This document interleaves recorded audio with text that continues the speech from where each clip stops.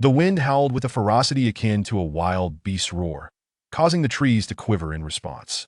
In the pitch-black night, the moon was nowhere to be seen, and in the desolate old graveyard, the occasional sound of branches beating against one another echoed like whispers from the deceased.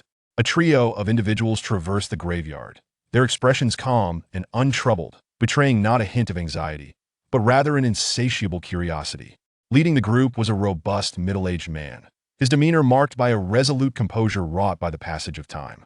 He donned an impeccably tailored black suit, from which a white shirt peeked out, and adorned his left breast was a peculiar pendant resembling a scarlet eye.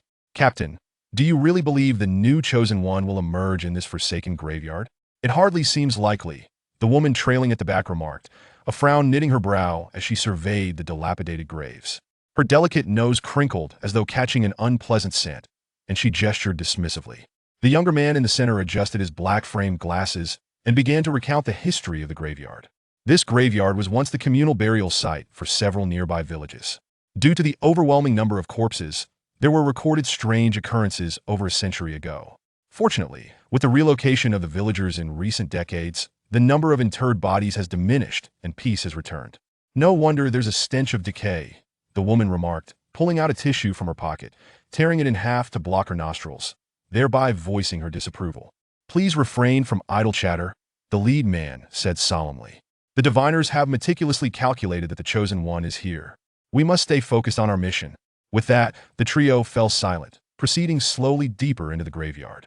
As they navigated the expansive grounds, they eventually noticed a flicker of light. It wasn't the glow of lanterns or candles. It was the fiery light of a flame, more intense and alluring. The flame danced in a decrepit little cabin, bringing a smidgen of warmth amidst the blustering storm, while the wind creaked the broken door, casting the fire's flickering light upon a wavering silhouette within. Tap! The sound of footsteps echoed as the rickety door was suddenly flung open. A young boy, with long, unkempt hair and oversized garments, stood at the threshold, his curious eyes peeking through the strands of hair. After a moment, he pointed nonchalantly towards the back of the cabin. "If you're here to rob graves, you'll find some old men's fresh graves about 100 meters back. Just be careful not to smash their skulls with your shovels." The boy's calm demeanor was strikingly alien. "You misunderstand, we are not grave robbers. We are official personnel," explained the sturdy leader. The boy did not respond, merely gazing at the three with his clear eyes. The lead man frowned and asked, "Are you the only one here in this old graveyard?" "There used to be an old beggar, but he has long since left. Now it's just me," the boy replied. Upon hearing this, the sturdy man's brow furrowed further as he scrutinized the boy closely. His long, rough hair, clothes that were ill-fitting, the ramshackle cabin, and the sparse firewood burning within all painted a picture of the boy's humble existence. They had come to this graveyard in search of the chosen one, and yet the only occupant here was this boy. He must, therefore, be the chosen one. Yet something felt off. Since the third divine awakening, many chosen ones had been selected by deities, who placed great importance on bloodlines, because only those with powerful bloodlines could rise in this world rife with oddities. Killing these entities and assimilating their material organs was the pathway of ascendance for cultivators. Whether ancient martial artists, geomancers, sorcerers, craftsmen, sword cultivators, or more modern seers and diviners, they all followed this rigorous path of cultivation. And due to the necessity of merging with materials from extraordinary beings, bloodline quality became paramount. Bloodlines can be inherited, and humans are naturally stratified into hierarchical categories. They initially expected to find a reclusive sage in the graveyard, only to stumble upon a gravekeeper beggar. A beggar, existing at the lowest rung of the social ladder, bearing the most meager bloodline. Historical accounts had documented low bloodline chosen ones, sharing a singular trait. They seldom lived long. The man wearing black glasses placed his left hand behind his back, fingers interlacing and shifting quickly, forming the simplest Huang gesture. Moments later, he nodded to his sturdy companion. "Captain Wang, he must be the one." Wang Wengong, the burly man, resolved any lingering doubts and directly inquired of the boy, "Have you experienced any changes recently?" The boy pondered for a moment, then replied, "Well, I've developed a pimple." Both the bespectacled man and the woman couldn't help but frown. Acne hardly constituted a significant change. "Where?" Wang Wengong pressed. The boy, remaining entirely unperturbed, brushed aside his long hair, revealing a dark, scale-like protrusion at his brow. The trio's brows furrowed in unison, and Wang Wengong pointed at the dusky lesion in confusion. You called it a pimple? The old beggar told me so, the boy replied matter-of-factly. And where is this old beggar now? Wang Wengong inquired further. He vanished about a month ago. The boy shook his head, indicating he did not know the beggar's whereabouts. Wang Wengong continued to rub his chin, his hand moving increasingly quickly as though deep in thought. After a brief pause, his hand suddenly stilled, and he spoke to the boy in a low, serious tone. Your identity is now quite special. I know the old beggar informed me, replied the boy, still unflappable. What did he tell you? Wang Wengong's voice rose slightly in pitch, betraying a hint of anxiety. If someone had interacted with the Chosen One before them, it could have far-reaching implications. He said, I am the world's one and only fool, the boy replied, entirely unperturbed. The trio fell silent, the biting wind and snow seeming to calm in disbelief at his words. Wang Wengong gave an awkward laugh and added, well, you're even more special now. We need to take you with us, so prepare yourself. Rest assured, although you are dirty and unkempt, we will not harm you, the woman added, pinching her nose. The bespectacled man adjusted his glasses and suddenly pointed at a corner of the cabin. What is that? The group followed his gesture and beheld a rough, odd-looking Taoist robe in a dull hue. Oh, that's my work uniform, the boy explained, as it was reasonable for a gravekeeper to possess such attire. Do you believe in ghosts and deities? Wang Wengong suddenly asked. I do, replied the boy. Yet you dare to guard such a vast graveyard alone? But am not afraid, the boy answered blandly, his calm demeanor genuine. If you are unafraid, then allow me to enlighten you about the origin of your pimple, Wang Wengong said, pointing at the boy's forehead with a serious tone. 300 years ago, a demigod emerged in this world. In its quest to take the final step and ascend to true divinity, it selected chosen ones to enter the realm of spirits to accumulate divine power. It was a dual victory for both humanity and these demigods, and is known as the Third Divine Awakening. And the mark upon your forehead, this pimple, is the sign of a chosen one. While we do not yet know why the demigods chose you, the circumstances are settled, and you must accompany us to seek a chance for survival. The boy questioned, what if I refuse to go? Wang Wengong's expression darkened, and his tone became gravely serious as he spoke each word deliberately. If you choose not to leave, you may very well perish in the realm of spirits. Moreover, once you become a chosen one, there is a high probability that you will encounter bizarre occurrences. Without protection, you might not even survive the journey into the realm. What I say is devoid of exaggeration. The boy nodded and pulled out a length of rope from his waist, unhurriedly binding his long hair, revealing his androgynous visage. He then addressed the trio, please wait a moment while I tidy up. What could one tidy up in a dilapidated cabin? Though they thought it, they kept their thoughts to themselves. Wang Wengong motioned. We will wait outside the graveyard for you. By the way, what is your name? Chen Ning. Ning from Serenity. Good. The trio turned to leave, the woman hastening her steps, seemingly unable to endure the graveyard's odor and desiring to escape quickly. Once the three had distanced themselves, Chen Ning touched the dark, scale-like protrusion on his forehead, nodding in realization. No wonder he could not pop it, it was not acne at all. He stepped towards the dilapidated wooden cabin, but just before he entered, his clear gaze shifted, narrowing slightly. Atop a crooked grave, he noticed a figure clad in whitey, a woman, sitting there uninvited. Furrowing his brow, Chen Ning invoked the principles of his vocation as a gravekeeper and admonished. Get down, the grave is already asked you. How can you sit upon it? If you must sit, then go towards the eastern side. The grave of that old man stand straight. Yet the woman in white remained, releasing a series of eerie, haunting giggles that echoed chillingly in the dark night. Chen Ning's expression remained unchanged. He had a commendable trait, fearlessness. He had always been bold to the point of being oblivious to fear. Outside the graveyard, Wang Wengong and his companions were observing the scene within. The man wearing black glasses asked with concern, shouldn't we go assist him? No need. Wang Wengong waved dismissively, chuckling lightly. It's merely a common first-tier ghost. There's no rush. We're just here to gauge what kind of chosen one he is. He's rather good-looking, but doesn't seem to care about hygiene, the woman commented, shaking her head slightly. As their words faded away, in the center of the graveyard, the woman in white twisted her head at an unnatural angle, looking at Chen Ning with her head upside down, before contorting her body and standing on her hands, still silent, only emitting her odd laughter. Chen Ning remained composed, calmly observing her. Suddenly, the woman emitted a piercing shriek and propelled herself toward him in an upside-down sprint. Without hesitation, Chen Ning grabbed a burning stick from beside the door, ensuring to close it softly behind him, facing the rushing spirit. Calm and collected, he merely prepared for two actions. He raised the stick and he loosened his pants. Chapter 2 is a premonition. Do not misunderstand. Loosening my trousers is merely a consequence of the belt being too tight. Just a little release. The fire stick in my hand still retains a trace of warmth, and before me, the ghostly figure clad in white transforms into a bizarre creature, charging forth with alarming speed. Chen Ning squints his eyes, bracing against the swirling wind and snow. He recalls an age-old lesson imparted by an old beggar. In a brawl, the common man relies on audacity and ruthlessness. The bolder one is, the more severe the blows, and thus the higher the chances of victory. What does it mean to strike ruthlessly? There is a saying, to specialize in the underhanded tactics. The white-clad ghost approaches in an inverted position, her legs spreading like branches, revealing her vulnerabilities in full. Chen Ning grips the fire stick tightly, his squinted gaze sharpening into a resolute focus, igniting like a torch.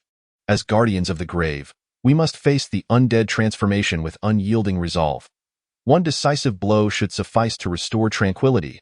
With a fierce determination, he swings the stick, akin to an axe cleaving through wood, aiming directly between the inverted legs of the charging ghost. Crack! A resounding impact reverberates. The suited woman observing from the edge of the old cemetery trembles, her legs involuntarily stiffening, as she feels an echo of the encounter. Guigui, this lad strikes with remarkable ferocity, reminiscent of a street thug, remarks Wang Wengong, stroking his chin in contemplation. This feels rather unsettling.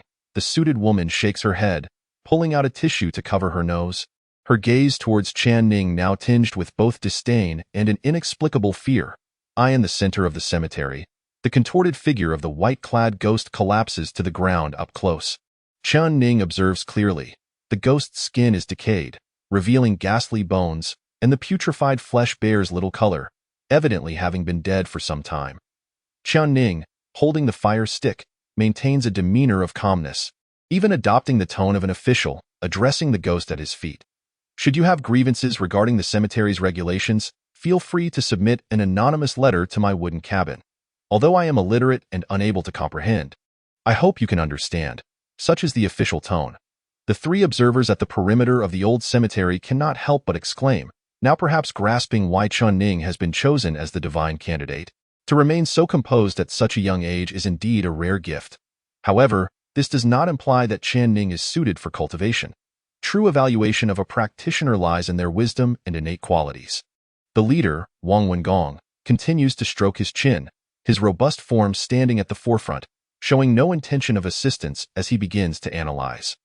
This newly emerged first-tier wild ghost possesses combat prowess akin to an ordinary wolf, primarily relying on ambush tactics for tearing and biting. In direct confrontations, they are not particularly formidable. Though Chen Ning is youthful, he is likely to prevail in a head-on clash. The question is how he will achieve victory, through effortless triumph or a desperate struggle. There is a significant distinction between the two. Su Shu, what is your perspective? The bespectacled man named Su Shu nods, ready to share his insights. In evaluating the uninitiated commoners, they are generally categorized into 9 tiers. Those of humble origins lacking celestial affinity are deemed lower tier, referred to as mediocrities. Those with innate phenomena or supernatural abilities are classified as mid-tier, known as prodigies, while those blessed by divine favor at birth are considered upper tier and are referred to as peerless prodigies. Based on Chen Ning's various displays, he appears to be merely a lower-tier mediocrity, his sole distinguishing trait being his remarkable audacity. Indeed, that seems to be the case. Wang Wengong nodded. The two ceased their conversation, for a fierce battle had once again erupted in the center of the graveyard. The female specter clad in white roared as she rose, uttering no words but emitting a relentless howl. Her bloodthirsty gaze fixated intently on Chen Ning, tinged with a hint of trepidation towards the fire stick in his hand. In her eyes, this fire stick had evidently transformed into an extraordinary talisman. Chen Ning swung the fire stick and retreated, retrieving a flame from the firewood of the wooden shack, thus crafting a makeshift torch. The primary objective was a conflagration akin to the burning of chibi. The white-clad specter regarded the torch in Chen Ning's grasp with evident apprehension. These newly formed, first-tier wild spirits were akin to ravenous wolves, most fearful of flames, and were currently locked in a standoff with him. Chen Ning's expression remained calm as he prepared to further retreat into the wooden shack, when suddenly, the protrusions on his forehead, resembling dark scales, gleamed ominously. A piercing howl erupted from the female ghost, her form contorting as she frantically clawed at the ground with her hands and feet, charging towards Chen Ning in a frenzy. Simultaneously, a faint, crimson hue flickered in the decayed depths of her eyes, and before anyone could react, she lunged forward with an uncanny speed that surpassed the ordinary, her hands striking forcefully against Chen Ning's chest. With a resounding crash, Chen Ning was sent hurtling back, crashing into the dilapidated shack, the torch falling to the ground, extinguished, transforming a ghost into a zombie. How could this be? Su Wen's black-framed glasses trembled in fear. He had never witnessed such a scene. How could a newly formed first-tier wild spirit evolve into a second-tier zombie in mere minutes? Wang Wengong, the leader, sprang into action, flicking the pendant resembling a scarlet eyeball at his chest, his gaze instantly turning crimson. Within mere seconds, he reached the center of the graveyard, poised to confront the second-tier zombie. Suddenly, a commotion arose from within the rickety wooden shack. Chen Ning, draped in an ochre-colored Taoist robe, stood at the entrance. 2 wounds on his chest bleeding profusely, cascading to the ground like a suspended waterfall. Yet his countenance bore no trace of panic. Instead, a fervor ignited within him, a smile curling at the corners of his lips. He deftly flicked the still smoldering torch upwards, grasping it firmly in hand, and with a vigorous swing, he charged towards the second-tier zombie. As the blood flowed more freely from his chest, the fervor in his gaze intensified. Colliding head-on with the white-clad specter, Wang Wengong observed the unfolding scene with astonishment, hesitating momentarily, yet refraining from intervening, instead clutching the pendant resembling a scarlet eyeball tightly with his left hand. The second-tier zombie had transcended the ordinary, its speed rivaling that of the fiercest beasts, its strength akin to that of a ferocious tiger, its body as resilient as hardwood. Folklore often asserts that one zombie can surpass 3 tigers. In ancient times, a single zombie could reign over a mountain, and only the most renowned Taoists dared to subdue them. Though this was merely a newly ascended zombie, Chen Ning appeared to have no semblance of a fighting chance. Yet, the fervor in his demeanor and his actions suggested otherwise. Wang Wengong, perplexed, chose to await the outcome. Moments later, the white-clad zombie surged towards Chen Ning with uncanny speed, the unique stench of decay assaulting Chen Ning's senses as a palm. Accompanied by a howling wind, hurtled towards his head, intent on delivering a fatal blow. Chen Ning's speed was evidently no match for the white-clad zombie, yet his head had already tilted upwards, as if gazing at the pitch-black heavens. While his eyes remained fixed on the creature, by a hair's breadth, he evaded the zombie's grasp, only to feel the rush of its palm's wind, quite a force, to be frank. Simultaneously, the hand clutching the torch had already thrust skyward, and just as it reached midway, it fortuitously met the oncoming head of the zombie. The torch seamlessly found its way into the creature's decayed eye socket. With a gust of wind, the flames flickered. In the inky darkness of the night, the zombie stood as a pillar devoted to the flames. The fervor in Chen Ning's gaze reached an unparalleled zenith. It was a premonition. He had infused his combat with foresight. Chapter 3. The pallid sky, the obsidian sky, seemed to reveal a sliver of moonlight, albeit dim. The zombie continued its low, guttural growls, and the struggle was far from over. Yet, Chen Ning's form began to sway, the intensity of his fervor dissipating as he succumbed to the toll of blood loss. Ultimately, he was but a mortal, and his body could no longer endure. His vision darkened, and he began to collapse, yearning for a slumber akin to that of an infant in the final moments before losing consciousness. Chen Ning beheld a robust figure charging forth, delivering a powerful punch, followed by a resounding crash. Ah, the youth is fortunate, falling asleep without a care. Wang Wengong mused as he gazed at the unconscious Chen Ning, simultaneously shaking off the blood of the zombie from his hands. Before him, the white-clad zombie lay with its head obliterated. Its putrid flesh splattered in all directions. Captain, I just checked. There is no record of Chen Ning in the population registry. His identity appears to be the most wretched, a beggar, remarked the bespectacled man.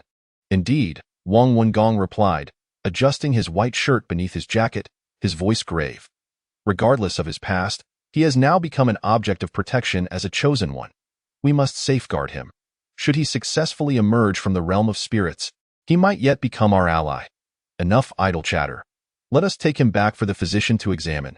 Furthermore, regarding today's incident with the white-clad female ghost, ensure you document it thoroughly as a peculiar event from the old cemetery. Understood. The three of them dispatched the zombie and hoisted Chen Ning onto their backs, hastening into the enveloping darkness. The fallen torch had yet to extinguish, igniting the dry grass, which spread rapidly, eventually engulfing the entire wooden cabin in flames. Thus, the night was illuminated by a searing light. Was it the old flame igniting a new journey? Perhaps so. Pain, a piercing agony surged through him.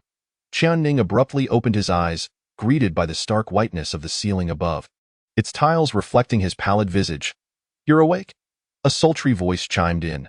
The elegantly dressed woman from the cemetery sat at the head of Chen Ning's bed, her charming face adorned with a slight smile as she tilted her head to engage him.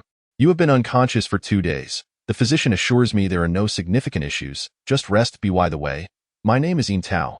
You may call me Sister Tao." "Sister Tao," Chen Ning nodded. "Embodying a rebellious spirit, huh? Suit yourself," Tao teased, playfully sticking out her tongue, exuding a delightful charm.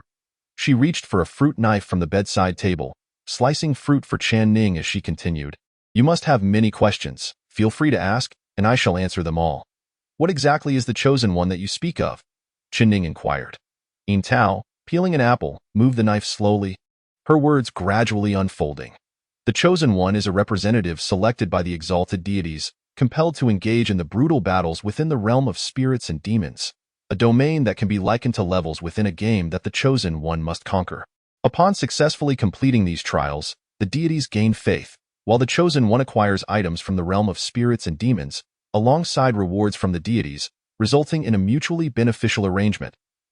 Chen Ning responded, understanding, as he reached up to touch the protrusions on his forehead, reminiscent of scales. He then asked, "Which deity has chosen me?" The specifics remain undiscovered, yet the scale-like shape suggests a connection to serpents, dragons, or similar creatures. Its dark hue may pertain to the abyss of the Far East. It is likely a rather temperamental wild god, Tao replied, her gaze lowered. Having finished peeling the apple, she did not offer it to Chen Ning but instead took a small bite herself before asking, "Have you always lived in the old graveyard?" "Yes." "And how old are you this year?" 16. Or perhaps 17. I can't recall clearly. The old beggar never told me." "Who was the old beggar?" Tao asked, chewing on the apple, her voice somewhat muffled. Chen Ning's eyes widened as he gazed longingly at the apple in her hand, replying, "He is an old man who found me in the old graveyard. Quite thin, fond of scavenging the remnants of other cigarettes and pilfering offerings left at graves, claiming to be the guardian of the graveyard. Eventually, he passed that role on to me." Tao observed Chen Ning's expression, stifling a laugh as she waved the apple teasingly in front of him, her charming visage adorned with playful mischief. "Would you like a bite?" "Call me good sister, good sister." Chen Ning responded earnestly, "Such a good boy. Now open your mouth." Tao cut a small piece of the apple and placed it in Chen Ning's mouth, then inquired with a grin, "You surely haven't tasted such sweet apples in the graveyard, have you?" Chen Ning seemed not to chew, swallowing the apple whole before shaking his head. "I have." After a moment's hesitation, he added, "Even sweeter than this." Tao raised an eyebrow in disbelief, asking, "How could such a desolate place provide apples of such sweetness?" "Only during festivals," Chen Ning replied matter-of-factly. Tao quickly grasped the implication, realizing that Chen Ning had likely taken the opportunity to indulge in the offerings left at graves. Unable to suppress a roll of her eyes, she shook her head. "That is hardly a good thing. It is inauspicious. Don't you find it filthy? It could very well be an apple that rolled on the ground or a rotten fruit bought at a bargain. Such offerings hardly qualify as clean, and consuming them could lead to an upset stomach." Tao exaggeratedly widened her eyes, her expression comically grave. Chen Ning lowered his head, as if contemplating for a moment, then met Tao's large, expressive eyes, softly stating, "I don't know about the filth, but I do know it was indeed quite sweet." That was the truth. Tao found herself at a loss for words, her brow slightly furrowing as she prepared to respond, when suddenly her demeanor shifted, her gaze turning serious as she glanced towards the door of the ward. Tap, tap. The crisp sound of footsteps echoed, the polished shoes striking the floor in a steady rhythm. Weighty words penetrated the concrete walls, reaching the ears of Chen Ning and his companion. The county magistrate, the chosen one this time, is a youth, injured by a second-tier zombie, which is why he has been admitted to the hospital. It seems he will need a couple of days to recuperate, came the voice of Wang Wengong. Yes, you mentioned this to me a couple of days ago. I intentionally canceled my tea meeting with Chief Ma today to come here. I hope this chosen one proves to be of good quality. By the way, what is his background? A cold female voice resonated from outside the wall, devoid of any emotion.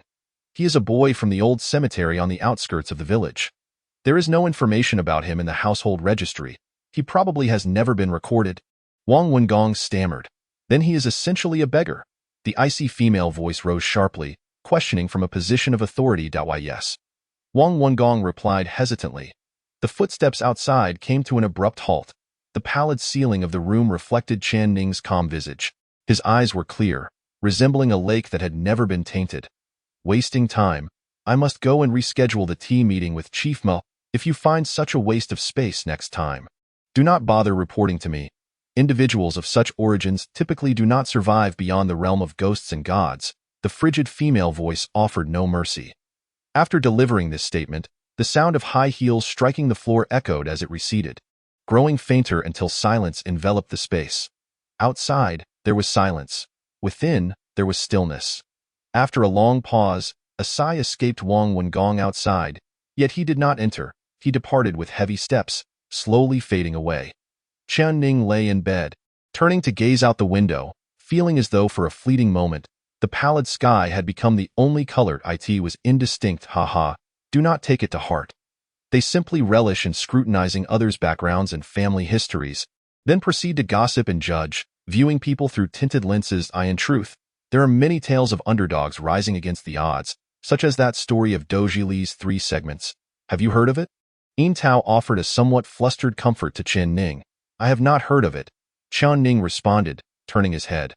His gaze remained clear as he propped himself up slowly, leaning against the hospital bed, reaching for the half-eaten apple and taking a gentle bite, savoring it thoroughly before swallowing. After a moment, he spoke softly, "It does not matter. I am indifferent." The little beggar from the old cemetery had long endured countless disdainful glances. He had faced beatings for stealing others' offerings, been struck by other children for entering the village, and had been harshly slapped by adults who deemed him inauspicious. From childhood to this day, there had been far too many instances. Upon hearing his response, Yin Tao was taken aback, bewildered as she asked, "Do you not possess any self-respect?" Chen Ning smiled. For the first time, a light laugh graced his otherwise placid face. He raised the half-eaten apple in his hand, placing it at the center of their gaze, sincerely questioning, "Self-respect? Can it be eaten?" No response followed. The pale sky outside darkened slightly. Nightfall was approaching. Chapter 4. Discharge. The aging fluorescent lights in the corridor flickered erratically as if possessed. Chen Ning stood below, clad in a hospital gown, his entire being shifting with the light and shadow, illuminated and obscured. "Congratulations on your discharge today? Yay?" Yin Tao held a fruit basket, her head swaying cheerfully, her pale yellow skirt swaying playfully as she joyfully celebrated for Chen Ning. Chen Ning, tilting his head in curiosity, had never experienced such an occasion and was at a loss for how to respond. After a brief silence, he inquired, "Can I go home now?" "Where to?" "The old graveyard." "No. Your wooden cabin has been burned down. There's south no place for you to return to." Yin Tao's delicate face turned serious as she extended her slender, jade-like fingers to shake in refusal. "It's all right. I can find somewhere to stay," Chen Ning replied. "Where would that be?" Yin Tao asked, both puzzled and intrigued. "Is there anyone else who could possibly reside in that desolate graveyard?" "There's an open coffin to the south of the graveyard. I could squeeze in there." "Stop right there. Disturbing the dead is hardly a virtuous act. Since we are chosen by the divine, we ought to refrain from such unworthy deeds, lest we invite poor retribution in the future." Yin Tao sternly interrupted Chen Ning's suggestion and added, "The captain has already stated that I will be responsible for your care from now on. So you must stay with me. Rest assured, my home is quite spacious and far more comfortable than your wooden cabin." Chen Ning remained silent, neither agreeing nor disagreeing. In truth, any proper house would be more comfortable than his cabin. "Let us go." Yin Tao handed the fruit basket to Chen Ning, placing her hands playfully behind her back, the yellow skirt swaying with a hint of mischief as she led the way out into the corridor. Chen Ning, clad in a hospital gown and holding the fruit basket, followed at a leisurely pace. The corridor was lit by flickering incandescent lights, intermittently brightening and dimming, while a gentle drizzle pattered against the leaves outside, creating a soothing sound. The final echo of footsteps faded away. On that rainy night, Chen Ning was discharged from the hospital. Suddenly, a crimson car sped down the road, and Yintao casually grasped the steering wheel. Casting a sidelong glance at Chen Ning in the back seat, she spoke somewhat ramblingly. "I've tidied up your room and bought you 2 new outfits. Try them on when you get home. Plus, there are a new toothbrush, towel, and soap." Chen Ning leaned against the car window, seemingly lost in the rain-soaked night, remaining utterly silent. "Hey, are you even listening? If you keep ignoring me, I'll take you on a wild ride." Yintao feigned a fierce expression as she turned back to intimidate him. Only then did Chen Ning turn his head to glance at her, nodding in agreement. That was a threat, not a request. Yintao replied, a hint of frustration evident as she rubbed her forehead, then suddenly asked out of curiosity, "Have you ever been in a car before?" "I have. In the old graveyard?" "Yes. Can you really drive in there?" Yintao expressed disbelief. "In a hearse." Chen Ning replied calmly. "Could you at least show some basic respect for the deceased?" Yintao's brows furrowed slightly, clearly struggling to comprehend Chen Ning's thought process. "If they are already dead, why should we still show respect?" Chen Ning suddenly questioned. The car fell into silence, rain softly tapping against the roof. After a moment, Yintao nodded and spoke softly. "True, you may have seen many dead bodies, but you have yet to witness death itself. It's understandable that you don't grasp the need for respect. Take your time. Once you embark on this path, you will learn in due course." When Yintao uttered these words, her tone was imbued with a sense of resignation, her eyes reflecting a profound weariness. "Have you ever encountered death?" Chen Ning inquired. "Perhaps one becomes accustomed to it over time," she replied with a bitter smile, her hands firmly gripping the steering wheel as she turned the corner, shaking her head. In truth, death does not always evoke a visceral shock. Rather, it is the stories preceding it that leave a lasting impact. In time, you will witness many such tales, and gradually, you may find yourself as desensitized as I am. This is not a matter of having a heart of stone, but rather a numbing self-defense born of helplessness. Chen Ning remained silent, gazing out the window as the dim yellow glow of the streetlights danced in his eyes, casting a kaleidoscope of colors. He found himself perplexed by these matters, and thus was rendered speechless. Let us not dwell on such heavy topics. We shall soon arrive. What would you like to eat tonight? I can whip up something for you. Yintao's residence was located on the 6th floor of an antiquated building, specifically room 606, a number she claimed held auspicious significance. The rusted iron door bore the marks of time, and as Yintao rummaged for her keys, Chen Ning patiently waited behind her, clad in a hospital gown. The corridor was enveloped in a deep silence, broken only by the sound of Yintao extracting her key, inserting it into the lock, and turning it to open the door. Creak. The old iron door swung open, revealing a narrow living room where the furniture was meticulously arranged. On the table lay remnants of last night's meal, and on the sofa, a skirt lay in disarray. Suddenly, Yintao turned to Chen Ning, arms wide open, her face beaming with joy as she exclaimed, "Welcome. From now on, we shall be roommates, thank you." Chen Ning managed to express his limited politeness. "Come in and make yourself comfortable. Dinner will be ready shortly." "All right," he replied, casually sitting at the table, pointing at the leftover food. "I'm already set. Can we eat?" Yintao responded with a resigned smile, "That's just leftover food, but if you wish to eat it, you may. However, I will be preparing something fresh soon, as a welcome feast. You can take a look at your room first. It's just to the right of the bathroom." Chen Ning obediently wandered off, opening the wooden door to reveal a simple yet exceedingly tidy room. To be fair, it was indeed far better than his wooden cabin. "Not bad, right?" came Yintao's voice from the kitchen, brimming with pride. "Better than my wooden cabin, and certainly superior to an open-air coffin." Chen Ning replied, "Oh, by the way, your yellow robe is in the wardrobe. I folded it neatly for you. There are other clothes in there as well. You should change, as wearing a hospital gown is rather inauspicious." As he opened the wardrobe, the first thing that caught his eye was a full-length mirror affixed to the inside of the door. His yellow work attire lay neatly folded in the corner, while 2 loose garments, a pair of white wide-leg trousers and a black sweatshirt, hung on the rod, both of simple style. Chen Ning quickly changed, examining himself in the full-length mirror. His hair was slightly long, obscuring his eyes, while his delicate features gave him a somewhat feminine appearance. "Dinner is ready, dinner is ready," Tao's voice called out. Chen Ning closed the wardrobe and swiftly exited, taking a seat on the bench, picking up his chopsticks and bowl, and beginning to savor the meal. The texture was remarkably smooth. Tao sat across from him, assessing his current appearance with a smile and nodding in approval. "Indeed, one's appearance holds significant weight.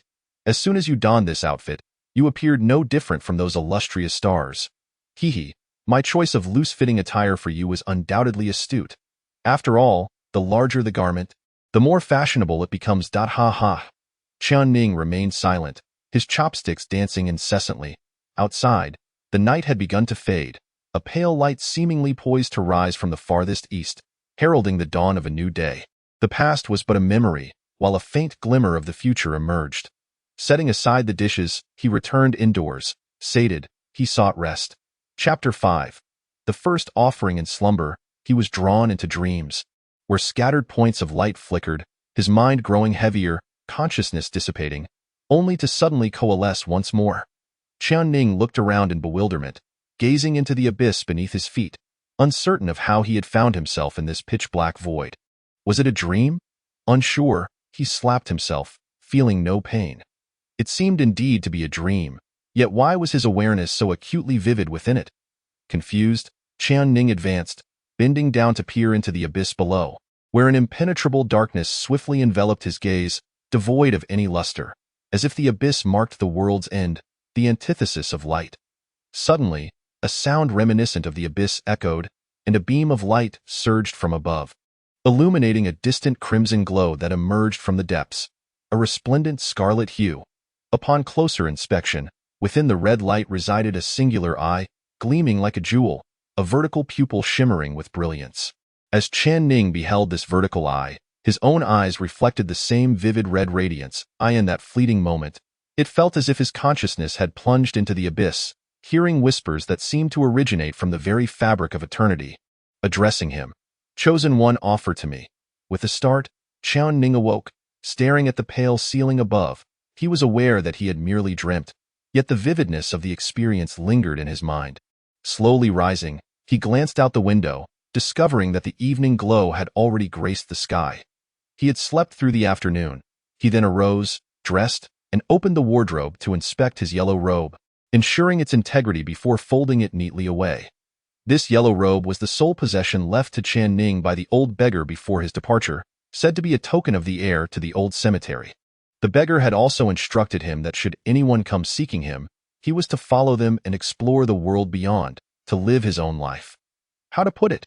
Although the old beggar was far from virtuous, often deceiving Chen Ning, such as urging him to pilfer fruits from others' orchards, claiming that adults would hesitate to chastise children, he had indeed been caught and hung from a fruit tree, meant to experience photosynthesis alongside the fruit. Such instances were countless. Yet, Chen Ning bore no animosity towards the old beggar. After all, in this world, his connection with the beggar was the most profound, akin to that of family, though he himself scarcely understood the meaning of kinship. Eventually, the old beggar departed, alluding to grand undertakings but divulging nothing further, only admonishing Chen Ning to safeguard the yellow robe, affirming its significance in the world, for it was destined that he would embark on the path of cultivation, with this robe serving as his first talisman of survival. Furthermore, one should endeavor to read more books. Your illiteracy is my fault, as I have been remiss in teaching you. However, venturing out into the world without the ability to recognize characters will subject you to ridicule. I have never heard of a literate person cultivating immortality, for even if one possesses the methods, one must be able to comprehend them. Additionally, one must practice forbearance. The vastness of heaven and earth pales in comparison to the value of life. If someone bullies, humiliates, or oppresses you, what should you do? If you can overpower them, strike decisively without revealing your identity. If you cannot, then endure. You have lived in the old graveyard too long, lacking the finesse required in social interactions. Thus, when you step outside, speak less and act more. The old beggar imparted much wisdom, yet Chen Ning retained little, save for his final words. The beggar, clad in tattered garments, stood atop an unknown grave, revealing a broad grin with his yellowed teeth as he addressed Chen Ning. Remember those who oppress you and whom you cannot defeat. Should I return, I shall help you eradicate them utterly. When the old beggar uttered this declaration atop the grave, he bore an unexpected vigor, a stark contrast to his usual demeanor. This was the last remark he made before departing abruptly and quietly, thereafter vanishing without a trace. Chen Ning closed the wardrobe and opened the door. The dimly lit living room was devoid of light and shadows.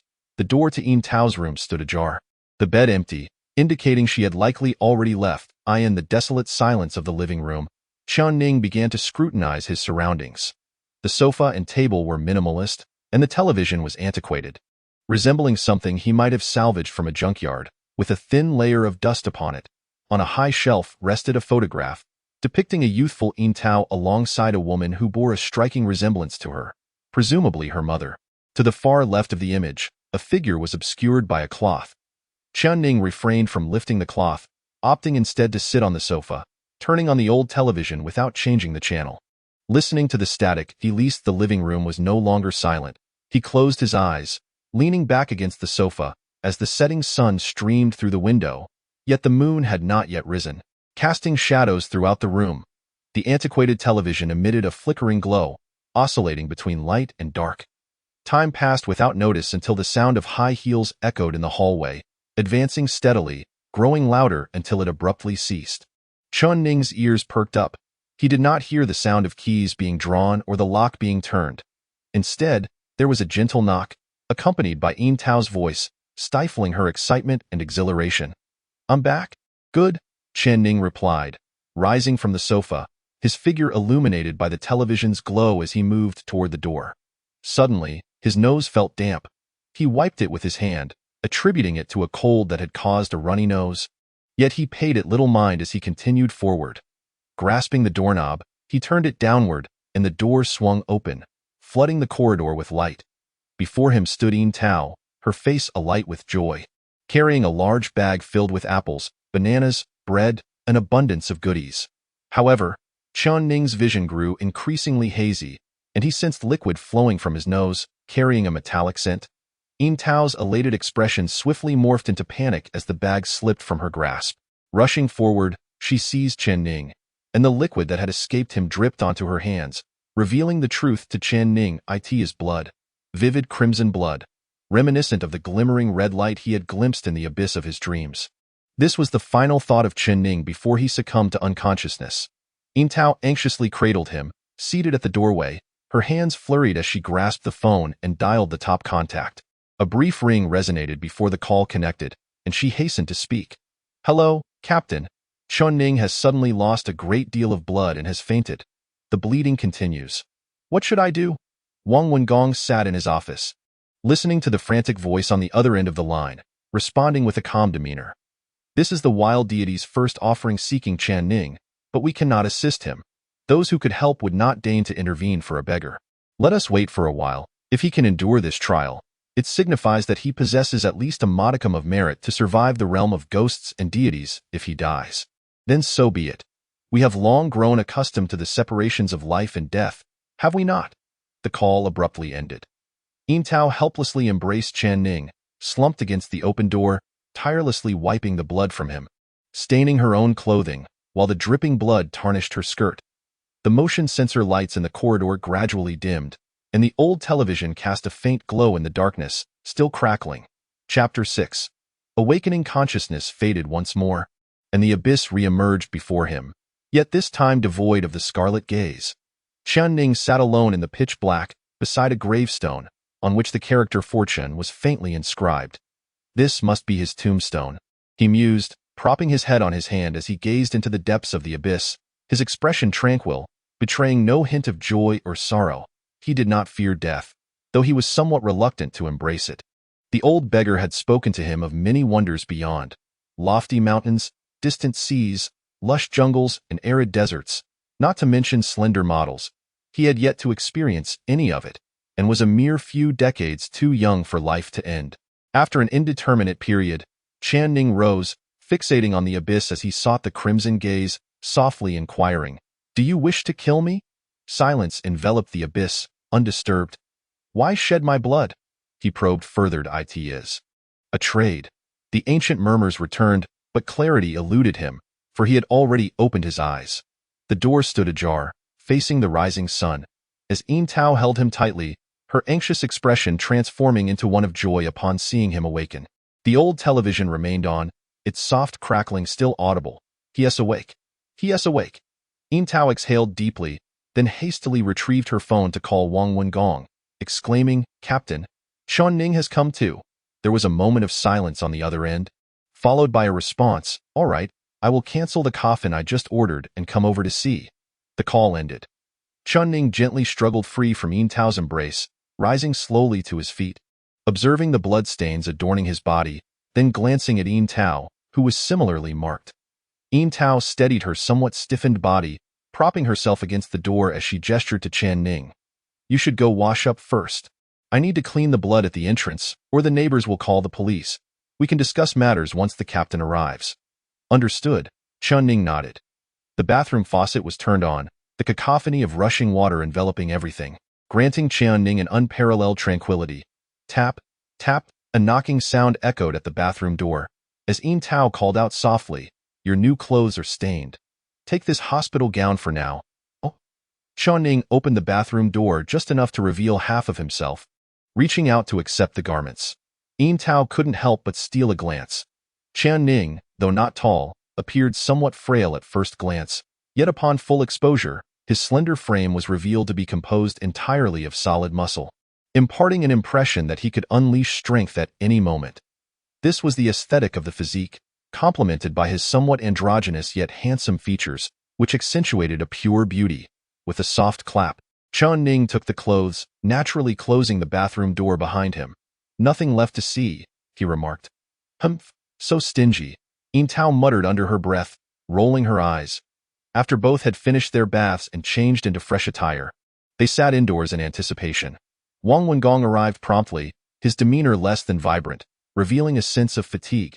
Upon entering, he sighed, "The county magistrate summoned me last night. I was quite occupied and couldn't make it until this morning when I finally found a moment to come." The implication was clear. Chen Ning was of little significance, not warranting a special effort to abandon pressing matters. Only after surviving the initial tribulation did he begin to hold a modicum of importance. Chen Ning understood this, remaining silent and composed. Yin Tao briefly recounted the events of the previous night to Wang Wengong, detailing Chen Ning's blood loss and fainting, and how she had kept vigil over him until morning. Wang Wengong listened intently, nodding slightly as he offered a simple analysis. "It appears that the wild deity has chosen Chen Ning and demanded offerings. Such deities are typically more demanding, bestowing blessings upon their chosen sparingly. Given Chen Ning's average aptitude and humble origins, it is not surprising that he could not withstand the wild deity's demands." "What should we do then?" Yin Tao inquired with a furrowed brow. Chen Ning rested his head on one hand, quietly absorbing the discussion. The immediate course of action was clear. They needed to enhance Chen Ning's physical strength, thereby fortifying his body to withstand any further demands from the wild deity. Once they identified which deity had chosen Chen Ning, the situation would improve significantly. Is it difficult to investigate? Yin Tao pressed further. "Indeed," Wang Wengong replied, turning his gaze towards Chen Ning. Chen Ning's divine mark resembles a pitch-black scale, seemingly linked to the abyss of the Far East. However, the divine selection team has no records of such a mark, especially from a wild deity. "What distinguishes a wild deity?" Chen Ning suddenly interjected. Wang Wengong placed a finger on the table, beginning his explanation. "The deities of the world are categorized into two types. The righteous deities, who have existed since the dawn of creation, serving as the foundation of all things. Worshipped by countless practitioners for untold years, these deities are generally harmless to practitioners, asking only for offerings of fortune and natural resources. In contrast, wild deities are self-cultivated beings, a mixed bag where many possess violent temperaments. They can be cruel to their chosen ones, with instances of them sacrificing their elect for their own gain. Therefore, the pressing concern now is to bolster your strength, ensuring your survival under the whims of this unknown wild deity. The question now arises, how can one enhance their abilities? The three of them exchanged glances. I noticed that Chen Ning possesses a yellow robe. Perhaps we should study Taoist practices, especially since the Taoist Academy is currently offering courses. Yin Tao suggested. That won't do, Wang Wengong interrupted. Mastering Taoism and literature requires long-term dedication and is highly dependent on one's innate talent. Moreover, it may not necessarily increase physical strength. if Chen Ning wishes to enhance his physical prowess in a short period. He must attend the Martial Arts Academy, the Qingping Martial Arts Academy? Indeed. Wang Wengong nodded and continued. I have a certain rapport with Mr. Zhou Zhu in there. If I ask him, he should be able to accept Chen Ning. Once Chen Ning learns the martial arts, he will have a better chance of survival in the realm of the supernatural. Wang Wengong then turned to Chen Ning, symbolically inquiring, do you have any questions? Well, I do have one, Chen Ning asked. What kind of relationship do you have with Mr. Zhou? Ah, young man, don't be too inquisitive. It's just a matter of acquaintance. Wang Wengong waved dismissively. With no further questions from the three, they seized the early hour to head directly to the Qingping Martial Arts Academy, which was not far away. Merely a 30-minute drive, as Wang Wengong drove. He suddenly asked Chen Ning, who was seated in the back. Mr. Zhou Zhu happens to be recruiting disciples this month. I will go in and speak a few good words on your behalf. Of course, while kind words may help, they are not guaranteed to be effective. So you must also showcase some particular talents and skills. What are your strengths? Chen Ning pondered for a moment before tentatively replying. Digging graves? The air in the car felt abruptly silent. Yin Tao could not contain her laughter and remarked, truly a gravedigger. Chapter 7. The Martial Arts Academy and the Three Fists. Being a gravedigger is clearly not an option. Where would one find a martial arts academy that assesses grave digging? Therefore, Wang Wengong continued. Your skills displayed during your encounter with the female ghost in the old cemetery were quite impressive. If there is a selection process later, will you be able to demonstrate them? As long as I have hands, I can manage. Chen Ning replied succinctly. This is not Chen Ning trying to show off. It is simply the truth. Quite confident, aren't you? Wang Wengong chuckled. Yin Tao chimed in. Based on your performance against the female ghost that night, you should have no trouble with the entrance selection. Your prowess was nearly at the level of a first-tier martial artist. Indeed, you still lack some spirit and experience typical of a first-tier martial artist, but it proves that your foundation in martial arts is quite solid, Wang Wengong remarked further. The three of them engaged in light conversation as time passed until they arrived at their destination. Upon exiting the vehicle, they were greeted by a grand and ancient gate. Flanking the entrance were two statues resembling both tigers and lions, exuding a somewhat mystical aura, which was quite intimidating. Wang Wengong cautioned. These are the spirit beasts revered by the Qingping Martial Arts Academy. They possess a certain spirituality, so do not gaze or touch them indiscriminately. Just follow me inside. Understood. All right, the two responded. Today, many individuals had come to the Qingping Martial Arts Academy, mostly adults accompanying youths, likely there to enroll and seek mentorship. Chen Ning and the others stood in line at the back, and upon glancing at the sign above the entrance, Chen Ning suddenly asked out of curiosity, Isn't this the Qingping Martial Arts Academy? Why does it say Qingping Physical Education School? Alas, regarding the reforms of Chaogang, the intention to encourage the masses to practice martial arts has led to the transformation of martial arts academies into sports schools, thereby lowering the barriers to entry and making it more accessible to the general populace. Just look at the multitude of individuals eager to enroll. This is indeed a direct outcome of the reduced prerequisites. Hey, Captain, aren't you on good terms with Mr. Zhou? Why must we still stand in line? Inquired Yin Tao. Adhering to the rules is not a detrimental practice. Waiting in line allows Chen Ning to observe the process and become familiar with it. There is no need to rush, Wang Wengong replied. Observing before acting naturally leads to better preparedness. The enrollment process at the Qingping Sports School is divided into two categories. The ordinary, which is open to individuals from common households, with affordable tuition fees, though the extent of martial skills acquired remains uncertain, as it primarily guarantees physical fitness. The second category comprises special students, those aspiring to apprentice under renowned martial masters.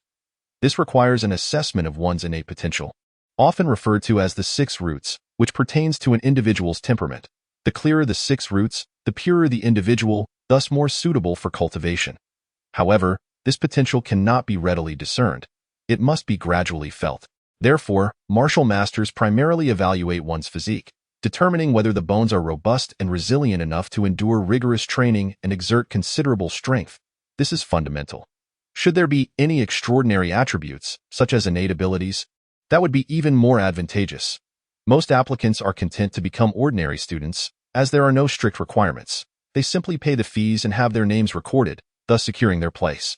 Special students, on the other hand, must submit the name of the martial master they wish to apprentice under and then undergo a separate evaluation at the academy. The entire process is swift, and soon it was Chen Ning's turn. Ordinary or special? Casually inquired the man at the entrance tasked with recording. Special, Wang Wengong responded. Which martial master do you wish to study under? The man asked, maintaining his casual demeanor. Mr. Zhou Zhu, came the reply. The man's pen halted mid-air, his gaze sharpened as he scrutinized Chen Ning and his companions, before speaking in a more serious tone. Mr. Zhou is not easily accessible. And you are, after all, the chosen ones, correct? You, in particular, seem quite familiar. Are you Captain Wang? Indeed, indeed. Familiarity is a good thing. Wang Wengong replied with a warm smile. I would appreciate it if you could notify Mr. Zhou. I have some acquaintance with him. Whether you are acquainted or not, it is known that chosen ones rarely become martial masters. It seems the one seeking apprenticeship is the young lad behind you, whose innate potential does not appear particularly promising. Well, never mind. I cannot make decisions for you. Please register and seek out Mr. Zhou on your own. What is your name? The man asked Chen Ning. With a calm demeanor, Chen Ning replied, Chen Ning. Your age? 17. And your status? A free man, was Chen Ning's response. Wang Wengong and Yin Tao exchanged knowing glances, unable to refrain from giving him a thumbs up. Free man certainly sounds far more dignified than beggar. The man frowned, his pen pausing once more, and asked, What is your official status on record?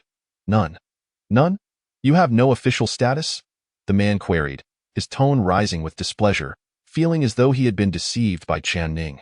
He chastised, Captain Wang, are you treating our martial academy like a fool's playground, allowing a beggar without any official status, nonetheless a chosen one, to study martial arts here? What if he were to collapse one day? How could he possibly learn martial arts? Wang Wengong stepped forward, wrapping his arm around the man's shoulder, discreetly slipping a wad of banknotes into the man's sleeve. He sighed. Let us be accommodating. After all, I share a connection with Mr. Zhou. What if he agrees? The man assessed the thickness of the notes, his displeased expression softening slightly as he waved his hand, and replied with resignation, Very well. Very well. Since the Martial Institute has become a sports school, fairness has become paramount. Mr. Zhou resides in the stone forest of the Institute. You may go, but I cannot guarantee your success. Thank you, Wang Wengong responded, leading Chen Ning and the others towards the Martial Institute. The man watched the trio's retreating figures, his contemptuous gaze lingering longest on Chen Ning, before disdainfully scoffing. A waste of time, a beggar without even a registered household wants to become Mr. Zhou's disciple? What a ridiculous dream. The stone forest of the Martial Institute, located in the southeast corner, served as a training ground for disciples and the residents of the venerable Mr. Zhou. The three hurried over, and before they could step into the stone forest, they were met with a thunderous reprimand. What kind of martial artist fears pain? If you can't withstand a couple of strikes against a stone, how do you dare to aspire to martial arts? Out, out. The voice continued, No, no, merely gripping for a quarter of an hour, and you can't endure it. Today's youth are becoming more delicate. It's no wonder the martial arts are waning. Infuriating this old man. Get lost. Wang Wengong listened to the scolding from within, nervously pinching the edge of his garment, swallowing hard, and then turned to Chen Ning and Yin Tao, saying, Let us go. As they stepped forward, a piercing gaze suddenly halted their progress, accompanied by a commanding inquiry. Who? Mr. Zhou? It's me, Wang Wengong replied with a smile. Chen Ning, meanwhile, scrutinized the source of the voice, where an elderly figure clad in a simple long gown stood, exuding a scholarly air yet possessing a rugged appearance, his face adorned with a bushy beard, and his eyes wide and bright like copper bells. This was the Mr. Zhou Wang Wengong had mentioned. Who seeks to become a disciple? Mr. Zhou asked, though his keen gaze was already fixed upon Chen Ning, evidently deducing the identity of the aspiring student I do. Chen Ning stepped forward in response to the gaze, maintaining a calm demeanor. Come here, Mr. Zhou beckoned, and Chen Ning obliged. The old man's rough hand suddenly reached out, pressing down along Chen Ning's spine with a swift motion, causing his garment to ripple as if a resounding explosion had occurred. Chen Ning remained expressionless, silent. Mr. Zhou's eyes glimmered with intrigue as he inquired, Does it not hurt? It does. Then why do you not cry out? Crying out would not alleviate the pain. Chen Ning countered, Being able to endure is a commendable trait. Mr. Zhou nodded, extending his rugged hand to point at the smooth stone surface before him. Now, strike it 3 times with force.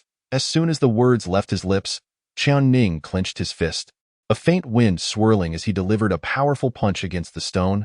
Bang, bang, bang. Without hesitation, he completed the 3 strikes, leaving distinct white marks on the stone surface, while his knuckles bore faint traces of blood. Standing resolutely, his expression remained tranquil as blood dripped slowly to the ground. Just 3 breaths had passed. What now? Chen Ning inquired calmly, looking towards Mr. Zhou. Chapter 8. The clouds were sparse, and the morning sun had just begun to shine. The blood that dripped down reflected the sunlight, seeping into the crevices of the ground and nourishing the soil. Wang Wengong gazed at Chen Ning, his expression slightly pensive. That night, when Chen Ning fought against the female ghost, he exhibited a similar ferocity, perhaps even more intense than now. Such ferocity cannot be cultivated through mere training. It is an innate quality. If only his natural disposition were a bit more favorable, he would undoubtedly be an excellent candidate for military service. Unfortunately, Chen Ning's delicate appearance and slender physique did not suggest a robust constitution. Does it not hurt? Yin Tao furrowed her brow, murmuring softly from the side. He is indeed ruthless with himself and possesses remarkable endurance. In terms of temperament, he certainly has the makings of a martial artist. Zhou Zhu nodded, his ancient robe fluttering slightly, then abruptly shifted the topic, adding, however, he is not an ideal candidate. Your natural endowment is somewhat lacking. While you possess strength, your resilience is insufficient. You can withstand blows, but it does not guarantee your ability to retaliate, or rather, the opportunities for you to strike back are limited. Chen Ning wiped the blood from his fist, hesitating for a moment before inquiring, is it possible to kill someone with a single punch? Zhou Zhu remained silent for a moment, his gaze intense. He first nodded, then asked, it is possible, but on what grounds? Are you perhaps the reincarnation of a boxing champion or a martial saint, capable of killing with a single blow? You must provide a rationale. Is it due to exceptional insight or an extraordinary natural talent? Standing still, Chen Ning felt the blood flow from his fist gradually cease. After a moment of contemplation, he replied, does being ruthless count? Indeed. Zhou Zhu immediately affirmed, then quickly shook his head, but that alone is insufficient in a battle among martial artists of equal level. One must discern the timing of strikes and seize every millisecond, with energy flowing continuously. Being ruthless is merely the most fundamental aspect. If you wish to defeat an opponent with a single blow, mere ruthlessness will not suffice. Zhou Zhu elaborated, dismissing Chen Ning's impractical notion. He then glanced at Wang Wengong, who appeared hesitant nearby, and suddenly turned to Chen Ning, asking, young man, do you know what style of boxing I teach? I do not. Chen Ning replied promptly. You wish to learn without knowing? That seems rather dismissive of the art of martial studies. Such arrogance, without preparation, is a grave mistake among martial artists. Please, Zhou Laoshi, do not blame him. It is my oversight for failing to mention it. Zhou Laoshi teaches Bajiquan, one of the foundational styles of boxing in the present day, and he is among the few remaining masters of Bajiquan, Wang Wengong interjected hastily. With a flourish of his sleeve, Zhou Zhu turned back to Chen Ning and asked, have you ever seen Bajiquan? I have, Chen Ning replied. When and where? An elderly man in the neighboring village seemed to practice it this morning. Chen Ning recalled. That old man had told him it was Bajiquan, claiming that practicing it could prolong life. Yet within 2 months, he ended up in the old cemetery Chen Ning guarded, becoming his long-term roommate. Zhou Zhu nodded, saying, what you saw was merely the foundational framework of Bajiquan, disseminated by the Martial Academy after it transitioned into a physical education institution, intended for public fitness. It scarcely aligns with true martial arts. If you wish to practice authentic boxing, it is far from the ease of simply boxing in the park. Are you prepared to endure hardship? I am uncertain, Chen Ning replied honestly. Wang Wengong stood nervously at the back, his hands tightly clasped behind him, fearing that Zhou Zhu might take offense and directly dismiss Chen Ning. If he failed to secure a place under Zhou Zhu's tutelage, it would be akin to sentencing Chen Ning to a half-death. Unclear. Zhou Zhu slowly reiterated the phrase, then slightly nodded. What a vague response. This ambiguous answer sounded rather agreeable. Previously, when I instructed you to strike the stone, it was merely to gauge your courage. You delivered 3 blows without the slightest pause. The stone bore white marks, and your fists were stained with blood. If you can accomplish this, you are indeed well suited for martial arts, though you are still unworthy of being my disciple. Zhou Zhu extended his rough palm, resting it on his shoulder, and continued, for your foundation is insufficient. It is insufficient, not impossible. Wang Wengong discerned the underlying meaning and quickly stepped forward, attempting to ingratiate himself. Then I implore you, Elder Zhou, to make an exception. An exception is out of the question. Coincidentally, there is a youth who previously caused me some hesitation. You two shall compete, and the victor shall be my final disciple. Wang Wengong hesitated. Very well, Chen Ning replied with a nod. So confident, are you? Yin Tao tilted her head, gazing at Chen Ning in astonishment. Indeed, Chen Ning answered. Hee hee. Zhou Zhu crossed his arms, his scholarly robe seeming somewhat incongruous on him, and chuckled lightly. That young man's temperament is slightly inferior to yours. Yet his foundation is significantly superior. He possesses an excellent bone structure. Although it remains unawakened, it is likely that he has the disposition of a tiger, excelling in offense, and he is quite tall and robust. Chen Ning's expression remained unchanged, as calm as ever, seemingly impervious to external influences. Wang Wengong frowned slightly. According to Zhou Zhu's assertions, Chen Ning's chances of victory appeared rather slim. Yin Tao, however, was somewhat perplexed, only able to cheer for Chen Ning. Zhou Zhu beckoned the three and led them into the stone forest, stating, "Follow me. The arena lies within. I shall serve as the judge. Do not worry about life-threatening injuries, although minor wounds are likely unavoidable." The three followed, observing their surroundings. The stone forest was vast, and the martial artists present were few. Seemingly only Zhou Zhu was here, or perhaps it was simply not the time for others to practice. The arena was not far. They arrived within a quarter of an hour. Zhou Zhu instructed them to wait for a moment before entering a more secluded pavilion. As the three surveyed the arena, they conferred among themselves, if you can win, that would be ideal. If not, surrender. There's no need to force it. We can seek other martial masters. Wang Wengong murmured, evidently harboring little hope for Chen Ning. Go for it. Go for it. Yin Tao encouraged earnestly, her fists clenched. Chen Ning remained silent, his gaze fixed on his fists, blood congealing at the wound, forming a scab, almost poised to become a scar. He found himself pondering. Had his recovery always been this swift? Before Chen Ning could delve deeper into his thoughts, footsteps echoed from the pavilion, gradually revealing three figures. At the forefront was a couple. The woman still possessed an air of grace, indicative of being in her 40s, her every gesture reminiscent of a refined lady. The man exuded a considerable aura of decisiveness, walking with an upright posture, suggesting he was a figure from the military. After the two individuals, a towering figure appeared, standing approximately half a head taller than Chen Ning, robust and formidable, resembling a small giant. His steps were light and carefree, exuding an air of nonchalance. Zhou Zhu, hastening from behind, pointed towards the arena ahead and declared, "When I take on disciples, I never concern myself with their family background. I solely assess their innate talent. Therefore, you two shall engage in a contest upon the stage. The victor shall become my apprentice." The carefree, stout figure immediately nodded and leaped onto the stone platform, beckoning to Chen Ning with a grin. "Come on. I am Jiang Qiuhua. And you?" Chen Ning ascended the platform slowly, his left hand, now crusted with dried blood, clenched into a fist and extended forward as if reaching out to embrace the entire expanse before him. He replied in a calm tone, "Chen Ning." Chapter 9. The Explosive Orb. Old Zhou, what are Chen Ning's chances of victory? Wang Wengong inquired nervously, observing the stark physical disparity between the two combatants atop the arena. "Perhaps you should first inquire if Chen Ning believes he has any chance?" Zhou Zhu countered, gazing at him. "Is there? Indeed. How much? Only 1 in 10? Huh. Well, that is something. There is still a glimmer of hope. 0.1%. Zhou Zhu corrected. Darn. Wang Wengong was about to utter a curse when he caught sight of Zhou Zhu's disapproving glare. Quickly altering his words. "The color of grass enters the curtain in shades of blue. You are familiar with ancient poetry? A little. By the way, old Zhou, what is the background of that couple?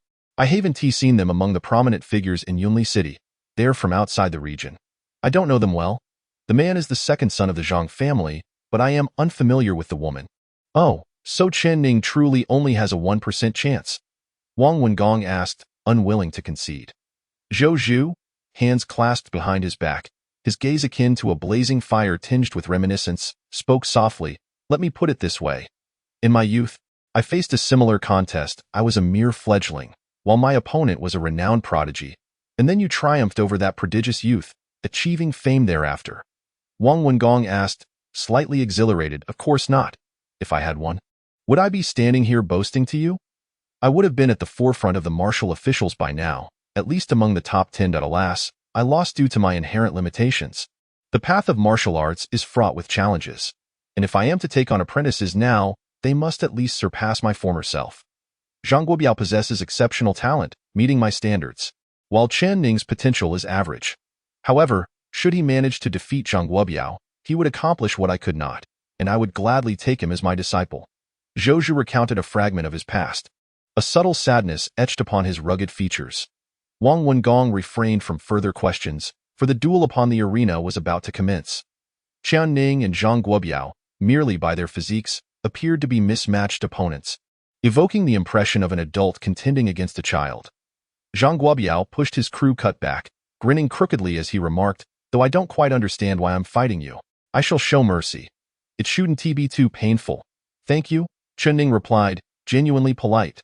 "And no need for thanks. Once I become a grandmaster of martial arts, I can teach you how to punch, ha ha." Zhang Guobiao was unsure whether to take the comment as a jest or a serious remark. "All right, just a moment, I'll tie my shoelaces," he replied. Chen Ning echoed him, simultaneously crouching down. Just as Zhang Guobiao was about to nod, he suddenly glanced at Chen Ning's feet and immediately furrowed his brow in confusion, asking, "Wait, buddy, where did you get shoelaces for your slippers?" A valid question indeed. So what was Chen Ning planning to do? To exert force. Zhou Zhu provided the answer, revealing that Chen Ning intended to unleash his power from a crouching position, catching Zhang Guobiao off guard while maximizing his explosive strength. And no sooner had he spoken than, bang! Chen Ning's foot struck the ground, his waist coiling with energy as he swiftly twisted, his entire body surging upward as if propelled skyward, delivering a powerful kick aimed at Zhang Guobiao's head, resulting in a resounding impact. Zhang Guobiao's head and body immediately contorted at different angles, the force causing his head to lead the way as he violently rolled several meters away. "I know this move," Wang Wengong exclaimed excitedly. "It's the 36 stratagems, feigning an attack in the east while striking in the west." The couple across watched with concern as Zhang Guobiao fell, but not in panic. In a moment, Zhang Guobiao's body trembled, his left foot stamping down as he flipped himself upright, brushing his slightly askew head with his hand, frowning as he scrutinized Chen Ning, perplexed. "Wait, buddy, do you take me for a thief? What kind of assassination technique are you testing on me? Wow, he can take a hit." Wang Wengong marveled at Zhang Guobiao, who appeared unfazed as he stood. "Otherwise, how could he be so resilient?" Zhou Zhu countered. "Go for it, Chen Ning. If you win, I'll treat you to a grand feast." Yin Tao cheered loudly. However, Chen Ning had no time to respond, for Zhang Guobiao's fist was already hurtling toward him, laden with an overwhelming offensive force that seemed to suspend the air around them. In that fleeting moment, Chen Ning tilted his head, narrowly avoiding the punch that grazed his face, the force of the blow parting the air and leaving a cut on his cheek as blood welled forth, merely from the wind of the punch. Wang Wengong stared in disbelief, pointing at Zhang Guobiao and exclaiming, "Isn't this approaching second-tier level? Just shy of 2/10." Zhou Zhu replied. Yin Tao clenched her fists, silently urging Chen Ning on. Amidst it all, only Chen Ning remained calm. He wiped the blood from his cheek and examined it, noting its vivid red hue, which was almost dazzling. "Buddy, the second punch is coming," Zhang Guobiao warned. An explosive sound echoed through the air. This punch was swift, resembling a phantom descending upon him. Chen Ning had no time to evade but managed to throw a punch in return, resulting in a thunderous clash. Without any doubt, Chen Ning's body was sent flying backward, rolling twice on the ground but seamlessly using the momentum to spring back up. Zhou Zhu's gaze sharpened, locking onto Chen Ning as he inquired solemnly of Wang Wengong. "Has he always been this resilient?" "It seems so." Wang Wengong recalled the day Chen Ning battled a second-tier zombie. Even after being struck hard, Chen Ning had quickly risen again. Zhou Zhu nodded, coming to an understanding. On the arena, although Chen Ning was indeed tough, he was still feeling the effects. His left hand, which had collided with Zhang Guobiao's fist, hung limply, with visible blood seeping from his knuckles, and his entire arm was mottled with bruises. "Friend, you cannot defeat me, so surrender. There is no shame in it," Zhang Guobiao advised as he approached. Chen Ning, whose countenance was typically serene, now displayed an unusual expression, a smile, tinged with a hint of fervor. His eyes appeared somewhat bloodshot, as if inflamed by excitement. This fierce combat stirred emotions within his otherwise placid thoughts. Fear was absent, and hesitation was out of the question. All he desired was victory. Wang Wengong scrutinized Chen Ning. His brow furrowing. It was precisely in this state that Chen Ning had battled the second-tier zombies in the old graveyard. Zhou Zhu's gaze flickered, as if he perceived more than met the eye. The clear sky was momentarily shrouded by ominous clouds on the arena. Zhang Guobiao launched his third punch, the wind of his fist roaring, exuding an astonishing momentum. Yet, Chen Ning executed 3 actions in response. First, he pivoted and pressed forward, evading the punch while simultaneously closing the distance toward Zhang Guobiao, as if intending to unleash a powerful strike. Zhang Guobiao seemed to have anticipated this move, lifting his left foot to deliver a kick, attempting to push Chen Ning out of his striking range. However, to his astonishment, Chen Ning's foot was quicker, forcefully pressing down upon Zhang Guobiao's raised foot, pinning it firmly to the ground. This constituted Chen Ning's second action. The third action involved swiftly lifting the foot he had just pressed down, launching an upward thrust with lightning speed. He recalled the words of the old beggar, to win a fight, one must strike ruthlessly, targeting the lower regions. Thus, this third action was aptly named Explosive Strike. Chapter 10. Why throw a punch? Most male creatures possess a singular, conspicuous weakness. Chen Ning expertly struck this weakness, delivering a devastating blow that rendered Zhang Guobiao incapacitated. Reduced to a whimpering heap on the ground, his face contorted in agony. The crowd below fell into a hushed silence. Wang Wengong hesitantly pointed at Chen Ning, unsure of how to articulate his thoughts. After a moment's deliberation, he nervously inquired of Zhou Zhu. This should be considered a legitimate method, correct? Zhou Zhu's expression remained neutral as he waved his hand dismissively, replying, "Indeed it is. The martial artist's craft is fundamentally about lethal techniques. Winning is the hallmark of skill, irrespective of the means employed." "Then that is a relief." Wang Wengong nodded, reassured, though he could not refrain from casting another glance at Chen Ning, thinking to himself how ruthlessly he struck. That final sequence was evidently aimed at the explosive strike. What a vicious tactic! Zhang Guobiao struggled to sit up, his fighting spirit extinguished, and lamented to Chen Ning with a pained expression, "Friend, I merely wish to engage in a spar with you. Do you intend to render me incapable of progeny?" I withheld some strength and aimed slightly to the left, so as not to annihilate you completely, Chen Ning clarified. "Well, I truly appreciate that. At least I can remain a knight of the solitary lineage," Zhang Guobiao retorted, rolling his eyes as he stood, unable to continue the fight. He called out behind him, "Father, let it be. I must ensure our lineage continues." The middle-aged man behind him shook his head in resignation, chuckling as he scolded, "You little rascal, cannot endure even this degree of hardship? Enough, enough. Come, I shall take you to see a physician." Clearly, the continuation of the family line took precedence over the notion of apprenticeship.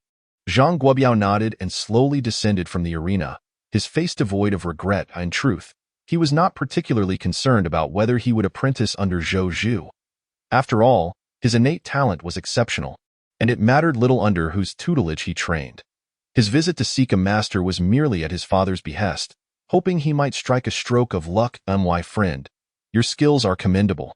Let us spar again next time," Zhang Guobiao called out to Chen Ning, waving his hand. "Agreed." Chen Ning nodded in assent. "May I request another piece of protective gear?" Zhang Guobiao inquired once more. "What?" Chen Ning replied. "Could I wear an iron groin guard?" Zhang Guobiao answered. "In that case, never mind, I shall not fight." Chen Ning shook his head. "Goodness, do you truly only fight at a lower level?" Zhang Guobiao expressed his astonishment. "It is only fitting," Chen Ning replied. Their banter was somewhat amusing, yet after only a few exchanges, Zhang Guobiao discreetly followed the couple, his legs crossed. Thus, it was Chen Ning who emerged victorious, securing the opportunity to become a disciple. Quickly, "Chen Ning, come and greet Master Zhou." Wang Wengong beckoned urgently. "No need."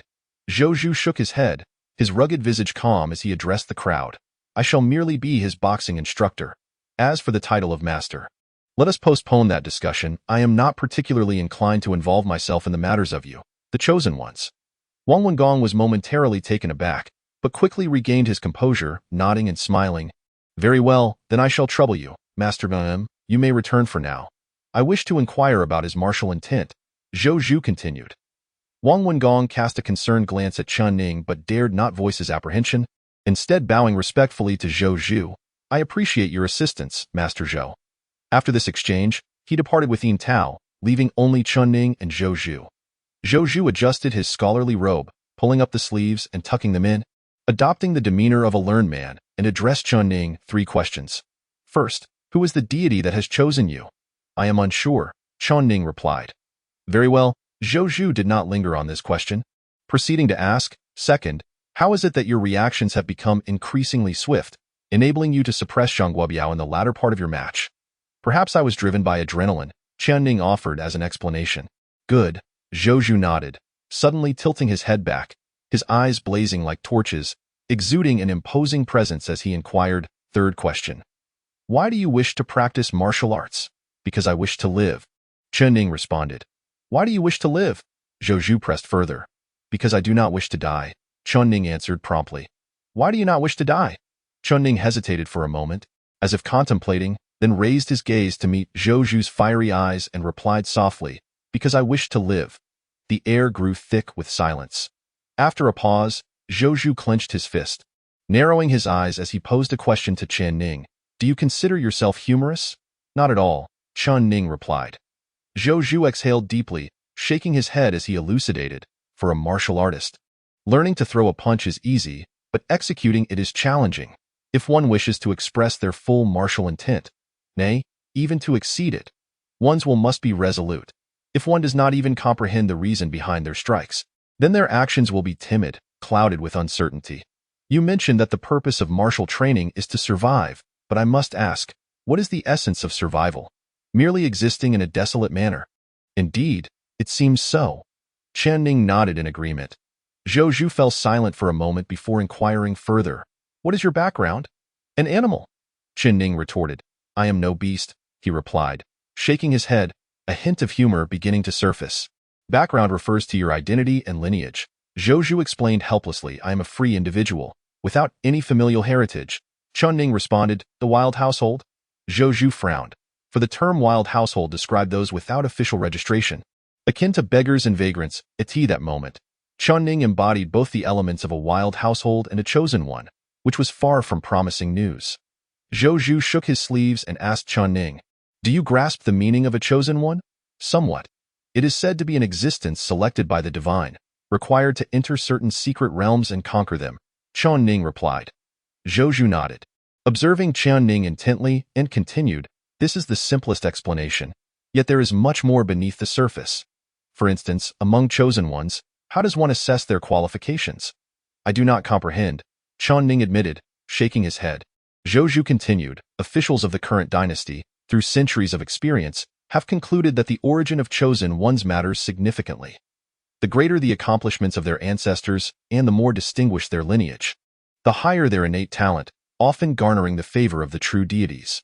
Upon reaching this point, Zhou Zhu cast a confident glance at Chen Ning and added, and you, being of a wild household, represent the lowest tier of chosen ones. Entering the realm of the supernatural would surely lead to your demise. That is precisely why I train in martial arts, Chen Ning stated plainly. Martial training is futile. Zhou Zhu shook his head, releasing his clenched hand, raising his left fist slightly towards Chen Ning. The roughness of his knuckles bore a resolute demeanor, and his voice, though measured, carried an indomitable force as he proclaimed. You must become a martial artist, a singular martial artist, possessing your unique style, path, and intent. Only then can you survive as a wild household, forging your own path through life. Therefore, I shall ask you once more. Why do you strike? Because I wish to live, Chen Ning replied with calm resolve. There is no saving you. Embrace destruction. Chapter 11. Fist, Enigmatic Entities. Moonlight today marks the first day of Chen Ning's martial training. Throughout the afternoon, Zhou Zhu assigned him a singular task: to strike the stone pillars. These pillars, a characteristic of the Martial Academy's stone forest, were each immensely heavy, their surfaces rugged and uneven. They served as instruments for the disciples to hone their striking power, many of which had already shattered, likely due to the relentless efforts of previous practitioners. Zhou Zhu instructed Chen Ning to pound the stone pillars with all his strength, continuing until he could no longer strike or was utterly drained. This was the initial step in a martial artist training, to toughen the skin and strengthen the bones. Embracing the task, Chen Ning applied himself as Zhou Zhu had advised, exerting every ounce of his strength with each strike, leaving no room for retreat. Each blow he delivered against the stone pillars resulted in bloodstains, even utilizing his injured left hand to join in the assault. Before long, Chen Ning's fists were reduced to a bloody pulp, and the ground bore witness to a pool of blood, all of which was merely the first step in his martial journey. From noon until 3 in the afternoon, the sound of punches in the stone forest never ceased, blood splattering and staining the stone pillars, seeping into the crevices of the ground. Chen Ning continued to throw punches, seemingly oblivious to the pain, faintly smoothing out some of the rough protrusions on the surface of the stone pillars, for he exerted every ounce of strength with each blow. The relentless thuds of his fists against the stone pillars drowned out all other sounds, to the extent that Zhou Zhu had approached him from behind without being noticed. "Wait!" Zhou Zhu suddenly called for a halt, his gaze scrutinizing Chen Ning's bloodied fists, furrowing his brows as he inquired, "Do you not feel pain?" "Of course I do," Chen Ning replied, turning his head, blood still flowing profusely from his fists. "How can you still throw punches in this condition?" Zhou Zhu countered. "You spoke of leaving no room for mercy, striking with full force," Chen Ning responded. All right, Zhou Zhu nodded, muttering under his breath, "Indeed, you truly hold nothing back. If only your innate talent were a touch greater, you might have been an exceptional martial arts prodigy. Alas, perfection is a rarity in this world, and one cannot force it." Chen Ning was at a loss for words. The blood flowing from his fists had begun to diminish, reducing to a slow trickle, even showing signs of scabbing. Zhou Zhu, having noticed the change in Chen Ning's fists, refrained from voicing it, instead running his hand over the stone pillar and asking, "Do you find this stone pillar easy to strike?" "It's manageable. Mainly, it doesn't fight back, so there's little pressure," Chen Ning replied nonchalantly. "Quite confident, aren't we?" Zhou Zhu shook his head, pointing at the bloodied stone pillar. "Since it doesn't retaliate, why not attempt to smash this pillar to pieces?" Chen Ning fell silent for a moment, glancing at his still blood-streaked fists, then at the stone pillar that appeared largely unchanged. Hesitant, he turned to Zhou Zhu and asked, "Can it really be shattered?" Without responding, Zhou Zhu suddenly brought his fingers together, swiftly raising them, and then flicked them towards the stone pillar with force. Whoosh! The pillar was sliced apart as if it were tofu, offering no resistance whatsoever, with one half crashing to the ground. If one cannot even shatter stone, then the path of martial arts is indeed too superficial, lacking in utility, Zhou Zhu remarked as he blew the dust off his fingers. However, for newcomers, breaking stone is indeed a threshold. It pertains to the essence, energy, and spirit within martial arts. Only by connecting these three can the punches one delivers possess strength and vigor, making the shattering of stone a natural outcome. Your physique may not be formidable, but you can withstand blows quite well, demonstrating commendable resilience. Hence, your essence is sound. Your combat awareness is excellent, enabling you to accurately identify and counter the enemy's weaknesses. Thus, your energy is also adequate. However, the issue lies with your spirit. You are uncertain of the purpose behind your punches, indicating an instability of spirit, which results in a threefold weakening of your strikes. Essence, energy, and spirit. Essence pertains to the body, energy to the mind, and spirit to conviction. Your conviction is not profound enough, hindering your progress in martial arts and preventing you from comprehending the various forms of punches, thereby failing to become a first-tier martial artist. This is something you must ponder deeply. Understood, Chen Ning nodded, though somewhat bewildered. Zhou Zhu chose not to elaborate further on the matter, rummaging through his sleeve to produce a small porcelain vial. As he opened it, he said to Chen Ning, "Inside is a first-tier peculiar item, the blood-condensing ant. It will aid in your healing. Present your fist." Chen Ning extended his fists, the blood having ceased its flow, forming a thick scab. Zhou Zhu's eyes reflected a hint of surprise, yet his expression remained unchanged as he tilted the bottles opening towards Chen Ning's fists, pouring the contents steadily. One could observe a multitude of crimson ants crawling over the wounds on Chen Ning's hands, as if engaged in a predatory feast. "Just wait for a quarter of an hour," Zhou Zhu remarked, only to suddenly inquire, "Have they explained to you the classification of strange entities?" "No," Chen Ning replied, shaking his head, a fine itch emanating from his fists, akin to the sensation of fresh flesh. "Allow me to elucidate." Zhou Zhu adjusted his demeanor, adopting a posture reminiscent of a schoolmaster, and began to speak in a measured tone. All the demons and monsters under heaven are collectively referred to as strange entities. Thus, a strange entity can be a creature lurking in the wilderness or a spirit twisted by human obsession. The grading of strange entities is not dissimilar to that of cultivators, ranging from 1 to 9 levels, with the 10th level signifying ascendance to divinity. For instance, the wild god that selected you may very well be a 10th level strange entity from ancient times. Strange entities predominantly reside in remote wilderness. The more secluded the location, the more prevalent they are, particularly in renowned mountains and rivers, where high-level strange entities, even ancient wild gods, often serve as guardians. Consequently, towns find it challenging to expand, resulting in the stable arrangement we observe today. Despite this stability, strange entities occasionally manifest within towns, hence the establishment of your chosen one's team, which operates under the direct oversight of the government to cleanse the area of these entities. Are there more strange entities in rural areas? Chen Ning suddenly inquired. Indeed, Zhou nodded, his expression darkening slightly. Many strange entities tend to conceal themselves in villages during their early stages, thriving in places with sparse populations. Some villages nestled within the mountains have minimal contact with the outside world, relying on ancient treasures for protection while hiding in the hills. However, such treasures are ultimately unreliable. 13 years ago, a merchant from the city ventured into the countryside to sell goods, entering Huafeng Mountain at noon when the sun was at its zenith, intending to conduct business in a village that had been established for generations. He never emerged again. The chosen one's team, upon receiving word, hurried to the peak village, only to uncover a horrifying truth. Every one of the village's 103 inhabitants had been hanged in the ancestral hall, their hearts hollowed out, the corpses already beginning to decay. An appalling massacre of the village. To this day, the chosen ones have yet to locate that strange entity, forcing the villagers to gradually relocate to the city. Chen Ning's heart remained unperturbed. He harbored no concrete understanding of death and felt no fear towards strange entities, merely nodding in response to Zhou as if offering a perfunctory acknowledgement. Very well. You consider this acceptable? Zhou furrowed his brow. Not quite, Chen Ning quickly amended. Never mind. Today's training concludes here. You may return home now, and come back tomorrow. By the way, return my ants. Zhou gently tapped the porcelain bottle with his finger, placing it before Chen Ning's fists, whereupon the coagulated blood ants obediently crawled into the bottle. He then waved his hand dismissively, addressing Chen Ning with irritation, "Begone." Outside the Qingping Physical Education School, there was a bus stop and taxis lined the roadside, making Chen Ning's journey home quite convenient. Zhou harbored such thoughts, yet he had not anticipated that Chen Ning lacked funds, would not take a taxi, and was further surprised to learn that Wang Wengong and Yin Tao had left for another engagement. Standing at the entrance of the Qingping Sports School, Chen Ning found himself at a loss as to where to go. So he simply sat on a bench at the bus stop, staring vacantly into space.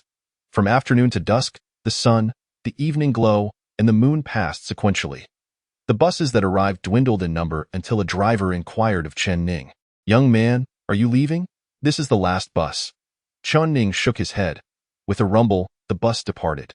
With a soft click, the last street lamp extinguished, and the oppressive darkness enveloped him, bringing an eerie silence. Leaning back, Chen Ning tilted his head upward, his eyes wide open, as if attempting to discern something from the inky blackness, yet finding nothing. The moon was obscured by clouds, and the stars were hidden behind its glow. Accustomed to the darkness, he felt no disquiet. He crossed his arms, curled his legs beneath him, and lowered his head to rest at the bus stop. Along the roadside, solitary ants marched, a lone wild dog wandered, and a flock of geese drifted apart. Suddenly, the screech of brakes pierced the night as blinding headlights illuminated Chen Ning. He opened his eyes and gazed quizzically at the light. "Chen Ning, Chen Ning." Yin Tao's anxious voice broke through, rushing from the glaring brightness to stand before him, bending over in self-reproach. "I'm so sorry. I forgot to come pick you up. Please forgive me at that moment." The cloud seemed to part slightly, revealing scattered beams of moonlight. Chen Ning hesitated for a moment before uttering his signature phrase. All right. Chapter 12. The test. The following morning, as dawn broke, in a bid to prevent Chen Ning from once again sleeping at the bus stop due to his reluctance to take a taxi, Yin Tao earnestly instructed him on the 3 essential elements of hailing a cab. The first point, wave your hand to signal the car to stop. The second point, upon entering, inform the driver to go to Nanqing Huarong Community. The third point, Pay upon exiting, understood? Yin Tao extended 3 fingers, her brows furrowed, and the corners of her mouth turned downwards as she addressed Chen Ning with utmost seriousness. All right, Chen Ning nodded. Not just all right, you must say received. Yin Tao crossed her arms sternly, correcting him. OK.it is received. Received. Though Chen Ning acquiesced with an all right, Yin Tao remained unconvinced and took him through a practical exercise of the taxi-hailing process, allowing him full control while she remained silent. Their destination was Qingping Sports School, and Chen Ning kept his hand outstretched, determined to hail ACAB. In no time. A taxi came to a halt, and the two boarded, setting off. The driver, curious about the pair, observed them closely, perceiving the young man as robotic, having merely uttered his destination mechanically and then falling silent, while the young woman resembled a mute, offering not a single word. Ha ha, are you two in a quarrel? The driver jested, attempting to lighten the atmosphere. All right, Chen Ning nodded. Yin Tao cast a sidelong glance at him, remaining silent. A bead of cold sweat trickled down the driver's forehead as he sensed the peculiar tension within the vehicle and awkwardly inquired, "What brings you to Qingping Sports School?" "All right." Chen Ning continued to gaze out the window, responding in a mechanical fashion. The driver swallowed a mouthful of saliva, and the palms of his hands gripping the steering wheel began to perspire. Surely, this was not unusual. The speed of the vehicle surged, and a journey that should have taken half an hour was accomplished in a mere 15 minutes. The two passengers having inadvertently increased the driver's intensity. Upon arriving at the Qingping Sports School, they barely had time to settle the fare before the driver executed a drifting turn and sped away. Thus, Chen Ning had yet to pay, and glancing at Yin Tao, he retrieved the money from his pocket and handed it to her, reiterating the third point, to pay upon alighting the vehicle. "It's not for me, it's for the driver," he clarified. Yin Tao rubbed her nose, exasperated, admitting that she hadn't anticipated the driver would refuse payment before urging them to disembark, and then promptly drifting away. "I understand. But the driver has left," Chen Ning explained. The pair found it futile to argue further over the matter, and having learned the procedure for taking a taxi, Chen Ning resolved to manage the return journey independently that evening, while Yin Tao proceeded to wait for the bus to work. Chen Ning then approached the entrance of the Qingping Sports School, which was barred by an electronic gate. Unable to enter, he turned his gaze towards the security guard stationed at the entrance. "Student?" the guard inquired. "Yes," Chen Ning nodded. "Where is your student ID?" "I don't have one." "No ID?" The guard raised his voice. "Without it, how can you enter? If you lack a student ID, you are not a student. Is there no way to enter?" Chen Ning pressed. "Not a chance, scram. Come back with a student ID." The guard waved him away impatiently. Standing at the gate, Chen Ning was at a loss, merely lingering in place. Suddenly, footsteps approached from behind. A robust man clad in a jacket strode forward, his dark skin glistening, and he exchanged a knowing glance with the guard. "Open the gate." "Right away." The guard promptly opened the electronic gate, then lowered his head in a sycophantic smile, saying, "Xiao Li, how did your county-level results fare? I've heard you performed quite well, nearing the top 200. "Not too shabby," the muscular man replied dismissively, striding swiftly into the martial arts academy. Chen Ning suddenly stepped forward, intending to slip past the electronic gate and enter directly. "Stop!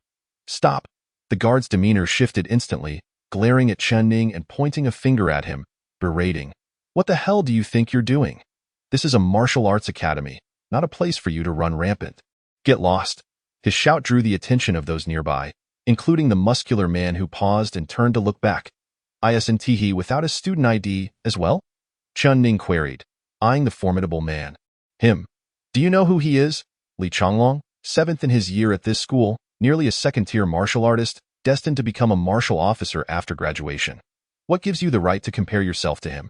The guard puffed out his chest in admonishment, as if Li Changlong's impressive achievements were somehow his own. A crowd had gathered around, some individuals even pulling out their phones to record, the atmosphere growing increasingly chaotic. "Whose disciple are you?" Li Changlong suddenly inquired from within the throng. "I haven't taken a master yet," Chen Ning replied honestly, as Zhou had only mentioned teaching him some boxing but had not formally accepted him as a disciple. Upon hearing this, the guard's brows furrowed, and he began to berate again. "I knew it. How could someone like you possibly become a disciple of a master within this academy? Beat it, don't obstruct my view." Li Changlong listened to the security guard's words, a hint of displeasure flickering across his brow, before turning to Chen Ning and inquiring, "Is there someone in the martial arts academy teaching you to practice?" "Yes," Chen Ning replied. "Good, let him come in." Li Changlong nodded, then addressed the security guard. "Huh." The guard was taken aback, hesitating as he stammered, But Shaoli, the sports school doesn't allow unauthorized personnel to enter. If something goes wrong, I will take responsibility for any issues that arise. All you need to do is open the door. Or do you think it is preferable to block the entrance and cause unnecessary commotion?" Li Changlong's eyes narrowed, his tone growing weighty. The security guard immediately fell silent, opening the electric gate with a reluctant glare directed at Chen Ning.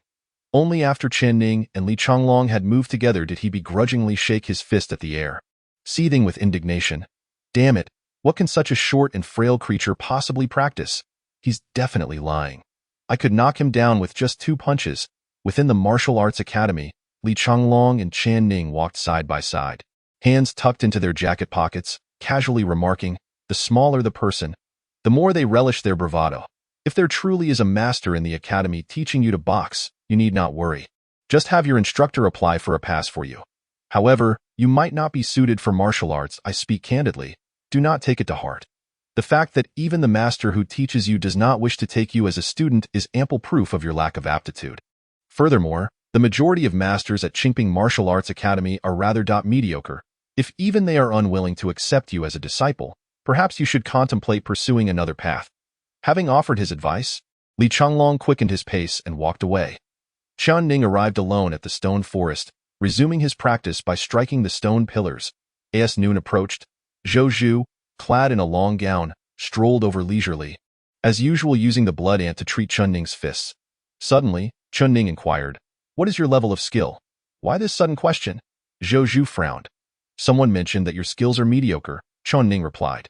"Mediocre?" Zhou Zhu's frown dissipated, replaced by a smirk of incredulity as he clenched his fists. "Among the martial officials of the current court, there are not enough who could defeat me with both hands." "Who dares to utter such words?" "Who said that?" Li Changlong, Chen Ning answered. All right, he certainly knows how to repay kindness with malice." Chapter 13. I am also a beggar who is Li Changlong, ranked 7th in the Qingping Martial Arts Academy. A second-tier martial artist, he comprehended the Chongshan fist style at the tender age of 19, manifesting the wolf's bone frame, which is sufficient to label him a small prodigy. Yet, all these accolades mean little before Zhou Zhu. Not to mention that Li Changlong is merely a martial artist who has yet to step beyond the county. Even if he were to venture outside, there are larger states beyond. How could one who has not even made a name for himself in the prefecture dare to assess Zhou Zhu, who has established a formidable reputation among the martial officials of the court, as merely average? Thus, Zhou Zhu questioned with perplexity, "Why would he claim I am average?" Chen Ning recounted the incident with the security guard at the entrance in full, then inquired, "Could you arrange a pass for me? It would be quite inconvenient otherwise." Zhou Zhu pondered in silence before nodding, "Very well. The guard has a foul temper, but he is merely doing his duty. Moreover, given that he has not encountered much of the world, his rudeness is somewhat understandable. With a temperament that occasionally veers towards the irascible, Zhou Zhu has surprisingly calmed down regarding this matter." "I, too, have not encountered much of the world," Chen Ning replied. "How should I put it?" Zhou Zhu clasped his hands within his sleeves, resolutely seated himself upon the steps, and a hint of softness graced his rugged features. Clad in a scholarly robe, he bore an uncanny resemblance to a learned instructor, and he continued in a measured tone. "He is but a small figure, naturally limited in his horizons, destined perhaps to spend his life as a security guard in Yunli City and at the Qingping Martial Arts Academy. However, you are different. You possess greater ambitions. Though the path ahead is fraught with peril and the specter of death, as long as you endure, you are destined to ascend to realms far beyond. You and that guard have never occupied the same echelon. Thus, from a different perspective, you ought to perceive the guard's plight as pitiable rather than contemptible." Zhou Zhu observed Chen Ning's calm demeanor and shook his head once more, adding, "When you ascend to a higher level and look back, you will clearly discern the sorrow of these lesser individuals, witness their sycophancy, and recognize their helplessness. Delving deeper, one uncovers the universal helplessness of the world." "I do not comprehend," Chen Ning replied, shaking his head. "Very well, let me rephrase that." Zhou Zhu released his clasped hands, forming a fist, the scholarly demeanor evaporating entirely, and continued, "If you wish to contend with that guard, a single punch could extinguish his life. To kill him would be as trivial as dispatching a dogi in such a moment. Would you truly find him detestable? You would only see the sadness of his existence. I honestly couldn't even perceive it. Chen Ning shook his head. Now it was Zhou Zhu's turn to be momentarily taken aback, scrutinizing Chen Ning with a mixture of incredulity and resignation. You are indeed an oddity, he muttered, but never mind. It's best not to dwell on it. I shall assist you in procuring a pass shortly. You may continue your training. With a shake of his sleeves, sunlight suddenly refracted off Zhou Zhu's arm, and Chen Ning caught a glimpse of what appeared to be a golden scale shimmering on the inner side of his forearm. With a soft thud, Zhou Zhu's figure receded along the stone path. Chen Ning touched the dark scales upon his forehead, dismissing the thought, and resumed practicing his punches against the stone post before him. He harbored no certainty as to whether this training would bear fruit. Yet since Zhou Zhu had suggested it, he resolved to shatter the stone post. Each punch was delivered with utmost force, and blood flowed freely. Pain was difficult to read on Chen Ning's face. He did not so much as grunt, as though his fists were not his own and the blood spilled did not concern him. In the midst of the stone forest, he was utterly alone, the sound of his punches echoing in solitude beneath the low-hanging sun. With no timer in sight, he lost track of time. Zhou Zhu's footsteps approached, and he ambled over, routinely using blood ants to mend the wounds on his fists before offering a white card, stating, "Here is your pass. A simple swipe at the entrance will grant you access." Good. Chen Ning accepted the card, his fists restored, waved a hand, and made his way home for dinner. Zhou Zhu glanced at the slightly tilted stone post, then turned to Chen Ning, shaking his head. Till reached the level of shattering stone, you must contemplate the purpose behind your punches. Your conviction in striking is truly feeble, and without fortification, it will be arduous to attain the level of breaking stone. Understood. Chen Ning's figure had already distanced itself. Damn it, the unfortunate child, Zhou Zhu muttered in exasperation, truly having never encountered such a rational yet uninformed being. Outside the Qingping Physical Education School, disciples emerged in dribs and drabs, clustering in small groups, their laughter ringing in the air. Chen Ning stepped out alone, once again met with the disdainful gaze of the security guard at the entrance. However, this time, the guard refrained from speaking, merely instructing him to bring his identification the following day. Chen Ning remained silent, striding forward with intent to hail a taxi. Suddenly, a ragged beggar approached briskly, mumbling incoherently while persistently rattling the tattered bowl in his hands, a clear indication of his plea for alms. The surrounding disciples, upon witnessing this, quickly distanced themselves, anxious to avoid being entangled by the beggar's insistence. The beggar raised his voice, intensifying his gestures as he implored Chen Ning. "What?" Chen Ning queried in confusion. "I don't understand." He shook his head. The beggar, now visibly agitated, thrust the broken bowl closer to Chen Ning with urgency. "Fine," Chen Ning replied with resignation, retrieving a 10-unit coin from the beggar's bowl and stowing it away in his pocket. The beggar, now frantic, continued to mumble incessantly, shaking the bowl even more vigorously. "Dio, you want more?" Chen Ning sighed, reluctantly grabbing another handful of coins from the beggar's bowl to add to his pocket. "Woo, grass, woo, you, woo, horse." Though the beggar's words lacked clarity, their meaning seemed to carry a less than amiable connotation. Chen Ning, still perplexed, was suddenly met with a clear reprimand from behind him. "What is wrong with you? Are you really trying to rob a beggar? That is utterly outrageous." Turning towards the voice, he beheld a youthful yet strikingly beautiful face, slightly flushed with indignation, gazing at him with disapproval. Her finger pointed accusingly. "Your oppressive behavior towards the weak is truly disgraceful." The beggar appeared to have found a champion, eagerly echoing her sentiments. Chen Ning blinked in confusion, gesturing towards the beggar. "He was the one trying to give me money." "Oh, really?"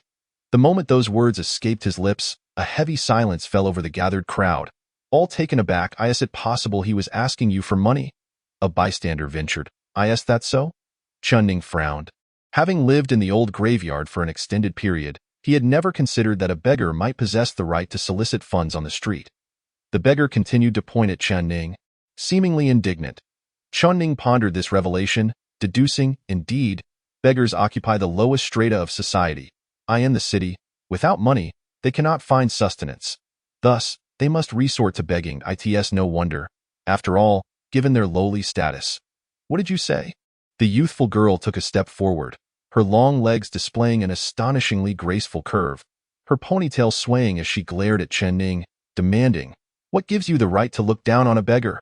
I'm curious to know your background and how grand it might be, me." Chen Ning replied, bewildered. "I'm a beggar." A profound silence enveloped the scene, lingering for an extended moment. Everyone stood frozen, utterly astonished at the unexpected admission. Why you a beggar? How could that be possible?" The girl's enchanting face appeared dazed, her words stumbling over each other. "They all say I am." Chen Ning replied, "Very well, now the question arises. What exactly does it signify when a beggar robs another beggar of their money?" The young girl pondered, touching her head, her impatience palpable as she awaited a response. Observing the standoff, she was relieved when a security guard promptly approached to disperse the crowd, pointing at Chen Ning with evident annoyance. "You need to be more careful and refrain from causing trouble," he admonished. Upon realizing it was a matter of soliciting alms, Chen Ning returned the coins he had taken to the beggar, thereby facilitating a mutual reconciliation between the two. Yet, the young girl remained rooted in place, her head tilted in curiosity as she scrutinized Chen Ning and questioned, "Are you truly a beggar?" "Indeed," Chen Ning affirmed with a nod, simultaneously hailing a taxi, smoothly executing the sequence of opening the door, entering the vehicle, closing the door, and stating his destination in one fluid motion. The girl could only furrow her brows as she watched the taxi depart, unable to shake her disbelief that Chen Ning was genuinely a beggar. She was convinced it was merely a contrived ruse to deceive her. Her mind was resolute. It must be so. On the way, the taxi driver, intrigued, struck up a conversation. "Young man, are you from Qingping Sports School? Impressive." "Yes," Chen Ning replied, leaning against the window, his tone devoid of emotion, almost mechanical. "Haha. Is the pressure at Qingping Sports School intense? Do you have to train every day?" "Yes." The driver sensed an unsettling atmosphere and, feeling a shift in the mood, refrained from further conversation, hastening his speed. Following that day, a peculiar urban legend began to circulate in Yunli City. It was said that if one were to pick up a youth of somewhat androgynous appearance between the Huaran community in the South City and Qingping Sports School, they should refrain from engaging in conversation and simply drive swiftly. Should one inadvertently speak to him, they were cautioned not to allow him to utter a third yes, lest misfortune befall them. Thus, this urban legend came to be known as the 3 Yes Youth. Chapter 14. Into the abyss of dreams. The room was empty. The dim light filtering through the window added a subtle brightness. Chen Ning surveyed the desolate space and realized that Yin Tao had yet to return. He opened the refrigerator, selecting ingredients with the intention of preparing dinner for her. Having lived for many years in a place like an old graveyard, aside from consuming offerings left by others, his greatest skill was his ability to cook. With the flames set low and a small dish prepared, anything could be rendered edible once cooked. Whether it be rats, wild snakes, or insects, if it could be boiled, it could be consumed. Not to mention the abundance of ingredients in the refrigerator, Chen Ning was undoubtedly poised to showcase his culinary talents. His initial challenge was igniting the gas, but after a bit of exploration, he managed to get a small flame going and commenced cooking. Chen Ning firmly believed that true culinary artistry required minimal embellishment, and thus he approached his task with that conviction. The clock on the wall gradually indicated 9 p.m. Suddenly, hurried footsteps echoed at the door, followed by a knock, as Yin Tao's slightly fatigued voice resonated. "I'm back," with a creak. The door swung open, revealing Chen Ning clad in a newly purchased gray nightgown, his expression unperturbed. "So tired, so tired, so tired." Yin Tao muttered, removing her shoes and tossing them aside haphazardly, letting out a heavy sigh of relief. It feels so good to be home. I had so many tasks today. I'm sorry for returning late. I'll make dinner for you right away, no need." Chen Ning shook his head. "I have already prepared it." "Excuse me?" Yin Tao lifted her delicate eyebrows, her charming face instantly brimming with excitement as she grasped Chen Ning's arm and began to shake it animatedly. "Is it true? Are you a celestial being from the heavens? How can you be so wonderful? Let us have a little cuddle." Of course, the idea of a cuddle was mere pretense, for Yin Tao promptly made her way to the dining table. Yet, her initial excitement quickly faded, her brows furrowing slightly as she surveyed the 2 dishes before her. The first was a platter of potatoes accompanied by potato chunks, while the second featured beef alongside beef pieces. "What dish is this?" she inquired. "Potatoes and beef." Chen Ning responded, unsure, as he had seldom consumed beef. "Have you never considered stir-frying them together?" Yin Tao pouted. countering his statement. I mixed the potatoes with the potato chunks. Chen Ning clarified that, oh, is that how you mixed them? Tao exhaled a sigh, swiftly regaining her composure. Although it was not quite what she had anticipated, it was, after all, a dinner that required no effort on her part, so she refrained from being too critical. Moreover, she rather liked both potatoes and beef. With her hands clasped together, she bowed towards the dining table and murmured softly, "Potatoes are sacred, beef is inviolable. Those who dislike potatoes and beef shall face misfortune. At the gate of potatoes, at the gate of beef." Having completed her enigmatic incantation, Tao proceeded to indulge in her meal, and despite her petite mouth, she certainly had a hearty appetite. Chen Ning, seated nearby, suddenly inquired, "Do you have any particularly challenging tasks today?" "Not particularly difficult, just rather troublesome." Tao mumbled through a mouthful of food. Observing her voracious pace, Chen Ning began to question who truly emerged from the old graveyard. For Tao's speed in devouring her food rivaled his own. After swallowing her mouthful, she continued, "This time, the task involves a report from the northern part of the city regarding a peculiar entity. It was said that last night, a creature was spotted on a courtyard wall, moving like a cat and having killed a nest of birds that resided there. From our analysis, it appears to be a first-tier anomalous entity known as a cat matriarch. The cat matriarch is a human transformed, exhibiting feline characteristics and possessing a timid nature, making it unlikely to cause fatalities, yet also difficult to locate. Our task today is to investigate who in the city has gone missing. Have you found anyone?" Chen Ning inquired. "Based on the missing persons reports, we uncovered 2 cases of revenge killings, which have been handed over to the patrol, but no leads on the cat matriarch." Tao replied, her hands raised in exasperation, feeling as though her hard work merely contributed to someone else's achievements. Chen Ning remained silent, and Tao resumed her meal, casually asking, "How was your day at the martial arts academy? Were the training sessions exhausting?" "Not too bad," Chen Ning replied, reaching for a piece of beef. Tao immediately became alert, instinctively snatching the beef away and preparing to pop it into her mouth, quite protective of her food. Fortunately, she quickly realized her reaction, chuckling sheepishly and apologizing. "My apologies, it was a reflex." All right, Chen Ning nodded, deciding against eating and leaning back in his chair, contemplating other matters. By the way, the captain has applied for your position as a reserve member of the chosen team. Once the quota is approved, you will officially be a reserve member, eligible for temporary residency. Chen Ning replied nonchalantly. The night outside was thick with darkness, and it was growing late. Each retreated to their respective rooms to welcome the long-awaited embrace of slumber. Chen Ning seldom dreamed, primarily because he was uncertain of what to dream about. However, today felt different. He once again entered the pitch-black expanse, where he beheld the abyss and the pair of crimson vertical pupils residing within it. Amidst the faint haze, it seemed as though the abyss was attempting to convey some message to him, as if it yearned for a dialogue. This sensation resembled a fleeting illusion, which soon dissipated. A dampness emerged upon his forehead. He reached up to wipe it away, only to find the area between his brows glistening with moisture, and upon examining his fingers, he discovered it to be the vivid red of fresh blood. His body trembled violently, overtaken by a sudden wave of pain, numbness, faintness, and hallucinations, all discomforts crashing upon him at once. Blood erupted from his body, surging towards the entirety of the abyss. It was as if Chen Ning had slipped into a protracted dream. When he finally opened his eyes, the blinding sunlight streamed through the window, bathing him in its brilliance, a stark contrast to the scene within the abyss. Gradually, Chen Ning rose to his feet, touched his brow, and found no trace of the wet blood. All was well, his body exhibited no signs of change. It appeared that the dream had merely been a dream. He pushed open the door, and there stood Tao, emerging from the bathroom in a black silk nightgown, half asleep, gripping a toothbrush, her lithe figure unmistakably accentuated despite the loose gown. "Oh, you're awake," she murmured, her drowsy eyes regarding Chen Ning, as the toothbrush waved haphazardly in her hand, a dollop of toothpaste cascading along her curves, a mere feminine allure. Chen Ning cast a disinterested glance, his heart unperturbed. After completing his morning routine and partaking in a simple breakfast, he departed with Tao. The June morning retained a refreshing quality, with pedestrians bustling about in haste. As usual, Chen Ning took a taxi to the Martial Academy.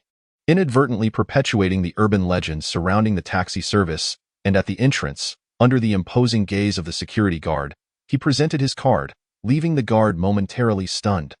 Upon entering, he proceeded towards the stone forest, where students were plentiful, yet none accompanied him on his path. This indicated that the typical students did not engage in stone pile practice. For the past 2 days, he alone had been training amidst the stone formations. He ambled towards the stone forest, and as Zhou Zhu had yet to arrive, he sought out the stone piles he had been working on in previous days, preparing to continue. "Is that you?" A clear feminine voice queried in puzzlement. Turning to see the young girl who had questioned him at the academy's entrance yesterday, he hesitated briefly before greeting her. "Hello. What's so good about it?" The girl retorted, hands on her hips, clad in denim shorts that showcased her well-proportioned, rounded legs. Her youthful face bore a hint of skepticism as she scrutinized Chen Ning, then continued, "What brings you into the stone forest?" "Practicing my punches," Chen Ning replied. "Really?" The girl stepped forward, her entire being suddenly before him, her amber-like eyes fixated intently on him. After a moment of shared gaze, she pressed further, "Are you truly a beggar?" "Couldn't I be?" Chen Ning countered. "You don't seem like one." She shook her head. "Then I must be a free man," Chen Ning stated before turning away to commence his practice once more. "Do you also strike the stone piles?" she inquired, following closely behind. "Yes," Chen Ning nodded. "Can you really hit them?" The girl regarded Chen Ning's somewhat frail physique with skepticism and proceeded to offer her counsel. "If you cannot strike, then so be it. However, do not feel compelled to prove yourself merely due to my skepticism. Should you decide to clandestinely venture into the stone forest, I implore you to admit it boldly. I shall not mock you. Just do not injure yourself in a bid to save face. The young lady appears quite amiable, and I would attempt to offer counsel, though it may be unnecessary." Chen Ning clenched his fist, poised to strike, when suddenly the call of Zhou Zhu echoed from behind. "Well, I suppose we are all acquainted now." Upon hearing Zhou Zhu's voice, the young lady hastily turned, bending slightly and lowering her head in respect, greeting, "Good day, Mr. Zhou." "Good day, young lady Jiang," Zhou Zhu replied, hands clasped behind him, a light chuckle escaping his lips as he turned his gaze toward Chen Ning. Chen Ning nodded in acknowledgement, affirming, "Good." "What a farce," Zhou Zhu remarked, somewhat exasperated, before proceeding with the introductions. "This is Jiang Qiuhua, the youngest daughter of the Jiang family, possessing remarkable talent, here specifically to study martial arts with me. And this is Chen Ning, a rustic lad, somewhat inarticulate. Qiuhua, do be patient with him during your interactions."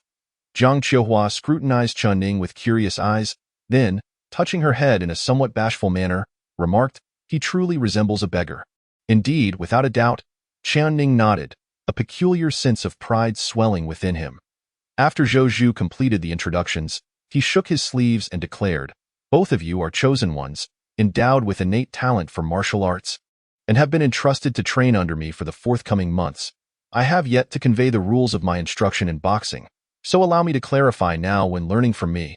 Unless your life hangs in the balance, you must endure all hardships. If I instruct you to shatter stones, you shall exert every ounce of your strength to comply. Even if I task you with grasping the stars, you are to pursue it relentlessly. Do you understand? If there exists even a moment where you do not give your utmost effort, then you may as well leave. I do not wish to see your lackluster presence here, for I do not teach gentle arts." Zhou Zhu bellowed the final statement with fervor. Jiang Qiuhua swallowed hard, yet her youthful visage bore no trace of retreat as she boldly replied, "Qiuhua shall give her all, and not disappoint Mr. Zhou's teachings." "Very well," Chen Ning replied nonchalantly, as if Zhou Zhu's fervent admonitions had no bearing on him. Zhou Zhu found himself at a loss with Chen Ning. After all, Chen Ning's strikes were indeed formidable, and he committed himself to the training with sincerity. Thus, he gestured for them to proceed. "Since there are no objections, you may practice your boxing against the stone posts. Give your utmost effort to shatter those stones. Injuries are of no concern, for I can heal you." With that, Zhou Zhu turned and departed, leaving Chen Ning and Jiang Qiuhua to train. Chen Ning remained silent as he approached the stone post he had struck 2 days prior. Jiang Qiuhua cast a puzzled glance at him, wondering if this rustic lad could truly shatter stone. The uncertainty lingered. She averted her gaze, seeking a stone post of her own, lightly touching it to perceive its hard, rough texture, and she could not help but question whether she could indeed break such a stone. Shaking her head, She dismissed the superfluous thoughts and resolved to pour her entire strength into her punches. Bang! A resounding crash suddenly erupted, followed by a cacophony of successive thuds ringing in Jiang Qiuhua's ears, akin to an explosion within her auditory senses. What on earth? She turned her head in astonishment, only to behold Chen Ning's fists swinging with ghostly speed, relentlessly striking the stone pillar, even sending tiny fragments of stone flying. Jiang Qiuhua stood there, bewildered. Did he harbor some deep-seated grudge against this stone pillar? With no answers in sight, Jiang Qiuhua hastily steadied her nerves, clenched her fists, and launched a vigorous assault on the stone pillar before her. Bang! Her brow instantly furrowed, the skin on her knuckles split open, blood oozing forth as she cried out in pain, only to be met with new bewilderment. Could it be that Chen Ning truly felt no pain? She naturally had no clarity on the matter, only knowing that Chen Ning's fists never ceased their assault, the explosive sounds echoing continuously. Gritting her teeth, she tightened her fists, enduring the excruciating agony as she struck forward. Though her speed paled in comparison to Chen Ning's, she nonetheless exerted all her strength. At this moment, the sky still held the early light of dawn. As Chen Ning threw his punches, a sense of confusion arose within him. It felt as though his body had subtly elevated, experiencing an all-encompassing enhancement, explosive power, endurance, the strength of skin and bones, and metabolic processes had all seemingly improved just a tad. This enhancement was so faint that it could only be perceived in this state of total exertion, collectively amounting to perhaps half a step forward. Chen Ning was uncertain, for he did not possess complete knowledge of his own physique. The stone pillars in the stone forest were harder than the stones outside. Even with Chen Ning's relentless strikes, only a few fragments were dislodged. After 2 hours of relentless effort, Jiang Qiuhua found herself struggling. Lifting her fists had become laborious, her eyes misty with tears. Yet she forced herself to continue, striking with all her might. Each punch brought forth intense agony as her wounds reopened, a brutal assault on both body and mind. She gritted her teeth, stifling her tears, her youthful face a mixture of grievance and resilience, and then she swung her fist again. Bang! Only a faint sound emerged, hardly louder than the sound of flatulence. Her fists had lost their strength, merely swinging forward like a manifestation of her obsession. And what of Chen Ning? He continued to punch. Each strike was infused with his full power, fierce though it was not as formidable as before. His expression remained placid, even his brow unwilling to furrow. This was the essence of absolute rationality. When the sun reached its zenith, it was noon. Zhou Zhu strolled leisurely towards them, eager to see how the two were faring. First, he beheld Jiang Qiuhua at this moment. She was a tragic sight, blood soaking the ground beneath her, her fists a gruesome spectacle of exposed flesh. Despite her desperate attempts to endure, her delicate face was still clouded with tears, her lips bloodied from biting. Zhou Zhu was momentarily taken aback, quickly rummaging through his sleeve to produce a jade-green porcelain vial, pointing it towards Jiang Qiuhua's fists, where a swarm of emerald-green ants swiftly covered her wounds. Zhou Zhu explained, "These are second-tier healing ants. They will restore your injuries. Just wait a moment, Datamim." Jiang Qiuhua nodded. Zhou Zhu then turned to Chen Ning, his expression suddenly strained. Chen Ning wore a face devoid of any emotion. Were it not for the bloodied state of his fists, Zhou Zhu might have doubted whether he had even been striking at all. "You should use the old one," Zhou Zhu said, handing Chen Ning a first-tier coagulating blood ant. "Will the green ants be more effective?" Chen Ning inquired suddenly. Zhou Zhu paused, straightened his posture, waved his hand, and replied, "In truth, it is all the same. There is no distinction between good and bad. Green is more suited for women, while red is more fitting for men." Zhou Zhu and Chen Ning faced each other, and after a moment, Chen Ning replied in a nonchalant manner, "You're deceiving me." He was indeed no fool. Zhou Zhu exhaled deeply, resting his hand upon Chen Ning's shoulder, and remarked, "Very well, very well. There are certain lies in this world that are benevolent. Even if one sees through them, it is best not to expose them. Do you understand?" Chen Ning responded with a semblance of understanding. "And what if I say that if you ask again, you shall be struck?" Zhou Zhu inquired once more, "I understand."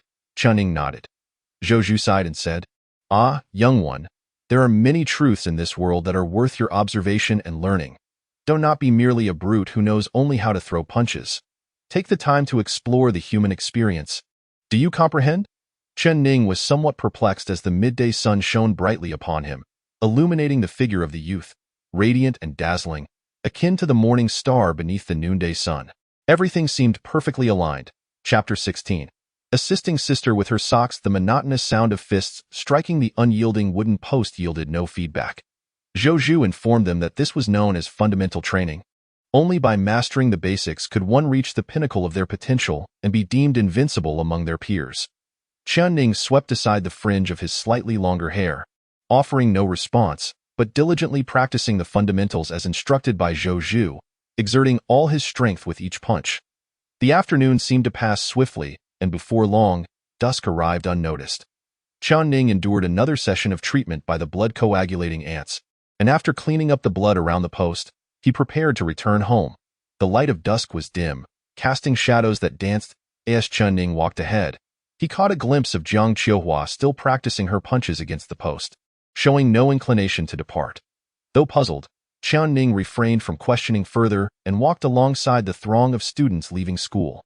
The half-hour journey concluded swiftly, and as the motion sensor lights in the corridor flickered to life, he noted that room 606 was silent, indicating that Yin Tao had yet to return.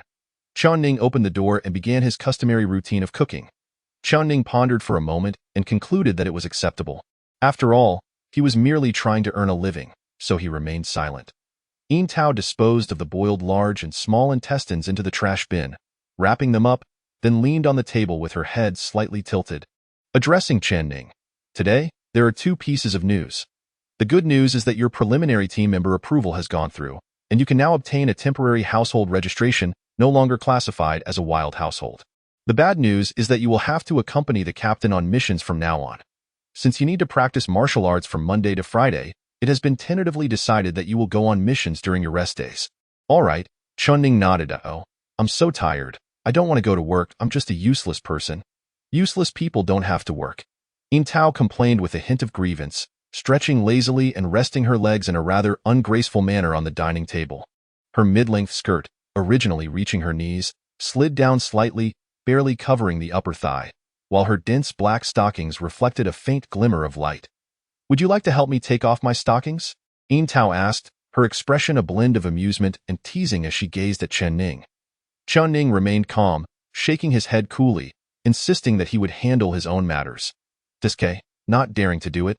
"Huh, I was just teasing you. How could I actually ask you to do that?" Yin Tao retorted lightly, her cheeks tinged with a hint of pink as she awkwardly withdrew her legs.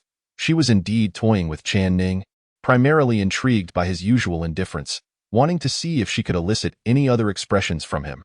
However, she found herself feeling embarrassed instead. With a swift motion, Yin Tao rose and, feigning nonchalance, whistled before darting into the bedroom, leaving no trace of sound. Chen Ning settled on the sofa outside, watching an old martial arts film on television while waiting for his takeout. The moonlight tonight was slightly bright, lending a touch of beauty to the evening. The early days of June had been somewhat monotonous, filled with outings, practicing punches, and wandering at home. Chen Ning and Jiang Qiuhua rarely spoke, each immersed in their own pursuits. Although Jiang Qiuhua's tolerance for pain did not match Chen Ning's, she exerted herself fiercely, her determination and intensity surpassing Chen Ning's. Throughout, Chen Ning maintained a blank expression, as if practicing martial arts was an exceptionally simple endeavor for him. Zhou Zhu observed this with confusion. For Chen Ning's approach to martial arts appeared rather peculiar. It is said that the fundamental principle of martial arts training lies in striking tangible objects. Only through the sheer volume of punches can one master the intricacies of force, angle, and point of impact in their technique. Ancient masters of martial arts have claimed that practicing punches 1,000,000 times grants one insight into the essence of striking, thereby becoming a proficient fighter, superior to the average person. Yet, even before reaching 1,000,000 punches, Chen Ning's angles, choice of impact points, and striking posture had already approached perfection. Zhou Zhu had previously mentioned the three essential elements of a martial artist's spirit: essence, vitality, and spirit. Essence pertains to one's physical constitution, vitality to one's tenacity, while spirit corresponds to one's insight, akin to emotional and intellectual intelligence, present. It appeared that Chen Ning's martial intelligence was astonishingly high, almost absurdly so. Judging by his earlier combat with Zhang Guobiao and his current performance striking the stone posts, It was evident that his martial acumen was formidable, as he seemed to effortlessly discover optimal combat techniques. In terms of the three elements, Chen Ning's vitality was undoubtedly top tier. His essence, however, was rather average, and his spirit was virtually non-existent. He merely harbored a desire to survive. Who doesn't he wish to live? The monotonous and tedious practice of martial arts occurred daily, yet Zhou Zhu was not in a hurry to impart the true techniques to them. According to the divine selection team, it would take at least another 3 months for Chen Ning and his companion to enter the realm of the ghostly deities. Thus ample time remained. Chen Ning spent the first week of work immersed in both his training and the daily greetings from Yin Tao. However, when the weekend arrived, it was time for him to fulfill his duties. Chen Ning's preparatory team uniform had been distributed, resembling the black suit worn by Wang Wengong, albeit adorned with the word preparatory on the chest, signifying his status as a trainee.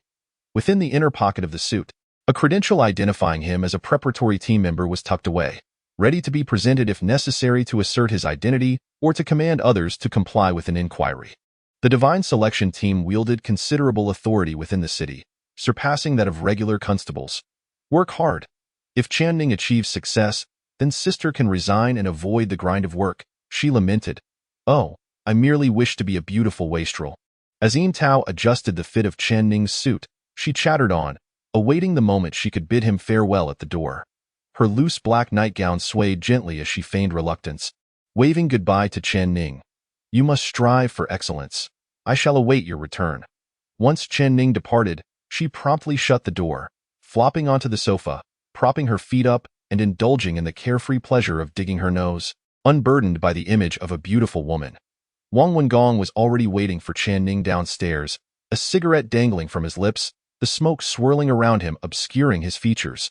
Upon seeing Chen Ning, he waved and chuckled. The suit fits rather well. You look considerably more dashing. Indeed, one's attire can elevate one's presence. He then offered another cigarette, inquiring, care for a smoke? No, Chen Ning replied, shaking his head, disinterested in tobacco. Well, it's good not to smoke. Wang Wengong exhaled a plume of smoke, retracting the offered cigarette. As the morning sun illuminated their surroundings, the smoke mingled with the misty fog, and he uttered a profound statement. I hope you shall never take it up.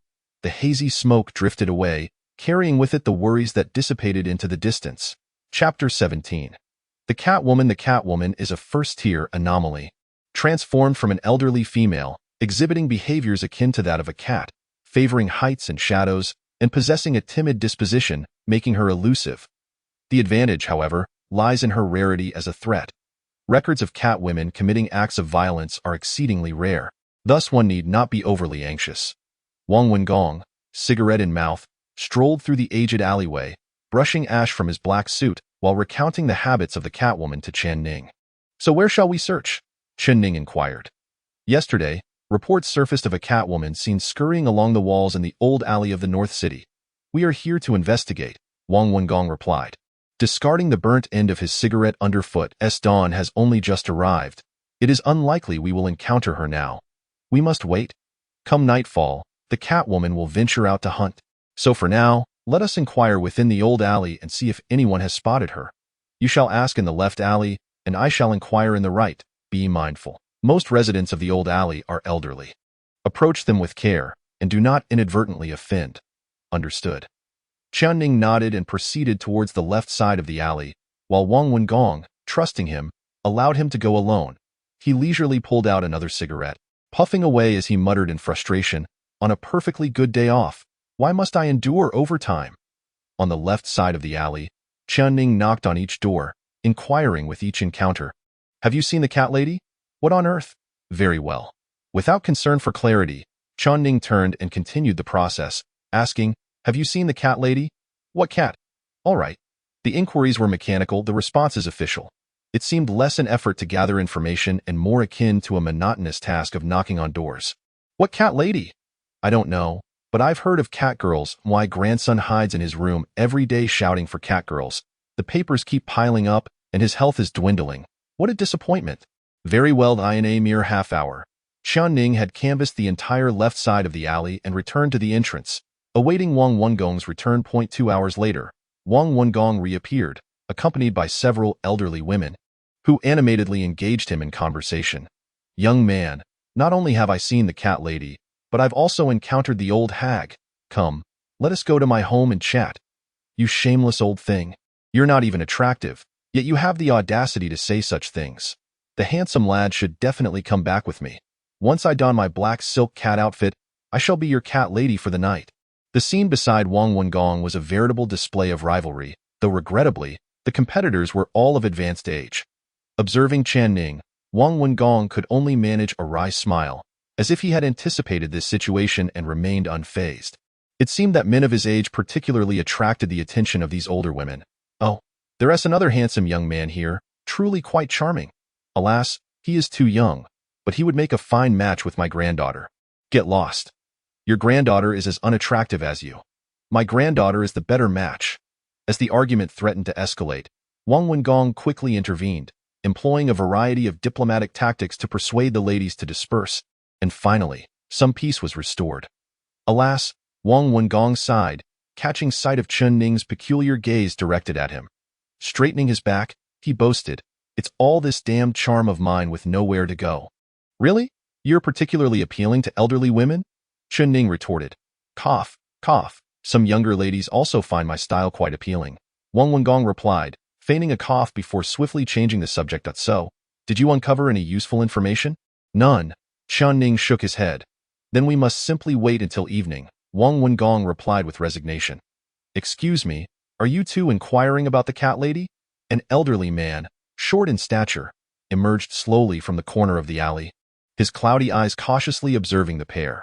His left hand nervously clutched at his clothing, while his right foot was secured by a metal brace, indicating a disability. "Yes, do you have any leads?" Wang Wengong inquired in return. Yes, the old man nodded gently, his head bowed as if afraid to meet their gaze, and he cautiously suggested, "Please follow me. We can discuss this further at my home, if that is all right." "Certainly, let us go." Wang Wengong nodded, subsequently signaling to Chen Ning to follow. The elderly man led the way ahead, his right foot encumbered by a metal frame, moving with an air of anxious urgency, as if fearful of incurring the reproach of Wang Wengong and his companion. Fortunately, the old man's dwelling was not far off, situated at the very top left of the alley. The corridor on the uppermost floor bore signs of decay, with creeping ivy enveloping much of the railing, while the interior walls had long since crumbled, revealing the exposed bricks and concrete beneath. Some of the residences had fallen into disrepair, their doors ajar, revealing a chaotic interior. Several elderly residents had passed away in previous years, leaving their homes neglected and in this dilapidated state. The guiding elder softly explained, ushering the two men inside. The interior layout was unremarkable, verging on the austere. The sofa, though tidy, was riddled with numerous holes, and the television, antiquated and cracked, likely had not functioned for some time. The floor was similarly marred with chips, each imperfection telling tales of time's passage. "Please, take a seat," the elder invited warmly, loosening up upon returning home. He enthusiastically offered the two men a container of long-forgotten milk from a corner, cheerfully exclaiming, "Drink up, it's good milk." Wang Wengong cast a careful glance at the production date and was taken aback. It was from 2 years prior. Hastily, he waved his hands, declaring, "I'm not thirsty, not thirsty." Suddenly, the sound of a straw being drawn caught his attention. To his astonishment, Chen Ning had already begun to drink. Stunned for a moment, Wang Wengong hesitated before inquiring, "How does it taste?" "Better than what is found atop a grave," Chen Ning commented. "You truly are a connoisseur," Wang Wengong replied with a resigned shake of his head, dismissing the matter as he turned to the elder to seek more pertinent information. "Where might we find the clues regarding the cat lady you mentioned?" The elder fell silent for a moment, retracting his hands slightly as his milky gaze wandered to the window overlooking the corridor. In a voice weathered by age, he murmured, "After 10 o'clock at night, the cat lady will appear at the far end of the corridor. Or at least it should be the cat lady. I am not entirely certain." Wang Wengong furrowed his brow, pressing further, "Why didn't you inform us sooner? There is but one household remaining on this top floor, mine. I only discovered it a couple of days ago at first. I thought it was merely another living person, but it seemed to be watching the children downstairs, hence my decision to notify you. After 10 o'clock, then, that aligns well with the cat lady's habits. We shall wait," Wang Wengong said, reclining against the back of the sofa, ready to bide his time. Chen Ning, having drained the last sip of milk, was asked by Wang Wengong. Are you particularly thirsty? Just felt like drinking, Chen Ning replied casually. Then I must trouble you with this one as well. Very well. Chen Ning naturally proceeded to consume a second carton of expired milk, prompting Wang Wengong to marvel at the resilience of a martial artist's physique. With a serene expression, Chen Ning's keen gaze swiftly surveyed the entirety of the room. He was not merely drinking milk. He was also absorbing numerous details: the framed photograph of 3 individuals on the windowsill, the dust bunnies nestled in the crevice atop the counter, the gnaw marks on the table legs, the fissures beneath the sofa, and a small bag of cat food cleverly concealed within the clutter of the living room. Chapter 18. 10 o'clock. By 6 o'clock in the evening, dusk had settled in. The streetlights cast a warm, yellow glow, and pedestrians moved to and fro, their shadows intertwining and overlapping. In room 606 of the Huarong community, Yin Tao sat idly, her feet propped up on the sofa, noticing that the day was growing late. A twinge of concern for Chen Ning washed over her, prompting her to call Wang Wengong to inquire about their situation. The phone rang twice before being answered. Hello, what is it? Came Wang Wengong's voice, laced with confusion. Where is Chen Ning? Why hasn't he returned yet? I'm waiting for him to come back and cook dinner for me, Yin Tao complained. He coming back to cook for you? He's practically emptied the old man's fridge, and you're expecting him to whip up a meal for you? He might as well take you to a graveyard. Wang Wengong retorted sarcastically. I don't care. I want my Chen Ning back, otherwise I swear I'll fight you. Yin Tao threatened sternly. Get lost. I'm on a mission. Chen Ning is mine for the night, Wang Wengong replied, hanging up the phone. When he looked up again, he saw Chen Ning seated at the dining table, surrounded by the remnants of the numerous dishes he had consumed throughout the afternoon. The elderly man was still bustling about in the kitchen, soon reappearing with a plate of meat, smiling warmly as he handed it to Chen Ning, encouraging him, eat more. This is the time for you to grow. I haven't had guests in ages. There's so much food in the fridge, you all should eat plenty. Wang Wengong observed the stack of plates accumulating on the table, reflecting that Chen Ning was no longer just eating a little. He was practically raiding the place. The diminutive elderly man sat at the side of the table, a gentle smile perpetually gracing his face as he watched Chen Ning eat. Suddenly, he reminisced, my son used to eat like this too. He adored chicken legs, growing tall and strong, a handsome lad who was quite popular with the girls. Later, he excelled in his studies and joined the army to serve his country. As the elderly man lost himself in thought, he became aware that both Chen Ning and Wang Wengong were watching him intently. He quickly raised his hands in apology, his expression filled with regret as he timidly said, I'm sorry. When one gets old, they tend to dwell on the past and reminisce. I hope I haven't disturbed you. Ids nothing. Wang Wengong nodded, speaking softly. As one ages, it's only natural to reflect on the past. I do so myself at times. Why wouldn't I? Chen Ning suddenly interjected. You little brat, how old are you? What past could you possibly have? Fair point, Chen Ning conceded. But what happened later? Why is it that you are the only one living on the top floor? Wang Wengong abruptly inquired. The elderly man lowered his head slightly. The dim light in the room obscured his expression, but his frail voice emerged, laden with sorrow. My son served the country, and my partner has reached a certain age. Thus, I am left all alone. Understood. Chen Ning nodded. Understood? Don't speak thoughtlessly. Wang Wengong interrupted Chen Ning, then gently reassured. Old man, don't be sad. Let the past remain in the past. There are still bright days ahead. What bright days could there possibly be?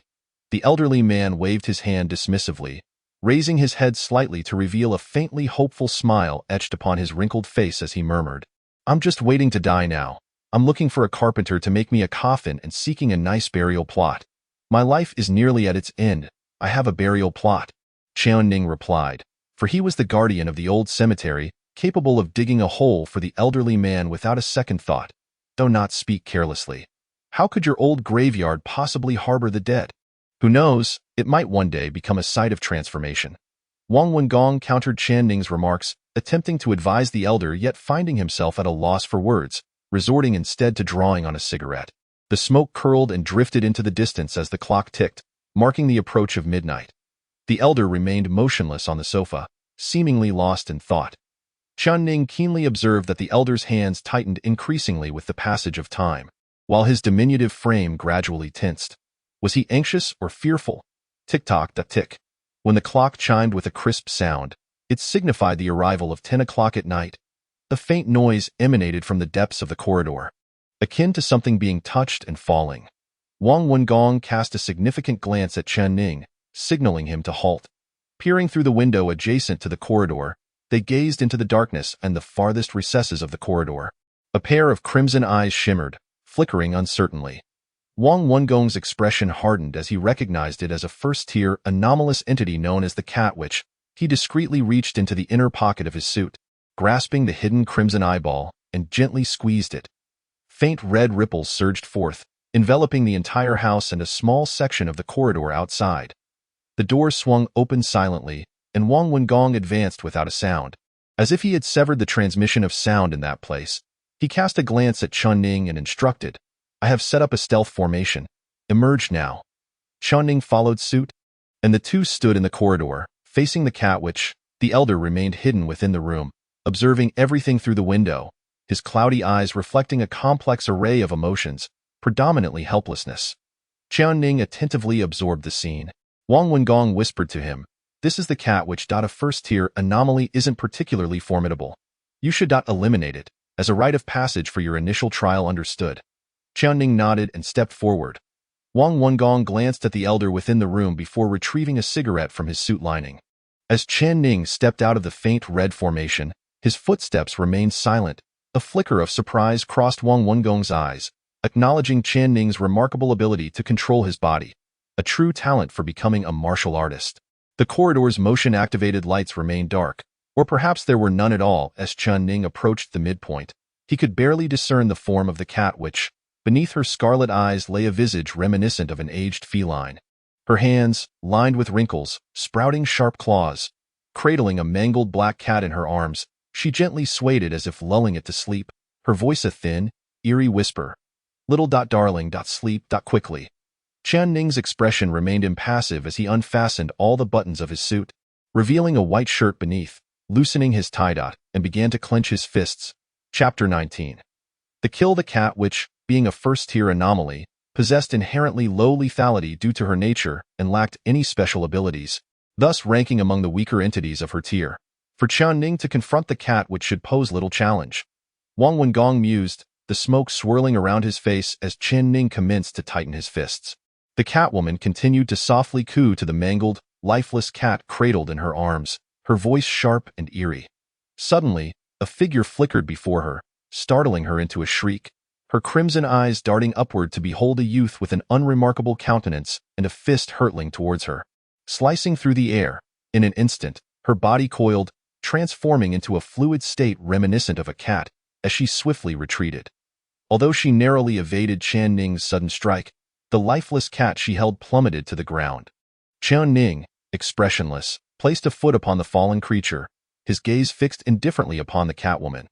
"Little treasure," the Catwoman's chilling voice growled in a frantic whisper, her scarlet eyes locking onto the mangled cat beneath Chen Ning's foot. Her entire form seemed to ignite with fury, limbs poised upon the ground, back arched in a menacing display, revealing her sharp teeth, her gaze particularly ferocious, a stance reminiscent of a beast poised to pounce. Chen Ning remained unperturbed, quietly observing the Catwoman as the surroundings fell into a hushed stillness, the night dim and obscured. Tick-tock. The distant sound of a clock ticking within a nearby house resonated in the silence. The wind rustled through the trees, producing what one might call the sound of the breeze. A piercing cry erupted. In an instant, the Catwoman lunged toward Chen Ning, her hands crossing as she attacked, her tin claws akin to razor-sharp daggers, aimed viciously at his neck. Should this strike connect, it would surely result in his death. Alas, it missed its mark.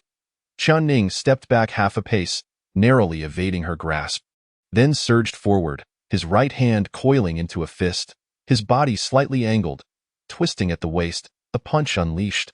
This was a blow honed from days of battering stone pillars. It stirred the air, generating a current that might not shatter the stone but could undoubtedly extinguish a life. Bang! The Catwoman's head was struck with immense force, seeming to cave in as her body abruptly collapsed into the far recesses of the corridor. Emitting a haunting wail, her form curling into a ball, gripped by fear. Wang Wengong shook off the ash from his cigarette, unable to suppress a sigh. reflecting on the efficacy of a martial artist. Slaying an uncanny creature proved remarkably straightforward. Simply strike with a fist, devoid of the convolutions he had to navigate. He turned his head slightly, observing that the elderly figure who had been peering from the window had lowered his gaze, seemingly unwilling to witness further. With a puff of smoke, Wang Wengong remained silent. At the corridor's end, Chen Ning advanced, pursuing the Catwoman's final escape route. His expression remained placid, yet the black scales upon his brow began to shimmer with a dim glow. Pulsating more frequently as he drew nearer to the Cat-Woman, T seemed to urge him on. He yearned for something? Chen Ning was uncertain. An unusual glimmer of murderous intent surfaced in his otherwise composed gaze as his right fist tightened, propelling him forward. The final cries echoed. A desperate counterattack from the Catwoman, her hands flailing wildly, her body writhing like a child in a frenzy, devoid of any semblance of technique. Zhou Zhu had once remarked on Chen Ning's exceptional combat acumen, implying that he could swiftly discern the optimal tactics for victory in battle, even to the extent of extinguishing his adversary's life. Previously, Chen Ning had to engage multiple foes as he was no match for ordinary second-tier zombies or zhangguobiao. Yet the Catwoman was different in confronting her. He had the upper hand. To be directly overwhelmed by a martial artist of the highest caliber was a cruel fate, signifying the existence of countless ways to end one's life. Chen Ning selected the most straightforward and least labor-intensive method. A decisive blow to the head in a conventional fist clinch, with a standard exertion of force, yet the target was anything but ordinary, the very center of the cat matriarch's skull. Her brow ridged as Chen Ning unleashed this punch. The surrounding air seemed to slow to a standstill. The elderly man within the room widened his cloudy eyes, as if striving to catch one final glimpse. Wang Wengong lowered his head, shrouded in a veil of smoke that obscured his expression. The specter of death loomed closer, and for a fleeting moment, the cat matriarch's crimson eyes bore an unsettling calmness, reminiscent of a kindly old woman. Bang! The punch landed. The long-neglected motion sensor lights flickered to life in response to the impact. Wang Wengong raised his gaze. At the far end of the corridor, a boy no older than 16 stood serenely beneath the dim light. His right hand drenched in bright crimson blood, which dripped slowly to the ground in the shadows beyond, lay the shattered remains of a corpse, blood pooling around it, staining the floor and the disfigured carcass of the cat. The metallic scent of blood wafted through the air, sharp and pungent. Wang Wengong chose not to regard the old man, instead drawing another cigarette, igniting it before stepping forward. Suddenly, footsteps echoed within the room. The old man hobbled towards him, his gait comically frantic with urgency. He approached Wang Wengong, his demeanor subservient, bowing his head in supplication. "Might you allow me to keep the body of my wife? I wish to be buried alongside her. Please, I beg of you." The tremor of his ancient voice began to crack with sorrow. Wang Wengong did not meet his gaze, simply responding, "The divine selection team has regulations. Nothing pertaining to the anomalous can be disclosed to prevent a second occurrence." The old man's pleas abruptly halted, his diminutive form frozen in place, his weathered visage etched with despair, his cloudy eyes fixated on the corpse at the end of the corridor, his lips quivering until, after a prolonged silence, he uttered a final, feeble, "All right." Chen Ning approached, flicking the blood from his right hand, and addressed Wang Wengong. "The task has been accomplished. Good, I will notify the patrol. They shall arrive shortly to address the scene and the body." "Very well. May I approach for a closer look?" The old man suddenly inquired, his murky gaze filled with panic and yearning. Wang Wengong paused, then nodded. "All right." The old man hastened towards the cat matriarch's corpse, his steps unsteady yet resolute, remaining silent as he stood vigil. The night's darkness persisted, refusing to brighten. Chen Ning and Wang Wengong stood on the opposite side of the corridor when Wang Wengong suddenly posed a question. "What does it feel like to kill an anomaly for the first time?" "It feels like nothing," Chen Ning replied, shaking his head. "Haha, it seems you are indeed born to be a divine chosen." Wang Wengong chuckled in agreement. "What will become of the cat matriarch's body?" Chen Ning inquired abruptly. "Well, it will likely be taken to the divine selection team, dismantled, with useful parts extracted, either transformed into artifacts or utilized for alchemy. The useless remnants will be incinerated," Wang Wengong replied. "Then why not leave it for him?" Chen Ning clearly had overheard the earlier exchange between the old man and Wang Wengong. "Good question," Wang Wengong nodded. taking a final drag of his cigarette before looking at Chen Ning with resignation, because that is simply the way of the world. Chapter 20. Abyssal reinforcement. The patrol arrived promptly, surrounding the upper level of the corridor by 11 o'clock, meticulously clearing the cat matriarch's remains, ensuring even the bloodstains were thoroughly collected. The elderly man, expelled from his home, sat within, staring vacantly at the unfolding scene, his weathered visage etched with an expression of helplessness. The captain of the constabulary engaged in lively conversation with Wang Wengong, exclaiming, "Wang, I truly appreciate your efforts. This cat hag has been pursued for many days and already has a record of violence. Had we not acted swiftly, the next step would likely have been murder." "Haha, much of the credit goes to our new recruits," Wang Wengong remarked, gesturing towards Chen Ning, who stood nearby. "A true prodigy of youth. Allow me to make your acquaintance," the captain said warmly, extending his hand to shake Chen Ning's, perfectly illustrating the fickle nature of human relationships. "I am the captain's eyes." The ability to slay the cat hag signified at least a mid-tier level of skill, a rare find in the realm of Yunli City, considering that the entire population of first-tier cultivators barely reached 10,000. Moreover, Chen Ning's youth made him a figure worthy of forging a connection.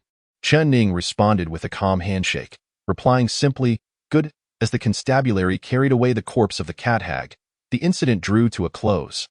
Wang Wengong cast a glance at the elderly man within the room, uncertain of what to say, and shook his head before ushering Chen Ning into the vehicle for their return home. The journey was brief, and soon Chen Ning arrived at his residence in Huaran Community. "Now that the matter is resolved, you need not report for work tomorrow. Take some rest. Furthermore, you played a pivotal role in the cat hag incident, and I shall ensure your contributions are acknowledged," Wang Wengong stated before driving off in haste. Chen Ning made his way back to the familiar room 606, effortlessly opening the door to be greeted by dim lighting and the sight of Yin Tao sprawled awkwardly on the sofa.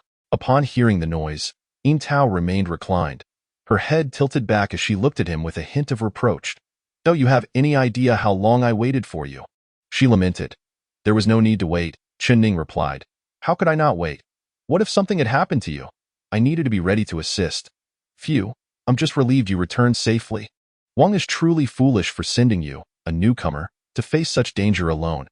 Yin Tao vented her frustrations, then rolled over to sit up, arms crossed, pouting as she inquired, "Have you eaten?"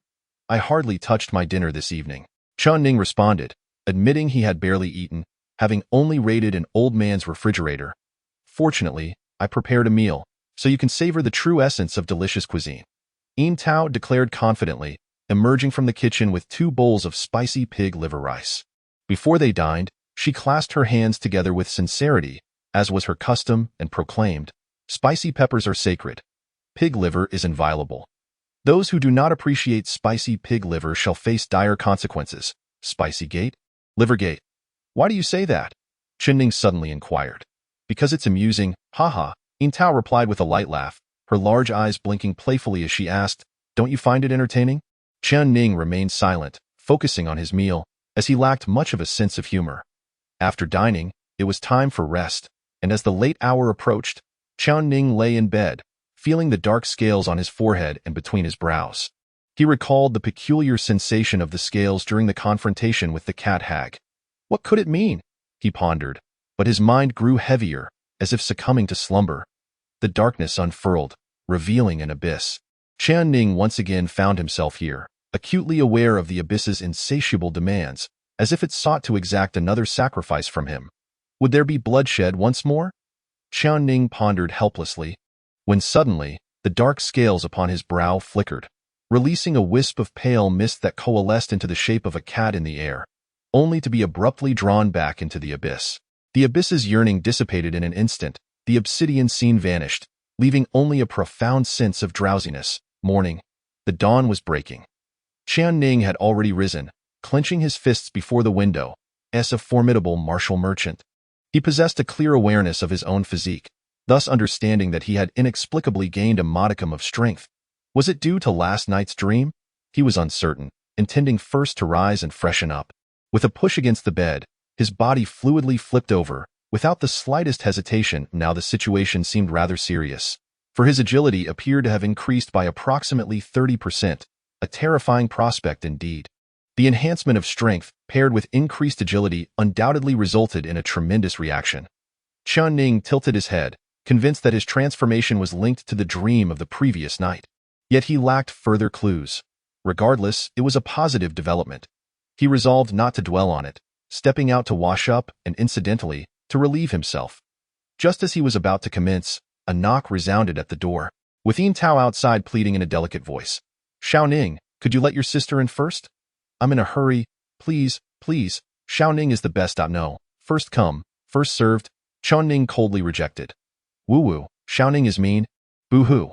Yin Tao continued to play her part. The restroom is sacred. The act of using it is not to be infringed upon. Those who desecrate the sanctity of the toilet shall encounter misfortune. Chen Ning had long grown accustomed to her antics, employing her catchphrase in response. All right, outside. Yin Tao crossed her arms, waiting in exasperation. The sun finally ascended, heralding a bright and cheerful day, a rare day of respite. Chapter 21, Day of Rest, Thunderstorm.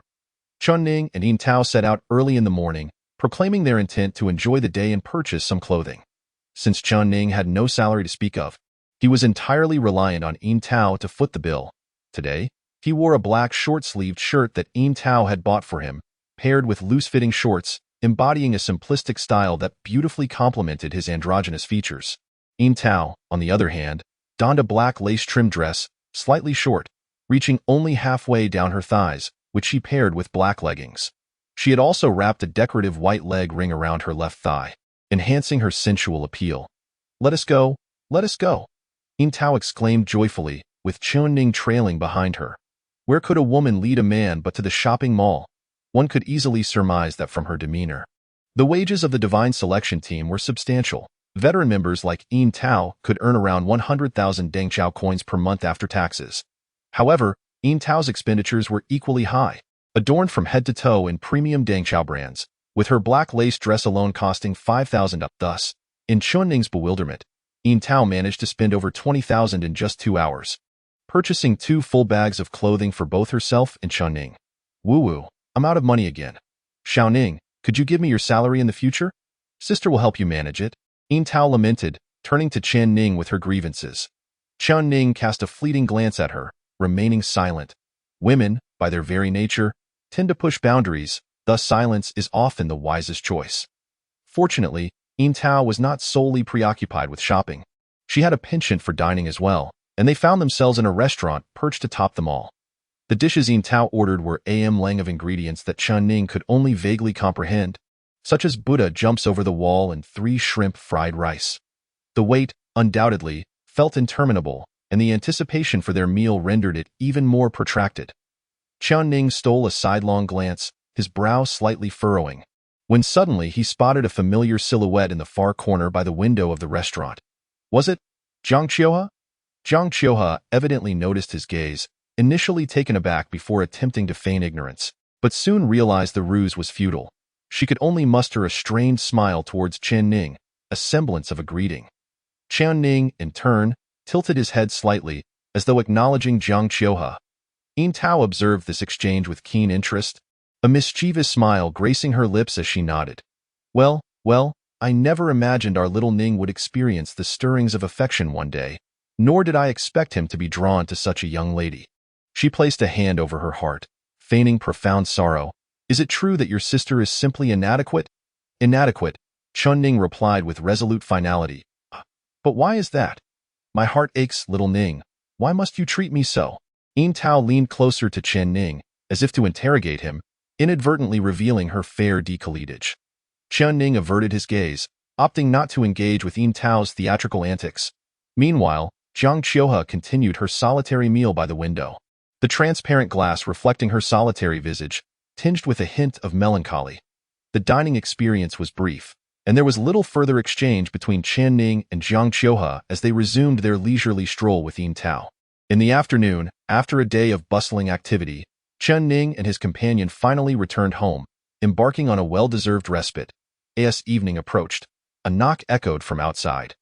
Yin Tao opened the door to reveal Wang Wengong, cigarette in mouth, just as he was about to step inside, smoking indoors. Yin Tao's sharp command halted his advance. Wang Wengong quickly retreated, nodding in acknowledgement. All right, I came to find Chen Ning.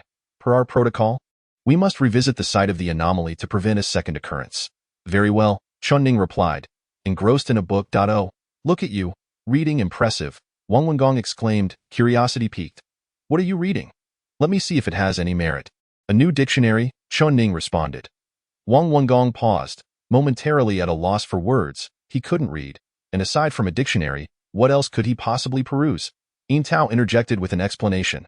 Wang Wengong nodded, conceding the point, and then shot a glance at Chen Ning, his eyes widening as he inquired, do you understand it? Not at all, Chen Ning shook his head. Well, of course, you can't comprehend it if you're holding it upside down, Wang Wengong remarked with a hint of exasperation, waving his hand dismissively. Never mind, a novice cannot transform overnight. Come, let us embark on our mission. Chen Ning nodded, setting aside the dictionary, and followed Wang Wengong out. The sky loomed ominously, hinting at an impending downpour. Their destination remained the old alley in North City, and the duo navigated their way to the top floor, arriving at the elder's door. Before knocking, Wang Wengong lit a cigarette and said, you go ahead and knock. Chen Ning cast a glance at him before gently tapping on the door. In no response, Chen Ning struck the door twice more with force, yet silence persisted. Allow me, Wang Wengong extended his hand to press the crimson eye concealed within the suit, a faint rosy aura emanating forth, as the door creaked open. The room was shrouded in darkness, devoid of any sound. Chen Ning flicked the switch, and with a click, the dim light suddenly illuminated the lifeless form of the elderly man hanging from the crossbeam. Silence enveloped them, the haze lingering at the threshold, refusing to dissipate. Both men appeared remarkably composed, betraying no other emotions. Beneath the old man's corpse lay a piece of paper pressed down by a plate. Wang Wengong stepped forward to retrieve it, examined it briefly, and then looked up at Chen Ning, inquiring, do you wish to know what it says? Chen Ning nodded. Wang Wengong then turned his gaze to the crooked script and began to read aloud. I am 79 years of age, having taken a wife, raised children, and cared for a cat. My child perished when I was 70, said to have served the nation, returning to me a handful of soil, claiming it was my child's remains. At 79. My wife has also departed, and my cat has died. They truly passed away yesterday, leaving me utterly alone. I sit upon the sofa, gazing at this desolate home, pondering should I not also embrace death. Today, the sun shines brightly outside. I suppose I shall meet my end on a day blessed by sunshine. This encapsulates the essence of the letter. Chen Ning's expression remained unchanged as Wang Wengong removed the elderly man's body, notifying the officers to collect and bury it. The officers arrived promptly, and the process of retrieval unfolded smoothly. Within a mere half-hour, the entire top-floor corridor was left with only Chen Ning and Wang Wengong. Wang Wengong extracted a cigarette, suddenly offering one to Chen Ning, asking, would you care for a smoke? No, thank you, Chen Ning replied. Wang Wengong fell silent, closed the door to the old man's room, and departed with Chen Ning. As they descended the stairs, the sounds of their footsteps echoed, gradually enveloping the top floor in silence, allowing the climbing ivy at the railing to spread unchecked, while the white paint on the walls began to peel away. Indifferent to its surroundings, from this moment onward, this place would truly be devoid of life. Boom! The ominous sky erupted with thunder. The heavy rain began to cleanse the earth. Chapter 22. The anatomy of bones. The day of rest concluded, and the matter of the cat lady came to a close, a mere fleeting episode in the grand narrative of life. As the new Monday dawned, it signified another journey ahead. Chen Ning, as was his custom, rose early and after freshening up, intended to visit the restroom, only to find Yin Tao already occupied within. He resolved to have breakfast first and then proceed. However, upon finishing his meal, Yin Tao had yet to emerge. Puzzled, Chen Ning stood at the door, waiting.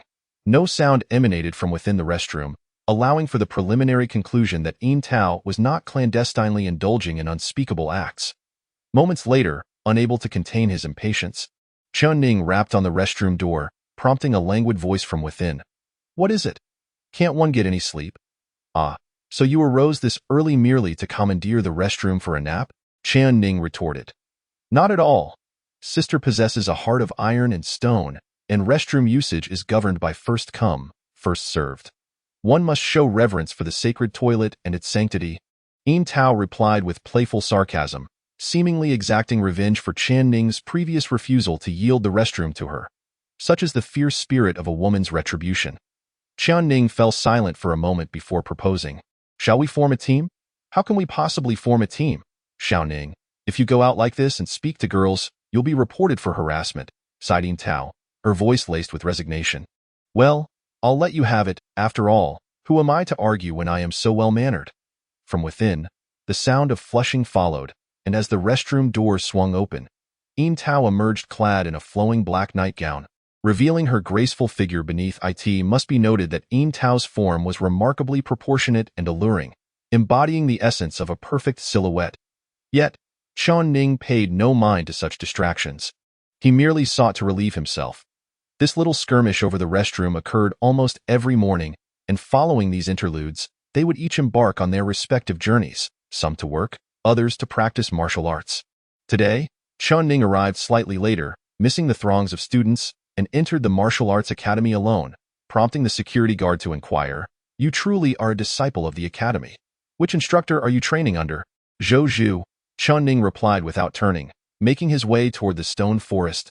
The guard scoffed, muttering to himself, "Go ahead and boast. You might as well die from it." "Zhou Zhu? Ha!" Naturally, Chen Ning was oblivious to the guard's words and continued briskly to the stone forest, where he discovered Jiang Qiuhua already practicing her punches. In recent days, Jiang Qiuhua had made significant progress. She had transitioned from merely managing to throw punches to relentlessly striking the stone pillars. Observing her fervent expressions, one could even argue she displayed more emotion in her efforts than Chen Ning did in his. Chen Ning's approach was starkly straightforward, devoid of any visible sign of struggle or exertion.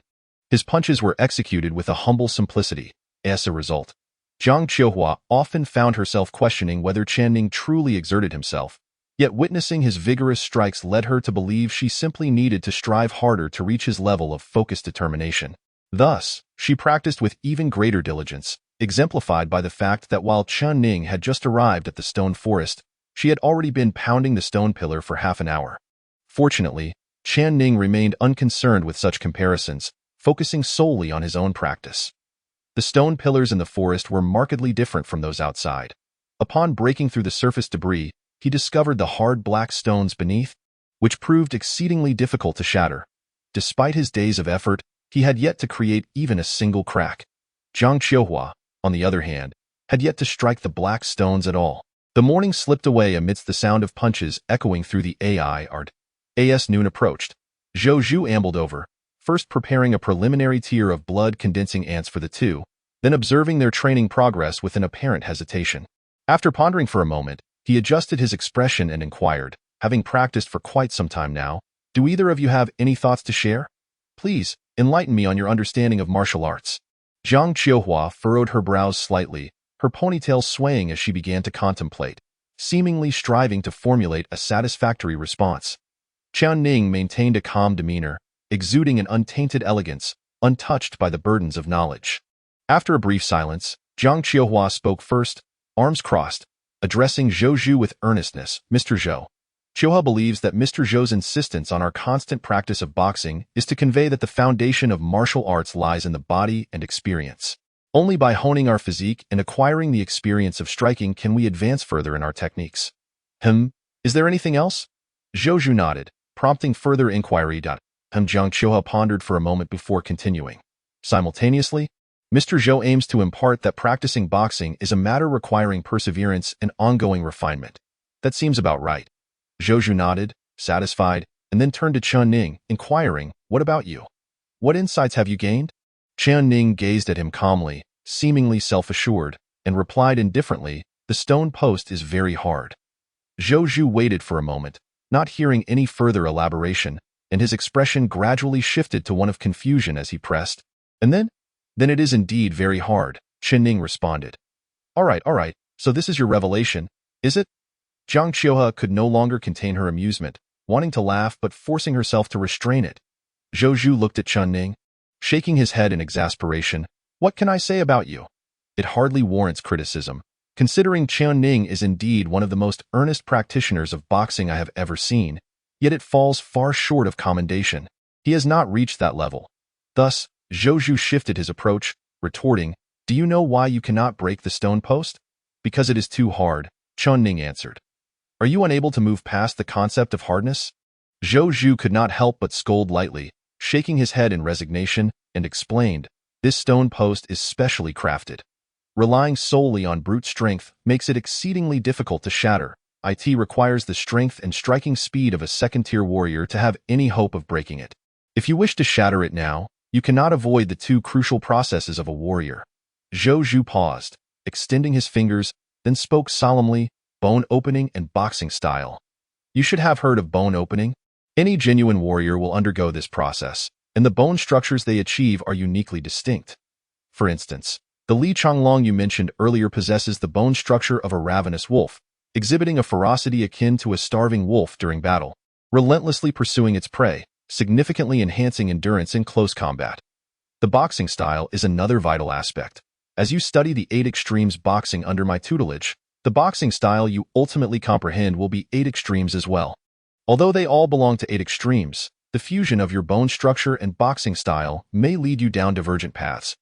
Jiang Qiuhua likely was familiar with this theory, thus showing no surprise. Chen Ning, on the other hand, maintained an expression of neutrality, uncertain whether he fully grasped the concept. With both remaining unresponsive, Zhou Zhu, in exasperation, pointed once again at the stone post and said, "Therefore, if you wish to break the stone post, if you wish to survive in the realm of demons and gods, you must diligently work to open your bones and forge your own path in boxing during these 3 months. Do you understand?" Jiang Qiuhua hesitated for a moment before suddenly asking, "What is your bone structure?"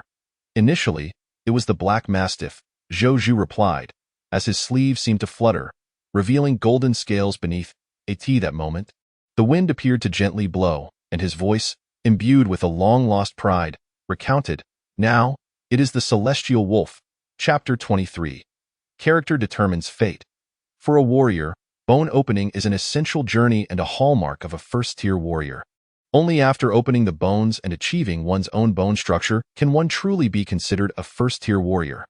The skeletal structure can ascend in accordance with one's and opportunities. As a martial artist progresses through the 9 levels, each elevation brings forth alterations in their skeletal form, with some changes being particularly significant. Upon revealing his skeletal structure, Zhou Zhu redraped his sleeves, clasping his hands together, thus regaining the scholarly demeanor of yore.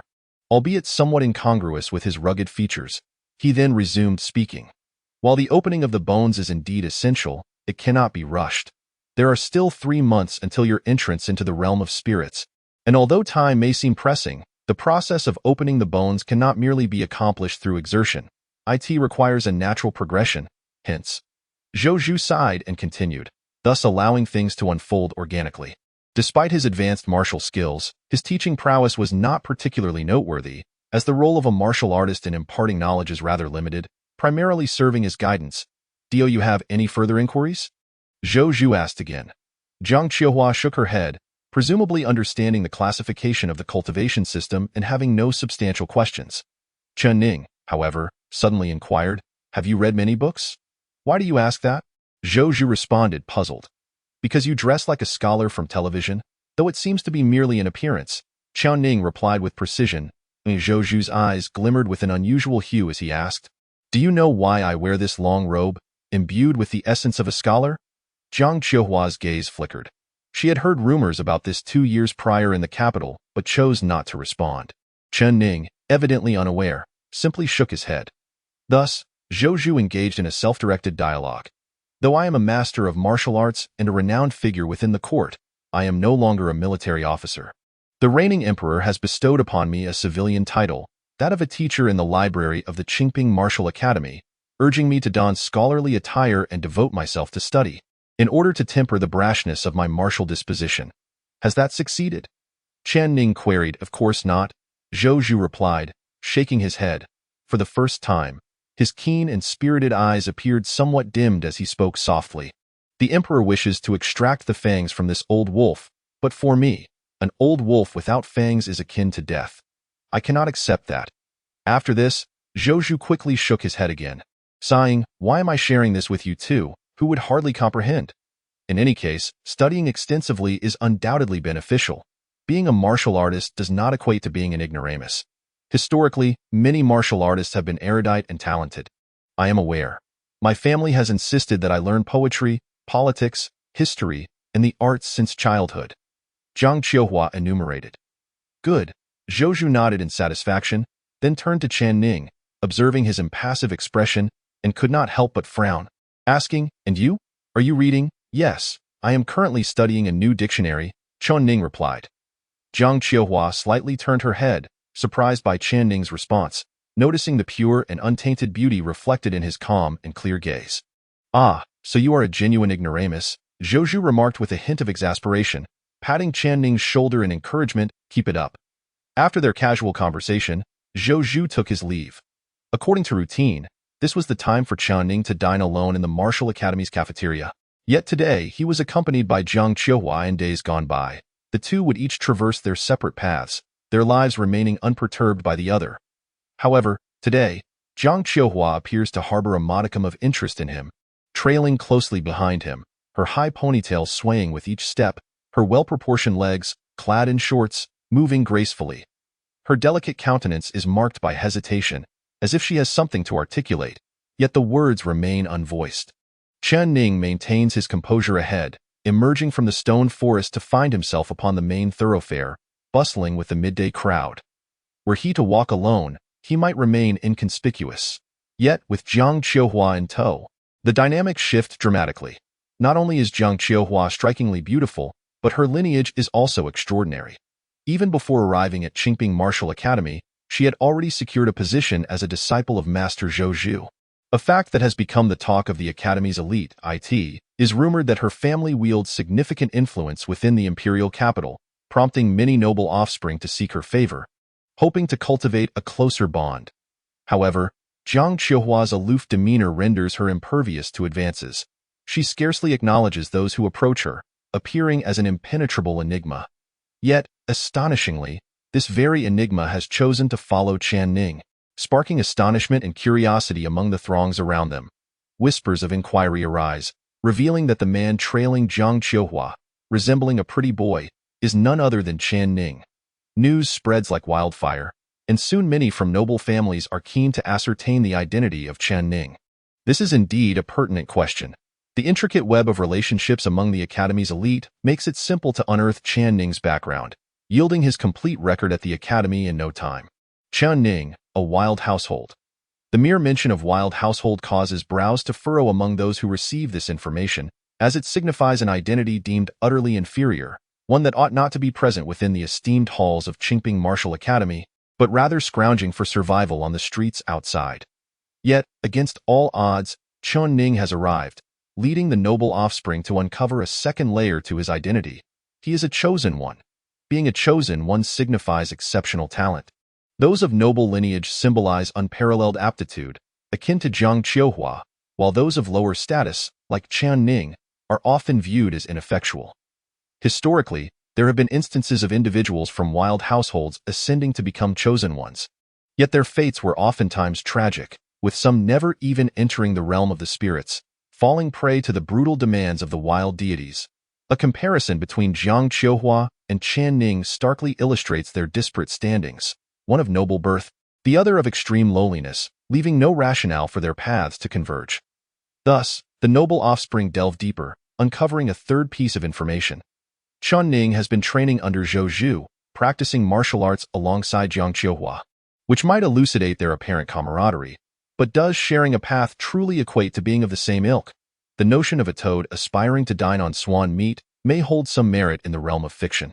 However, the reality remains that a wild household has little chance of pursuing the daughter of nobility, a truth underscored by the societal divide. Should this so-called Chen Ning entertain such aspirations, the noble offspring would undoubtedly enlighten him on the nature of class disparities.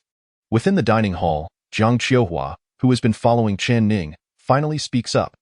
Sitting across from him, she tilts her head slightly and gently inquires, "You are from a wild household and have not received formal education. How is it that you excel in martial arts?" This is the greatest perplexity for Jiang Qiuhua, as it starkly contrasts with her understanding developed over the years, leaving her utterly bewildered. Chen Ning, absorbed in his meal, swallowed the current morsel, then raised his gaze to meet Jiang Qiuhua's, his expression unruffled as he slowly articulated, "It's simply a matter of temperament." Chapter 24. The maxim, "Is it truly a matter of temperament?" Jiang Qiuhua echoed Chen Ning's words with a frown, unable to grasp their meaning. She pressed further. Do you not possess any unique constitution? Or perhaps distinctive knowledge, or even a different background? Perhaps, Chen Ning replied ambiguously, uncertain himself. Jiang Qiuhua felt a twinge of disappointment at the lack of answers. She had always believed that he must possess such attributes, for otherwise, their understandings would be irreconcilably different in her upbringing. Lineage determined one's aptitude, and birthright dictated one's accomplishments. While extraordinary talents might emerge among the common folk, they could never transcend the chasm of their origins. For instance, the reigning emperor possessed the most exalted dragon bloodline. From the moment the Holy Mother gave birth, the emperor already wielded sixth-tier prowess, effortlessly overpowering countless cultivators. Now, he stood at the pinnacle of ninth tier, regarded as a demigod, merely one step away from the 10th tier, destined to become the third dragon emperor of the dynasty in millennia. In a world where bloodline and lineage reigned supreme, the fact that the common-born Chen Ning could practice martial arts with such ferocity, even outpacing Jiang Qiuhua, struck a significant blow to her pride, compelling her to set aside her former arrogance to inquire about him. Yet, Chen Ning remained unable to provide any clarity. Jiang Qiuhua sighed in resignation, shaking her head, aware that further inquiries would yield no fruitful results. She rose from the dining table and began to walk away. Are you not having lunch? Chen Ning suddenly looked up and inquired. Jiang Qiuhua nodded, glancing at the dishes before her, and replied, I will eat, just not this. Her words were earnest, devoid of any hint of disdain or sarcasm. She was merely stating a fact, for her usual midday meals consisted of rare treasures that sustained and purified her bloodline. Chen Ning was indifferent. The plates on the table were already empty. He stood up, prepared to turn and leave, but then paused mid-step, half turning his head to tentatively say to Jiang Qiuhua, Goodbye? Goodbye. Jiang Qiuhua responded, her expression neutral. After uttering these words, she felt she might have come off as somewhat cold, so she shyly extended her left hand, awkwardly waving it at Chen Ning as a gesture of farewell. However, Chen Ning did not even glance her way, briskly carrying his plate towards the side door of the cafeteria, casually tossing it into the automatic washing station before continuing on his way. Jiang Qiuhua blinked her luminous eyes, her left hand still poised near her ear, her countenance slightly dazed as she observed Chen Ning depart. Feeling a bit embarrassed, she lowered her hand and quickened her pace to exit through the main door. Around her, fellow students occasionally cast sidelong glances, scrutinizing Jiang Qiuhua's beauty, while also curious to discover what peculiarities this so-called noble daughter possessed. As she made her way out of the cafeteria, a young man suddenly emerged, greeting Jiang Qiuhua with warmth. Hello, I am a disciple of teacher Zhang Hu. May I have the pleasure of making your acquaintance? It's lunchtime, so perhaps we could share a meal together. Haha. Jiang Qiuhua did not even glance back, walking straight out of the dining hall as if in a world of her own, leaving the man standing there in a daze, scratching his head, utterly perplexed as to where he fell short in comparison to Chen Ning. It truly was a conundrum beyond comprehension. After lunch came the practice of boxing once again. Chen Ning's power and speed had both progressed, enhanced by the augmentation from his dreams. Thus his performance during training had escalated to a new level, akin to ferociously striking a stone pillar, to the extent that he momentarily felt a twinge of sympathy for the pillar itself. Jiang Qiuhua furrowed her brow, unable to comprehend, resolutely returning to her own training. On a high platform not far from Shilin, Zhou stood at the edge, only his head visible as he surveyed the scene outside. He first glanced at Jiang Qiuhua, nodding in satisfaction, then turned his gaze to Chen Ning, frowning. It wasn't that Chen Ning's performance was lacking. On the contrary, it was excessively remarkable, straying into the realm of the extraordinary. Chen Ning's current display was as shocking to Zhou as a mouse capturing a cat. Your two new disciples are quite formidable. A light chuckle came from beside him, belonging to a frail, white-haired elder with his hands clasped behind his back. Upon closer inspection, one could discern that his long fingers were nearly the length of his entire body. They're not disciples yet. Let us observe further. We shall see how they fare after their first encounter with the realm of ghosts and deities. I have no desire for my disciples to meet an untimely demise, Zhou replied, shaking his head. The elder nodded, hesitated for a moment, then fixed his gaze, speaking softly. Well then, let us set aside the topic of disciples and discuss the matters you encountered in the imperial city. I have heard many versions, but most are fabrications. So I wish to hear the truth from your lips. Zhou Zhu remained silent, his hands gathered in his sleeves, pondering for a long while before he sighed and responded. Old Ho, it would be best if we refrain from delving into matters that are not meant for us to know. Just understand that this situation is grave, so grave that I have been reduced from a high-ranking military official to a mere insignificant bureaucrat, grave enough that I could only make a hasty escape from the capital. The white-haired elder abruptly shifted the topic, directly inquiring. I have heard that the 9th prince has defected to the... Silence. Zhou Zhu exclaimed sharply, turning his head with a serious expression etched upon his rugged face, enunciating each word with gravity. Some matters are best left unasked. For your own benefit, old Ho. And what of the recent events? The elder seemed unfazed, continuing. It is said that an unparalleled celestial master has descended upon the imperial capital, clad in tattered garments, wielding a peach blossom sword, intending to seize the divine seal before the emperor's very eyes. What purpose does this serve? Zhou Zhu retorted, his brow furrowed in confusion. The defection of a prince, the arrival of a celestial master, internal discord within the court. Does this not echo the admonitions of the great ancestor from 7 centuries past? Zhou Zhu's gaze deepened, his brows knitted tightly in contemplation, before he sighed once more. Old Ho, do not overthink it. Some matters are beyond our control. I too have been impetuous, believing that as a martial artist I was invincible in this world, only to be met with a harsh dose of reality. Are you referring to the emperor's rebuke? Old Ho countered. Zhou Zhu was taken aback, raising an eyebrow, then pointed at the elder, exclaiming, Damn it, you old rascal. Why must you bring that up? Stay calm, stay calm. Lao Ho, with a playful smile, urged, but his expression suddenly shifted as he glanced towards Chen Ning and Jiang Qiuhua, who were engaged in a vigorous bout against the stone pillars in the stone forest. He then inquired, Zhou Zhu, do you recall a particular adage concerning warriors? Zhou Zhu furrowed his brow in contemplation for a moment before responding. In times of chaos, a warrior shall emerge to shoulder the burdens of the world. Indeed, who do you think this warrior might be? Well, may I claim it to be myself? Oh, go away, you shameless creature. The laughter from the high platform ceased, while below, the sound of fists striking resonated continuously. The early days of June passed by at a leisurely pace, with youth, evening breezes, and bright moons all present, yet sorrow was conspicuously absent. Such is the nature of youth. However, as June drew to a close, a shocking incident transpired in Yunli City. In a 16-story standalone building in the northern part of the city, 130 individuals mysteriously vanished, leaving behind an empty edifice. The following day, a patrol team of 6 set out, only to lose all communication by 9 in the evening, with no trace to be found. Consequently, the entire team of the Divine Selection in Yunli City mobilized to search the building. And under the directive of the county chief, a special individual was designated for this mission. The preparatory Divine Selection member, Chen Ning, Chapter 25. Disappearance cases involving the disappearance of over 130 individuals are exceedingly rare in history, and this 16-story standalone building appeared to be shrouded in mystery. Even during the day, its interior remained engulfed in darkness, as if obscured by a veil of inky fog.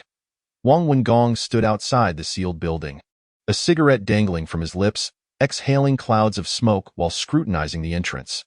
Peering inside, he could only discern a faint outline of the security booth, beyond which nothing else was visible. Wang Wengong flicked away the ash from his cigarette, squinting as he quietly asked, Su Shu, what is the rating for this bizarre occurrence from above? It is a level 3 incident, replied Su Shu, adjusting his thick glasses with a solemn tone. Level 3, you say? Wang Wengong nodded, a wry smile escaping his lips. It appears this situation has been tailor-made for me. If it were to escalate to a level 4 incident, then it would fall under the jurisdiction of the county, and not be the responsibility of a mere city divine selection captain. Wang Wengong squinted once more at the entire building. The sunlight slanted in yet was blocked by the structure, casting a rather chilly shadow. Such a significant event, is it truly only a level 3? When will Chen Ning and Yin Tao arrive? He inquired again.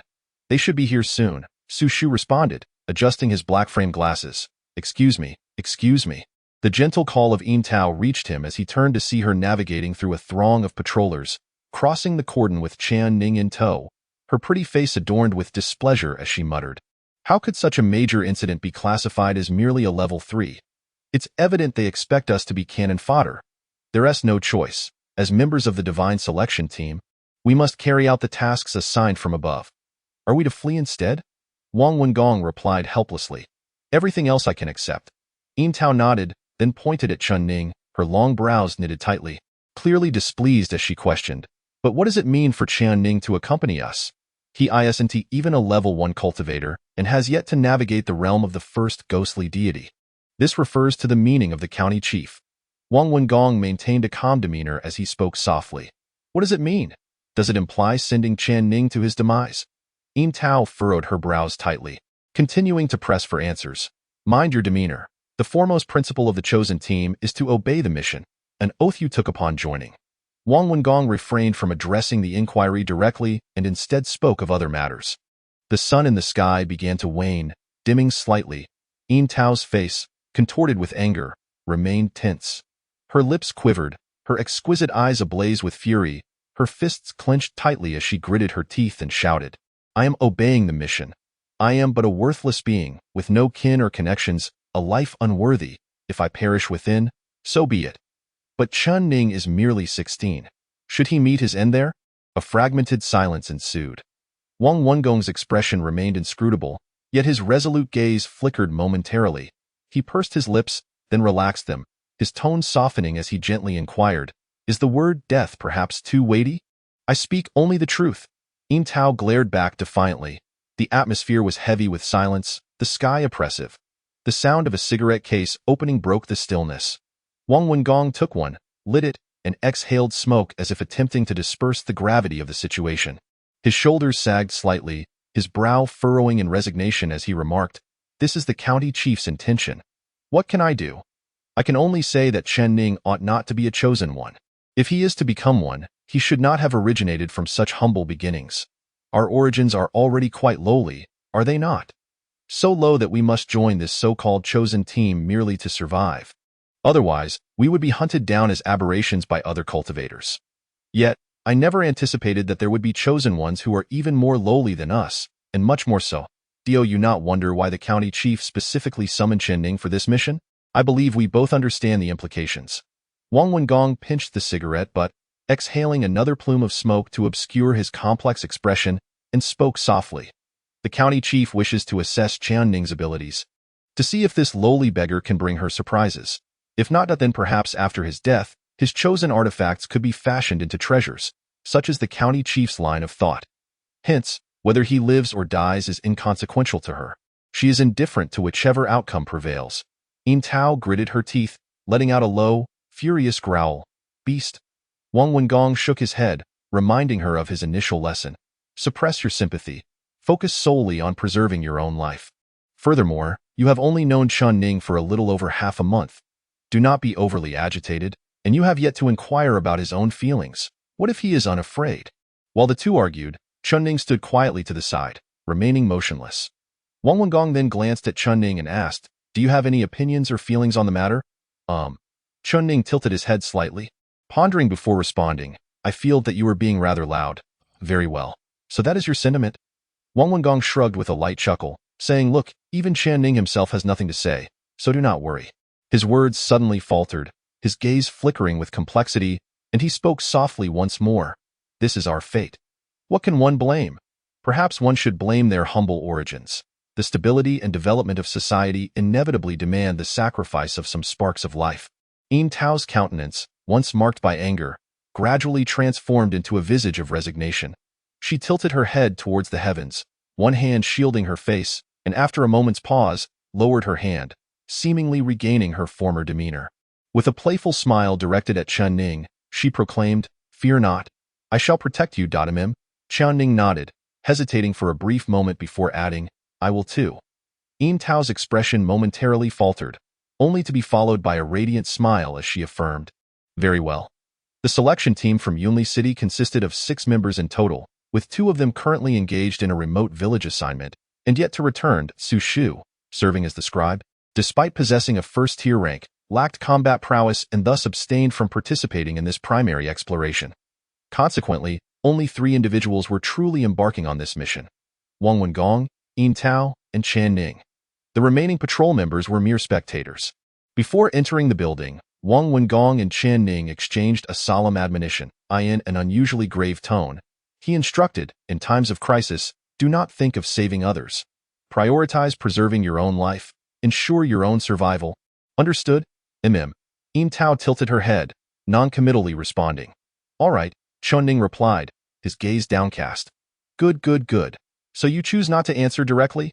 Wang Wengong sighed in exasperation as he slowly retrieved a small box shrouded in black cloth from his pocket, gripping it tightly in his right hand, and stepped forward into the building. Upon seeing the black cloth-covered box, Im Tao furrowed her brow, her expression heavy. The captain's unveiling of this object suggested that this mission might indeed result in fatalities. She subtly turned her head to glance at Chen Ning, her eyes brimming with complexities. Chen Ning's gaze flickered slightly, revealing faint crimson hues dancing within, akin to embers or stars in the cosmos.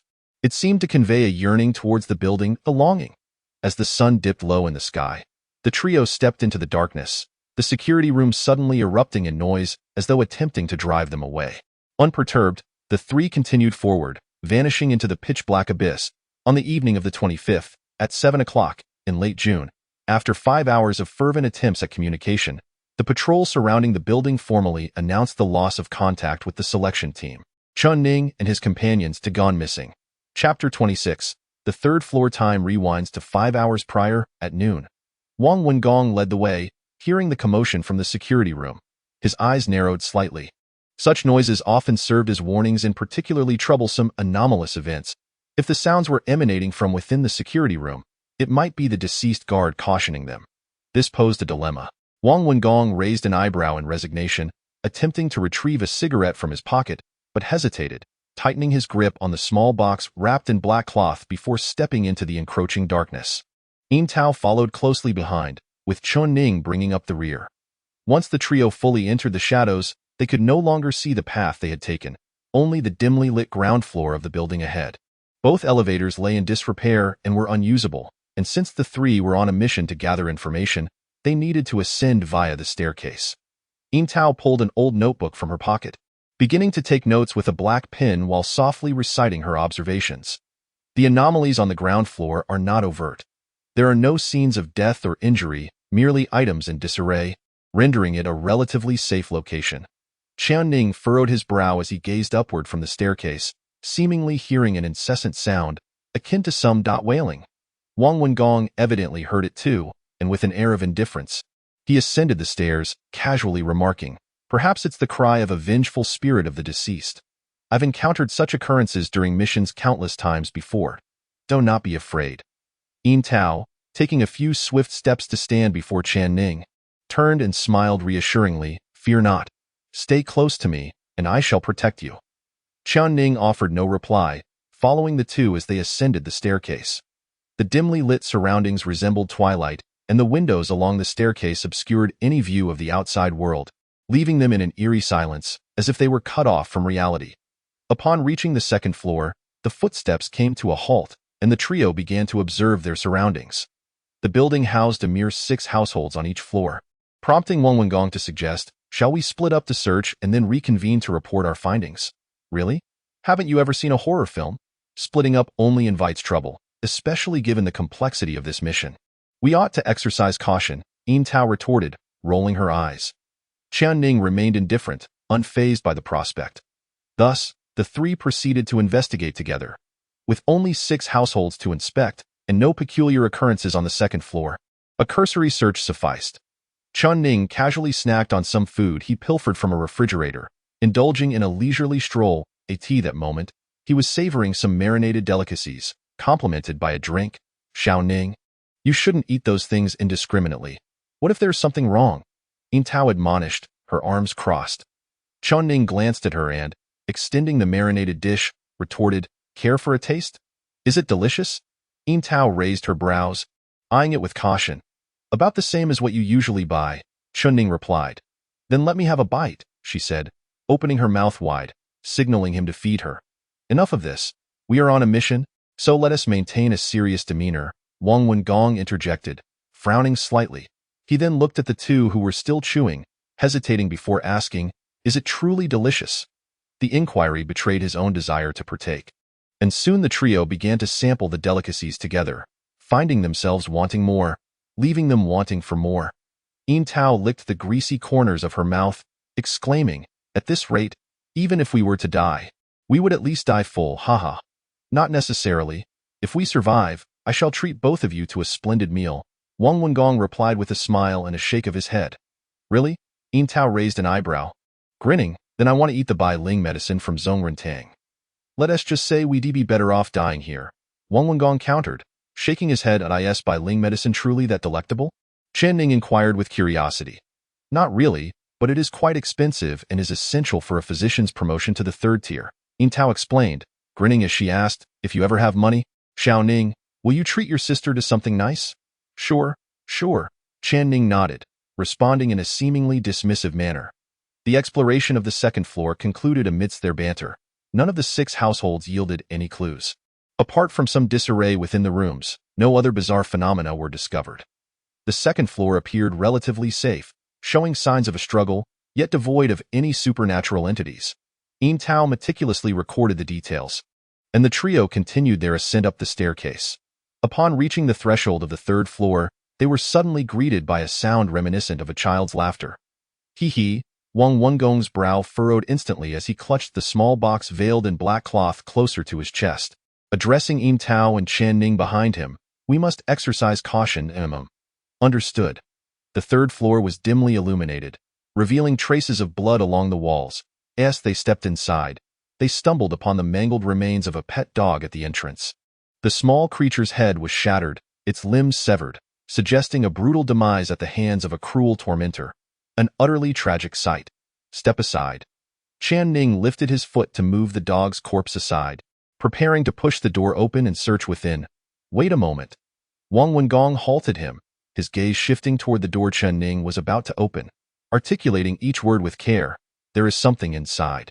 Tao's expression turned grave as she reached into her pocket.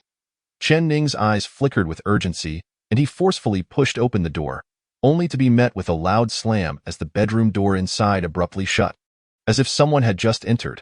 He swiftly approached the bedroom door, pushing it with all his might, only to discover it was locked, with an array of sounds emanating from within. Laughter, weeping, and screams. All these disparate sounds came from a singular voice, eerie and somewhat chilling. Wang Wengong and Tao hastened to Chen Ning's side, standing resolutely at the doorway, their expressions solemn. This building was profoundly uncanny. They needed to tread carefully, leaving no room for error. "Let us knock first," Wang Wengong advised. Chen Ning proceeded to rap on the door, causing the cacophony within to abruptly cease, only to be replaced by a child's clear voice, perplexed and strange, questioning, Who is it? Mommy says I shouldn't open the door for strangers. I can't. The 3 exchanged wide-eyed glances, contemplating how to respond, when the child's voice grew increasingly agitated, demanding, "Who are you? Are you a bad person trying to hurt me?" "Mommy said bad people deserve to die. I am a constable," Chen Ning suddenly replied. "Constable? Oh, right. Mommy said constable uncles are all good people." The child's tone shifted from irritation to delight as he cheerfully exclaimed, "You are a good person. I will open the door for you." Creak. The door swung open, revealing a child with only half a head, his body grotesquely deformed, resembling the most unattractive doll, drool trickling from his mouth. A bizarre smile stretching across his face as he inquired, "Constable brother, what brings you here?" Chen Ning tilted his head slightly, a faint crimson hue glimmering in the depths of his eyes, and replied, "I have a matter to discuss, such as apprehending you." Chapter 27. Same species, different fate. As silence enveloped the scene, the half-headed child remaining mute, drool dripping from his lips, seemingly pondering the meaning of Chen Ning's words regarding his apprehension. Wang Wengong stood nearby, his demeanor impassive. This half-headed child was merely a lowly first-tier anomaly, akin to a dying soul, not particularly formidable, thus there was no need for trepidation.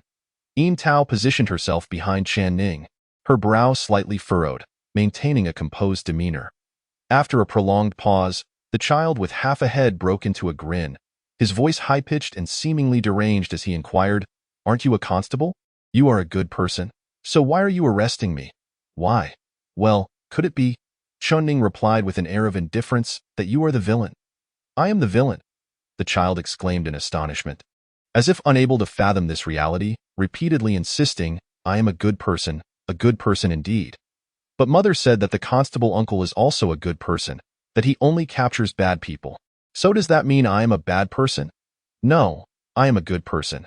The remaining half of the child's head spun in a frenzied whirl, struggling to comprehend the intricate relationship at play. Entangled in the dilemma of whether he was good or evil, exerting immense pressure on his already fragmented mind, nearly causing it to overheat.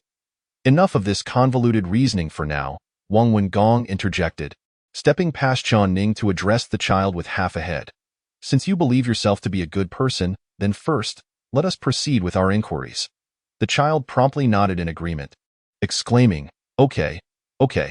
Yin Tao stood with her arms crossed, observing quietly, the being like the child, a fractured soul, had only just undergone a bizarre transformation, unaware of his newfound strangeness, still believing himself to be a normal individual, albeit one with an unorthodox thought process. Chen Ning rubbed his eyes gently, tilting his head back and retreating a step. Yin Tao cast a sidelong glance at him but said nothing. Wang Wengong initiated the questioning. For starters, what transpired in the building a couple of days ago? Please recount everything you know. The child bowed his head in deep contemplation, and after a moment, he replied in a thin voice. I'm not quite sure what exactly happened. All I remember is a loud bang, and then the house went dark. Mother said she would go out to take a look and told me to stay put, but she never came back. That I wanted to find her, but I was so scared. I didn't dare to go outside, especially since there were strange noises coming from upstairs, which were quite frightening. Having uttered these words, the child's misshapen hands entwined anxiously, and lifting his half head, he asked Wang Wengong, Constable Uncle, can you help me find my mother? Should be possible. Wang Wengong replied softly, pulling out a cigarette from his pocket, unlit, and asked, Do you know anything else? The child fell silent for a moment, as if pondering carefully, then shook his head. No, I don't know anything more. Very well, Wang Wengong nodded, igniting the cigarette and placing it between his lips, murmuring something indistinct. Chen Ning, eliminated. Yin Tao's eyes widened in shock as she stepped forward, reaching out to intervene, calling out, Don't! Bang! The child collided with the wall, his half-head obliterated, his bow utter nonsense.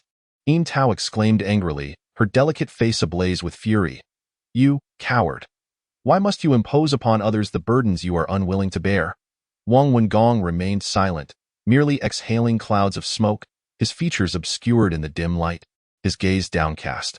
After a lengthy pause, he spoke in a barely audible whisper, Because I am afraid. Get lost.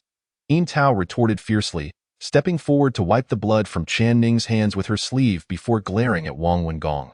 Do not presume to act the coward so casually. As for Chen Ning's supposed lack of emotion, if you cannot bring yourself to kill next time, just say so. I shall assist you. Stop being so indecisive because of your past. Wang Wengong held his cigarette tightly, offering a bitter smile and nodding. Indeed, I am a coward, always retreating at critical moments and causing harm to others. Enough. I do not wish to hear about the past. Yin Tao interjected coldly, taking Chen Ning's hand and stepping over the bodies of the children as they made their way to the 4th floor. Wang Wengong flicked the cigarette from his mouth, extinguishing it with his foot, and hurried to keep pace with the two. On the 3rd floor, the lifeless body of a child lay desolately in the corner, a soul long departed, finally at peace. Outside the building, it was now the 2nd day since the 3 had gone missing. Su Shu, left to guard the perimeter, paced anxiously, exhausting every possible means to establish contact with the 3 inside, ultimately resorting to reporting the situation to the county office. Upon confirming the disappearance, the county elevated the danger level of the building from 3 to 4, imposing strict lockdowns and prohibiting all unauthorized personnel from approaching. As a clerk for the chosen team, Su Shu sat helplessly outside, acutely aware of the building's extreme peril, knowing it was far more dangerous than classified. Yet the captain insisted on proceeding, prompting Su Shu, in confusion, to inquire why. Wang Wengong could only shake his head and smile wryly, because that is the rule. Only when we face calamity will the level be raised, and only then will more formidable practitioners from the county arrive. Our misfortune serves as the catalyst for their intervention, showcasing their might. This is the system. At the Qingping Martial Academy, Chen Ning did not attend training that day.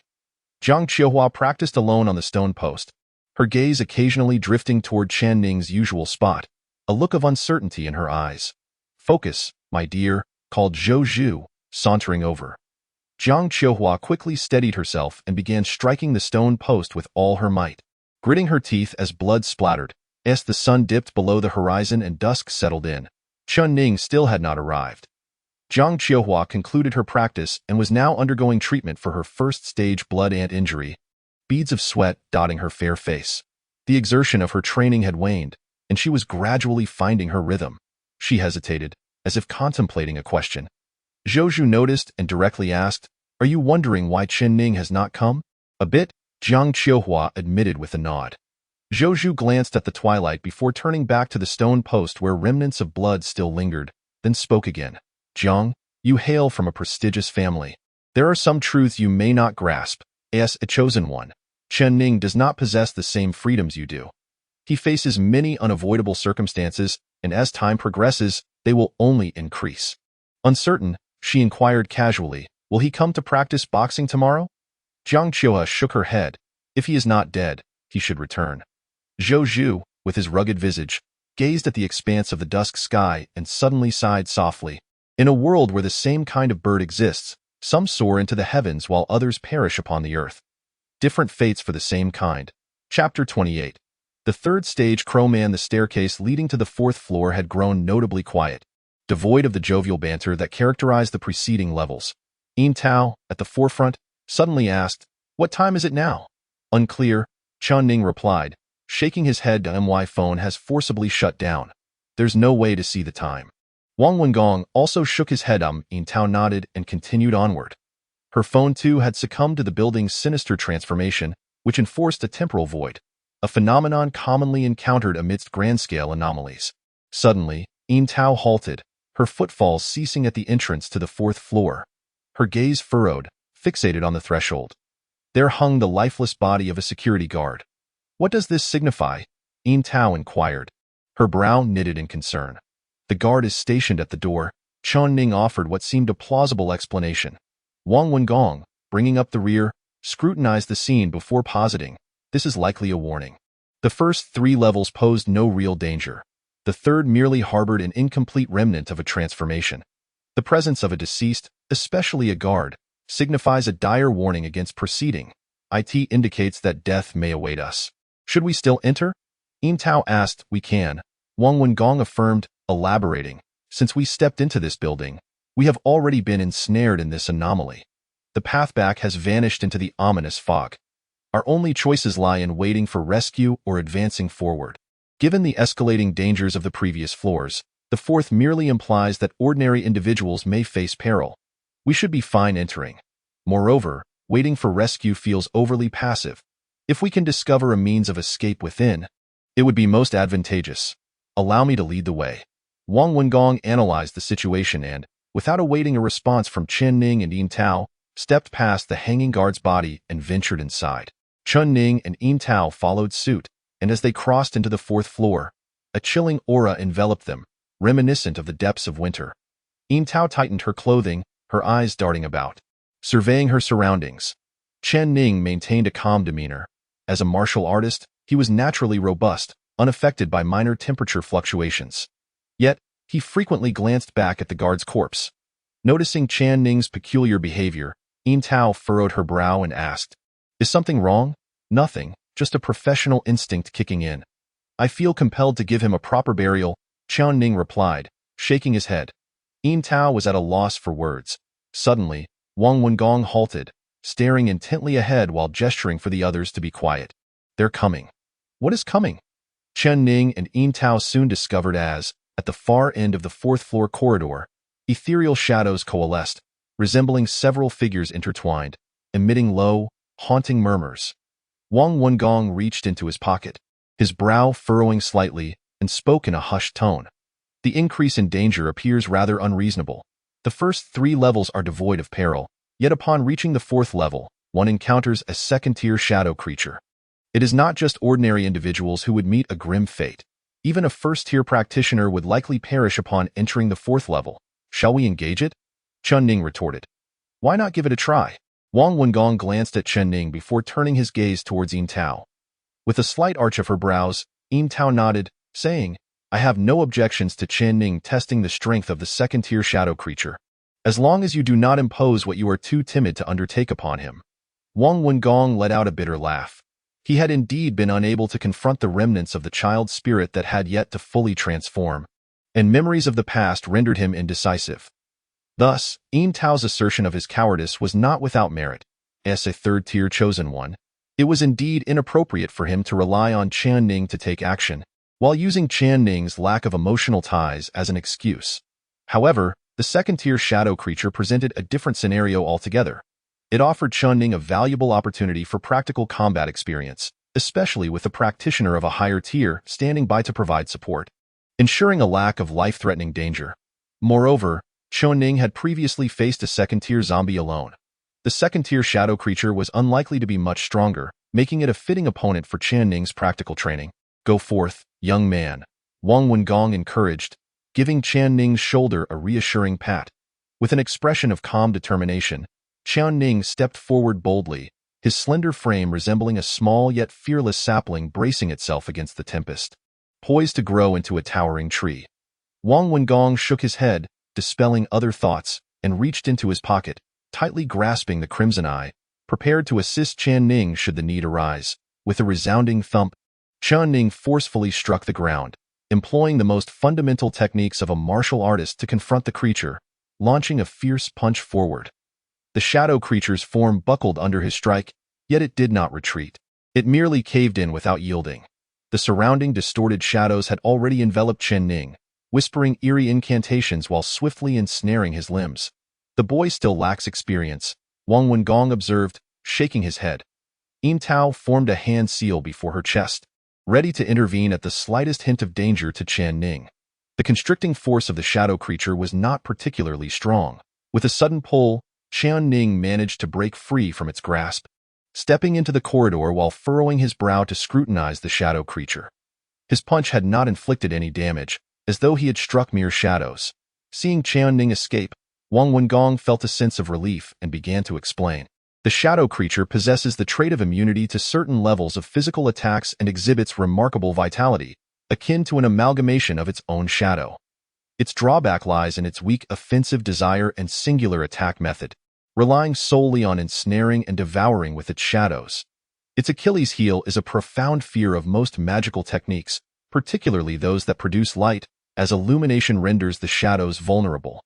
After elucidating the creature's characteristics, Wang Wengong smiled and inquired, Chen Ning, do you know how practitioners advance in their cultivation? Practicing punches and opening the bones. Chen Ning replied uncertainly. These are merely the fundamentals, innate to you, signifying that your innate talent is sufficient to reach the first tier. But how does one ascend to the second tier? Wang Wengong mused, posing and answering his own question with a smile. In the world, there exists a multitude of practitioners, each traversing their own unique paths. Warriors like yourself, sorcerers akin to me, and physicians such as Yin Tao, alongside Taoists, sword cultivators, seekers of esoteric knowledge, and diviners, among others. Each path possesses its own methodology. For instance, one may follow Zhou Lao to become a practitioner of the Bejiquan martial art. Every individual walks their own road. So why do so many practitioners place such great significance on bloodlines and innate talent?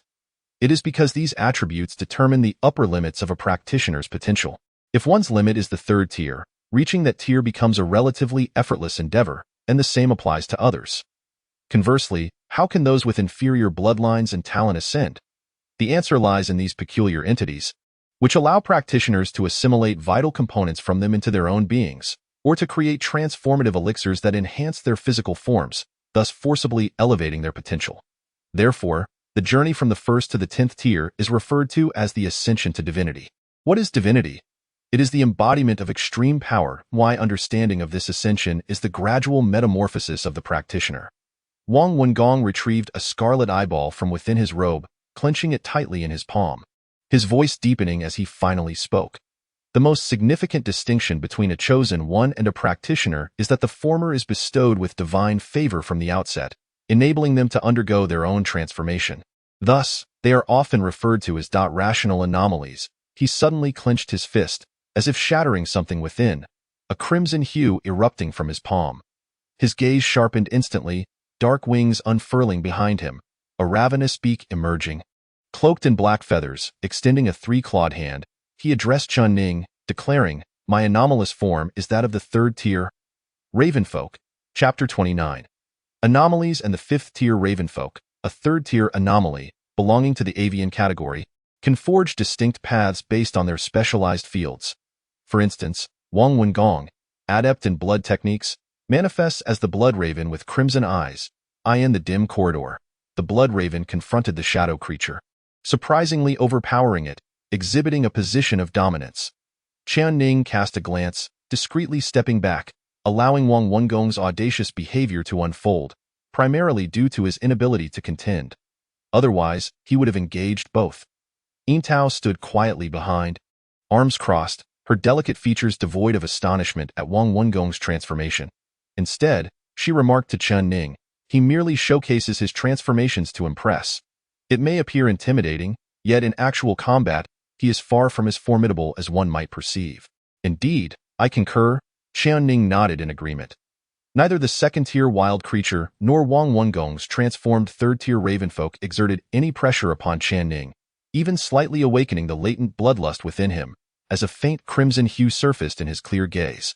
This bloodlust represented a primal yearning for anomalies, transcending the constraints of combat prowess and tiers.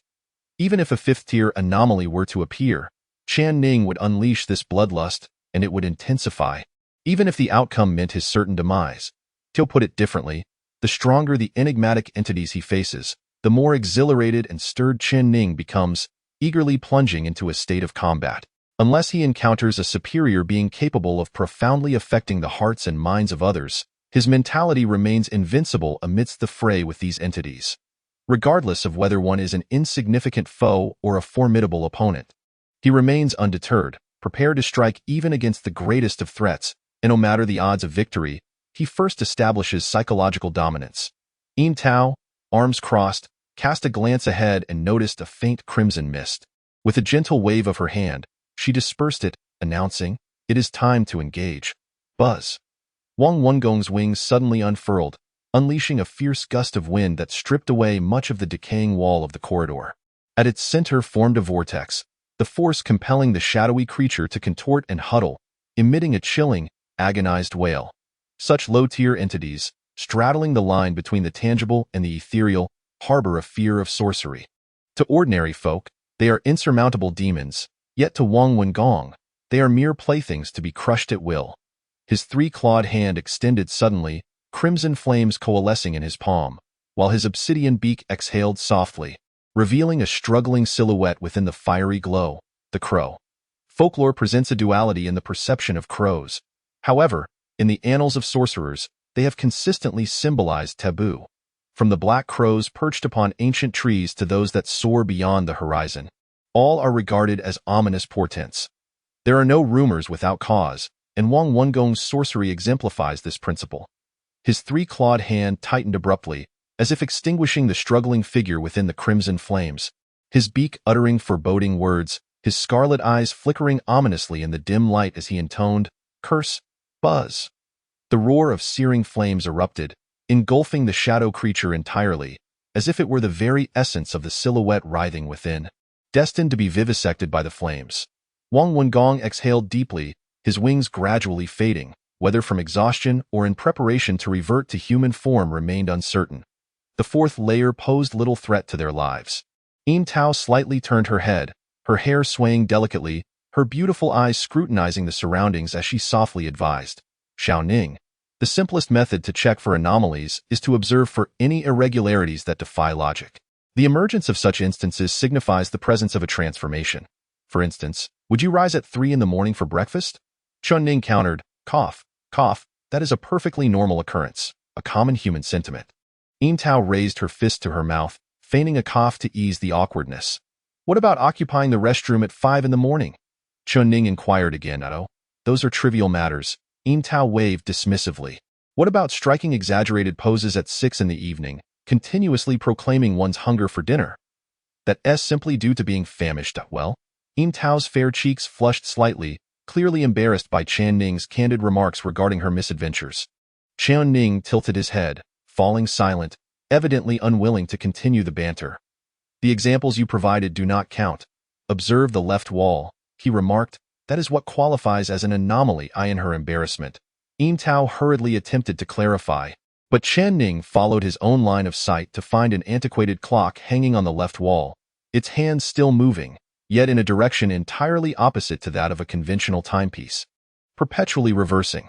Such an occurrence can indeed be classified as an anomalous event, and the sensitivity of timepieces to such anomalies renders them prone to frequent manifestations.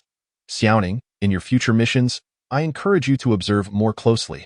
We refer to this peculiar behavior of clocks as Tao paused, running her fingers through her hair, momentarily at a loss for the correct term. It was then that Chen Ning interjected, reverse clock.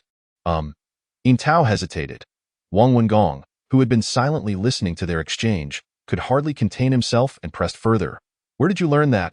I heard it on my phone, Chen Ning replied. I see. It's all due to mobile phones. The downfall of the youth lies with these devices.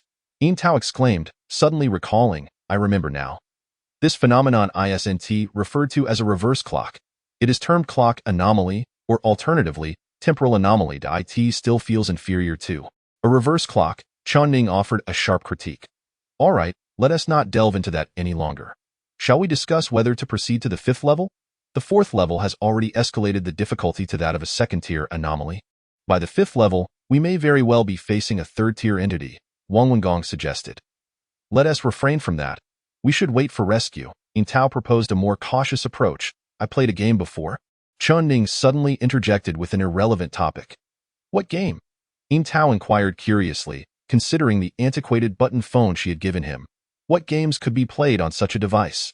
A true man would conquer 100 levels. Chen Ning responded. Silence ensued, perhaps more from a lack of words than anything else. Wang Wengong slapped his forehead in exasperation, saying, forget about 100 levels. With the 3 of us, reaching the 6th level would mean we'd have to lie down in unison, perfectly aligned, just to mark your graveyard performance. Just joking, Chen Ning shook his head. Wang Wengong was taken aback, then couldn't he help but marvel at Chen Ning's newfound sense of humor. He turned to Tao and gave her a thumbs up, exclaiming, you've done well. Even a reclusive one like him can now surf the internet and make jokes. Tao crossed her arms, shaking her head in denial. It's not my doing. It's all from playing on his phone. Meanwhile, the shadow creature, scorched by the crimson flames, had yet to perish. Several shadows twisted and entwined, exhibiting signs of excruciating agony as they writhed incessantly. Wang Wengong turned to observe, frowning as he remarked, this shadow creature's vitality is remarkably tenacious. If it were to fuse with a few more shadows, it might very well reach the strength of a 3rd-tier entity.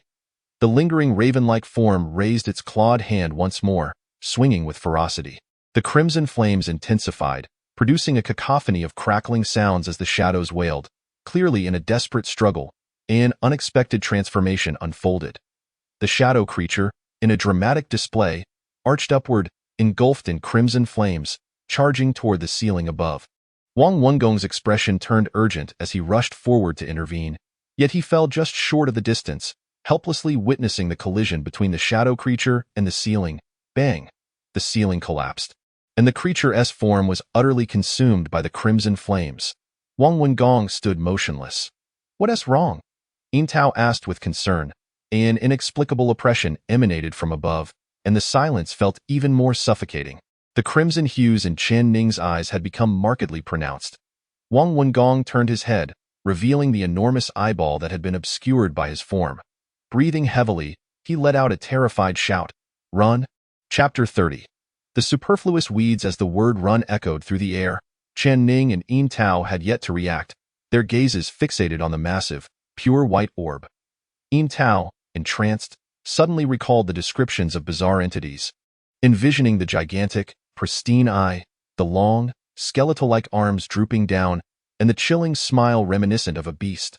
The 4th-tier anomaly, the hunter. Once the hunter delineated its hunting grounds, it would mercilessly slaughter all living beings within, displaying the most vital of trophies, their severed heads upon its shoulders.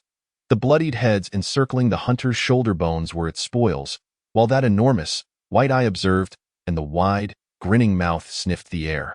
The hunter was among the most formidable 4th-tier anomalies, possessing immense physical strength and unique hunting skills. At that moment, It was establishing a new hunting ground. Tao finally regained her senses, her eyes igniting with a blue luminescence as she grasped Chen Ning's hand and sprinted down the stairs, not daring to delay for an instant. Chen Ning's gaze shimmered with a crimson hue, tinged with a faint desire, as he was pulled along by Tao in their flight. Wang Wengong trailed closely behind them, his raven-like form solidifying once more, clutching tightly to the small black box he had brought along, his eyes constantly darting back. Each glance revealed that same pure white eye, which was likewise scrutinizing him. Wang Wengong understood that the hunter was marking new prey and territory, and a chilling realization crept into his mind.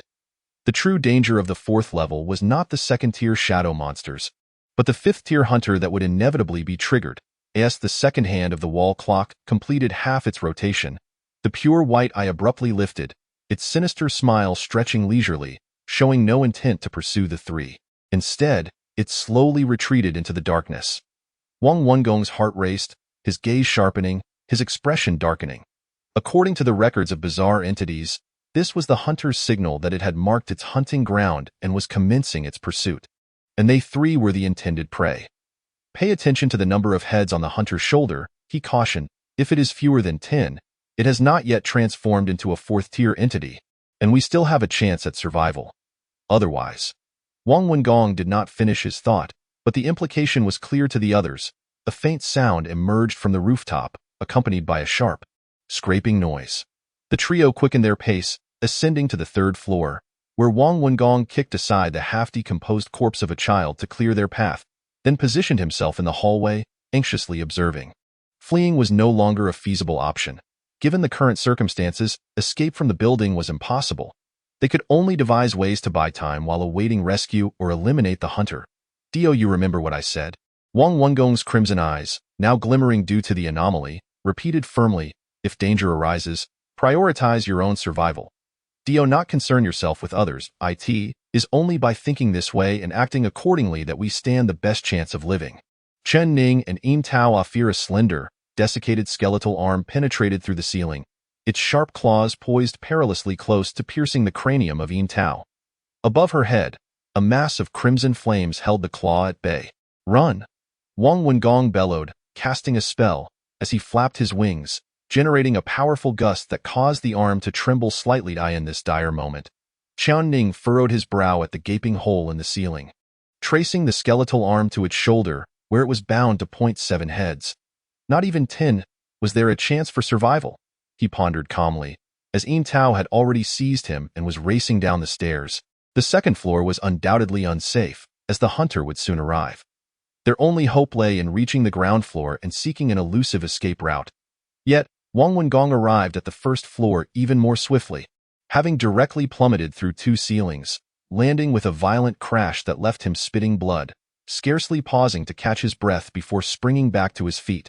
With a powerful flap of his wings, he propelled the trio forward to the starting position of the first floor. However, there was no exit, only an enveloping darkness that barred their entry, rendering them mere spectators. The hunter had yet to pursue them. Perhaps it was busy designating the first and second floors as its hunting grounds. Wang Wengong's crimson gaze was fixed intently on the upper floor as he clutched a small black box in his hand, swiftly reaching for a sharp little knife at his waist, not for slaying, but seemingly to cut into his own finger. Suddenly, a massive pure white eyeball confronted him, an enormous skeletal hand resting against the left side of his head, the hunter's chilling smile emanating an unfathomable frost.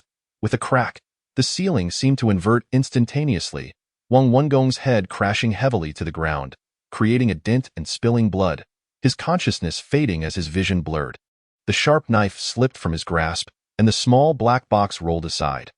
The hunter revealed its full form, its elongated, desiccated body adorned with a gigantic pure white eyeball, beneath which a grotesque smile exuded disdain for life. Tao abruptly turned, her hair swirling in the dim light, her azure eyes filled with despair as she shouted to Chen Ning, "Run, quick!" Yet with only the final floor remaining, where could they possibly flee? The hunter appeared in no hurry to kill. It relished the thrill of the hunt. Slowly, it lifted a head from its shoulder blade, gently squeezing it, causing an eerie white light to erupt from within. This was its method of hunting, first laying down the bait. The illuminated head suddenly called out in a soft, gentle voice, Yin Tao. Yin Tao, unable to believe her eyes, turned her head, her cerulean gaze now tinged with white light. Staring at the bloodied head and questioning in bewilderment, "Mom?" "Ah." The solitary head responded in a tender tone, adorned with the hunter's grotesquely twisted smile. It reveled in the moment. Outside the building, it was the third day since the trio had gone missing. The weather was clear, and the county had dispatched some constables to seal off the area around the building, prohibiting entry to anyone. The guarding constables whispered among themselves, "I heard that a practitioner from the county has taken on this task, preparing to explore the building. It seems to be a master from the Literary Institute. Unclear, but I've heard a great poet will be coming. Rumors say this poet can transform literary energy into a sword, quite formidable indeed. Why did you not arrive earlier? Are you foolish? If you had come sooner, you could have reaped greater benefits. I understand this logic. Do these esteemed scholars not comprehend it? Ah, indeed. Outside the Lord's residence, a grand spectacle has been arranged today to welcome the distinguished scholars from the Academy. At the forefront stands a haughty middle-aged man, casting a cold glance at the Lord and nonchalantly shaking his head. Initially, I had no intention of attending, but alas, the county had extended an invitation, prompting this special visit. The agreed compensation on your end remains assured, does it not? There are no issues on that front. It will certainly be delivered to the Academy upon the completion of the task. The Lord replies with a light chuckle, unfazed by the scholar's demeanor, as it is customary for learned individuals to harbor a sense of pride. However, I must add an additional condition. The middle-aged man interjects, raising an eyebrow, unfolding the fan adorned with landscapes in his hand, his long robe fluttering as he continues. I require the corpses of those 3 chosen ones. The Lord furrows his brow, tentatively inquiring. For the creation of a magical artifact, you need not concern yourself with the details. The middle-aged man arrogantly shakes his head, taking 2 steps forward, the fan swaying as he disdainfully adds, "Even if it were to be turned into fertilizer, you must provide it to me. In the realm of academies, kinship and lineage are of paramount importance. One must first possess noble blood to produce commendable works. Having been accustomed to their elevated status, they naturally detest any form of insubordination." The Lord nods in agreement, and the masters of the Academy gradually depart, settling into the finest hotel rooms in Yunli City. Time marches on relentlessly, with the streets bustling as usual. Life seems to unfold without any noticeable difference. Perhaps the fate of the 3 chosen ones holds little significance to anyone. They are, after all, mere weeds, easily overlooked. Chapter 31.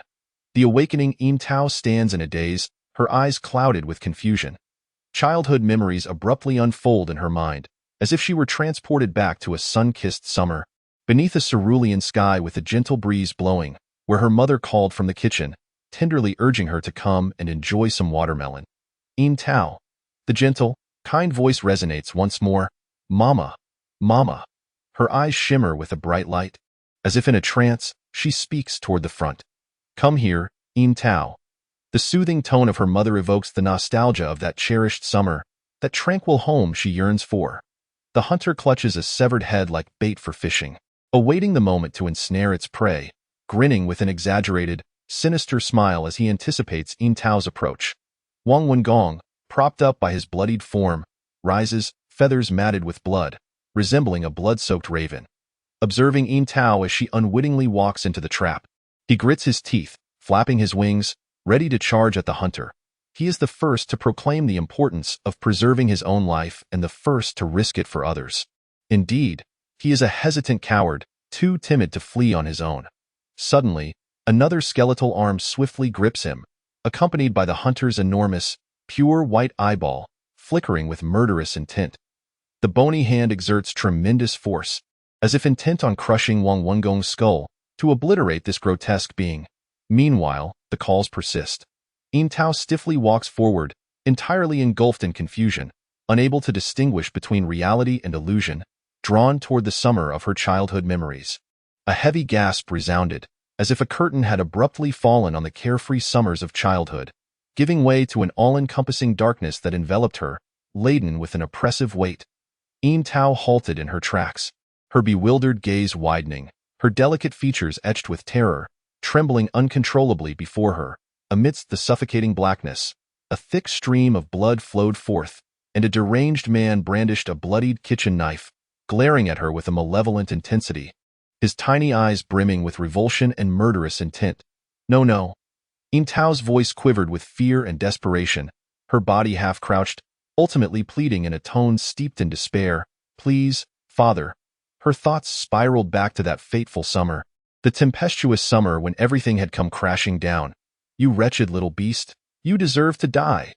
The man spat venomous words, the crimson blade glinting menacingly as it swung toward her head. In that moment, reality morphed into a hunter's claw poised to pierce Tao's skull, ready to claim her as a new trophy. The specter of death had never felt so imminent. She trembled all over, her face a canvas of fear and injustice. It was not merely the hunter that instilled dread within her, but the haunting memories of that summer's end that had obliterated everything. Wang Wengong had lost the strength to resist, and silence enveloped the scene. Blood continued to drip. Perhaps death was not as terrifying as it seemed. A flash of red light suddenly illuminated a distant corner, a glimmer in the eyes. Chen Ning dashed forward, his form bent as he ran, radiating a frenzied crimson glow. With a sudden step, he shattered the floor beneath him, barreling forward with a speed that defied human limits, akin to a cannonball, crashing into the hunter's frame. Boom! The wall crumbled, debris cascading down, as Chen Ning and the hunter were both ensnared beneath the ruins. Tao gasped, akin to a rescued drowning victim, disbelief etched on her face as she realized she had been ensnared in an illusion. In a flurry, she called out into the rubble, Xiao Ning.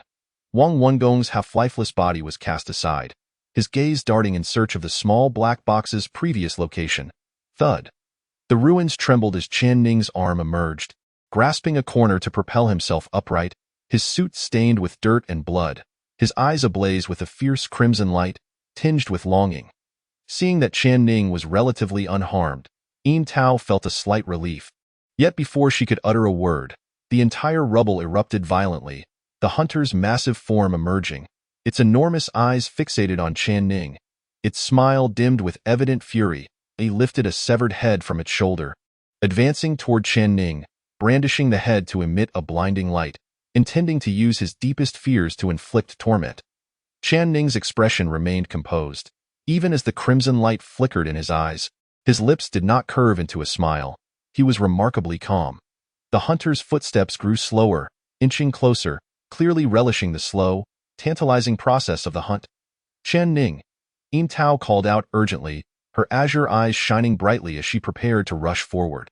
The hunter's pace abruptly quickened, reaching Chen Ning, eager to savor the fruits of its hunt. In a flash, the crimson light in Chen Ning's eyes blazed anew, his body twisting sharply as he delivered a powerful kick, channeling a fierce gust of wind that struck solidly against the hunter's enormous eye. The hunter staggered abruptly, retreating several meters, a trace of blood appearing in its enormous eye, which widened in disbelief as it gazed upon Chen Ning. Its bait had inexplicably failed to evoke any fear from this individual. Why was that? For the first time, the hunter sensed an uncontrollable force among the three, a wave of panic rising within. As a predator, it could not permit the presence of ungovernable elements within its hunting grounds. Fortunately, it did not perceive any threat from Chen Ning. It promptly realigned its head upon its shoulder, its colossal eye rotating as it gradually extracted another object from its own body. A spear exquisitely suited for the hunt, a bone spear. Its tip aimed directly at Chen Ning, emanated a chilling aura that could be felt even from over 10 meters away. It embodied pure intent to kill, the glacial glare of a hunter. Whoosh, at an indeterminate moment, the spear was hurled forth, its trajectory unknown, until a gash suddenly appeared on Chen Ning's cheek, blood cascading forth like a waterfall, drenching half of his face.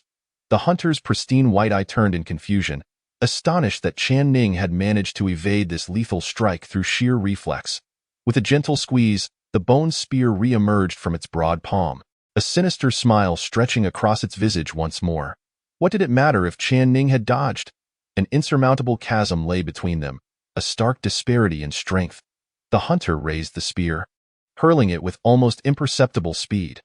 The crimson light in Chen Ning's eyes flickered wildly, time momentarily slowing in his perception, his head tilting just enough to narrowly evade the spear. However, this time, the hunter itself followed in the spear's wake. The eerie smile widened further, its vast skeletal hand unleashing a fierce gust that struck Chen Ning with an unavoidable angle. A tremendous crash resounded. Walls crumbling, the ground caving in, blood gushing forth to fill the hollow, transforming it into a veritable river, in the dim space. The ceiling mirrored Chen Ning's bloodied form, his mouth, nose, and ears all oozing crimson. A single blow had opened the floodgates for him. Chapter 32. Dawn. The pungent scent of blood permeated the shadowy space. Yin Tao, mouth agape, stared blankly at the spot where Chen Ning had crashed. Her mind momentarily blank before fear washed over her visage. In a state of panic, she rushed toward the depression, tears shimmering in her azure eyes, her voice trembling in a trance-like chant. No, no.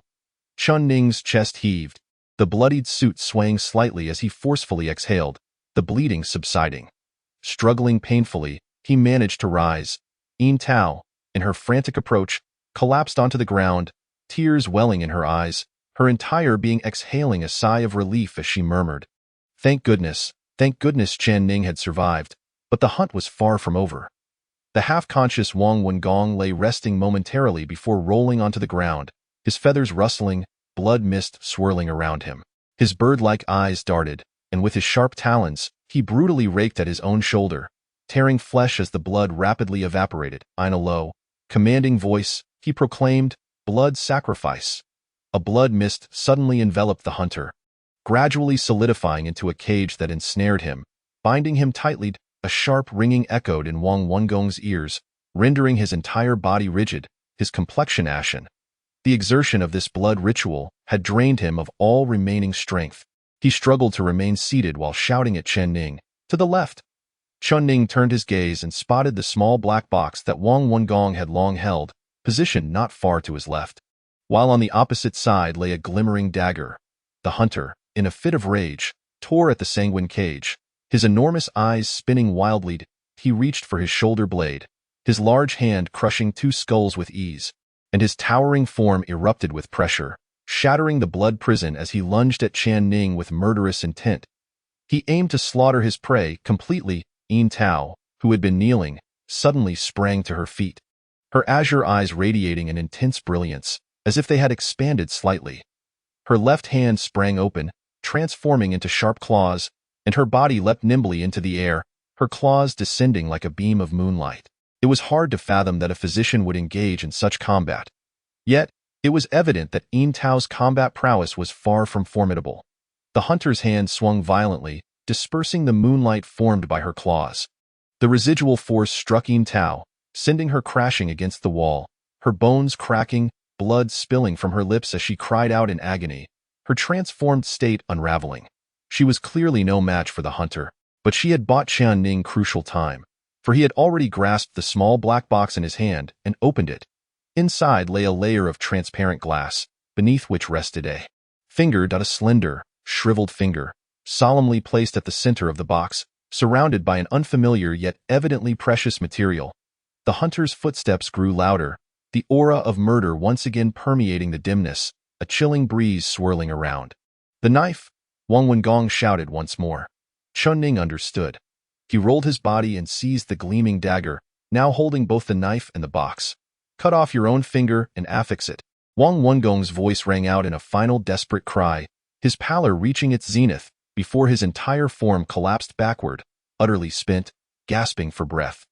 Yin Tao struggled to rise, her gaze filled with profound sorrow as she implored Chen Ning. Don't. Chen Ning's expression remained tranquil as he positioned the sharp dagger beneath his middle finger, then pressed down on the hilt with his thumb, blood splattering forth. With his other hand, he shattered the box, grasping the slender, desiccated finger, and without a moment's hesitation, he aligned it with the severed digit. A sharp crack resounded as, once completed, Chen Ning's severed left middle finger fell to the ground. The slender, shriveled finger replaced its position, seemingly merging with the base of Chen Ning's finger, instantly halting the flow of blood, or perhaps drawing his blood into itself.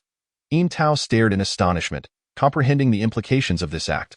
The finger held by Wang Wengong was that of the fifth-tier legendary artifact, Zhang Qiuhua's middle finger. What, then, is Zhang Qiuhua? In various accounts of enigmatic entities, Zhang Qiuhua is depicted as a mythical being traversing the celestial expanse, its sanctity akin to pure sunlight.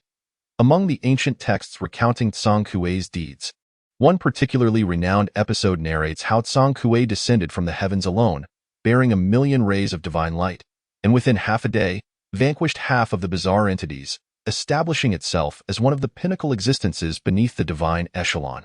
Furthermore, Jiang Qiuhua is aligned with the righteous deities, fostering a benevolent attitude towards practitioners, which is pivotal for their ability to harness the remnants of Jiang Qiuhua.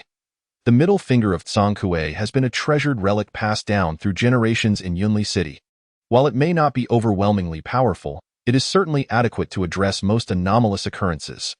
Rumors suggest that within the fifth continent lies Jiang Qiuhua's head, which possesses even greater prowess, capable of emitting beams from its eyes, albeit its usage demands a significant price, namely, the severing of the head for attachment, thus it is reserved for dire circumstances. However, the act of utilizing such a fused entity, regardless of its inherent benevolence towards practitioners, invariably incurs a toll. The cost of Jiang Qiuhua's middle finger is a span of nearly 5 years of life, alongside the necessity of relinquishing a middle finger. Chen Ning furrowed his brow, observing the slender, desiccated finger on his left hand, acutely aware of its insatiable thirst for his blood, as the once withered digit began to regain its sanguine hue. Suddenly, the ominous footfalls of the hunter drew near, an aura of malice looming ominously over Chen Ning, accompanied by a sinister smile and sharp fingers poised to pierce his skull. Wang Wengong, lying on the ground, summoned his last vestiges of strength to cry out, "Chen Ning, extend your middle finger towards it." A chilling sensation pierced the skin as the hunter's acute fingertip threatened to impale Chen Ning's brow. Simultaneously, Chen Ning's middle finger was raised. Time appeared to momentarily slow. Chen Ning felt his blood coalesce, all directed towards the middle finger of his left hand, with visible tendrils of vitality restoring the desiccated digit to life, gradually igniting into brilliance. Ancient texts had emphasized a particular phrase about Jiang Qiuhua, its sanctity akin to pure sunlight. Have you ever witnessed pure sunlight from less than a meter away? Today, the hunter bore witness to in utter silence. An unfathomable radiance erupted from Chen Ning's middle finger, instantly dispelling all darkness, enveloping the hunter's form, mercilessly eroding it into oblivion. Yet the light had not yet waned. As if sensing the abhorrent presence of the bizarre entities, it relentlessly siphoned Chen Ning's blood, intensifying the luminosity upon his finger, converging towards a singular point for a cataclysmic strike. On July 1 ST, at 1 o'clock in the morning, several guards patrolled the exterior of a building, vigilant against any intruders attempting to infiltrate. One guard abruptly halted, brow furrowed as he scrutinized the interior of the building, calling to halt the advance of his colleague, pointing towards the structure as he inquired, "Did someone turn on a light inside? I believe I just saw a flicker." No, another guard was about to shake his head when suddenly, the walls of the first and second floors of the building erupted explosively, a dazzlingly brilliant white light shooting forth, piercing the heavens and even dispersing the darkness by half. In Yunli City, a taxi driver, cigarette in mouth, stared vacantly at the horizon, so entranced that he failed to notice his cigarette fall, instead exclaiming in astonishment, "Damn, is it dawn already?" Chapter 33. The Rising Wind on July 1st. At 1 o'clock in the morning, the first and second floors of the enigmatic building were illuminated by a blinding white light, prompting the surrounding patrol officers to cautiously advance for investigation. By 1:30, an ambulance arrived in haste, encircling the building to commence emergency medical assistance and transport the injured. Among the casualties, the most grievously wounded was a frail young boy, who exhibited symptoms including profound unconsciousness, fractures in both his hands and ribs, extensive abrasions, and severe ischemia. His condition was dire. Chen Ning's pallor rendered him indistinguishable from an individual afflicted by albinism, devoid of any hint of color. According to the doctor's assessments, he had lost over 70 of his blood yet remained alive, displaying stable vital signs. At 2 o'clock, the ambulance completed the transfer of the injured, and the officers reported the incident to the city lord and the county officials, awaiting directives from the higher authorities. The dispersing white light that had engulfed the building had long since faded, and the sky reverted to its inky darkness. The officers remained in astonished anticipation around the building. It was destined to be a sleepless night for the upper echelons of Yunli City. Initially, it was presumed that the 3 individuals had perished within, and the masters from the Institute of Literature had already been selected to take over, merely waiting for an auspicious day to investigate the premises. However, the unexpected emergence of the trio complicated matters significantly, particularly regarding how to explain the situation to the masters from the institute. As dawn broke, the hospital provided preliminary diagnoses for Chen Ning and his companions. The least injured among them was Yin Tao, who suffered multiple fractures yet required no hospital treatment, as she was capable of healing herself using her medical skills. Following her was Wang Wengong, diagnosed with multiple severe injuries, necessitating bed rest. With the aid of supernatural means, his recovery would also be swift. The most critical and troublesome case was Chen Ning. Upon his arrival at the hospital, he was immediately placed in the intensive care unit. After 5 arduous hours of effort, the doctors arrived at a grim conclusion. There was no hope, and he should prepare for death.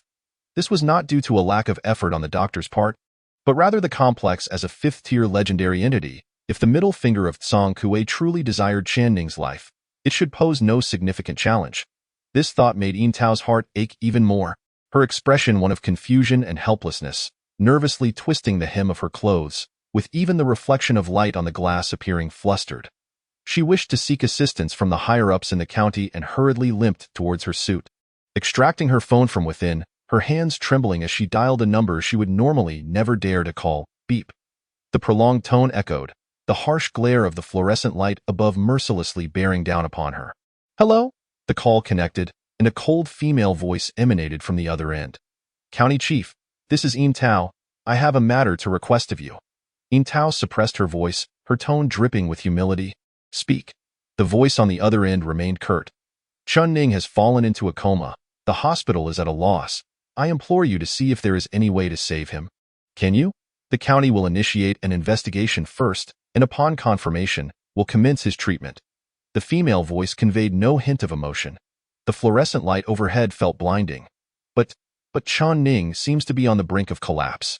Can you please assist him first? I beg you. Yin Tao's tone became urgent, laced with a barely concealed sob. The voice on the other end turned stern, low, and resolute. You seem to misunderstand the rules. Beep. The call was abruptly terminated. Yin Tao felt as though all her strength had been instantly drained away, making it difficult even to stand. She could only slowly lower her head, curling up on the ground like an ostrich desperately evading reality. At the far end of the hallway, around the corner, Wang Wengong silently observed. Leaning on his cane, he had previously visited Chen Ning, but refrained from seeking assistance from anyone, for he understood deeply how laughable it was in the eyes of the powerful for the weak to huddle together for warmth. There was no need to further humiliate oneself. Suddenly, the fluorescent light in the hallway flickered off. It was morning, and the fog outside was thick, obscuring the surroundings in a haze of uncertainty. The destruction of the building significantly impacted 2 groups of individuals. The county chief and the city lord comprised one group, while the masters of the literary academy formed another. The county chief and the city lord naturally accepted the outcome. Undoubtedly, Chen Ning and his companions had retrieved intelligence regarding the building, which would bolster their confidence in future explorations and alleviate their pressures. Moreover, should there be any significant discoveries, they would be eligible for commendation from the state. Conversely, the masters of the literary academy were less than pleased with the result. The 3 chosen ones they had originally agreed upon were now lost, equating to the unwarranted loss of 3 precious materials. Additionally, they were effectively external aid, having come under pre-negotiated terms, but now the county would certainly leverage their newfound knowledge about the building to lower their prices. A stroke of misfortune. The leading master of the literary academy stood before the floor-to-ceiling window, gazing down at the town, speaking in a low voice. The elderly man seated behind him, sipping tea, maintained a neutral expression, setting down his cup, wiping the remnants of tea from his beard, and then chuckling softly. Life is fraught with difficulties. There is no need for excessive worry. Move forward, for perhaps beyond the hardships lies a radiant path, wide and accessible, beckoning you onward. I am already 40 this year, and I have no time to traverse such hardships, the middle-aged man replied solemnly from the window. The elder broke into a grin, proclaiming, "What of turning 40? How many examples are there of the old sword immortal ascending, the venerable master affirming his aspirations, and the seasoned warrior reaching the pinnacle? Maintain a calm mind, a calm mind." As he spoke, he gradually poured himself a cup of tea, the liquid cascading from the ancient teapot like a slender, meandering river. What, indeed, is the nature of that building? Why have I come here specifically? The middle-aged man suddenly turned, his gaze fixed intently upon the elder. Who knows? It is a realm forged by the unsightly, a place where your fortune may intertwine with the fortunes of many others. The elder filled the teacup to the brim, halting the flow, and slowly lifted the cup, within which seemed to swim a diminutive jade fish, only to vanish in an instant. Then why do no visitors come from the province? The middle-aged man pressed further. The elder rose slowly, approaching him while shaking his head with a smile. It's a matter of protocol. They must apply slowly. We have merely taken advantage of our proximity to reap the first fruits, and it won't be long before they arrive. Old acquaintances, all of them. The middle-aged man's eyes narrowed as he inquired gravely, "Is it not said that Zhou resides in Yunli City? Why does he not intervene?" The elder stood before the floor-to-ceiling window, hands clasped behind his back, as if he had just heard the most amusing of jokes. His aged lips curled in a sardonic smile. Merely an old dog, stripped of its teeth by the emperor, confined to the Qingping Martial Academy as a mere figurehead. The emperor has imposed a martial ban upon him. He is forbidden to wield any force outside the academy. And if he does? The middle-aged man asked, curiosity piqued. If he does, you would witness how terrifying the existence closest to the divine in the imperial capital truly is. Within 3 hours, such a being could undoubtedly slay Zhou. The middle-aged man's expression hardened, swallowing hard, disbelief flickering in his eyes, eye in his mind. Zhou was a figure of great renown, yet he never imagined he would be so powerless within the imperial capital. The elder patted the middle-aged man's shoulder, turning to leave while chuckling softly, "Focus on your own affairs for now. You are the second son of your family, dispatched to the county. If you cannot awaken your bloodline in the next 2 years, prepare to nurture the sacred beast." As the elder spoke of this matter, the middle-aged man's pupils constricted sharply, a wave of intense fear flashing before he quickly suppressed it. He watched as the elder tidied up the teapot and teacups, observing the elder's figure slowly recede into the distance. Once silence enveloped the surroundings, he exhaled sharply and turned his gaze toward the 16-story standalone building not far away. This is a place of opportunity. Soon, Yunli City shall emerge as a veritable cauldron of upheaval. Chapter 34. Protocol visitors arrived at the county in the morning, led personally by the county chief, who conducted an inspection of the entire building. Upon observing the gaps on the first and second floors, he could faintly discern scenes within, such as shattered walls. Yet beyond that, darkness reigned. The patrol officers reported that the first and second floors had already collapsed and posed no danger for entry. But the staircase leading to the third floor had crumbled, and they dared not venture further. The county chief merely took a cursory glance, his cold eyes narrowing slightly as he pointed toward the gaps on the first and second floors and asked the nearby patrol officer, "Please recount the scene as it was." The constable pondered for a moment before hastily exclaiming, "At that time, I was on patrol and seemed to have witnessed a flash of light emanating from within the building. Initially, I thought it was an illusion. Just as I was about to inquire with others, the building suddenly exploded, and a beam of light shot straight up into the sky." The constable gestured dramatically with both hands towards the heavens, his description imbued with vivid emotion. The county magistrate nodded in understanding, yet only one doubt lingered. How could the trio, Wang Wengong and his companions, who collectively possessed no more than the third tier of power, have unleashed such a formidable beam? Was it solely due to the middle finger of the spectral creature? Clearly, that was implausible. The magistrate had witnessed the spectral creature's middle finger in action, which could only produce a beam of no greater than fifth-tier potency, sufficient merely to pierce a hole through the building cloaked in illusions. But how could it have potentially collapsed the first or second floor? Moreover, it was the lowest ranked among the trio, Chen Ning, who had executed the feat. Thus, a possibility emerged. Chen Ning must have an exceptional compatibility with the spectral creature's middle finger. Only such a synergy could unleash its maximum potential. The magistrate contemplated these thoughts, his expression remaining stoic, before lightly beckoning with a hand, the sound of her high heels resonating crisply, as she commanded, "To the hospital." The Yunli City Hospital. Yin Tao and Wang Wengong were relatively unscathed. Being cultivators, they had sustained no severe injuries and were recovering swiftly. Their primary concern was for Chen Ning, who had undergone an unforeseen transformation. The middle finger of the spectral creature had fused with Chen Ning. Hospital examinations revealed no discernible difference between the spectral creature's middle finger and Chen Ning's original one, with the wound at the base having fully healed, showing no traces of damage. This revelation instilled a sense of worry in Wang Wengong and Yin Tao. Such occurrences of a spectral entity voluntarily merging with a cultivator were exceedingly rare, presenting both advantages and disadvantages. The advantage lay in the enhancement of the cultivator's power, while the disadvantages were manifold. Insufficient conditions for fusion could lead to disability or even death, and residual consciousness from the spectral entity could adversely affect the cultivator's mind. In summary, the potential for unforeseen complications was vast. Wang Wengong felt helpless, merely watching as he took a sip of the milk tea he had just ordered. Conversely, Yin Tao was genuinely anxious, her head bowed, hands clasped tightly against her chest, murmuring some incantation in a whisper, seemingly beseeching some deity. Just as Wang Wengong took a sip of his milk tea, his gaze caught sight of a cold, stern figure approaching. He quickly straightened his posture, his expression turning serious. The magistrate walked over, first glancing at Chen Ning in the intensive care unit before turning her attention to Wang Wengong and Yin Tao, stating flatly, "Come with me. I need to question you privately." The three proceeded to a vacant small room, where the inquiry was brief. The crux of the matter lay in Wang Wengong's mention of an increased danger level. The first to third floors posed no threat. The third floor merely harbored a child's residual soul that had yet to undergo full transformation. However, upon reaching the fourth floor, the danger escalated dramatically to the level of a second-tier shadow monster. Furthermore, this shadow monster was not to be trifled with. Should one engage it, the creature would, in its dying moments, breach the ceiling, revealing the true peril of the fifth floor.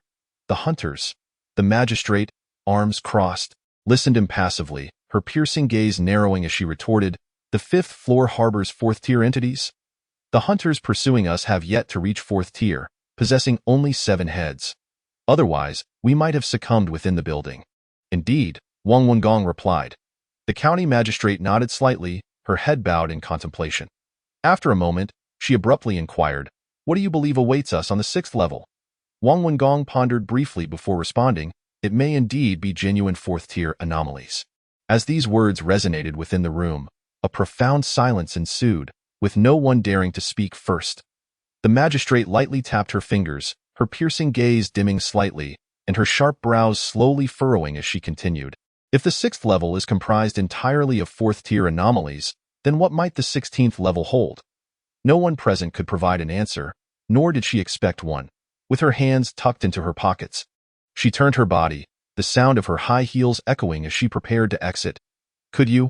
Yin Tao, who had remained seated with her head bowed, suddenly spoke up, her eyes glistening with tears and determination. Her hands clutched her trousers tightly as she implored, "Could you save Chen Ning?" The magistrate's footsteps faltered, her head turning slightly to regard Yin Tao, her tone approaching indifference as she replied, "I have stated that everything must adhere to the rules. But Chen Ning is barely hanging on. Can't we treat him first?" "Why?" Silence. The magistrate's icy retort abruptly interrupted Yin Tao's words, her fierce gaze filled with authority as she countered, "Are you questioning the rules?" There was no response, nor dared anyone to respond. The midday sun seemed to cast a chill at that moment. Tap. The sound of high heels echoed once more as the magistrate departed. Yin Tao lowered her head, her hands gripping her clothing tightly, her teeth clenched, tears swirling in her eyes. She simply could not comprehend. Was Chen Ning, with his humble status, truly so insignificant? If he were the scion of a prominent family, would he not receive the finest anomalies for treatment immediately? They, who were supposed to be mere cannon fodder, had returned alive, yet were still regarded as expendable, with no one caring for their lives or deaths. Forget it. After all these years, have you not seen enough? You cannot allow your heart to ache too deeply simply because Chen Ning shared a month of cohabitation with you. Everything will. Wang Wengong continued to counsel. Yin Tao, however, hastily exited the room, heading left down the corridor, presumably to check on Chen Ning once more. The door remained ajar. Wang Wengong extracted a cigarette from his pocket, slowly placing it between his lips, not rushing to ignite it, tilting his head to gaze at the midday sun. He understood that from the very beginning, the magistrate had viewed the lowly Chen Ning as expendable, believing he was destined to perish during a particular mission. His remains to provide some other value. This was the magistrate's perspective point. One could argue she had never regarded Chen Ning as a human being. As one's status rises and one's horizons broaden, they gradually draw closer to divinity, their humanity diminishing. What could be done? Wang Wengong shook his head, feeling powerless, and silently ignited his cigarette. Bathed in the midday sun, enveloped in swirling smoke, he reclined in his chair, bitterly chuckling as he murmured, "Damn these rules."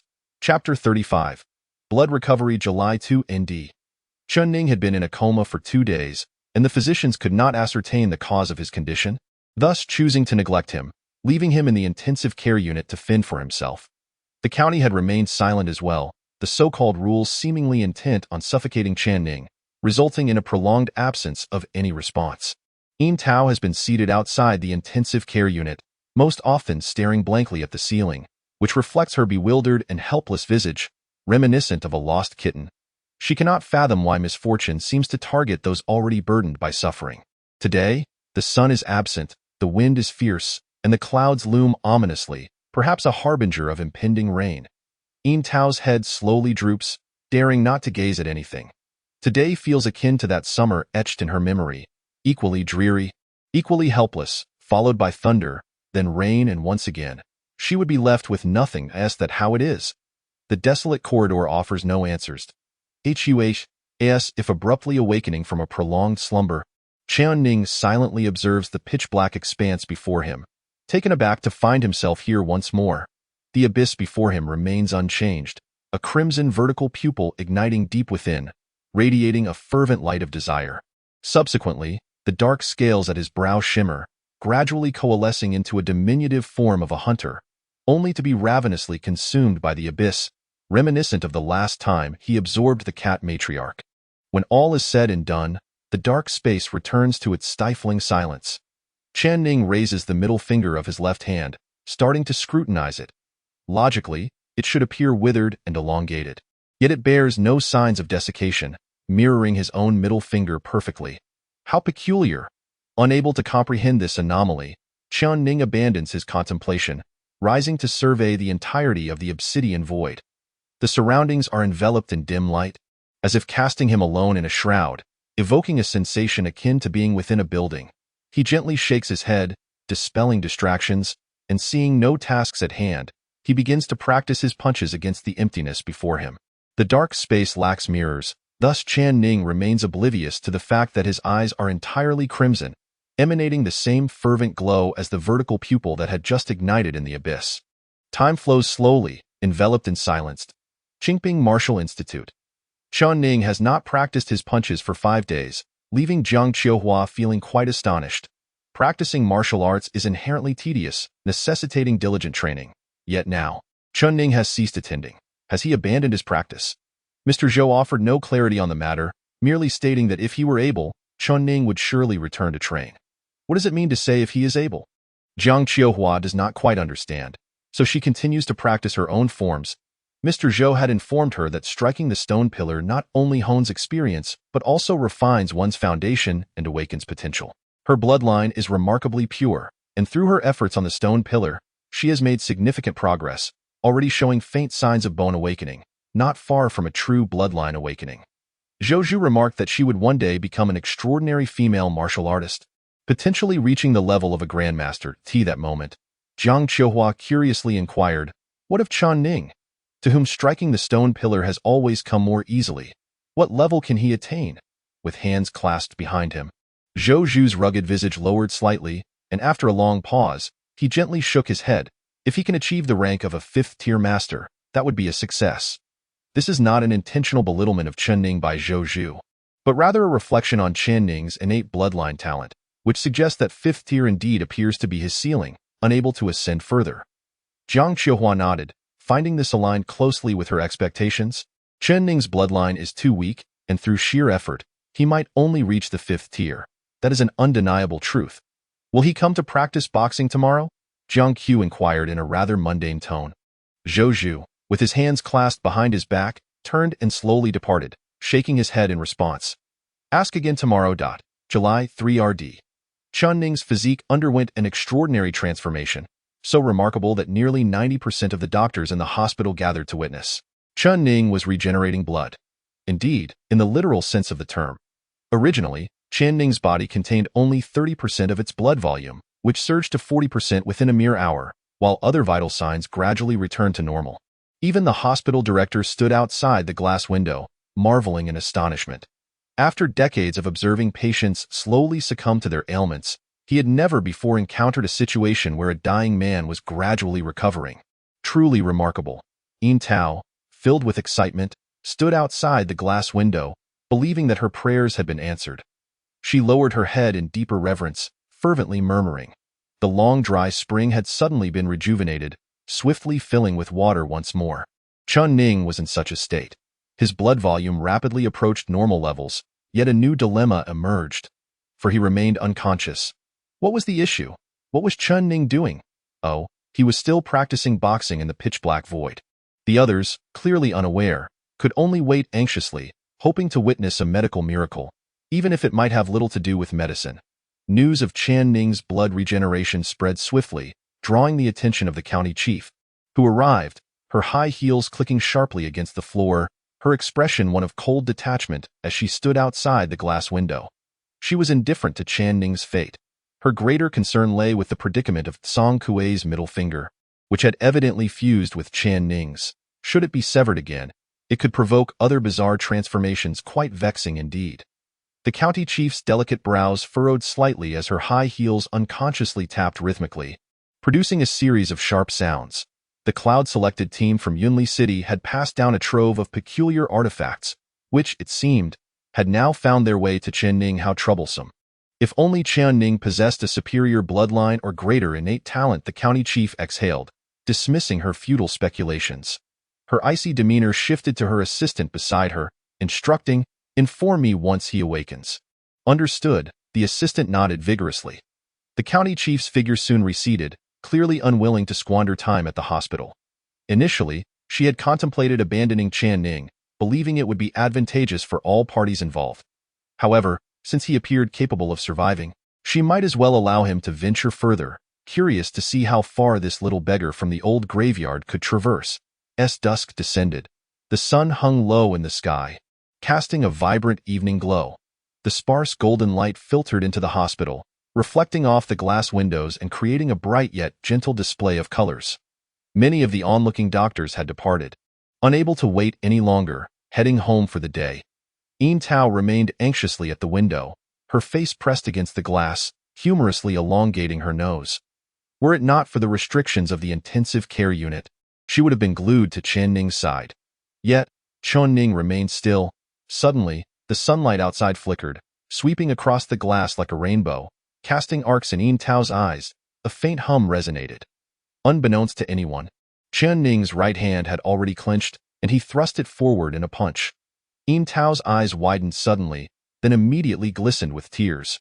Her voice carried a faint tremor of suppressed sobs, yet she dared not make a sound, fearing this might merely be an illusion of her own making, and that uttering a word would shatter that delicate fantasy. A soft sigh escaped her lips. Chen Ning opened his eyes, gradually propping himself up to sit on the hospital bed, the bright overhead lights illuminating his pallid features. He had survived, the director exclaimed in disbelief. Yin Tao covered her face with one hand, unable to contain her tears any longer. She had finally emerged from the depths of worry and fear. Wang Wengong stood at the end of the corridor, a cigarette still pinched between his fingers. Upon hearing the exclamations of joy from the crowd, he flicked the cigarette back into its box, shaking his head with a light chuckle. Such a joyous occasion calls for abstaining from smoking. The evening sky outside was adorned with a splendid sunset, accompanied by the gentle glow of the rising moon. On July 3 RD, at 7:30 p.m., Chen Ning had awakened. Chapter 36. Birthday. After undergoing examinations at the hospital with no issues found, the revived Chen Ning was transferred from the intensive care unit to a regular single-patient room, where he was informed that if he continued to show no problems over the next 2 days, he would be allowed to return home. Yin Tao beamed with happiness, surrounding him and incessantly inquiring about his culinary desires. "Are you going to cook?" Chen Ning asked. "Of course, I'll just order takeout." Yin Tao replied with a tone of righteousness. "Then I would like to have shrimp." "Why shrimp?" "Because very few people bring shrimp as offerings at grave sites, so I Haven Tea had it often," Chen Ning candidly explained. "You truly are the terminator of offerings." Wang Wengong's voice resonated from the doorway as he limped in, leaning on a cane, and smiled at Yin Tao. "I want shrimp too. Bring money?" Yin Tao retorted coolly. "We've been teammates for ages, and you still ask for money? You really are obsessed with cash." Wang Wengong shook his head. pulling out his phone from his pocket. How much? I'll transfer it to you. 30,000. Yin Tao replied nonchalantly. 30,000. What kind of shrimp costs 30,000? Come, let me see. Wang Wengong looked at her in confusion. If you want to eat, it's 30,000. Yin Tao reiterated. Why? Is it because I'm handsome? Because you are wealthy? Well, never mind. Wang Wengong waved his hand, then turned to Chen Ning, leaning closer and saying, let me see your middle finger, to verify if the mark of the Jiang Qiuhua has truly merged with you. All right. Chen Ning nodded, extending his left hand towards Wang Wengong, folding the other 4 fingers, leaving only the middle finger raised. In an instant, Wang Wengong burst into laughter. So this is how you want to play it? While the gesture may not be particularly friendly, at least I can examine it closely. Your middle finger appears just as it always has, without a hint of the Jiang Qiuhua's mark. Do you feel any difference? Wang Wengong inquired. No. Chen Ning shook his head. Wang Wengong nodded, stroking his chin thoughtfully. Just be mindful. If you notice anything unusual, report it to me immediately. The merging of strange entities is not merely a matter of chance. It is also a curse. If not controlled properly, it may backfire. Understood, Chen Ning replied. Suddenly, Yin Tao, holding her phone, exclaimed joyfully, her charming face breaking into a smile as she turned to Chen Ning. I've placed the order. We have both lobster and poached shrimp. Which one do you prefer? Ah, has the order been placed? It seems I shall have to join you for a meal. Haha. Wang Wengong chuckled. My apologies. It's for 2. Yin Tao gestured with her hand, indicating once more that it was indeed for 2. And what about me? Wang Wengong furrowed his brow. You can savor the shrimp shells and taste the flavor. Yin Tao replied with a smile. That won't do. Chen Ning suddenly shook his head, his gaze sharpening, appearing somewhat serious and solemn, as he stated in a grave tone. I want the shrimp shells. All right. Wang Wengong took a deep breath, scrutinizing the 2. Momentarily at a loss for words, he could only repeat, all right. Leaning on his cane, he limped toward the door, and just as he reached it, he abruptly turned around, pointing at the 2 and declared, 30 years in the east of the river, 30 years in the west. Do not underestimate the impoverished middle-aged. With those words, he hobbled away. Today was a somewhat celebratory occasion. Yin Tao sat in one corner of the hospital bed, her head slightly tilted, her delicate face adorned with contemplation. Her eyes darted, and she smiled, saying, Xiao Ning, you've always been unaware of when your birthday is. Why not simply declare it today, since it happens to be your day of rebirth? Today is July 3 RD. Very well, Chen Ning replied nonchalantly. Yin Tao grinned widely, fiddling with her phone, and then with wide eyes, curiously asked Chen Ning, what kind of gift do you desire? Anything will do. Chen Ning was uncertain about what he wanted.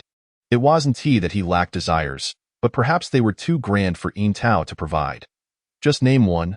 Come on, Yin Tao insisted, her eyes sparkling as she pressed him. Chen Ning pondered briefly before speaking. I hope you won't compete with me for the bathroom in the mornings. Choose another. Do not wake up at 3 in the morning for breakfast. Again, choose. Please don't make me wash your clothes and hang them up. Change. Without exception, the wishes Chen Ning proposed were ones Yin Tao could not fulfill, until he ultimately fell silent. Yin Tao frowned, hands on her hips, chastising Chen Ning. Xiao Ning, one's wishes should not infringe upon another's happiness. Such as competing for the bathroom? Precisely. Then let us keep it casual, Chen Ning replied. Very well. Yin Tao shrugged in resignation, when suddenly her phone rang, prompting her to rush towards the door with a hint of mystery, telling Chen Ning to wait. Wait for what? For the cake. Upon her return, Yin Tao presented the takeout cake and shrimp in front of the hospital bed, her lips curving into a broad smile, exuding utmost joy as she gently clapped her hands and softly sang, Happy birthday to you. Happy birthday to you. Chen Ning maintained a calm expression, not fully comprehending the situation, yet he was still able to partake in the meal. After a simple ceremony came the cake cutting. Yin Tao had specifically called for Wang Wengong to join, as birthdays were occasions meant to be celebrated with many. Wang Wengong was also quite pleased to enjoy a complimentary dinner. As night fell, the revelry subsided into silence. Chen Ning lay quietly on the hospital bed, while Yin Tao sat beside him. Suddenly, she reclined, her hair cascading, lying next to Chen Ning, her eyes gazing serenely at the ceiling, softly asking, How does it feel to celebrate a birthday fortunately? Chen Ning responded uncertainly, Haha, when I was young, I eagerly anticipated my birthdays, always feeling that each celebration would bring me an abundance of gifts, mother's presents, my own birthday cake, new clothes, new toys. Yintao reminisced, a smile creeping onto her face as her left hand slowly covered her cheek, continuing. All of this came to an end in the late summer 15 years ago. I remember the sky was overcast, rain was pouring down, thunder rumbled, and the door of our home stood ajar, broken lock and all, with blood flowing from the kitchen. Father returned home early and, wielding a kitchen knife, killed mother. It was an utterly ordinary tragedy, yet it shattered my life. I do not wish to be a chosen one. I am but a useless individual. I merely want to hide in the safety of my home, for I am truly afraid. Her words trailed off, and Yintao, not wishing to elaborate further, rubbed her slightly reddened eyes, her delicate face regaining its usual smile as she shook her head. I apologize for letting you feel my negative energy. Xiao Ning. Its all right. Chen Ning hesitated for a moment, mimicking the gesture seen on television, slowly extending his hand to gently pat Yintao's head as a form of comfort. Thank you. Yintao's lips curled into a radiant smile. The moonlight outside cascaded softly. It turns out that the warmth derived from the gathering of the week is not merely laughable. It is, in fact, profoundly comforting. Chapter 37. Supremacy of Force. The news of Chen Ning's awakening reached the ears of the county chief. Her cold demeanor remained unchanged as she stood outside the 16th floor building, surveying the shattered first and second floors. Suddenly, she turned to her assistant and inquired, when was the last time that Jiang Qiuhua's middle finger was used? The assistant, having done his homework, promptly replied. 5 years ago, it was employed by the former captain of the chosen team to eliminate a nearly 4th-tier fog demon. The county chief nodded, her steps slightly angled as she clicked her high heels, her sharp brows knitting together, rendering her already frigid visage even more austere. She continued, what damage was incurred at that time? It should have caused 3 rooms to explode, but it successfully exterminated the fog demon. The assistant responded, lowering his head. The former captain, with a strength at the 3rd tier, could only achieve such results using the Jiang Qiuhua's middle finger. Why then can a beggar like Chen Ning unleash such formidable power? The subordinate shook his head in confusion. You naturally would not know. The county chief nodded, her eyes narrowing slightly as she concealed the chilling light within them, adding, the only remaining mystery is why a beggar like Chen Ning possesses such a remarkable affinity. Unless his bloodline does not align with that of a typical beggar, but rather stems from a problematic lineage. Instances of this nature throughout history are not uncommon, such as noble families abandoning their illegitimate offspring or remnants escaping during the fall of their clans. However, the assistant hesitated before continuing, yet, according to several thorough examinations conducted by the hospital, Chen Ning does not exhibit any extraordinary traits. He is almost indistinguishable from an ordinary person. The county chief abruptly turned her head, her silhouette illuminated by the moonlight, her gaze brighter than the moon itself. A rare, enigmatic smile graced her cold countenance as she remarked, this is his greatest anomaly. The assistant momentarily appeared dazed, but quickly regained composure and nodded, saying, yes, I understand. The governor gently waved his hand and turned away, continuing in a flat tone, there is no need to pay him special attention. Simply proceed step by step, until he has transcended the realm of the spirits. Any oddities he may exhibit are inconsequential, however, should he cross into that realm. The governor's words trailed off, laden with significance, as he spoke softly, perhaps I might indeed forge a blade that intimidates all. The assistant refrained from interjecting, rummaging through the briefcase slung over his shoulder for a moment before producing several documents, reading nervously, Governor, regarding the unfinished buildings in the southern part of the city, how do you think we should address the situation? The developer is the Yinshan family from the county, and many citizens in Yunli City are dissatisfied with this matter. Since you are here, it would be a good opportunity to deal with it. Xiao Gao. The governor interrupted the assistant, who bowed his head, seemingly bored as he rubbed his thumb and index finger together, and spoke in a matter-of-fact tone. You have only been with me for 3 months, and yet do not grasp a fundamental truth. Today, I am in a relatively good mood, so I shall impart some knowledge to you. Centuries ago, the populace served only 2 purposes: to maintain the stability of the nation's fortunes, and to create anomalies that could be harvested to nurture cultivators. Of course, there were instances of rebellion among the populace in ancient times. How did the great emperors of that era respond? They would gather the rebellious citizens and confine them in vast enclosures, daily enticing them with strange artifacts, transforming them all into kindling. The Emperor Long Cheng once remarked, "Rather than pacifying the populace's discontent, it is far simpler to eliminate them and breed a new batch."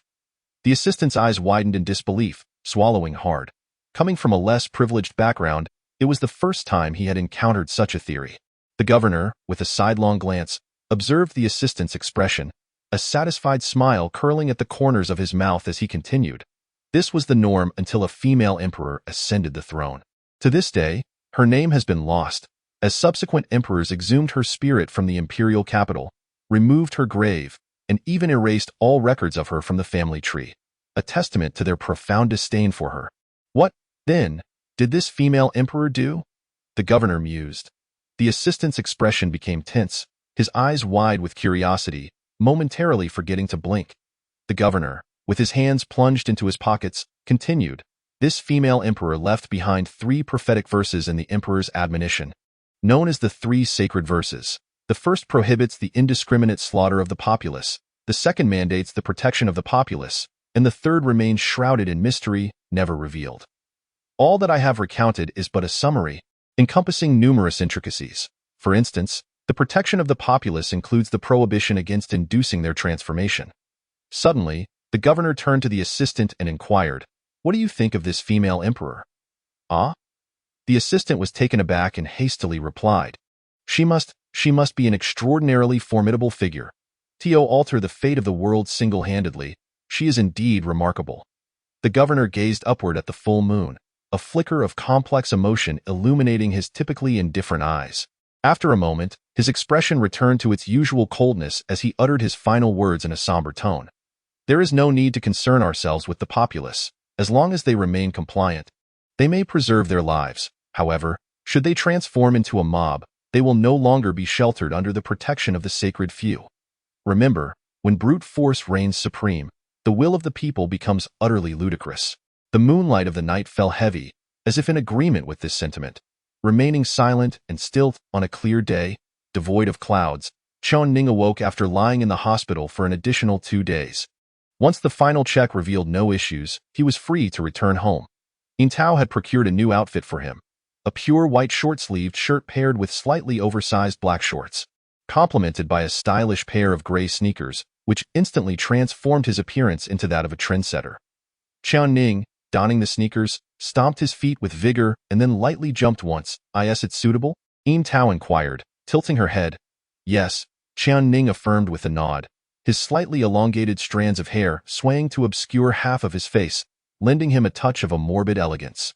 Yintao furrowed her brow, scrutinizing him before promptly gathering his hair with her hair tie, fashioning it into a bun with tails left hanging, while some bangs cascaded from either side, infusing a dash of nonchalance and youthful bravado. With her arms crossed, Yintao admired her handiwork, noting that Chen Ning's naturally feminine features and unadulterated beauty, coupled with his androgynous attire and her styling, made him resemble a chic younger sister at first glance. This perception elicited a dreamy smile from her. "Sisterly bond. Let us get closer." "No, you're too heavy," Chen Ning replied, shaking his head without mercy. "What do you mean by getting closer?" a curious voice interjected, followed by the sound of Wang Wengong, who hobbled towards them with the aid of a cane. He first aligned himself with Yintao and then looked up to behold. Wang Wengong's expression froze, captivated by the sight before him. As if entranced, he abruptly shook his head, cleared his throat a couple of times, and straightened his posture, addressing Chen Ning gently. "You must be Chen Ning's sister. I presumed, my rapport with Chen Ning within the Chosen One's team has always been splendid. How about we exchange contact information to discuss matters further?" "I won't," Chen Ning replied flatly. "Ah?" Wang Wengong's mouth fell agape, his face a mask of confusion. "You're actually Chen Ning. Goodness, I didn't recognize you with this new facade. How vexing. You've stolen my first love." "Ha." Yintao could no longer contain her amusement and burst into laughter, taking a considerable time to regain her composure, wiping the tears of mirth from the corners of her eyes as she waved dismissively at Wang Wengong. "Come now, you fall for every little sister you encounter, and speaking of first loves, perhaps you should seek out your mature lady for that instead. You charming youth," she teased, mimicking a mature woman's tone. Wang Wengong rolled his eyes, feeling quite unfortunate. He had not anticipated that his discerning eyes, having gazed upon countless beauties, would misjudge this time. Perhaps it was indeed Chen Ning's beauty that befuddled him. How could a man possess such exquisite features? With a shake of his head, he chose silence and hobbled away with his cane. "Ha ha, dear sister, shall we?" Yin Tao stepped forward to link her arm with Chen Ning's right, standing side by side, truly resembling a pair of sisters.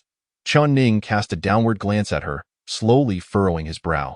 "What's wrong?" Yin Tao, sensing his discomfort, inquired curiously. "It feels a bit cramped." Chen Ning replied, Yin Tao was momentarily taken aback, and soon her delicate face flushed like a ripe peach. Hastily, she released her grip, choosing silence and pretending as if nothing had happened while walking ahead. A subtle silence lingered between the two, their footsteps softly echoing. Once outside the hospital, Yin Tao suddenly turned her head, and under the gentle sunlight, she playfully stuck out her tongue at Chen Ning, proudly declaring, "I am exceptionally gifted, and no need for further words." Having a generous bosom is indeed a valid reason. Chen Ning remained silent, quietly trailing behind her. Their figures gradually receded into the warm sunlight, momentarily appearing as though they had stepped into a realm beyond the mundane. Chapter 38. Enhancement of combat power. Upon returning home, Chen Ning refrained from venturing outside.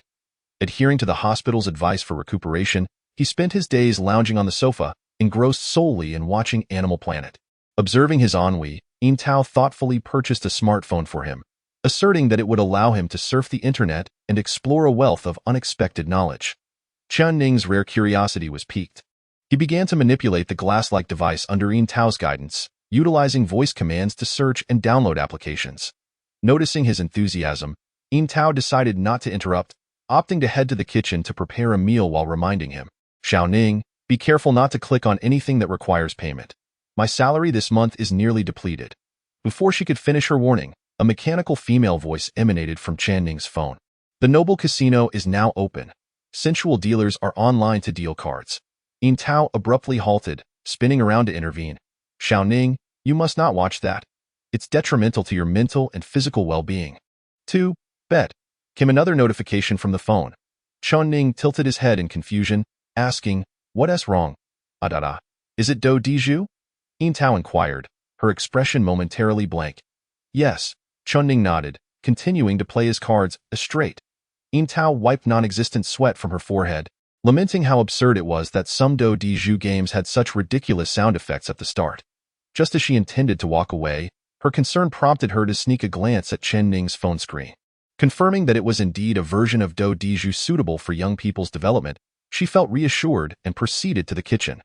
The impact of the internet on an individual is profound, particularly in today's society, where information flows abundantly. Thus, Chen Ning quickly became engrossed in short videos. He avoided content featuring beautiful women, instead watching food broadcasts and paranormal investigations, specifically those that explored graveyards, dismissing any that did not venture into such sites. Yin Tao, perplexed, joined him in watching. Many of the hosts conducted their investigations at urban cemeteries at night, seemingly accompanied by countless unseen followers, artificially crafting an atmosphere of terror, certain not to encounter any supernatural phenomena. However, one host stood apart. A girl clad in a yellow windbreaker, who ventured alone to remote grave sites with merely her phone in hand. During her excursions, she indeed encountered two eerie events, such as a shadow suddenly bouncing atop a grave, only to vanish moments later. Each time such a supernatural occurrence transpired, the girl would tremble in fear and sprint away, only to realize later that her slightly plump yet endearing face had been drenched in tears. Why would she risk such fear to pursue paranormal investigations? Because the rewards and tips were undeniably substantial. Every time an eerie event occurs, the gifts in the live broadcast room flood in as if they were free, surging at an astonishing rate. Yin Tao can't help but feel a twinge of envy. Alas, the chosen ones cannot take on part-time jobs, or she would have undoubtedly become a streamer herself. With a sigh, she gestures towards her phone, shaking her head. However, this is quite dangerous. If she encounters a bizarre transformation, the consequences could be dire. In the outskirts of Yunli City, incidents of strange occurrences are not particularly frequent, yet there are still a few each year. If the girl were to truly face one, she could only wait for other spiritual explorers to come and investigate her. Chen Ning refrains from expressing an opinion. He merely wishes to observe the differences between burial sites and old graveyards in various locations, while also assessing the quality of the offerings. Time passes slowly in this manner. Chen Ning practices punching the air, not exerting himself fully, but rather focusing on refining his technique and the angle of his strikes. As he trains, he discovers something astonishing. His strength has increased significantly, almost by half, and along with it, his agility, vision, and hearing have all seen remarkable enhancements, an almost comprehensive improvement. Chen Ning soon recalls the pitch-black space. After defeating the cat lady and emerging from it, he experienced boosts in both strength and agility. A few days prior, after vanquishing the hunter, he had felt too weak to notice any enhancement upon returning from the dark space. Now, having restored his health and earnestly practicing his punches, the improvements are unmistakable. This suggests that as long as he defeats otherworldly entities, he can enhance his physical abilities. Chen Ning is not entirely certain, but one thing he knows for sure is that he has indeed grown stronger. And in every conceivable way, he clenches his fist, glances at it, and focuses intently.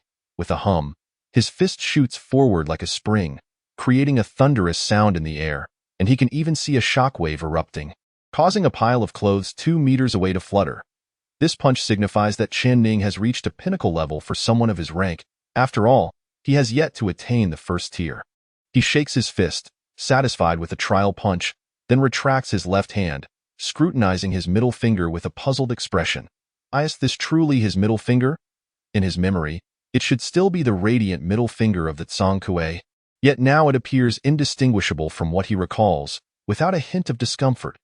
He withdraws the other 4 fingers, extending only his middle finger, concentrating all his mental energy upon it. Suddenly, his mind goes blank, and it feels as though the blood in his body is flowing backward, fiercely converging at his middle finger, akin to a blinding incandescent light igniting, producing no sound, only a beam of white light. When Chen Ning finally regains his senses and retracts his finger, he discovers a hole in the wall, approximately the size of his middle finger. The wall, half a meter thick, has been effortlessly breached. Chen Ning exhales deeply, feeling a slight dizziness as the sensation of blood loss lingers. He quickly lies back down to rest in his current state. His combat abilities are already on par with most first-tier practitioners, and with the hidden killing technique of his middle finger, it's likely that first-tier practitioners would struggle to contend with him. Moreover, given Chen Ning's exceptional martial prowess, any slight opening in battle would be seized upon, becoming the key to his victory. It appears that the talent often criticized by others can also be compensated for through the dark space, if viewed in the long term, once all his shortcomings are rectified. Would he not become invincible? Chapter 39. Progeny of the family at Shilin of the Qingping Martial Academy. In recent days, Chen Ning has not come to practice his punches, yet Shilin remains restless, for other family scions have arrived, eager to forge connections with Jiang Qiuhua. However, Jiang Qiuhua embodies a frigid demeanor and seems quite disdainful of these family descendants. Regardless of who approaches her, she remains unresponsive, diligently focusing on her own training, relentlessly striking the stone pillars. Some of the family scions, after being rebuffed, retreat in humiliation, unwilling to further subject themselves to ridicule. Yet, there are those who persist, believing that their sincerity has yet to be fully conveyed. They are convinced that with enough earnestness, even the most obstinate of hearts will yield, and surely, in time, the frosty Jiang Qiuhua will grace them with a smile. Among them, son Chenghui, the legitimate son of the Sun family, is particularly tenacious, making daily visits to Shilin at morning, noon, and night. Bringing Jiang Qiuhua her meals, he shamelessly stands by, watching her train, occasionally applauding and cheering her on. Excellent punches, impressive strength. What a singularly remarkable female martial artist. Such sycophantic display would typically elicit polite conversation from other women. However, Jiang Qiuhua is no ordinary woman. When she chooses not to engage with anyone, she can completely ignore them, regardless of their efforts to converse. Remaining wholly absorbed in her own pursuits, times. Zhou Zhu intervenes to disperse these family scions who attempt to flirt with Jiang Qiuhua, scowling in disdain. If you're not here to train, then leave. Don't loiter in Shilin, tainting the environment and wasting air. Under normal circumstances, these family scions might fear Zhou Zhu, but now they are bound by familial duty to pursue Jiang Qiuhua, unwilling to retreat. Therefore, some of them feign practice in Shilin, even going so far as to smear fake blood on their fists with props, attempting to project an image of earnest training. Yet this charade is easily discerned by Jiang Qiuhua. The more they perform such antics, the the greater her contempt for them becomes. As dusk falls, all disciples of the martial academy, except for those residing on campus, return home. Jiang Qiuhua concludes her training, her gaze sweeping over the stone pillars, which bear no marks from the family science efforts, no chips, not even the slightest trace of weird. Is this what they call practice? Jiang Qiuhua's brow furrows as she involuntarily compares these family science to Chen Ning, recalling the sight of him training, and she shakes her head, realizing there is simply no basis for comparison. If Chen Ning's innate talent and lineage were to be exchanged with those of these family scions, he might ascend to extraordinary heights. Alas, Chen Ning is but a lowly wildborn, his bloodline the most humble. Jiang Qiuhua harbors no disdain for one's origins or lineage. On the contrary, influenced by her family's teachings, she feels sympathy for the weaker ones, and at this moment, she purely laments for Chen Ning. She gently shakes her head, choosing not to dwell on such thoughts. For now, she is on the brink of developing her bones and must proceed with caution and diligence to ensure the perfection of her physique. By setting a solid foundation, she can forge a path toward future greatness and, perhaps, restore her family's former glory. Jiang Qiuhua retracted her fists and retrieved a jade vial from her bosom. Upon opening it, a delicate fragrance of orchids wafted forth. She lightly dipped her index finger into the ointment within the vial and applied it to the wounds on her fists. Remarkably, just a small amount of this salve instantaneously halted the bleeding and facilitated the regeneration of skin, rendering her fists even more supple than before, akin to the skin of an infant. This KSK, the treasured trauma medicine from Zhong Rentong, is indeed a display of opulence, came the rugged exclamation of Zhou Zhu from behind. Jiang Qiuhua promptly turned her head, offering a polite smile. Do not be constrained. I merely came to observe your progress in training. It has been 2 days since my last visit. You must be close to completing your bone conditioning. Yes, indeed, Jiang Qiuhua nodded. Zhou Zhu, with his hands clasped behind his back, responded, given your family's prowess, ensuring your safe bone conditioning should be no challenge. However, as your instructor, I hope you can achieve a flawless bone structure. He paused, locking his gaze onto Jiang Qiuhua. Your family's past martial artists have manifested extraordinary bone structures. I recall a certain 7th-tier grandmaster, if I am not mistaken, who created a bone structure akin to a sea of flames and mountains, truly formidable. Yes, he was the only 7th-tier grandmaster in our family. Jiang Qiuhua affirmed with a nod, and Zhou Zhu slightly shook his head. Child, I understand the weight upon your shoulders and your desire to revive your family, but considering your family's historical scarcity of martial artists, the path of a martial artist is fraught with challenges for you. Jiang Qiuhua's expression remained unchanged, devoid of any flicker of doubt, as she resolutely declared, I will succeed. Well said, truly worthy of a prominent family. If only Chen Ning had a target as you do. That lad has numerous shortcomings. Zhou Zhu sighed, hesitating momentarily as he glanced at the jade vial in Jiang Qiuhua's hand before shaking his head again. Had he been born into a prominent family, he might have already passed the imperial examination and secured a military position.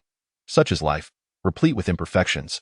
What does it matter if Chen Ning possesses exceptional talent in martial arts? A humble background signifies limited potential and scant resources. Tio, speak frankly, the premium trauma medicine from Zhong Rentong in your hand could purchase several lives for Chen Ning.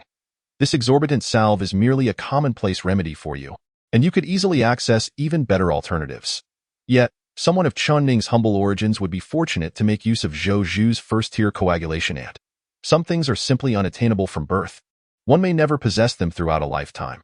Zhou Zhu had previously speculated on Chen Ning's ceiling, stating that reaching the 5th-tier master level would be deemed a success. This remark bore no condescension, perhaps even a hint of exaggeration. Historically, there has never been a case of a commoner ascending to the rank of 5th-tier master. The highest recorded level achieved by a commoner in historical texts barely reached the 3rd tier. If Chen Ning could truly attain the 5th tier, it would be a monumental achievement, destined to be chronicled in history, securing his name for eternity. Perhaps. Zhou Zhu was uncertain, waving his hand dismissively as he addressed Jiang Qiuhua. According to internal sources, Chen Ning is not dead and may return to practice in a couple of days. Him when that time comes. Zhou Zhu hesitated, as if contemplating whether to continue, ultimately resolving to proceed. At that time, do temper your approach. When driving the stakes, do not exhibit excessive ferocity. Rather, provide Chen Ning with a boost of confidence. Otherwise, witnessing your rapid progress may shatter his belief in effort altogether, leading him to abandon hope. A positive and uplifting mindset is of paramount importance for a martial artist. Although Chen Ning often presents an air of nonchalance, the collapse of his morale could yield unforeseen consequences, particularly given that not long ago, Jiang Qiuhua was far behind Chen Ning in her training, yet now she has surpassed him significantly. Such a comparison can inflict considerable damage on one's confidence. Jiang Qiuhua understands this principle and nods in agreement. Alas, Zhou Zhu shakes his head and offers a bittersweet smile. Truly, with age comes a softened heart. In times past, he would have never been so lenient, but would have insisted on rigorous practice, either train or be left behind. He mutters to himself as he turns to leave. The evening light falls evenly upon him, casting a shadow of solitude.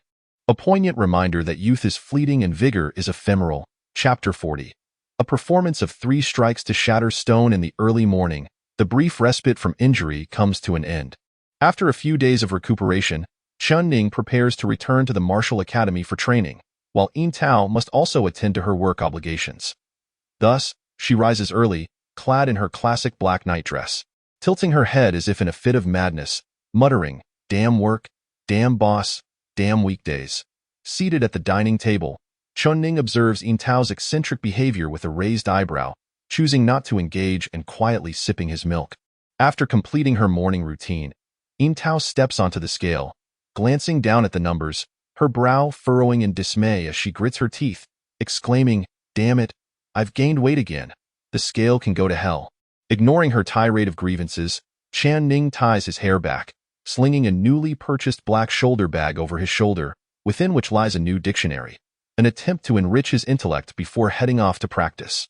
The weather today is quite pleasant and invigorating. The disciples of the martial academy have begun to assemble, readying themselves for the morning exercises. Due to her residence at the academy, Jiang Qiuhua arrives early at the stone forest, opting not to rush into practice just yet. Instead, she employs her family's advanced breathing techniques to loosen her body, adhering to the old adage that sharpening the axe does not hinder the woodcutter's work. Only with a limber physique can one achieve superior results in training. After a month of practice, Jiang Qiuhua has made significant strides, improving her striking power and technique with each passing day. This is to be expected, as she hails from a prominent family. Setting aside innate talent, the wealth of resources at her disposal could easily elevate her to the status of a martial master. Consequently, Jiang Qiuhua feels little pride in her achievements, even experiencing a sense of embarrassment, given that she has yet to unlock her full potential. Having completed her breathing exercises, she takes a brief respite before styling her hair into twin buns. A more suitable arrangement for training. At this moment, the clock strikes 8, precisely on time. A figure stealthily approaches the stone forest, exhibiting a somewhat furtive demeanor.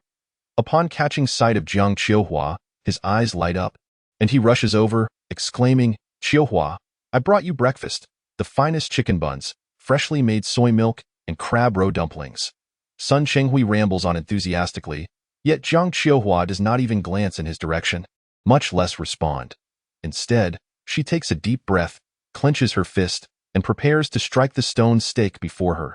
A resonant hum fills the air. With a resounding punch that carried the whispers of the wind, she struck fiercely against the stone post, shattering numerous fragments and even causing the darker stones within to cave in slightly. Jiang Qiuhua, in the present moment, had begun to embody a semblance of Chen Ning's previous prowess. Her demeanor was rather indifferent.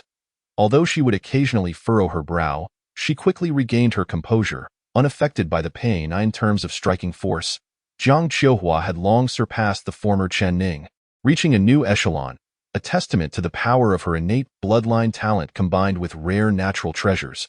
What a remarkable display of skill, truly awe-inspiring, uplifting, and resounding. One cannot help but gasp in admiration. Sun Chenghui continuously extolled her virtues with an array of idioms, offering up the breakfast he had brought with utmost sincerity. "Qiuhua, after delivering such a punch, you must be famished. Come and sample the breakfast I prepared for you." However, Jiang Qiuhua paid him no mind. Her fist clenched as she savored the memory of her recent strike, contemplating areas for further improvement. She harbored little affection for this persistent scion of a prominent family. Were it not for the prohibition against private dueling within the martial arts academy, she would have already delivered a couple of punches to Sun Chenghui. Yet, he remained unperturbed, watching her with a cheerful demeanor, occasionally showering her with compliments, exhibiting the self-discipline of a devoted admirer. "Excellent, excellent punch," he exclaimed again in praise. Suddenly, Jiang Qiuhua paused her practice, turned her head in his direction, and tilted it slightly, her previously indifferent expression inexplicably taking on a hint of playfulness. Sun Chenghui's expression momentarily froze, and he swallowed hard, feeling a surge of nervous excitement as he pondered, "Is she looking at me? Has my perseverance over these past days finally borne fruit? Are you here to practice?" Jiang Qiuhua inquired. Sun Chenghui, somewhat bewildered, nevertheless nodded with a smile. "Yes, I can practice." At that moment, he brimmed with hope. It was not merely about practicing punches. He would even dare face Zhou Zhu in a sparring match. Just then, a familiar voice echoed from behind. Who?" Sun Chenghui's brow furrowed instantly, his entire being tensing as he turned sharply. Before him stood a slender figure, well-proportioned and of moderate height, the epitome of desirability. Sun Chenghui gritted his teeth and scrutinized the face, the furrowed brow relaxing in an instant. It turned out to be yet another attractive girl. He had been overly cautious, however. Wait, something seemed off. What was that at her throat? An Adam's apple. Damn it, I've been fooled. It's a guy. Within a mere half-minute, Sun Chenghui's thoughts had oscillated dramatically, resulting in a furrowed brow that alternated between tension and relaxation, indicative of his unsteady mindset. Chen Ning cast a glance his way, disregarding him as he approached the stone post he frequently practiced on, setting down his black shoulder bag, preparing to commence his training. "Where have you been these past few days?" Jiang Qiuhua suddenly inquired, her tone not one of concern but mere curiosity. "Exploring," Chen Ning replied. Jiang Qiuhua tucked a few loose strands of hair behind her ear and casually asked, "Do you enjoy exploring?" What do you mean by enjoy exploring?" Thus, Jiang Qiuhua moderated her strength to half, merely reaching the level of Chen Ning from before, delivering a punch that scattered some gravel. Chen Ning observed this punch as well. "How was that?" Jiang Qiuhua inquired, retracting her fist, her tone devoid of any hint of boastfulness, simply a genuine question. After a moment of silence, Chen Ning found it difficult to offer an assessment and eventually replied hesitantly, "It's not acceptable." Jiang Qiuhua's slender brows subtly furrowed, sensing that her display of power might have been overwhelming, leading to Chen Ning's apparent dejection and his silence, unsure of how to respond. With this thought, a twinge of remorse blossomed within Jiang Qiuhua, and she felt a pang of sympathy for Chen Ning, who had exerted so much effort yet seemed laughable in the face of innate talent.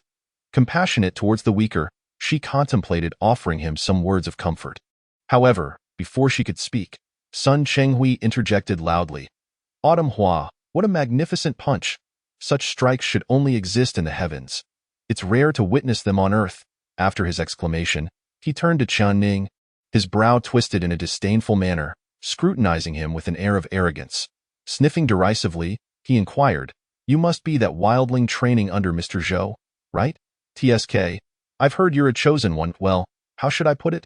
Though I have no idea what stroke of luck allowed you to train with Mr. Zhou, you should steer clear of things that don't befit your status. Don't even think about them. Understand?"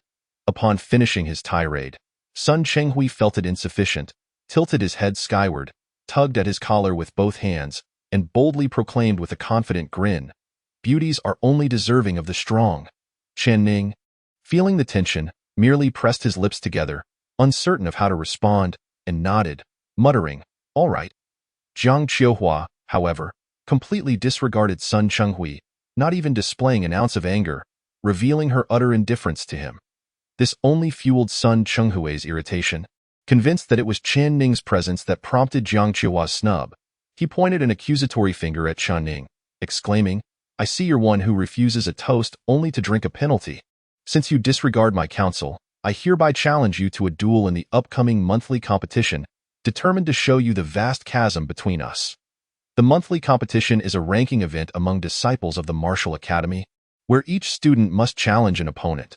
If they defeat someone stronger, they rise in rank, while defeating a weaker opponent yields no change. Sun Chenghui, having just entered the academy, should have sought to face higher-ranked opponents, but his desire to impress Jiang Qiuhua led him to choose Chen Ning instead. "All right," Chen Ning replied nonchalantly, then clenched his fists, hesitated, and politely added, "If there is nothing else, I shall resume my training." Over the past month, Chen Ning had indeed grasped many social nuances. Sun Chenghui, silent himself, wished to observe Chen Ning's punching power, assuming it would be merely mediocre, hoping fervently that he wouldn't end up weeping over the stone post, for that would be a humiliating spectacle, having chosen him as a rival. Jiang Qiuhua crossed her arms, quietly watching, eager to discern whether Chen Ning had made any progress or remained stagnant. All remained silent in their observation as the wind howled fiercely, a wind of fists. Bang! With a resounding crack, Chen Ning unleashed his first punch, sending shards of stone flying like raindrops cascading down. The second punch swiftly carved a pit in the center of the stone post, as if Chen Ning's fist were the stone itself, rendering the post as fragile as flesh. Before they could even react, the third punch followed, delivered at an exceptionally cunning angle, with the bones of his index and middle fingers slightly protruding, aimed directly at the most vulnerable point of the newly created hollow. This strike was akin to striking a lame leg with a cane. Utterly devastating boom. With one final explosive sound, the upper half of the stone post was blasted away several meters, scattering countless bits of stone and lime, falling like a delicate rain. Chen Ning shook his right hand, stained with blood and thick lime powder. Indeed, all three of his swift and fierce punches had been executed with his right hand, and he showed no signs of fatigue. Jiang Qiuhua's eyes widened in disbelief as she pointed at the fallen stone post, her mouth slightly agape in confusion. Was it said that she should hold back during practice to bolster Chen Ning's confidence? What is happening now? It was all over. Her resolve was shattered. Sun Chenghui, on the other hand, trembled, nearly losing control of himself in fear. The thought that he still had a monthly duel scheduled with Chen Ning made him reconsider his attitude, causing him to bend slightly at the waist and approach Chen Ning with a flattering smile, presenting the breakfast he had brought for Jiang Qiuhua. Bro, I was just joking with you earlier. There's no way I would truly go against you in a duel. Here, I brought you breakfast. It's all good stuff. One could hardly blame Sun Chenghui for his timidity. Had he not backed down, he might have ended up like the stone post, obliterated by Chen Ning's 3 punches. Thus, it is said that those who know when to yield are truly wise.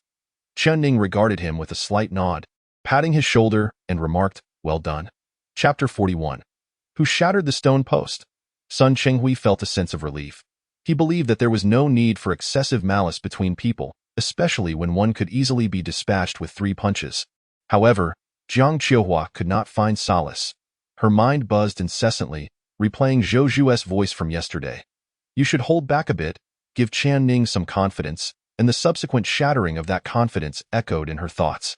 Memories surged like a tidal wave, overwhelming Jiang Qiuhua, and in conjunction with the undeniable fact of Chen Ning's destructive prowess, it felt as though she were being drowned. It was all over.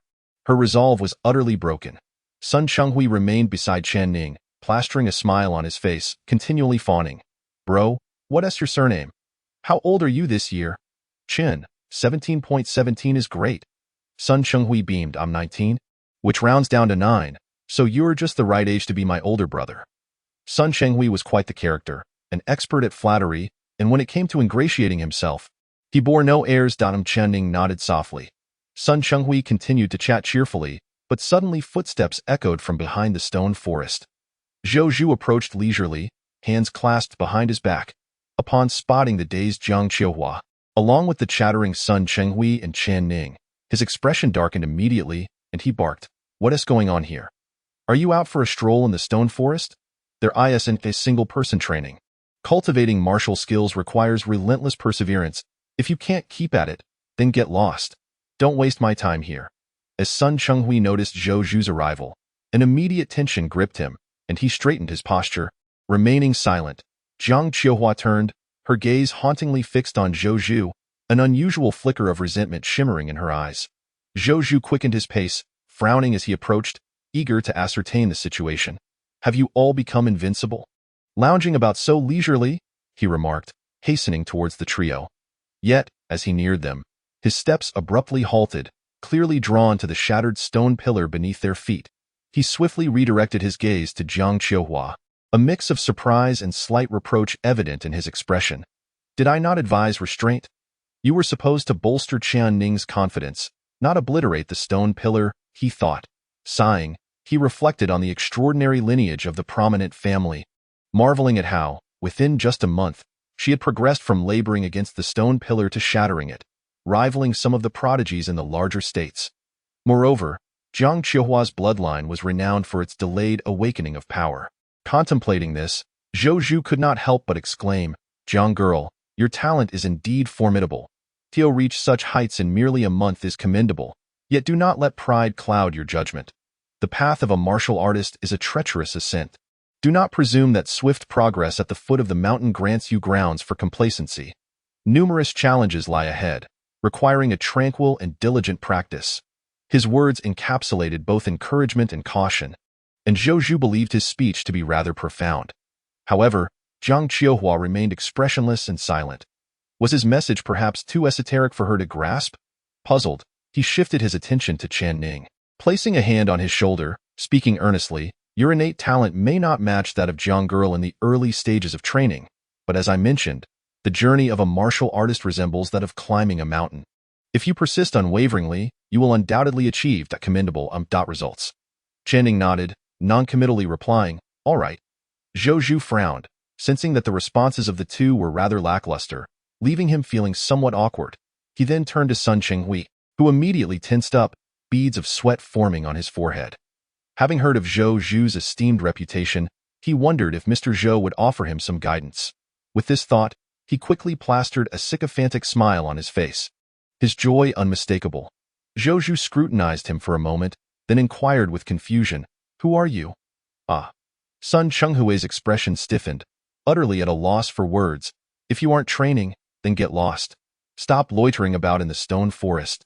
You family scions are quite bothersome," Zhou Zhu remarked dismissively before turning his gaze back to Jiang Qiuhua, his rugged visage breaking into a light-hearted smile. "Jiang girl, if you can shatter stone pillars, you must have awakened your bone structure, no?" Jiang Qiuhua's eyes filled with increasing resentment as she rigidly shook her head, replying, "It wasn't me who shattered them, huh?" Zhou Zhu's expression turned palpably bewildered. He chuckled awkwardly, placing his hands behind his back, feigning indifference while his gaze flitted between Chen Ning and Sun Chenghui before finally settling on Sun Chenghui, frowning as he asked, "Did you awaken your bones? Were the pillars shattered by you?" "No, no." Sun Chenghui hastily waved his hands, pointing at Chen Ning with a sycophantic grin. "It was my brother who shattered them with 3 punches just now." Zhou Zhu's hands, weighed down by the aftermath of his exertion, could no longer hold their composure.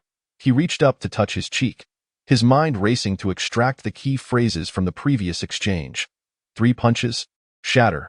Casting a stiff expression towards Chen Ning, he observed Chen Ning's nonchalant demeanor, which only served to amplify his earlier embarrassment. Frustration bubbled within him, and he spoke in a low voice. Well, you truly possess remarkable restraint." "Indeed," Chen Ning nodded in affirmation. Zhou Zhu, feeling the ire within him lacking an outlet, recognized that Chen Ning's demeanor was not intentional. Thus, he shook his head and redirected his attention to the shattered stone post. Furrowing his brow as he inquired, "Have you opened your bones?" "No," Chen Ning replied, shaking his head. Zhou Zhu's brows knitted tighter as he pointed at the broken stone post, unable to contain his curiosity. "How on earth did you manage to break this stone post?" Chen Ning responded, "It is simply a matter of character." Zhou Zhu was left speechless and could merely utter, Well, are you truly aiming to become a martial saint?" Chen Ning, uncertain of how to respond, nodded once more, "Yes." "You dare to nod in agreement?"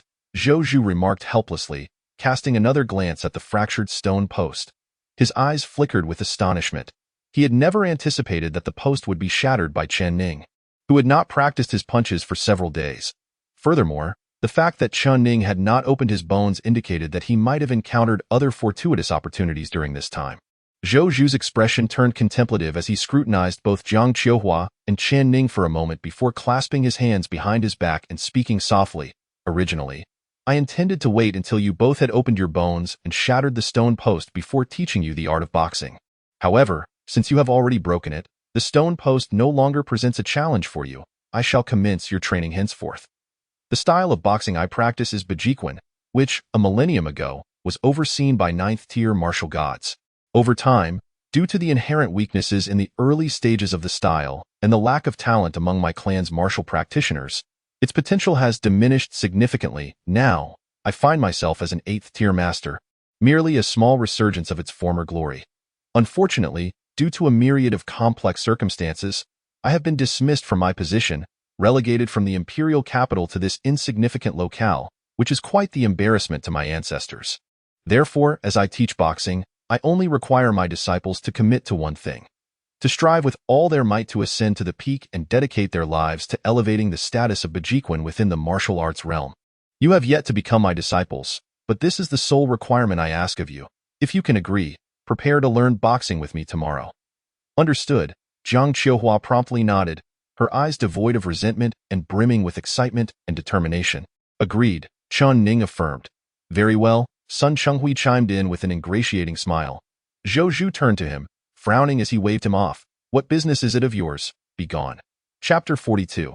She can. You cannot. The morning breeze was refreshingly cool. After imparting his words on boxing, Zhou Zhu departed, delivering a swift kick to Sun Chenghui as he left, instructing him to vacate the premises if he was not going to practice. Sun Chenghui hastily claimed he would train, mimicking Chen Ning and Jiang Qiuhua as he threw a powerful punch at the stone post, only to then clutch his knuckles and make his way to the infirmary of the Martial Arts Academy. One could only say, do not meddle with what is beyond your capability. Serves you right, Zhou Zhu remarked, as he leisurely strolled away, his scholarly robe trailing behind him. In the stone forest, only Chen Ning and Jiang Qiuhua remained. Without striking the stone stakes, they began to exchange glances. How have you become so formidable? Jiang Qiuhua inquired, her brow furrowed. She was still somewhat reluctant, not because she doubted Chen Ning's capabilities, but rather because the transformation had come as a shock. It's a matter of personality, Chen Ning replied. I don't believe it, Jiang Qiuhua retorted, crossing her arms and fixing her gaze on him. Have you been secretly training harder? Perhaps, Chen Ning responded noncommittally. How have you been training? Jiang Qiuhua's interest peaked. By battling monsters and leveling up, Chen Ning candidly stated, as he opened his bag to enjoy the breakfast that Sun Chenghui had prepared for him. Are you referring to the urgent insights and breakthroughs gained in the midst of life and death struggles? Jiang Qiuhua pressed further to him. Chen Ning pondered for a moment before replying, is it possible that after defeating monsters, one can absorb experience? In the dark abyss of his dreams, he could assimilate the essence of the slain creatures. Humph, if you don't want to share, then don't. Jiang Qiuhua shot him a glance of disdain, turning away to resume her practice on the stone stakes. Chen Ning, finding himself with little to do since he had already completed the stone stakes challenge and had to wait until tomorrow for his boxing lessons, retrieved a new dictionary from his shoulder bag to study. Jiang Qiuhua cast a surprised glance at him but did not inquire further, continuing her boxing practice as the gentle breeze flowed. And time slipped by noon, before Chen Ning could set off for the cafeteria. Sun Chenghui exuberantly delivered a meal, grinning in a flattering manner. Bro, I have no idea what you like to eat, so I just got some abalone and lobster.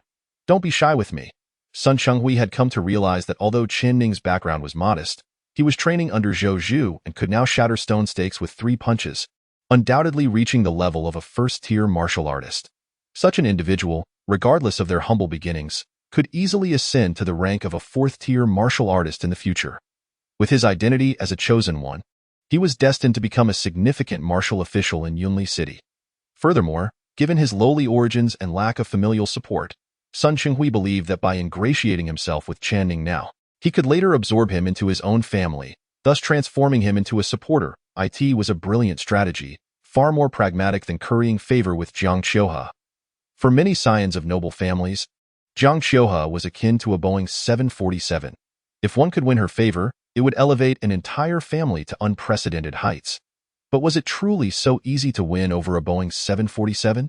The families of Yunli City, in their most desperate attempts, could at best be likened to a dilapidated 3-wheeler.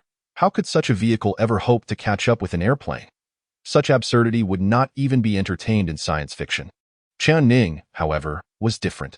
He resembled a reliable bicycle, perhaps not the fastest mode of transport, but certainly stable and much easier to acquire. In the small expanse of Yunli City, a bicycle would suffice.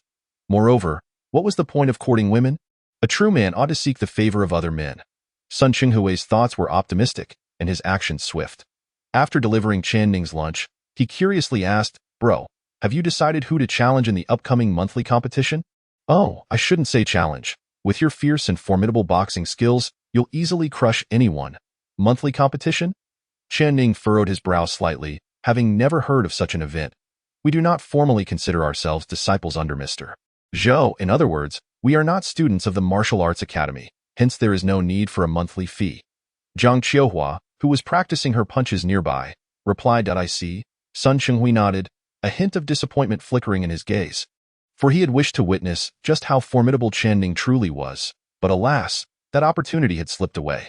His expression grew somber as he resolved to return home and discuss with his family the potential value of recruiting Chen Ning. Such dealings among families are often fraught with interests and convolutions. After noon, the monotony of practicing punches resumed. Chen Ning, armed with a dictionary, diligently learned to recognize characters after mastering pinyin, aligning his education with that of an elementary student, an admirable progress. Indeed. Jiang Qiuhua continued her training until the afternoon, applying ointment to her battered fists. As her gaze wandered, she unexpectedly noticed Chen Ning staring intently at the ointment in her hand. Would you like some?"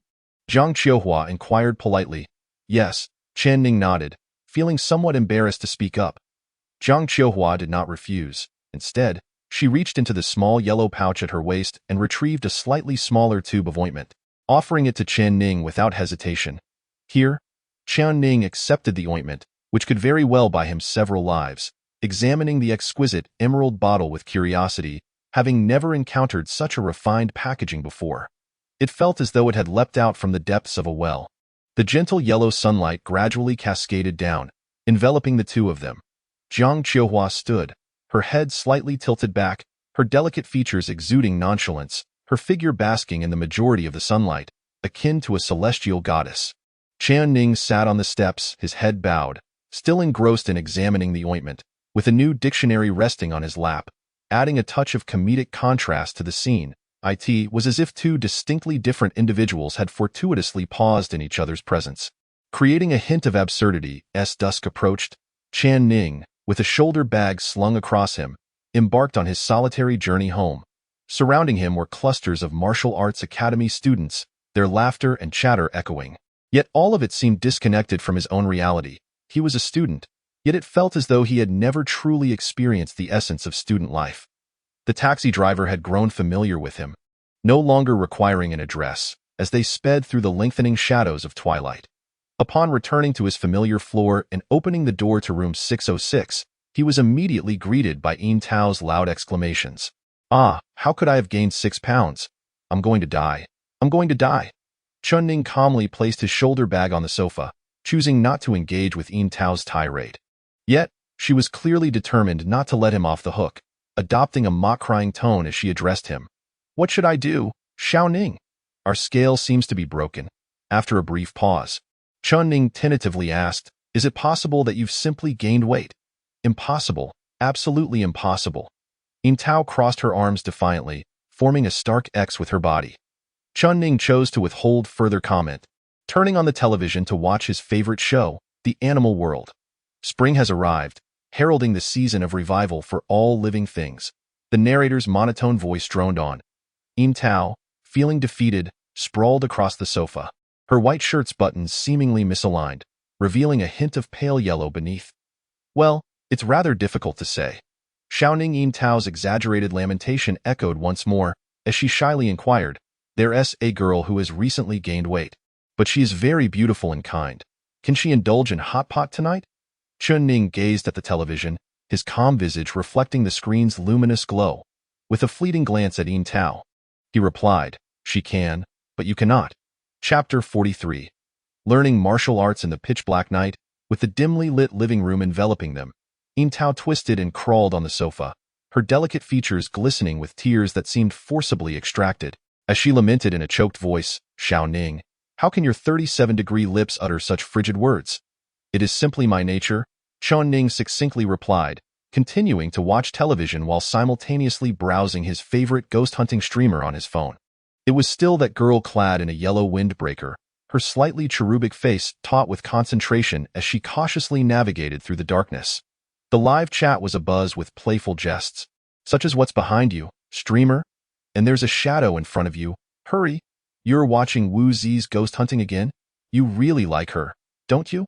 Yin Tao muttered from the side, her playful demeanor swiftly turning serious.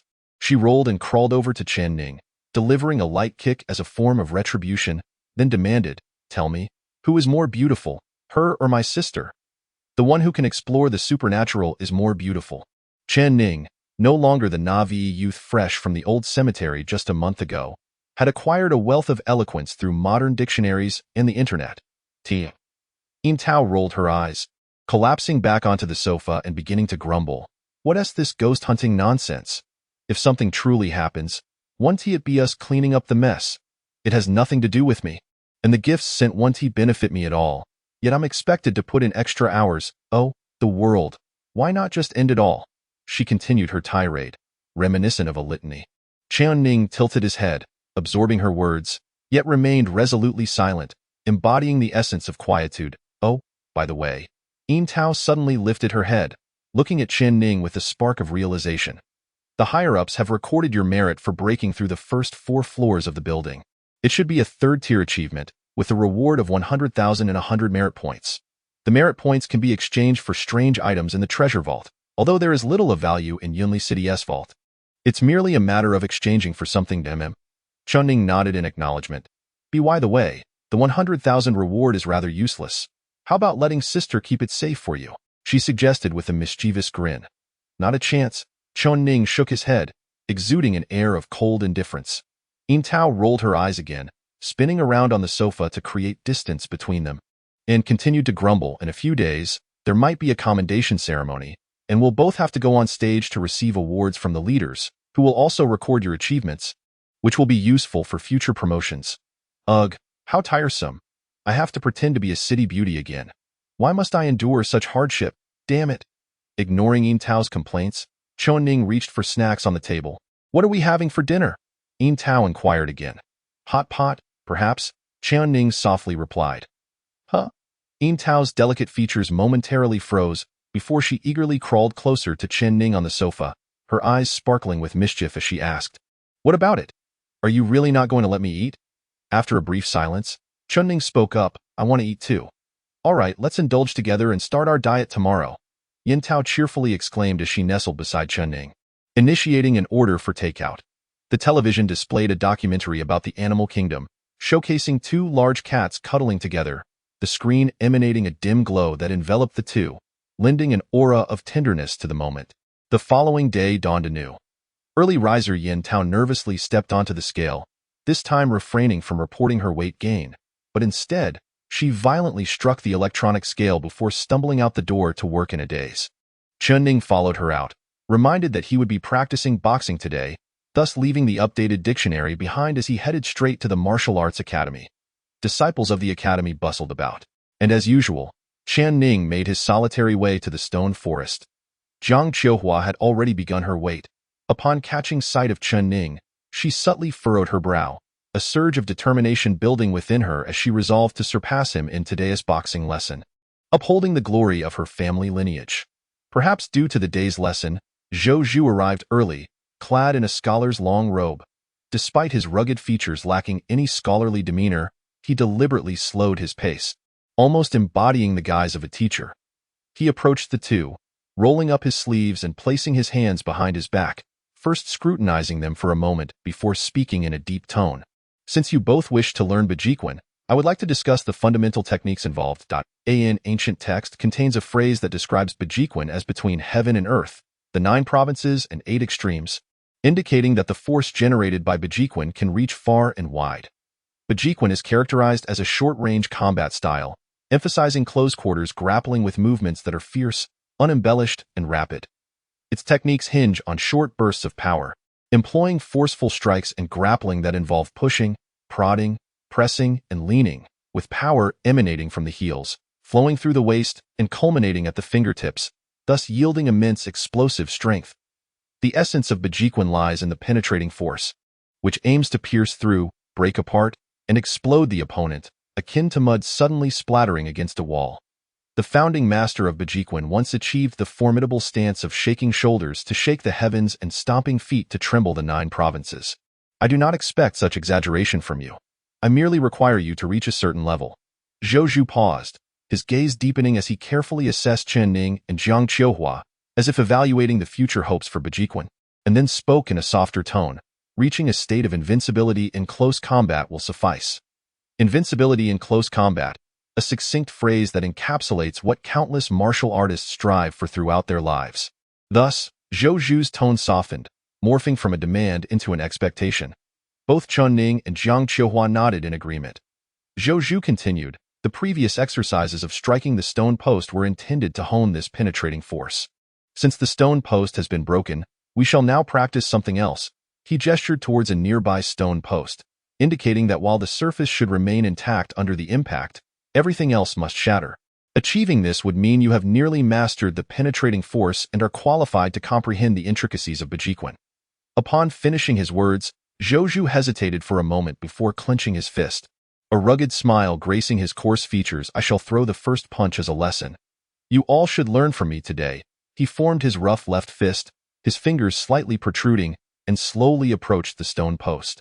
Up until this point, everything seemed to proceed without incident. However, in the final moment, his fist seemed to spring forth, cleanly and decisively striking out, akin to a gentle tap against the wall, producing a sound as subtle as a muffled puff. The entire stone pillar, apart from the surface that bore the brunt of the punch, was reduced to mere powder. This exemplified the might of an 8th-tier martial arts sect leader. Understand for yourselves. Zhou Zhu gestured dismissively, retracting his fist and preparing to walk away. Practicing martial arts is inherently like this. A master provides guidance, and one must glean their own insights. After grasping the general direction, one may then receive more hands-on instruction.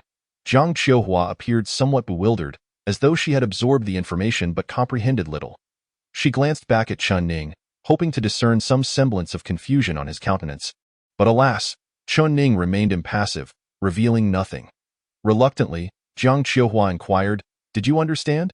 Chen Ning furrowed his brow slightly, as if in recollection, then nodded gently, approximately. Oh? Jiang Qiuhua tilted her head, her youthful face adorned with an array of question marks. Who exactly is the true heir of the prominent family? You don't want to give it a try. Jiang Qiuhua seemed somewhat incredulous. Very well, Chen Ning agreed, mimicking Zhou Zhu's stance, forming his fist with fingers slightly raised. If one were to replay the moment, it would reveal that Chen Ning's posture and the elevation of his fingers were nearly identical to Zhou Zhu's. He then proceeded to extend his fist slowly, and when he was about 2 finger widths away from the stone post, he suddenly unleashed his punch, akin to a bullet being fired, which instantaneously detonated upon contact with the stone. However, this time there was no muffled sound. Instead, a crisp explosion resonated. While the back of the stone post remained intact, it did exhibit slight vibrations, accompanied by the descent of fine powder. In contrast to Zhou Zhu's earlier strike, this one was evidently lacking. Yet, considering it as the inaugural move of 8 Extreme's fist, it was still somewhat astonishing. Chen Ning retracted his fist, his expression remaining composed. Do you grasp what it means to be a top-tier martial artist? Jiang Qiuhua's lips involuntarily curled, her disbelief palpable. Gritting her teeth, she formed her own fist and imitated Zhou Zhu's technique as she aimed a punch at the stone post. A resounding thud echoed, accompanied by the forceful impact, yet it failed to unleash any penetrating energy, merely scattering some stone debris. She pressed her lips together, her typically calm demeanor now tinged with frustration, and glanced back at Chen Ning. Observing Chen Ning, she noticed that he had perfected his imitation of Zhou Zhu even further, even mirroring his demeanor, as he aimed for the center of the stone post. However, his execution diverged from Zhou Zhu's, launching directly towards the stone rather than following a traditional punching motion. His punch was slightly angled, resembling more of a whip-like strike, carrying a gust of air as if it were piercing through. A muted sound followed, and some stone fragments burst forth from behind the post. Chen Ning shook out his fist, nodded in satisfaction with this strike. 8 Extreme's fist, from novice to proficient. Chapter 44. Pursuit. Jiang Qiuhua, having lived for 17 years, deemed today the most unfortunate day of her life. Mr. Zhou imparted an inexplicable technique, and Chen Ning inexplicably mastered it alone. She gazed in bewilderment, before spending an entire day practicing her punches against a stone pillar, leaving her fists bloodied and bruised, yet devoid of any progress. If there exists grain, why not tranquility? Jiang Qiuhua bit her lip, swallowing a medicinal pill meant to nourish her body from Zhong Rentong. Feeling a warm current coursing through her, benefiting her organs and warming her limbs, which only deepened her sorrow. Despite possessing a superior bloodline and exceptional resources, she should have surpassed Chen Ning in her training. How could it be otherwise? What was amiss? Filled with discontent, she found sleep eluding her, rushing from her dormitory to the stone forest to practice her punches under the cover of night. Zhou Zhu stood atop a platform, his brow furrowed. While hard work was essential in martial arts, mere effort was insufficient. Jiang, in her fervent training, risked regressing instead of progressing.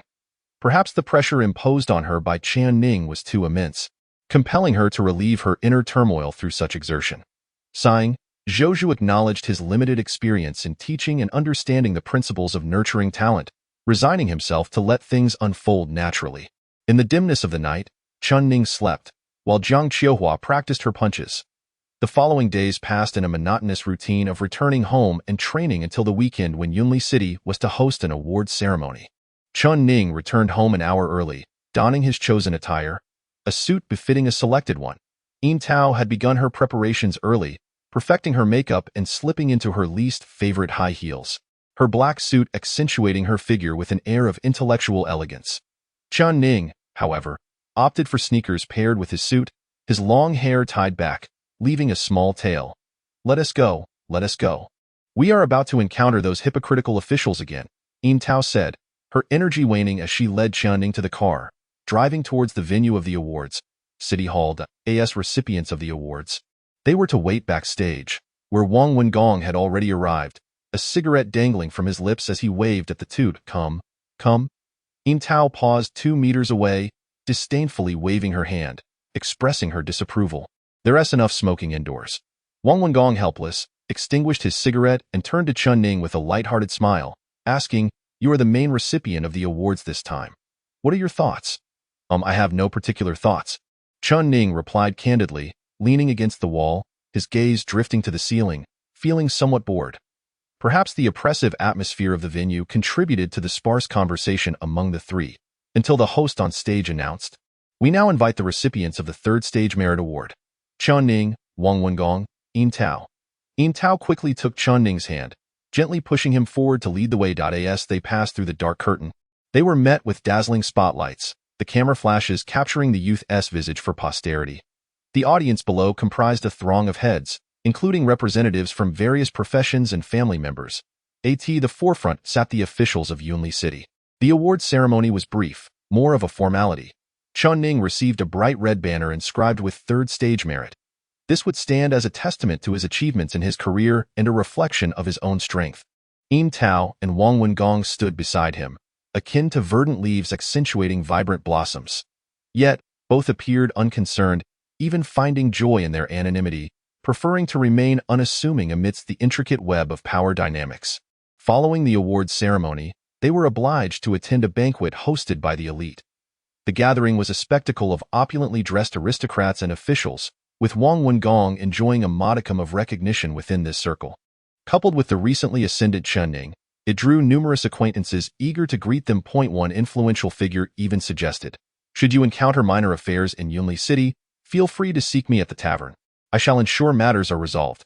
This was a clear attempt to curry favor with Wang Wengong and his companions. Wang Wengong responded with a non-committal smile, while Chen Ning and Yin Tao retreated to indulge in the culinary delights, believing that a hearty meal would justify their presence. The flickering candles seemed to illuminate the insincerity permeating the atmosphere, laying bare the pretense among the attendees. The following day, the youthful hero Chen Ning made headlines in Yunli City, hailed for his audacious infiltration of the enigmatic building at a critical juncture, securing vital intelligence for the higher echelons, thus earning a 3rd-tier merit. In an instant, Chen Ning garnered a modicum of fame within Yunli City, with whispers surrounding the arrival of a valiant youth in the divine selection team. However, the fleeting nature of fame became evident as discussions waned within 2 days, as it held little relevance to the majority. In the tranquility of routine days, time appeared to hasten its passage. Chen Ning made modest progress in mastering his penetrating force, managing to generate a few stone fragments, yet still fell short of complete penetration. Zhou Zhu seemed disinclined to resume their martial training in the immediate future, perhaps believing it premature to consolidate their techniques without first establishing a solid foundation. Half a month later, a disturbance finally erupted in the once quiet Yunli City. Scholars from the county's literary institute sought entry into the building, commencing their exploration from the 5th floor in pursuit of its secrets. 3 masters from the institute were present, 2 middle-aged men of 5th-tier strength, accompanied by an elder whose abilities remained uncertain, seemingly an outsider from a distant locale. This event stirred ripples in the circles of practitioners within Yunli City, igniting debates about how far the 3 masters might ascend in the building and what fortunes they might uncover. In the short term, it appeared that no definitive outcomes would emerge, plunging Yunli City into an eerie silence, reminiscent of the unsettling calm before a storm, stirring an inexplicable sense of foreboding. In the same month, a viscous stream of blood trickled down the water pipes of the food street, instigating panic among the vendors who promptly reported to the constabulary. Upon their arrival on the 7th floor, they discovered a grotesquely mutilated corpse. Through a comparison of blood and hair samples, the identity of the deceased was confirmed. It was a 2nd-tier martial artist from the Qingping Martial Institute. In a matter of hours, Yunli City was engulfed in turmoil, as no one could fathom the silent assassination of a 2nd-tier martial artist, especially one whose remains bore Chapter 45. The shadow cult. The twilight glow slanted downwards. Chen Ning seemed to be traversing along the rays of light, deliberately avoiding the taxi and the throngs of people, as he made his way into an increasingly desolate alleyway. His figure accelerated abruptly, vanishing around a corner. Suddenly, a silhouette clad in a black cloak darted out, hastily pursuing him, only to find Chen Ning already turned to face him deep within the alley. "Who are you?" Chen Ning inquired. The figure in the black cloak remained silent, extending claw-like appendages from within its shroud, accompanied by a piercing voice that echoed menacingly. "Sacrifice the chosen one to our Lord, with a fierce intent to kill." It lunged forward, offering Chen Ning no opportunity for dialogue, its blade-like claws sweeping towards him. Unhurriedly, Chen Ning stepped back, narrowly evading the lethal talons, and then, in a sudden burst of action, he clenched his fist and struck fiercely at the black cloak. However, the punch did not connect with a solid object. It felt as though he had merely struck the fabric, yielding a soft resistance at the point of impact. Nevertheless, the force of his blow sent the black cloak reeling backward. The black cloak sustained little damage. As it swayed to the right, a more terrifying serrated blade emerged, effortlessly carving a mark into the wall, then turning its deadly gaze back at Chen Ning. His expression remained calm, a faint crimson glimmer flickering deep within his eyes. What emboldened him to lead the shadowy figure into the alley alone? It was simply an instinctive belief that the figure could not overpower him. Thus, Chen Ning tightened his fists and boldly extended his hands towards the threat, asserting, "Come." With a chilling whistle, the figure in the black cloak charged, conjuring a cold wind that swept through the alley. Wrapped in a palpable aura of malice, at 9 o'clock in the evening, Chen Ning had yet to return home. Yintao anxiously awaited in her room, unable to endure the suspense any longer. She stepped outside to search for him. Initially, she called Wang Wengong, asking him to inquire at the Martial Arts Academy if Chen Ning had emerged. Upon receiving confirmation that he had, her anxiety deepened, prompting her to review the surveillance footage for clues. The footage revealed Chen Ning walking alone in the alley, navigating inexplicable turns, until he entered a section devoid of cameras. What on earth is Xiao Ning doing? Yintao pondered aloud. Wang Wengong's expression turned grave, as if recalling something significant. He hastily made his way towards the direction indicated by the surveillance. After maneuvering through the alley and venturing deeper, they caught a faint whiff of blood. Frowning, they quickened their pace, and upon rounding a corner that obscured their view, they beheld Chen Ning, clutching the black cloak. Within the cloak was a distorted figure resembling a human, its head smeared with blood, uncertain whether it was deceased or unconscious, gripped by Chen Ning as one would a lifeless dog. With blood trickling down, a curved dagger mark was etched into the edge of the cloak. "The shadow cult," Wang Wengong stated solemnly, then turned to Chen Ning, asking, "Are you all right?" Chen Ning cast aside the black-cloaked figure, turning to reveal a small wound on his shoulder, glancing at it briefly before replying, "It's nothing serious." Yintao's delicate face was etched with concern as she hurried forward to inspect Chen Ning's injury, her serious gaze shifting to Wang Wengong as she inquired, "Are they followers of the wild god?" "Most likely," Wang Wengong replied, his demeanor stern. "I never imagined such entities would manifest in the city. It seems the bizarre occurrences in the buildings have drawn these cultists from the wilderness, devotees of the Lord who encompasses the firmament. having once attempted to assassinate the Chosen One 3 decades prior, have resurfaced today in an unexpected turn of events. Was the second-tier martial artist from the Qingping Martial Academy also a victim of murder? Yin Tao inquired. It is unlikely, Wang Wengong replied, shaking his head. These adherents of the shadow cult are merely of second-tier prowess. In a direct confrontation, they would likely falter against a skilled martial artist. The one responsible for the death of the second-tier martial artist must be of third-tier caliber, and undoubtedly linked to the shadow cult. The shadow cult, devoted to the Lord who encompasses the firmament, serves as one of the principal forces in hunting the chosen ones. Should they truly venture into the city, caution is imperative. You and I may not fear them, but Chen Ning it is of no concern. I am not afraid. Chen Ning interjected, suddenly curious. Why are you so untroubled? Wang Wengong, without reservation, responded. Because we have renounced our identity as chosen ones. After having traversed the realm of spirits, we can voluntarily forsake the deity that has selected us. Those who have chosen us are benevolent deities, so upon renunciation, we have not faced divine retribution. Rather, our status has shifted from chosen ones to forsaken ones, no longer serving any deity. In contrast, the shadow cult veneers a vast and untamed deity, hunting down other chosen ones to offer them as sacrifices to their own god, a practice collectively referred to as divine offerings. In simpler terms, you have drawn their attention. Chen Ning remained unfazed, picking up the messenger bag from the ground, intent on heading towards the Qingping Martial Academy. What are you doing? Wang Wengong asked, puzzled. Seeking a bodyguard, Chen Ning replied. Zhou Zhu is at the Qingping Martial Academy. With his strength, he should be capable of ensuring my safety. Wang Wengong did not object, recognizing that, at this moment, Chen Ning's journey to the Martial Academy was the safest course of action. If he could endure until the first passage through the realm of spirits, renouncing his identity as a chosen one, he would be able to survive. Yet, did Chen Ning truly wish to relinquish this identity? Wang Wengong was uncertain. He simply understood that many events in this world seldom unfold as planned. Recently, an abundance of occurrences had transpired in Yunli City, akin to ominous signs preceding a torrential storm. Chapter 46.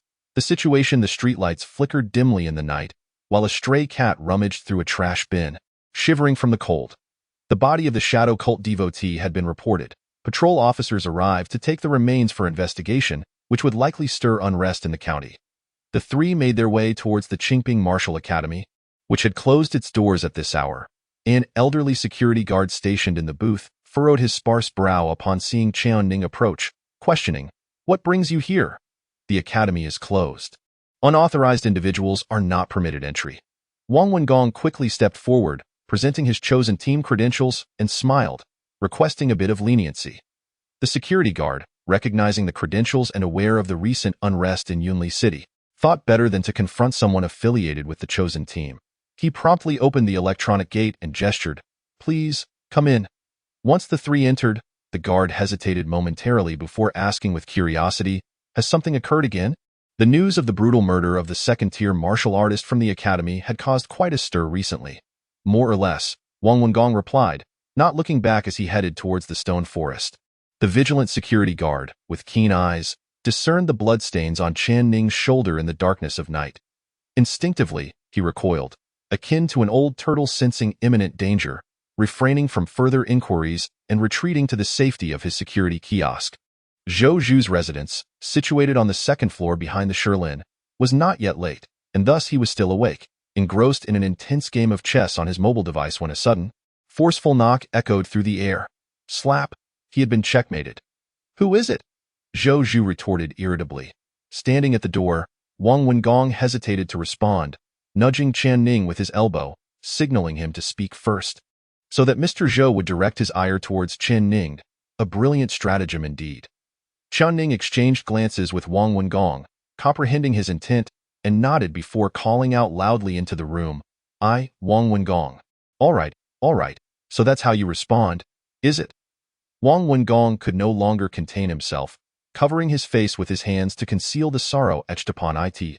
As he listened to the approaching footsteps within, he was already contemplating how to explain the situation later. With a sudden motion, the door swung open, revealing Zhou Zhu. His countenance darkened, as his chess application displayed a loss. His gaze swept the room and abruptly halted upon Chen Ning. his expression shifting to one of concern as he noticed the injury. "What happened?" he inquired. "Shadow cult," Wang Wengong replied in a grave tone. Zhou Zhu's demeanor grew increasingly serious as his rough hand extended, slowly forming a fist, from which a flickering light, akin to a candle's flame, emerged, speckled with myriad points, encompassing all these vermin of the shadows most feared the fire. If members of the shadow cult had infiltrated a small place like Yunli City, it likely indicated their approach towards that enigmatic building, intending to assassinate Chen Ning and offer him as a sacrifice to the wild god. Zhou Zhu, seasoned from years of experience, swiftly identified the crux of the matter. It should be so, though I wonder if the death of that second-tier martial artist was orchestrated by the shadow cult. Their adherents revel in the torment and sacrifice of their victims. Wang Wengong speculated. Hard to say. Zhou Zhu shook his head. Yunli City is too chaotic. I suspect there may be a third, perhaps even a fourth force at play, including the one responsible for the building's bizarre transformation. The building's transformation was intentionally caused? Wang Wengong asked, somewhat taken aback. Yin Tao furrowed her brow, astonished that the building, which had nearly cost them their lives, might have been influenced by human intervention. What did you expect?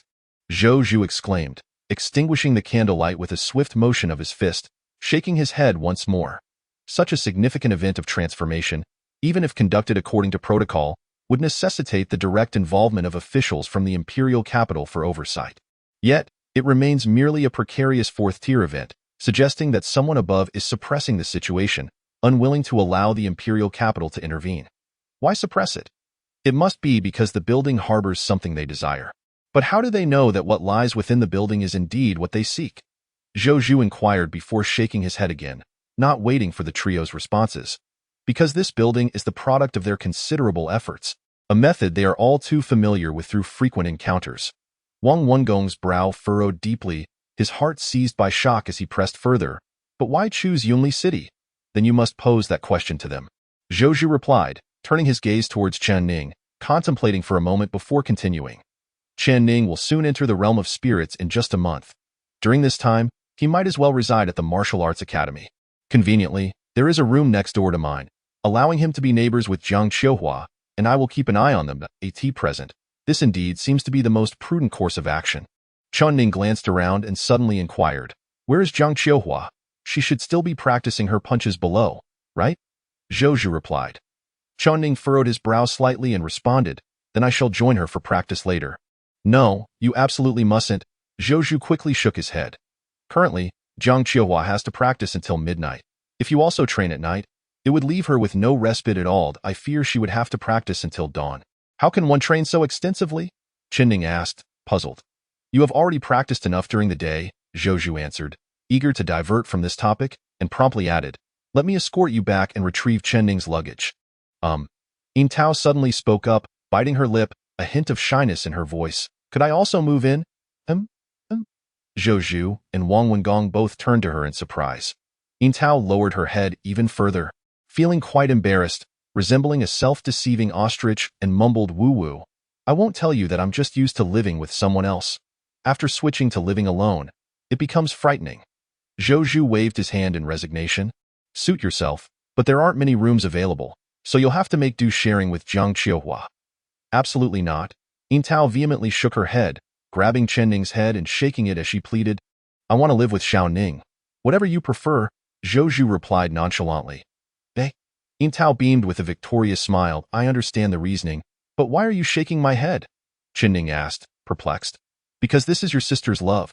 Yin Tao stuck out her tongue playfully. I don't believe it. Chen Ning shook his head. The two engaged in playful banter as Wang Wengong led the way ahead, while Zhou Zhu lingered behind, hands clasped in his sleeves, walking leisurely. Just as they exited the Martial Arts Academy, Zhou Zhu immediately frowned and raised his hand, saying, wait a moment. What is it?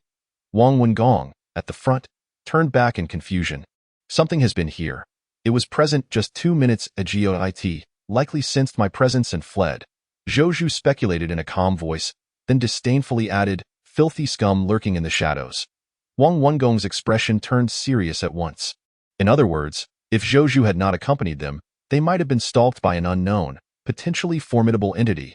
This meant all three of them could have been in grave danger. Chapter 47. A glimpse of understanding driving home and packing luggage proceeded without a hitch, thanks to Zhou Zhu's company. The only issue was that Yin Tao had an excessive amount of baggage, causing her to take a while organizing it, leaving the three men of varying ages to stand outside and wait. Wang Wengong retrieved 3 cigarettes from his pack and handed one each to Zhou Zhu and Chen Ning. "I'm too old to smoke."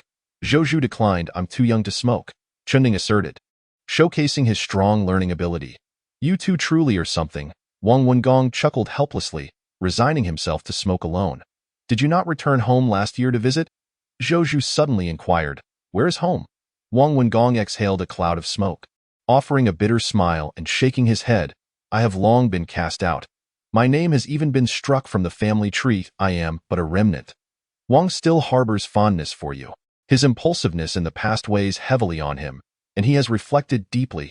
If given another chance, the one thing he would wish to accomplish is— Zhou Zhu paused momentarily, a grin breaking across his rugged countenance. "Before continuing, to prevent your departure. Distance cannot sever our bond." Chen Ning abruptly interjected. "What are you singing about?" Zhou Zhu furrowed his brow, perplexed by the sudden shift to melody. "The Sea of Flowers, have you never heard of it?" Chen Ning responded, bewildered. Wang Wengong struggled to suppress a laugh, finding it increasingly difficult to maintain composure.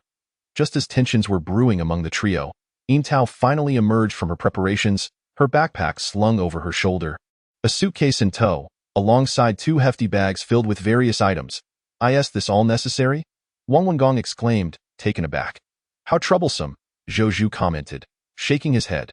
"Tch, it's evident you lack an understanding of women," Yin Tao retorted, rolling her eyes. "Why did you even bring the electronic scale? Isn't it broken?" Chen Ning, ever observant, suddenly posed a question. It's been repaired," Yin Tao replied, somewhat evasively. The four continued their journey towards the martial academy, during which Zhou Zhu turned to Wang Wengong and asked, "Aren't you staying at the academy?" Wang Wengong shook his head. "No need. I will be heading to the Divine Selection Bureau shortly, where I will lodge. The patrol and the city lord's residence are nearby, and I doubt anyone would dare to act against me there." Zhou Zhu made no further insistence, extending 3 fingers and tracing them through the air, conjuring 3 flames of moderate size that landed upon the shoulders of the 3, leaving a mark. "Consider this my demigod's decree. It may save your life in critical moments." Ultimately, Zhou Zhu is not a true 10th-tier deity and cannot bestow a genuine oracle that transcends distance. "Thank you," Wang Wengong replied with a smile and a nod. Zhou Zhu waved his hand dismissively. "It's nothing. You are also my junior. I taught you some punches when you were young and gave you a few slaps. Do not take it to heart." This was the bond Wang Wengong often spoke of with Zhou Zhu. Wang Wengong, feeling a bit awkward, quickly departed the vehicle upon reaching his destination. Afterward, he returned to the martial academy, tidied up his room, and settled in without any issues. The second floor was rather small, consisting of only 3 rooms. After Chen Ning finished washing up, draping a towel around his neck, he leaned against the railing, gazing at the night sky. Jiang Qiuhua had just concluded her training, dragging her weary form back. Upon turning the corner, she spotted Chen Ning, her eyes widening in disbelief. "What brings you up here?" "I've moved," Chen Ning indicated towards the innermost room. "I'm living here now." Jiang Qiuhua's lips parted slightly, displaying her confusion. "Xiao Ning, come in and sleep." A woman's voice suddenly called from the inner room. Chen Ning responded, tilting his head towards Jiang Qiuhua politely. "Goodbye." He then turned and retreated to his room. Jiang Qiuhua's expression morphed into one of incredulity. "What does this mean? Chen Ning is cohabiting with a woman in the innermost room." She hastily slapped her cheeks, muttering to herself, "This has nothing to do with me, nothing to do with me." Suppressing her astonishment and curiosity, Jiang Qiuhua returned to her own room, feeling that her training was still insufficient, and resumed practicing her techniques against the pillow. Zhou Zhu sat within the confines of the central dwelling. To his left echoed the cries of "Ah, ah, Xiao Ning, the scale has broken again," while to his right, the rhythmic sound of fists striking resonated incessantly. "Oh, I see. This is how one grinds the old man down, is it?" he mused, shaking his head in resignation, sealing his ears with his breath, feigning deafness to drift into slumber. This night could be deemed relatively peaceful. The following day, the high officials of Yunli City had already been apprised of the Shadow Sect's incursion, prompting them to exercise heightened caution and immediately seek assistance from the prefecture. The prefecture took this matter with utmost seriousness. The governor swiftly arrived and announced a month-long lockdown of the city, during which a thorough search would be conducted. Simultaneously, Chen Ning and Jiang Qiuhua were about to embark on their inaugural true lesson in boxing, personally instructed by Zhou Zhu. This session was not to take place in the stone forest, but rather on the arena. Zhou Zhu clenched his fists and smiled at the two individuals opposite him. Learning boxing is fundamentally a process of enduring blows. The extent of your mastery is entirely contingent upon how many hits you can withstand. The more you endure, the more you become accustomed to the intricacies of the punches, akin to the adage of a long-suffering patient becoming a skilled physician. He tightened his fists and straightened his arms, inquiring, "So, who among you wishes to go first?" "I will." Jiang Qiuhua stepped forward, extending her fists, eager to spar with Zhou Zhu. Zhou Zhu grinned. "I cannot guarantee that I will go easy on you." With a subtle shift, he positioned himself before Jiang Qiuhua and unleashed a punch, not aimed to strike her directly, but rather sending forth a formidable gust of wind in an instant. Jiang Qiuhua's expression contorted as she crumpled to the ground, curling up like a shrimp, feeling as if a solid fist had struck within her, rendering her utterly incapable of resistance. This exemplified the terrifying nature of the 8 Extremes fist's penetrating power. If mastered, it could indeed possess the ability to breach armor. Shaking his hand, Zhou Zhu turned his gaze towards Chen Ning. Beckoning, "Come forth." Chen Ning clenched his fists, mimicking Zhou Zhu's stance, presenting a commendable posture. Zhou Zhu remarked, and with a swift diagonal step, he appeared before Chen Ning without warning, delivering a punch towards him. There should have been no way to evade it. Therefore, Chen Ning did not attempt to dodge. Instead, he anticipated the move and countered with a punch from an oblique angle, aiming to strike Zhou Zhu's fist. Such was the commendable acuity of a martial merchant, always capable of devising the best solutions in the face of crisis. Alas, it proved ineffective. Zhou Zhu's incoming punch accelerated instantaneously, reaching a speed that rendered countermeasures impossible. The force behind it was even greater than when he struck Jiang Qiuhua. Bang! Chen Ning was propelled backward, rolling several times before landing beneath the arena. Yet, he did not rest. Instead, he pushed himself up onto his hands and stood point. One must acknowledge, his resilience in withstanding blows was indeed commendable. Zhou Zhu could not help but shake his head. With such a top-tier martial merchant, combined with an inherently robust physique, had he possessed a touch more talent, even merely the talent of an average individual, his future would hold great promise. Regrettably, Chen Ning could not even be deemed mediocre. Today's lesson concludes here. Take your time to comprehend it thoroughly, Zhou Zhu declared. Lowering his sleeves and gesturing to depart, it was only then that Jiang Qiuhua managed to stand up with great difficulty from the ground, gazing at the composed Chen Ning. After a moment of hesitation, she tentatively inquired, "Have you grasped it?" Chen Ning remained silent, seemingly deep in thought. After a prolonged pause, he nodded. "I have a slight understanding." Jiang Qiuhua exclaimed despairingly, disregarding her image, and collapsed onto the arena. "Why is today's sunlight so dim? It seems my heart has long been devoid of joy or sorrow. I can teach you," Chen Ning remarked once more. "All right." Jiang Qiuhua quickly turned over, her delicate face adorned with a light smile. "Life often unfolds this way, offering hope when you are steeped in despair. The journey of life must be endured as it comes." Chapter 48. The youth in the afternoon, the slanted sunlight bathed the towering trees, provoking the cicadas to chirp relentlessly. Jiang Qiuhua had thrown countless punches, her entire body drenched in sweat, to the extent that one could almost discern the colors beneath her clothing. Fortunately, Chen Ning was uninterested in such matters and kindly reminded her, "Your undergarment is showing." "Huh?" Jiang Qiuhua tilted her head, appearing somewhat bewildered, but quickly grasped the situation, her cheeks flushing crimson as she crossed her arms and exclaimed, Ultimately, she was still a girl unaccustomed to the world, and she hurriedly dashed off to the restroom, presumably to change into a fresh outfit. Chen Ning remained rooted in place, a sense of inexplicable pride swelling within him. Feeling as though he had performed a noble deed, it was evident that his emotional intelligence had seen some improvement over the past 2 months, though the extent of that improvement was uncertain. After a brief interval, Jiang Qiuhua emerged clad in a new set of black attire, the lingering blush on her face still apparent. Observing Chen Ning's composed demeanor, she hesitated for a moment before softly saying, "Thank you, but could you perhaps be a bit more tactful next time? Your undergarment could be more tactfully addressed." Chen Ning attempted to reply, "That's not what I meant," Jiang Qiuhua quickly denied, rubbing her face in exasperation. She could hardly blame Chen Ning, for his intentions were indeed benevolent. The wave of helplessness washed over her. "Next time, if such a situation arises again, just point to my chest." "Understood." Chen Ning nodded. At this moment, the martial arts academy had dismissed its students, leaving only the two of them in the arena. Having practiced her punches for an extended period and after experiencing the recent incident with Chen Ning, Jiang Qiuhua languidly leaned against the railing of the platform. Perhaps growing more familiar with Chen Ning, she began to speak more freely, unable to suppress her complaints. Practicing martial arts is truly tedious. It's akin to attending school as a child, where the blackboard feels like a suffocating overcast sky, stifling one's breath. "I have never attended school," Chen Ning stated matter-of-factly. "Oh, I apologize." Jiang Qiuhua swiftly turned, shaking her head in apology, clearly displaying her high level of decorum. "Then what did you do as a child?" she suddenly inquired, only to regret her question immediately after uttering it. Chen Ning, being a lowly beggar, likely endured a woeful childhood, and such inquiries were akin to pricking at his wounds. "How could I have asked such a question?" Jiang Qiuhua felt a pang of remorse. "Digging graves," Chen Ning replied with a nonchalant air. Jiang Qiuhua found herself captivated by his words. "Huh?" Her expression reflected surprise, disbelief, and an absurd questioning of his statement. "Why would you dig graves?" "To unearth some restless corpses and incinerate them.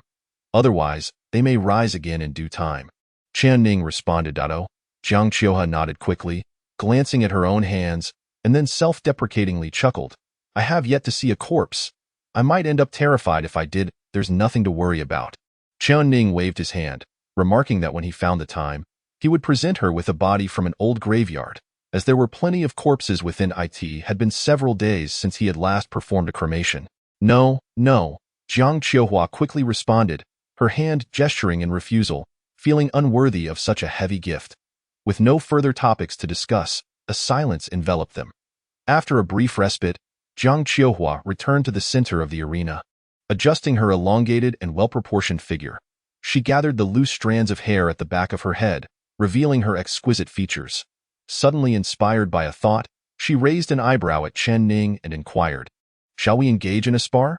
"Very well," Chen Ning replied without hesitation. Jiang Qiuhua clenched her fists, her eyes sparkling with brilliance akin to sunlight. Chen Ning mirrored her gesture, one fist thrusting forward while the other remained steady at his waist.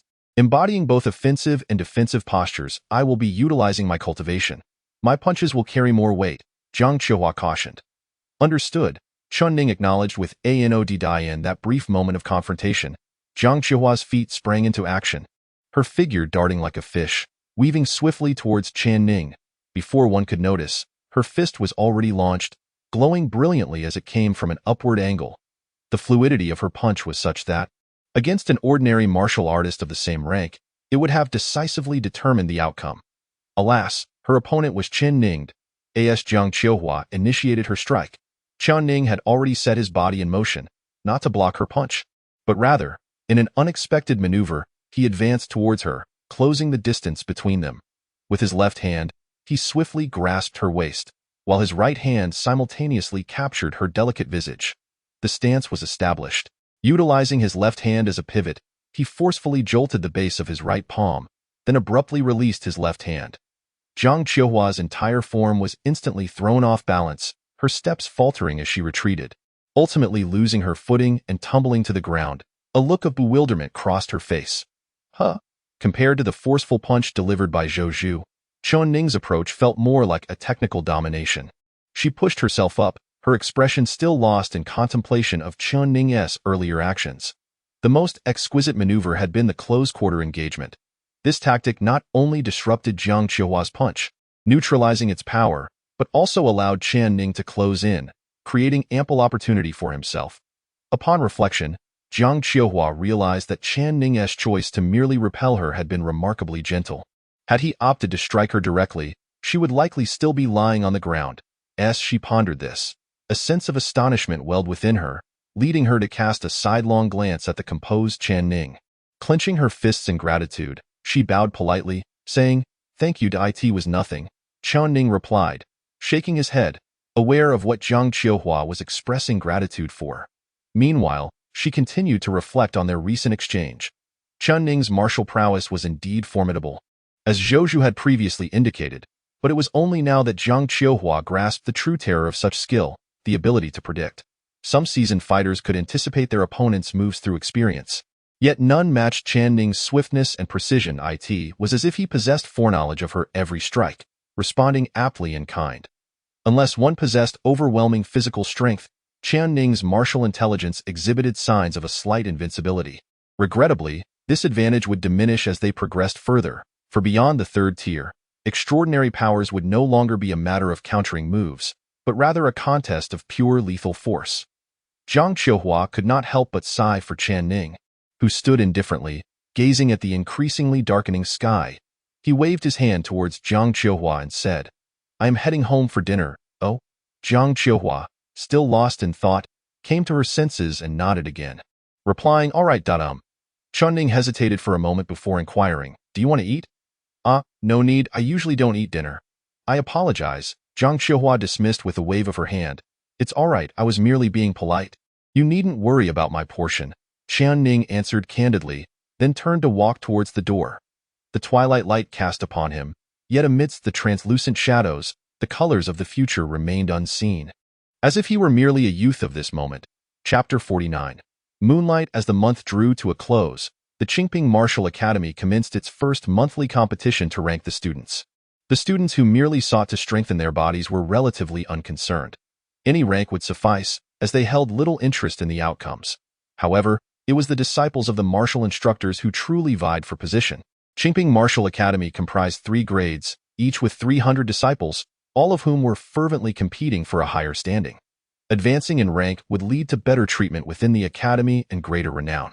Due to Chen Ning and Jiang Qiuhua not being formal disciples of Zhou, they were exempt from participation in the monthly competition and decided to observe instead, curious about the capabilities of their peers.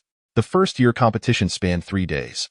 The first day featured trials among the ordinary students, most of whom primarily competed in terms of physical strength, with technique playing a minimal role, rendering it rather unremarkable. In Chen Ning's words, he could single-handedly defeat all these students. While that statement might seem grim, it bore truth. The first day of the competition garnered little attention, with the second day marking a shift in intensity as the disciples of the martial instructors began to contest. At this level, the focus shifted to the intricacies of technique, assessing how well they had mastered their respective martial arts and their adaptability in combat. After witnessing the second day's events, Chen Ning provided another sharp critique. They could still be defeated. Jiang Qiuhua shot him a sidelong glance, unable to suppress her curiosity. "Has your perspective always been this grim?" "I speak the truth," Chen Ning replied. Jiang Qiuhua, perched on the railing of the rooftop, found herself at a loss for words, as Chen Ning indeed spoke candidly. Thus, the first 2 days of the competition held little allure for them, until the arrival of the third day. Today brought forth the heavyweight competitors, with several disciples of prominent martial instructors already having reached the first tier, creating a noticeable gap with their peers as they prepared to contend for the top spots. At this level of confrontation, considerations of technique and stylistic clashes became paramount, with numerous factors at play. After observing several matches from their vantage point atop the walls, Jiang Qiuhua turned to Chen Ning and asked, "Will they still be defeated today?" "Perhaps half of them," Chen Ning responded with another incisive remark. All right, Jiang Qiuhua nodded, preparing to watch the next match when suddenly, a voice called out beside her. Brother. She turned to see Sun Chenghui bounding towards them, excitement radiating from his demeanor as he stopped in front of Chen Ning, exclaiming, "Brother, you are here to watch the monthly competition too?" "Yes," Chen Ning replied, casting a glance at him before returning his attention to the arena below. "Brother, I recognize the individuals participating in this contest. The one on the left is named Zhang Ji, who, it seems, has recently progressed into the ranks of the first-tier martial artists after undergoing intense training, managing to awaken the fire rat bone structure, albeit rather marginally. The one on the right, however, is formidable. His bone structure resembles that of an iron tree, which, upon mere observation, clearly surpasses that of the one on the left. He is undoubtedly destined for victory." The entire course of the competition unfolded as Sun Chenghui had anticipated.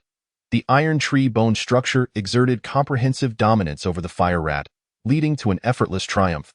Sun Chenghui chuckled softly, then turned to Chen Ning, inquiring tentatively, "I wonder when you will participate in the monthly competition?"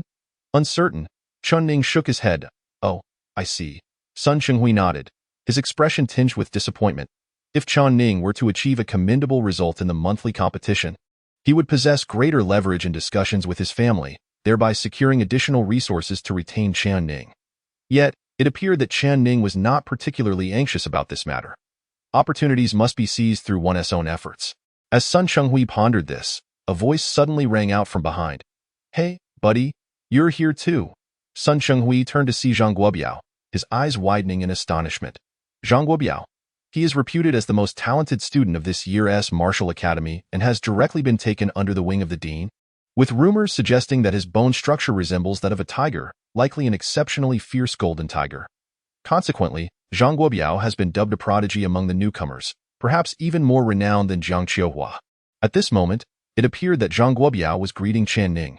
Just as he perceived, Chen Ning turned and acknowledged Zhang Guobiao with a nod. Zhang Guobiao then leaned closer, grinning as he said, "It's almost my turn to take the stage. Make sure to watch closely. I've improved significantly since before. You likely can't defeat me now." "That's hard to say," Chen Ning replied, shaking his head. Sun Chenghui, observing from the sidelines, was even more astounded. What does this mean? Could it be that Chen Ning had previously triumphed over Zhang Guobiao? What a joke! Sun Chenghui found it hard to believe. Yet the expressions of both individuals suggested otherwise, filling him with greater respect for Chen Ning. "All right, it's my turn now.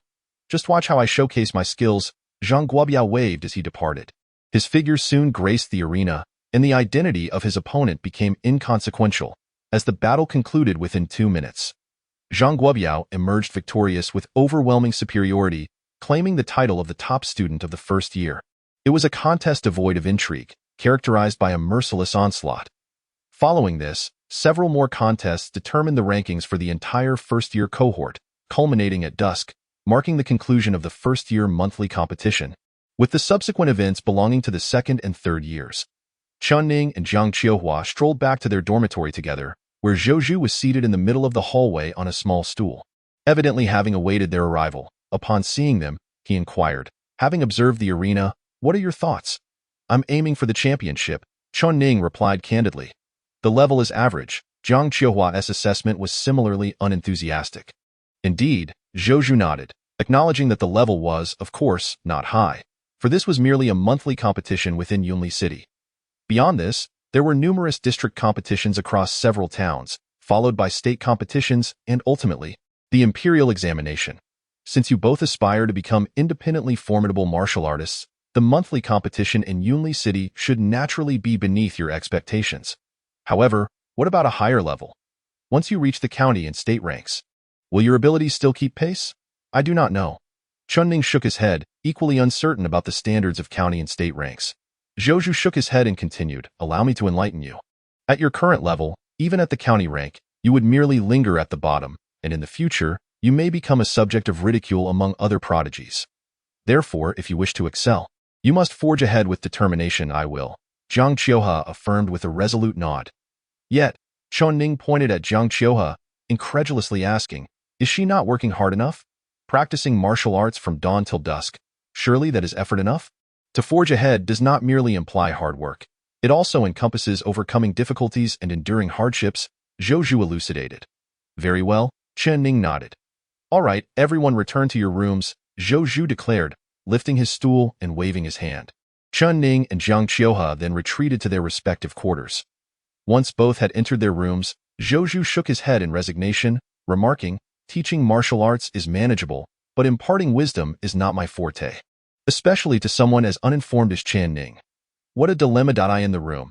Yin Tao and Chen Ning shared a bunk bed, with Yin Tao occupying the lower bunk. Dressed in loose-fitting nightwear, she playfully addressed Chen Ning with a grin. "Xiao Ning, your prize of 100,000 has arrived. Shall I keep it safe for you and give you 100 as pocket money each day?" Chen Ning, lying on the upper bunk, returned her smile. "Xiao Ning, you cannot smile like that. He is considered impolite in youth interactions." Yin Tao corrected him. "I am aware." Chen Ning nodded, then leaned over the edge of the upper bunk, gazing earnestly at Yin Tao as he added, "That is precisely my intention." Yin Tao was momentarily at a loss for words, pulling the quilt over her head in a huff and declaring, "Sleep? Outside, the bright moonlight generously poured in, illuminating half the room with a sacred tranquility. Yin Tao quietly lifted the quilt, raising her leg to kick the bedboard, and upon feeling Chen Ning's response, she inquired, "Are you asleep?" "Just woke up," came Chen Ning's faint reply from above. Yin Tao acknowledged softly, tilting her head slightly, her delicate face bathed in moonlight. With a serene expression, she posed a perplexing question. "Xiao Ning, if I were to no longer be here in the future, would you miss me?" "Why would you not be here?" Chen Ning countered. "There could be unexpected circumstances," Yin Tao explained quietly. Chen Ning paused, gazing at the pitch-black ceiling, his tone gentle yet firm as he asserted, "I will protect you." The tranquil moonlight seemed to quiver suddenly. Yin Tao beamed widely, raising her foot high to thump the bedboard with delight, responding with unwavering confidence, "Good." Outside, the moonlight danced and rippled. Chapter 50. The treasure chamber. There remained 27 days until Chen Ning would enter the realm of the spirits. The urgency of time had escalated. Thus, Zhou Zhu also ceased to be idle, diligently instructing Chen Ning and Jiang Qiuhua in their martial arts practice daily, honing their fighting spirit while concurrently supervising their progress in bone training. Jiang Qiuhua's awakening of her bones is characterized by steady and gradual progress. Each day witnesses a slight enhancement, and one can faintly discern the emergence of her bone structure, reminiscent of her family's martial legacy. It is bound to manifest a remarkable phenomenon of celestial significance, an event of monumental proportions. How grand, you ask? One word suffices: sun. On the other hand, Chen Ning's awakening has yet to reveal any signs of promise. Even the wild spirit that chose him remains an enigma. The divine selection team has sifted through the archives for over 2 months, ultimately deciding to name this wild spirit after Chen Ning, calling it the Abyssal Ning spirit. Beyond a conjectured connection to the eastern abyss, no further clues have emerged. Even the erudite Zhou Zhu finds himself at a loss. Observing Chen Ning's calm demeanor, he cannot help but shake his head. It seems that whether or not you awaken your bones bears little consequence for you. Even without it, you are quite formidable. Such is his nature. Chen Ning nods, when he struggles to articulate his thoughts. This is the phrase he resorts to. Jiang Qiuhua, standing nearby, bites her lip, suppressing a laugh. Zhou Zhu casts a glance at Chen Ning, utterly speechless, and gestures dismissively, urging him to focus on his training. Though martial artists typically awaken their bones before consolidating their martial styles, you appear more suited to solidifying your style first, indeed. Chen Ning nods, then suddenly inquires, "Is the awakening of bones a prerequisite for categorizing someone as a martial artist?" "Yes, awakening bones serves as proof of a martial artist's status, holding significance akin to a sword cultivator's innate flying sword or a Taoist heart method," Zhou Zhu elucidates, adding that the awakening of bones also serves as a crucial assessment of a martial artist's aptitude. While it is true that one can elevate their bone structure over time, those who can awaken exceptional bone structures from the outset are destined for greatness. Chen Ning nods again, then absently touches the dark mark on his forehead, seemingly lost in thought. There is no need to fret if one cannot awaken their bones. History is replete with late-blooming martial artists. Zhou Zhu offers a word of consolation. "Very well," Chen Ning replies, turning his body to practice his penetrating force on the stone post. His technique in wielding fist strength has improved somewhat since the previous days. When he clenches his fist, it feels as if a surge of energy coalesces, striking the stone post with sufficient force to send chunks of stone flying. Jiang Qiuhua, though progressing at a slower pace, finds her strength advancing more rapidly than Chen Ning's due to her awakening, often demonstrating the ability to shatter the post with a single punch. Forget about the penetrating force. She completes her task in one blow. This leads Jiang Qiuhua to sit disheartened on the steps, momentarily questioning her suitability for martial practice. Chen Ning halts his training as well, approaching silently to sit beside her, resting his head on his hand without uttering a word. Leaves cascade from the ancient tree nearby, showering down behind them, while birds chirp cheerfully, adding their melody to the silence. The afternoon sun casts a gentle warmth upon the two of them. Jiang Qiuhua glances at Chen Ning, studying the tranquility etched on his youthful visage. Her gaze lingering on the space they shared, a thought crosses her mind. Is he attempting to console me? Such a clumsy method. Uncertain of how to articulate her feelings, she hesitates, having never encountered such a situation or sensation before. A gentle breeze brushes past her ear, as if urging her to speak. She finally breaks the silence, lowering her head and tugging at the hem of her garment, speaking softly, "Thank you for coming to console me. Although I am not easily disheartened, I still appreciate your kindness in sitting beside me." Her voice diminished to a whisper, an uncommon shyness enveloping her. The gentle breeze intensified, momentarily bringing a sense of joy. Chen Ning turned his head slightly, his expression composed yet tinged with confusion, as he inquired, "Consolation? I had thought you were merely slacking off here. Coincidentally, I also intended to take a break, but it seems that was not the case. My apologies. I shall continue my practice." He rose abruptly and strode back to the stone pillar, leaving Jiang Qiuhua alone on the steps. The breeze ceased to stir. "I am particularly fond of a phrase spoken by Jiang Qiuhua." "Ah?" After uttering this, her cheeks flushed crimson, overwhelmed by embarrassment. She covered her face with her hands, burying her entire visage into her legs, as if attempting to evade the harshness of reality. It appeared as though she were inherently restrained by Chen Ning, completely at his mercy. Alas! Chen Ning received the rewards for his third-tier achievements. A sum of 100,000 in cash was deposited into his personal bank account, marking it as his own asset. Despite Yin Tao's intentions to deceive him, Chen Ning remained unyielding. The 100 merit points required him to personally visit the treasury to exchange for magical artifacts. He decided to set out at noon, ensuring that the Shadow Sect would not dare to attack. Zhou Zhu had mentioned that these nocturnal vermin only ventured out under the cover of darkness, fearing the high-ranking officials of the imperial capital would eliminate them if they caused a stir during the day. The treasury of Yunli City lay behind the Lord's mansion, deemed the most heavily guarded area in Yunli City. Upon stating his purpose to exchange for magical artifacts and presenting his temporary credentials from the chosen team, the gatekeeper did not impede him, allowing him to wait in the lounge. Navigating through a shaded path and crossing a man-made brook, he arrived at the opulent lounge. Chen Ning casually selected a spot to sit. It was not long before he heard a warm greeting. "Ah, it appears our youthful hero from the chosen team has arrived." A portly man in a formal suit approached with an enthusiastic smile. "I am the steward of the Lord's mansion. You may call me Steward Ma. You must be Chen Ning, right? I have long heard your name. You were the key figure in the recent tower incident, a true youthful hero."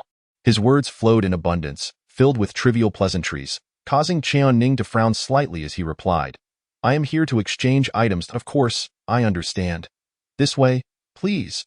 The steward gestured invitingly and began to lead the way. They did not take the main path but instead traversed a winding route, eventually arriving at a pond. "Please wait." The steward smiled again, swiftly performing hand seals, almost conjuring illusions with his movements. After half a minute, he concluded and pressed towards the pond. With a splash, the center of the pond suddenly reversed its flow, revealing a passageway. Steward Ma wiped the sweat from his brow and chuckled lightly at Chen Ning. This grand formation was crafted by a fifth-tier array master. It is indeed remarkable, yet it is also quite troublesome. Please, step inside. The entrance was narrow, allowing only a single person to pass. After traversing several dozen steps, the space opened up, revealing a dazzling array. Each magical artifact was housed within glass containers, each labeled with its name and the requisite merit points. The steward waved his hand and smiled. "This is the treasury of Yunli City, accessible only to our own. You have 100 merit points. Please begin your selection." Chen Ning nodded, wandering through the treasure vault, his gaze constantly surveying and browsing through the various items. Heart of the Fire Demon, a third-tier peculiar object, usable for refining fire-attributed treasures, and also one of the materials for fire practitioners to advance to the third tier. Required merit points, 202. Tail of the Mist Demon, a second-tier peculiar object, usable for crafting fog-type treasures, and one of the materials for water or fog practitioners to advance to the second tier. Required merit points, 90. Each treasure was accompanied by a description and the requisite merit points.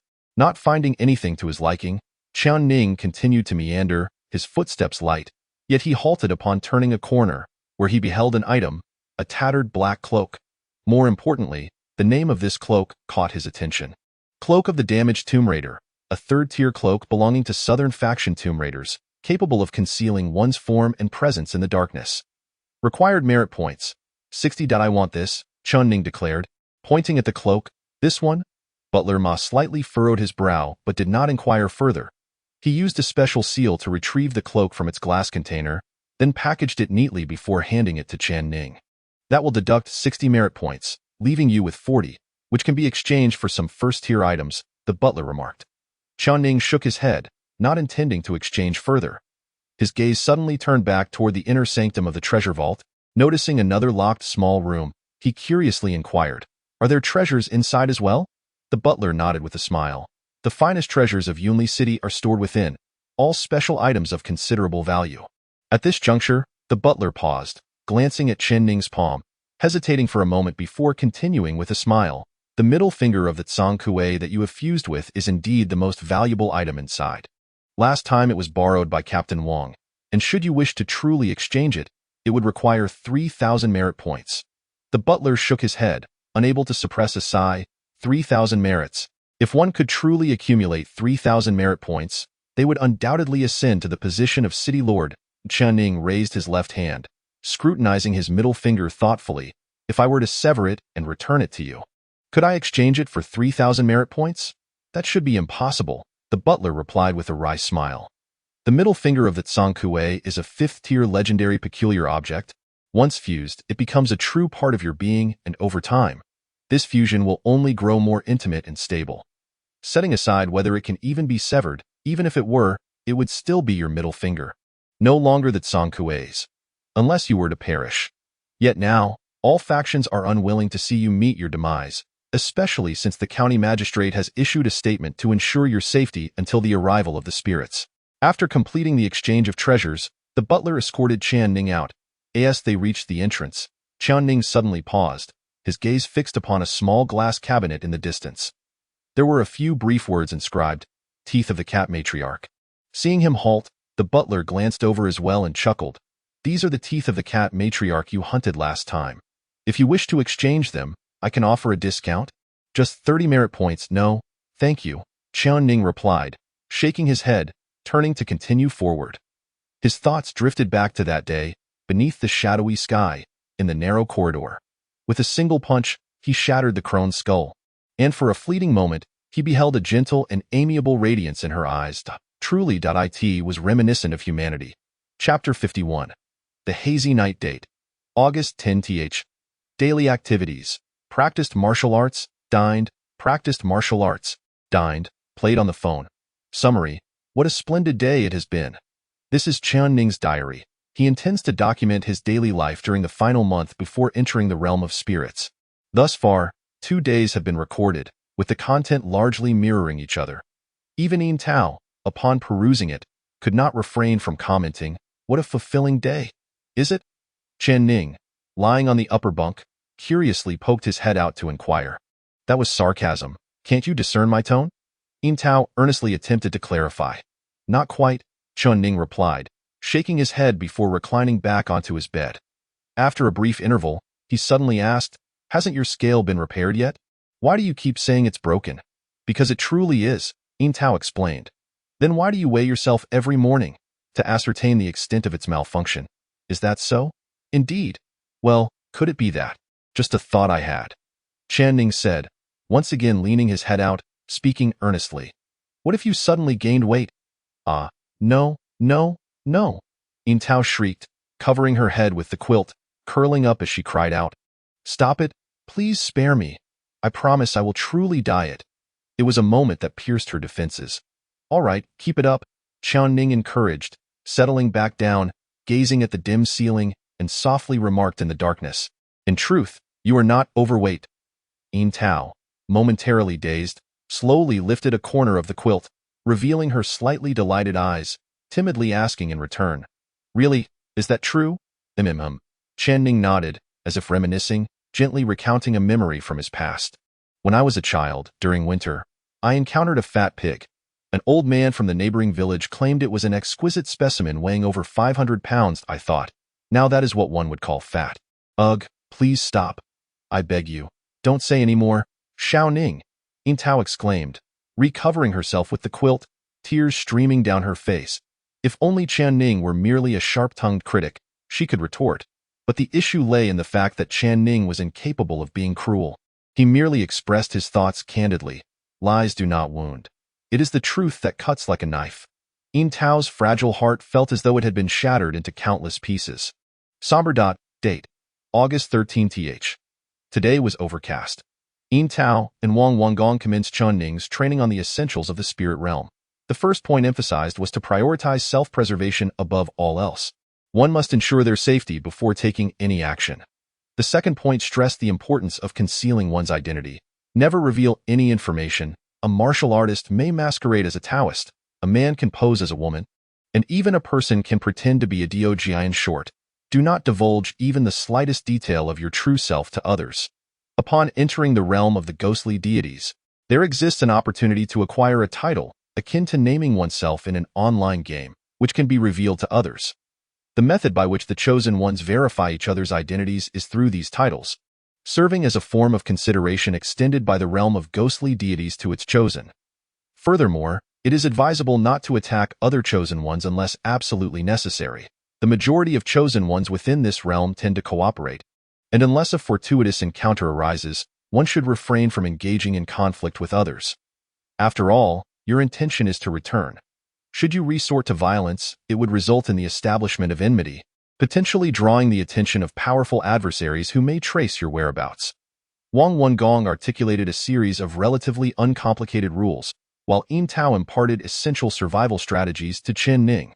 If one finds themselves in a large-scale ghostly deity realm, it is prudent to align oneself with organizations established by righteous chosen ones, as their moral integrity is generally higher, thus increasing the chances of survival upon joining.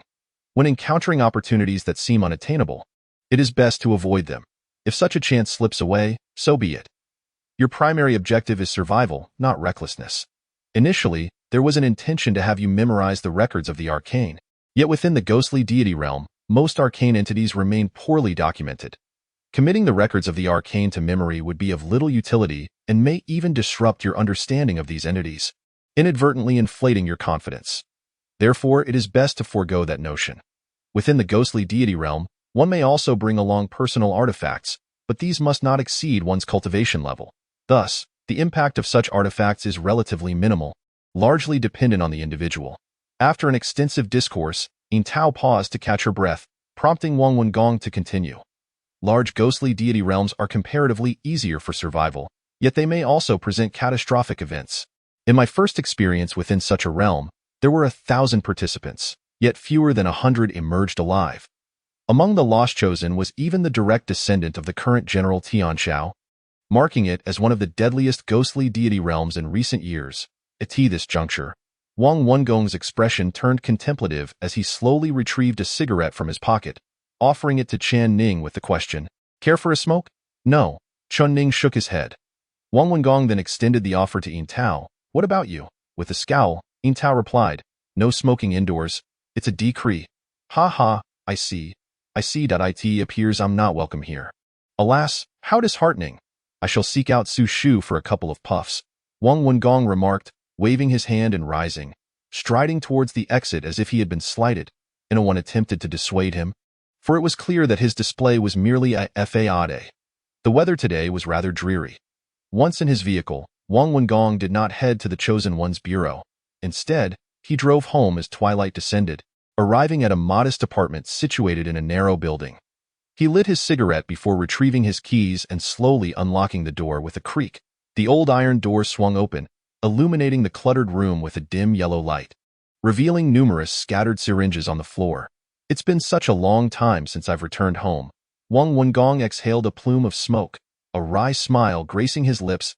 "Is this desolate place truly home?"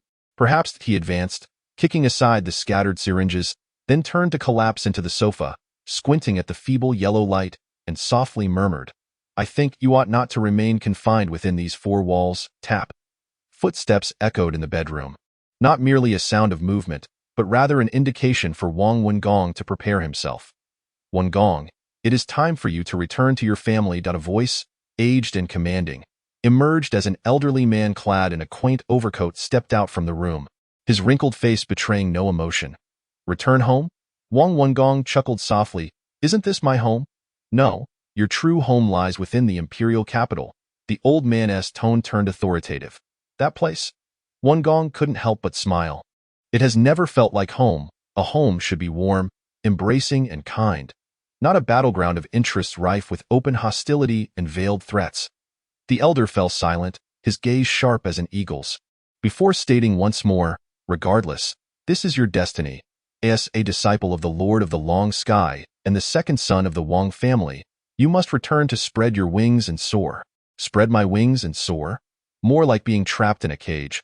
Wang Wengong extinguished his cigarette, weariness etched across his features as he sank deeper into the sofa, softly declaring, I shall not return. But if you do not, you will perish. The old man spoke gravely to as a forsaken one. Having renounced your faith, you may only live until 30. T28. You already appear middle-aged. Reach 30, and you shall surely meet your end. That is of no concern to you, Wengong replied with a smile and a shake of his head. The elder continued, undeterred, moreover, Yunli City is no safe haven. Following the defection of the ninth king to the treacherous realm, the long-vanished celestial master has returned to the imperial capital, traversing the 3,000 imperial steps to seize the divine seal, perfectly aligning with the prophecy.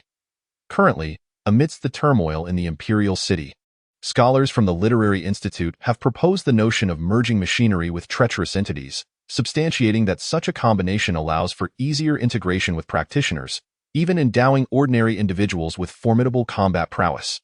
The emperor greatly appreciates this approach and is contemplating its promotion. Our ancient families, who venerate the divine, find our opposition rather ineffectual.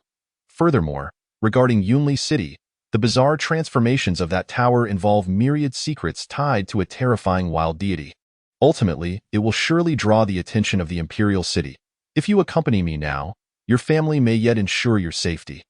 Otherwise, they will not spare you. You may even meet your demise before the age of 30. The sky darkened, and the moon hung low. Wang Wengong buried his head deeply into the sofa's recess, as if seeking refuge, and with a voice tinged with exhaustion, he retorted, just as you refused to let me go? The dim yellow light suddenly extinguished, leaving only the hazy night behind. Chapter 52. The duel on a rainy day. There would be no practice for today. Instead, Jiang Qiuhua and Chen Ning would engage in a sparring match. Zhou Zhu stood nearby, hands clasped behind his back, his rugged visage calm, and he stated simply, fight with all your might. Do not hold back, and certainly do not show mercy. Consider it a battle in the realm of ghosts and deities. I shall be watching, and you will not encounter any significant issues. Jiang Qiuhua nodded, gazing at Chen Ning with fervor, proclaiming, all right. She was one who thrived under pressure, her courage escalating with each setback, creating a self-sustaining cycle. Chen Ning was about to nod in agreement, but hesitated, turning to Zhou Zhu to ask, are you certain? Zhou Zhu was on the verge of nodding when he suddenly recalled the scene of Chen Ning's initial confrontation with Zhang Guobiao, where Chen Ning had truly fought with lethal intent, almost causing Zhang Guobiao's defeat. With this thought in mind, he turned to Jiang Qiuhua, whose fighting spirit was fervent yet oblivious to the grave seriousness of employing lethal force, eagerly poised to engage. Zhou Zhu hastily raised his hand to impose new rules, forbidding strikes to sensitive areas. After all, there exists a distinction between the genders, and moreover, Chen Ning had consistently maintained a dominant position over Jiang Qiuhua in the arena. Should a strike to sensitive areas occur, even with timely intervention, it could leave an indelible shadow upon the young girl. Upon hearing the new rule, Jiang Qiuhua was momentarily taken aback, her charming face flushing red as she realized it was specifically tailored for Chen Ning. Surprised by the breadth of his fighting capabilities, as both parties acquiesced, the arena officially commenced. In past encounters, Chen Ning had consistently overwhelmed Jiang Qiuhua. However, as time passed, the disparity diminished, and she began to muster the courage to counterattack. The reason was simple. Top-tier bloodlines coupled with exceptional resources meant that even a novice could hold their own against Chen Ning after a prolonged period of training, let alone Jiang Qiuhua herself. Fight! Zhou Zhu commanded. The two combatants suddenly sprang into motion. In battles among lower-tier practitioners, technique was paramount, emphasizing timing. They both sought the opportune moment. Jiang Qiuhua's eyes shimmered with brilliance as she positioned herself, launching a straightforward yet impeccably timed punch toward Chen Ning. While such a direct strike might be effective against a typical first-tier martial artist, it proved utterly futile against Chen Ning. Jiang Qiuhua was evidently aware of this. Thus her true lethal move lay in her next punch, a concealed strike originating from her abdomen. The two punches, one overt and one covert, showcased her remarkable skill. Observing from the sidelines, Zhou Zhu nodded in approval, deeming her performance satisfactory. Yet, did these two strikes truly impact Chen Ning? The answer was a resounding no. Chen Ning countered with a powerful palm strike, producing a resounding crack as he deflected Jiang Qiuhua's punch, causing her knuckles to ache from the impact. This was the essence of his ma. This is the posture she adopts just before unleashing her full power, a stance capable of effortlessly overpowering ordinary martial artists. Zhou Zhu did not call for a halt, thus the fight must continue. Jiang Qiu clenched her fist, her tall figure adopting a stance as she called out a reminder to Chen Ning. Here it comes, with a swift step, her speed nearly doubled from before, her fist radiating golden sunlight, striking forth like an arc of the sun, dazzling and searing. It's truly perplexing of Chen Ning. Why must he force her into the second phase so abruptly? Couldn't he simply take his time? Fortunately, Chen Ning managed to cope, twisting his figure on the stage and occasionally launching counterattacks. If one were to disregard Chen Ning's appearance, they might mistake him for a seasoned veteran of martial arts. Yet, no matter how experienced a martial artist may be, they ultimately cannot escape the inevitability of direct confrontation. Cornered, Jiang Qiu clenched her fist, fueled by the indignation that had been suppressed by Chen Ning for these past days. Shimmering with sunlight as she drew a brilliant arc, this punch was meant to be her breakthrough, but it appeared to falter. Chen Ning's fist was swifter, ascending in tandem with Jiang Qiuhua's strike, nearly grazing her arm.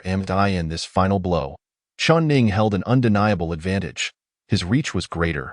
With a resounding thud, his fist landed squarely on Jiang Qiuhua's face, causing her head to snap back, blood gushing from her nose as her body uncontrollably flew backward. "Stop!" Zhou Zhu shouted. Chen Ning flicked his fist, a lingering sensation of searing heat radiating from it, even blistering the skin. Had he engaged in further combat with Jiang Qiu, he might have sustained serious burns. From the perspective of close combat, Jiang Qiuhua's bone structure was indeed somewhat abnormal. Jiang Qiu lay dazed on the ground, blood trickling from her left nostril and pooling beneath her. She mused that life held little worth fretting over, perpetually filled with failures and surrounded by setbacks. Not rejoicing in gain, nor sorrowing in loss. "Jiang girl, you performed admirably. In a couple of days, you shall be ready to truly unleash your power, and you certainly will not be outmatched by Chen Xiaozai." "Really?" Jiang Qiu quickly sat up, excitement evident in her voice, even as blood continued to seep onto her clothes. "Yes, prepare well over the next 2 days, and I will devise a final training plan tailored to both of your attributes," Zhou Zhu stated before departing. Jiang Qiu wiped away the blood, retrieving ointment from her pocket to apply to her nostrils, quickly staunching the flow before rising slowly to gaze at Chen Ning. She observed him pondering, fingers brushing over the dark, scale-like mark on his forehead, his expression one of contemplation. "Is this your divine mark?" Jiang Qiu inquired curiously. "Yes," Chen Ning replied with "It is indeed rather peculiar. Engraved directly upon your forehead and in an unrecorded form," Jiang Qiu assessed, shaking her head. "Is it truly that strange?" Chen Ning asked, intrigued. "It seems far stranger than mine," Jiang Qiu asserted earnestly. After a moment of reflection, Chen Ning lowered his gaze to meet Jiang Qiuhua's eyes, which glimmered with a hint of gold, and replied, "Take a look at yours." "Huh?" Jiang Qiu was taken aback, instinctively placing her palm against the upper part of her thigh, her cheeks flushing as she declined. I don't want to." "Then it appears yours is even stranger." Refusing to show it, Chen Ning remarked, "I can't be bothered to explain it to you," he added dismissively. Jiang Qiuhua, her cheeks flushed, muttered softly before turning on her heel to leap off the stage and stride towards the stone forest. Today is the 17th of August, and there are still 13 days until the realm of the ghosts and gods. Chapter 53. The Graveyard Boy in a Thunderstorm. Yin Tao had somehow procured an altar, which she meticulously arranged in the dormitory, lighting incense and candles with utmost reverence. Chen Ning observed from the side, though puzzled, he held his tongue and refrained from questioning her. Only after Yin Tao had completed her setup did he tilt his head curiously and inquire, "Whom are you honoring?" He had witnessed such rituals in old cemeteries, where many would pay their respects in a similar manner. "Don't speak nonsense. It's not for the dead, but for the deities," Yin Tao said with rare seriousness, approaching him and gently patting his forehead, adding softly, "Little Ning is just joking. Don't take it to heart." Seeing Yin Tao's earnestness, Chen Ning decided not to pursue the topic further and turned his attention to the treasure he had acquired, the Tomb Raider's cloak. He draped the tattered cloak over his shoulders, still imbued with a lingering scent of fresh earth that refused to dissipate. Standing before the mirror, he appraised himself. What kind of sentiment do you hold for Graves to have spent 60 merit points on this rag? Tao couldn't he help but exclaim, "Do I resemble a tomb raider?" Chen Ning retorted. "You look like an old man collecting trash on the streets," Tao remarked with a roll of her eyes. "All right then," Chen Ning nodded, removing the cloak and donning his treasured yellow robe instead, glancing at himself in the mirror once more before asking, "What do I look like now?" "Like a fake Taoist fortune teller outside a hospital," Tao replied sharply, adding, "and a particularly obvious one at that." Chen Ning fell silent, quietly shedding the yellow robe.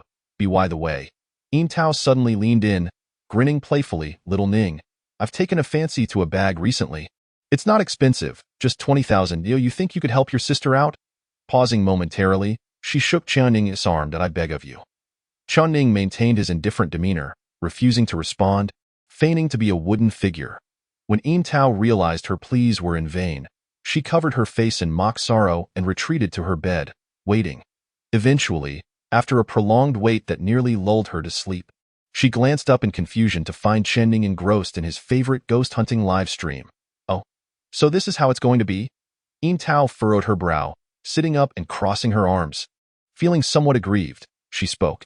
"If you buy your sister a bag, she'll take you out for delicious food." Chen Ning lifted his gaze from his phone, shot a glance at Tao, and shook his head. "I can take you out for good food, but I can't buy you a bag." "Why not?" "Because bags aren't edible."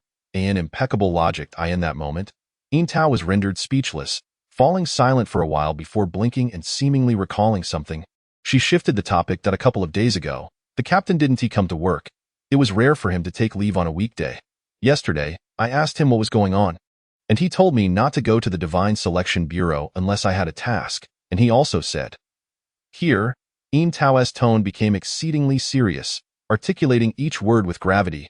Director Ho and his team traced the death of the martial artist back to the city lord's manor.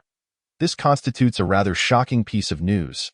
If it were to spread, it could undoubtedly provoke a tremor throughout the entire Yunli city. Tao, shaking her head in concern, cautioned, "Xiao Ning, please refrain from speaking of this outside. Just remember to stay within the martial academy. The outside world is becoming increasingly chaotic, as if everything has been premeditated." "Understood." Chen Ning nodded in acknowledgement. Outside, the thunderstorm rumbled relentlessly, drowning out many sounds in the world. In the central dwelling, Zhou Zhu's eyes suddenly widened. He rose from his bed, furrowing his rugged brows. As he stepped out, he instantly traversed from his abode to the entrance of the martial academy. The torrential rain and thunder seemed to avoid him, as if in deference. Zhou Zhu frowned at the pitch-black heavens, directed a cold snort towards the stormy sky, and spoke imperiously, "You worthless scum, should you dare return, be prepared to meet your demise here." The thunderstorm offered no reply. Zhou Zhu then turned his gaze towards the direction of the city lord's residence, disdainfully uttering, "Mere trifles unworthy of attention." Having said this, he flicked his sleeves and departed, the spirit of the martial artist lingering in the air, impervious to the storm. Such is the presence of a martial master at the 8th tier. A solitary individual, akin to a stabilizing pillar amidst chaos. At noon, within the martial academy, following the discourse on the realm of ghosts and deities, Tao and Wang Wengong began to impart further crucial considerations to Chen Ning, employing a question-and-answer format to test his understanding. If you were to encounter a gleaming treasure amidst your journey, accompanied by an unremarkable old tree, what would you do? 1. Without hesitation, seize the treasure at once. 2. Observe carefully, ascertain the surrounding circumstances, and then gradually acquire the treasure. 3. Disregard it entirely and continue on your way. 4. Seek the assistance of others to jointly claim the treasure. 3. Chen Ning replied coolly, expressing his disinterest in the so-called treasure. What if this gleaming object were a fine Luoyang shovel, easily used to unearth a grave? Tao began to introduce enticing conditions. Chen Ning's expression shifted, revealing a hint of hesitation. "What a grave-digging youth you are," she mused. Remember, your foremost task is to preserve your life. Therefore, regardless of the opportunity, prioritize survival. Do you understand?" Wang Wengong instructed further. Chen Ning nodded, indicating his comprehension. "And remember one more thing," Wang Wengong added. Though he was reluctant to voice it, it was a point that could not be overlooked. In the realm of ghosts and deities, excessive humanity is unnecessary. Chen Ning nodded, his demeanor betraying little humanity. This led Wang Wengong to occasionally ponder whether the utterly rational Chen Ning might be more suited to the role of a deity, a being standing high above in the firmament. Ironically, the very disposition that should have rendered him divine had instead rendered him one of the most humble individuals. Isn't it amusing? Wang Wengong thought, unable to find humor in the situation, for he could not fathom what would become of Chen Ning should fortune smile upon him, propelling him to a position of power. Would his lack of humanity be a boon or a bane for the world? Such thoughts eluded clarity. He abruptly lifted his gaze, meeting Chen Ning's indifferent expression, momentarily taken aback. After a pause, a faint smile emerged, followed by words laden with significance. I hope you will live well in the future. Today is August 23 RD, leaving 0.7 days until the opening of the realm of ghosts and deities. Chapter 54. The three halls of martial and literary arts. As the rain from the tempest began to subside, the sun once again hung resplendently in the sky. The martial hall exuded an air of tranquility. Jiang Qiuhua had been conspicuously absent these past few days. Although Chen Ning felt a tinge of curiosity, he refrained from inquiring further, presuming she was likely attending to her training. Yet, the vast stone forest was not devoid of practitioners. Numerous first-year disciples, ranking among the top, had gathered to hone their skills, challenging the stone pillars with their strikes. The presence of these esteemed students seemed to attract those of lesser rank, transforming the usually desolate stone forest into a bustling arena. As a result, Chen Ning found it difficult to locate a stone pillar for his practice. Fortunately, his martial arts had matured sufficiently, rendering the need for such training less critical. However, a new predicament arose. With no opponents to spar against, Chen Ning found himself at a loss for activity and naturally settled down in the stone forest, perusing a new dictionary and elementary mathematics. His academic prowess had reached a level where he could adeptly employ addition, subtraction, multiplication, and division, earning him high praise as a prodigy from Yin Tao. Zhou Zhu, residing at the rear of the stone forest, also noticed the increased foot traffic, comprised solely of earnest practitioners. He sighed, contemplating this as a positive development for martial arts. Some students even had the audacity to approach Zhou Zhu with respectful inquiries about combat techniques, an encouraging sign indeed. The sole drawback was Chen Ning's disinclination to engage in combat, preferring instead to immerse himself in various texts. With all this reading, are you contemplating a shift to the literary hall? Zhou Zhu inquired, furrowing his brow. Which is superior, the literary hall or the martial hall? Chen Ning deftly redirected the conversation. Given Zhou Zhu's previously unrestrained arrogance, one would expect an immediate declaration in favor of the martial hall. Yet, he remained silent, his rugged features betraying an unusual melancholy. Before finally responding in a measured tone, the literary hall is superior. Why is that? Chen Ning pressed further. Because the literary hall possesses a higher threshold. They do not accept the ordinary but prioritize lineage, often favoring those from prestigious families. They emphasize eloquence and rhetorical finesse, which require a considerable investment of resources to cultivate. Whether it be the poet capable of moving mountains with a single character or the calligrapher who brings dragons to life with a single stroke, such talents are far removed from the common man. Truth, I would argue that the literary hall is more akin to a variant of the Tao hall, resembling an extreme interpretation of lineage doctrines. Thus, the literary hall seldom produces written works, remaining aloof, while the true literary giants dwell among the populace. Which is mightier, the literary hall or the Tao hall? How many halls exist? Chen Ning inquired with genuine curiosity. Currently, there are the three halls of martial and literary arts.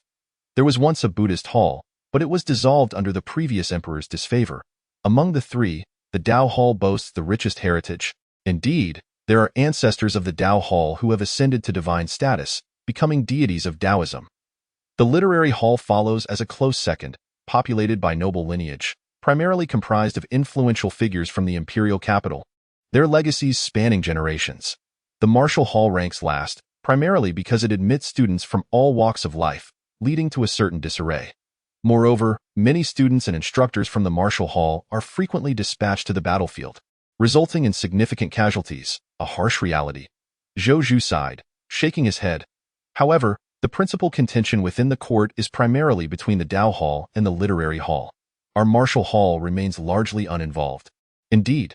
Chen Ning nodded, having gained a preliminary understanding of these matters. Zhou Zhu observed the lively scene before the stone forest and then spoke softly. You hardly need to pound the stone stakes now. Only a few days remain until you enter the realm of the spirits. Powerful treasures cannot be brought along, so there is no need for you to prepare extensively. Instead, take this opportunity to adjust your mindset. Earlier, I inquired about your purpose in practicing martial arts. You have consistently stated it is for the sake of survival. Thus, let this upcoming journey into the spirit realm serve as a testament to just how fervently you wish to live. After uttering these words, he turned to leave. Yet there was another statement left unspoken. Should Chen Ning return alive from the spirit realm, Zhou Zhu would take him as a disciple, granting him the distinction of being his sole true heir. However, this sentiment was not suited for the present moment, and thus Zhou Zhu restrained himself. A gentle breeze flowed under the warm sun as Chen Ning flipped through the pages of a book. His hair swaying slightly, and in the embrace of the sunlight, he finally exhibited a semblance of youthful demeanor. At dusk, Wang Wengong drove towards the old city, parking before the dilapidated alleyway. He casually extracted a cigarette, placing it between his lips as he inhaled and exhaled the smoke while entering the passage.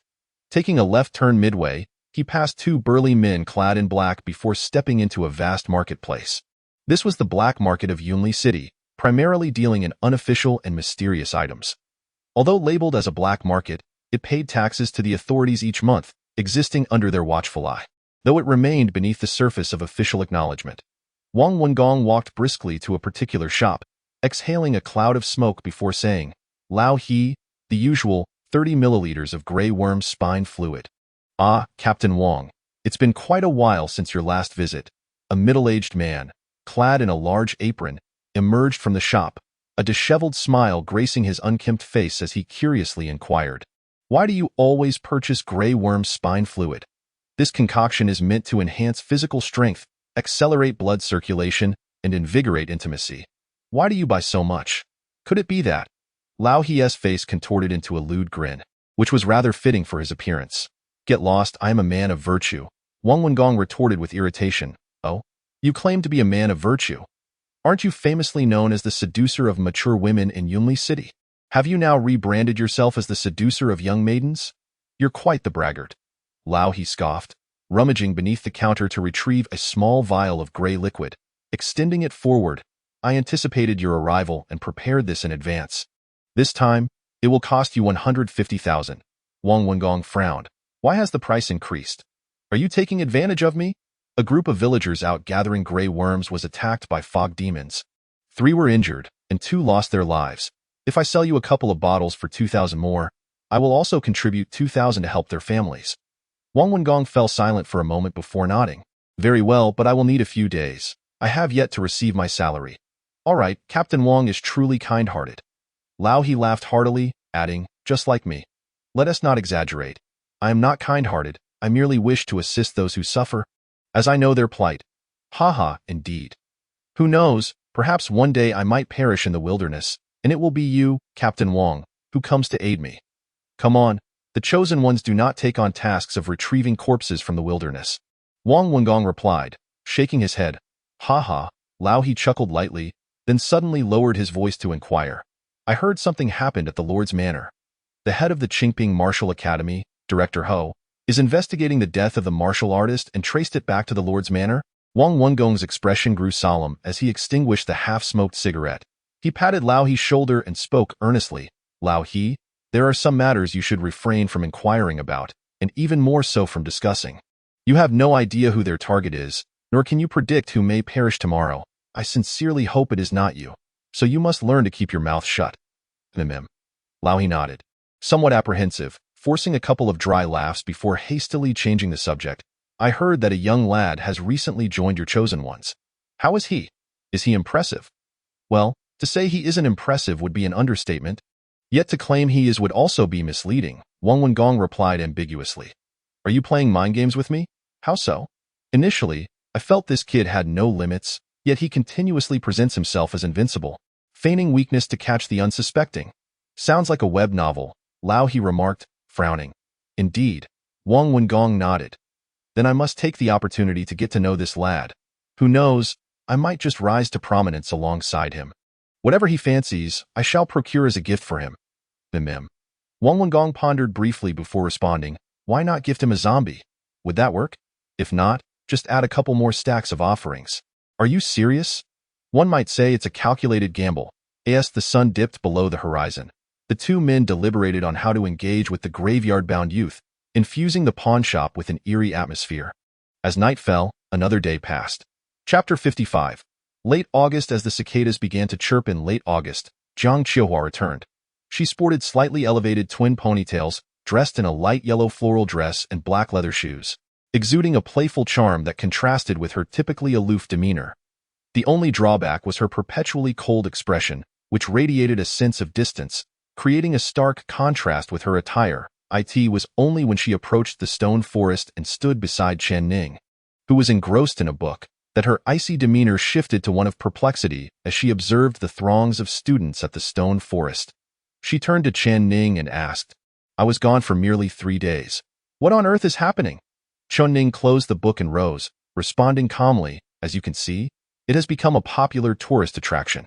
After more than 2 months of surfing the internet, Chen Ning's vocabulary had expanded considerably. Jiang Qiuhua frowned, reluctantly accepting this change. She glanced towards Chen Ning and couldn't help but exclaim, "I have become formidable.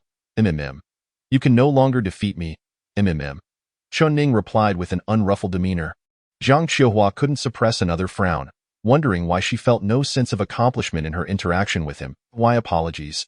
Chen Ning even went so far as to apologize. "Can't you offer me some encouragement or show a hint of surprise?" "What? You have actually surpassed me." Chen Ning's voice rose, yet his tone remained indifferent, the imitation clearly lacking authenticity. "Enough, enough." Jiang Qiuhua shook her head in exasperation. Her twin ponytails swung as she crossed her arms, lifted her left foot, and angled her little leather shoe forward in a trendy pose, asking, "Shall we have another bout in the arena?" "No, why?" Jiang Qiuhua turned her head, her eyes narrowing in confusion as she asked. Chen Ning held the new dictionary forward, responding, "Learning brings me joy." Jiang Qiuhua pouted, "But I wish to defeat you just once." "Then you have won." "Congratulations," Chen Ning replied, "that a victory on the arena is what truly counts. There will be opportunities in the future," he added, a rare smile gracing his face, "if we both survive the realm of the spirits." That is, a gentle breeze rustled her twin ponytails, carrying the refreshing scent of her hair towards Chen Ning. Jiang Qiuhua nodded softly, her delicate face gazing into the distance as she murmured, "We will not perish. Today, the sun shines brilliantly, bathing the earth in a warm, orange glow." Inside the dormitory, Yin Tao had prepared her altar, lighting incense and candles, kneeling reverently upon the mat as she bowed before the statue draped in blue cloth. "Mother of tranquility, your devout follower Yin Tao implores your protection. May your holy light shield Chen Ning." Upon finishing her prayer, she gradually rose, lifting a nearly overflowing bowl of water from the ground and placing it respectfully upon the altar. This marked the completion of her supplication. However, the statue remained unresponsive. Yin Tao lowered her head in disappointment, acknowledging her position as a forsaken believer who had chosen to abandon the divine. It was only natural that the deity would disregard her prayers. She bowed once more before the statue, then retreated to her bed. Sitting there in solitude, in her isolation, she recalled a question often posed in jest by Wang Wengong. "Why are you so kind to Chen Ning?" At that time, her answer had been simple. Chen Ning was handsome and sweet-natured, akin to discovering a naturally charming young boy. Who wouldn't be drawn to such a person? Indeed, everyone would be fond of him, to the extent that Wang Wengong exclaimed he wished to find a naturally charming girl. But was it truly so simple?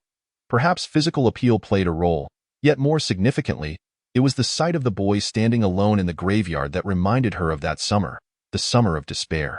Following that harrowing season, she, like Chen Ning, lived a solitary life at home, her heart suffused with helplessness and sorrow, as if a blade were continually slicing through her. She was compelled to confront this cruel world, feigning indifference, affecting a quirky demeanor, and masquerading as strong. If one were to peel back her facade, they would uncover a profound sense of inferiority embedded within her bones. Childhood misfortunes loomed like nightmares, distorting her very essence. Thus, her feelings for Chen Ning had been predominantly sympathetic back then. Yet now, things had changed. Yin Tao discovered that Chen Ning was far stronger than she had initially perceived. Strong enough that she occasionally yearned to lean on him, so now, perhaps what she truly desired was a family. Yin Tao lowered her head, staring at the dark, claw-like patterns on her abdomen, biting her lip as she buried her face, allowing her hair to conceal everything.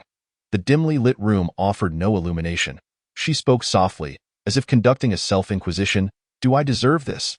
The silent abode provided no answer.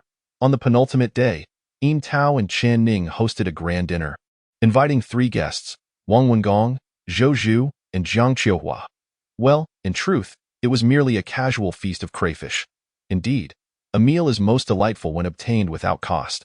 Wang Wengong chuckled as he skillfully peeled a shrimp for himself, then proceeded to do the same for Zhou Zhu, adding with a grin, "Old Zhou, you've worked hard in your martial arts training.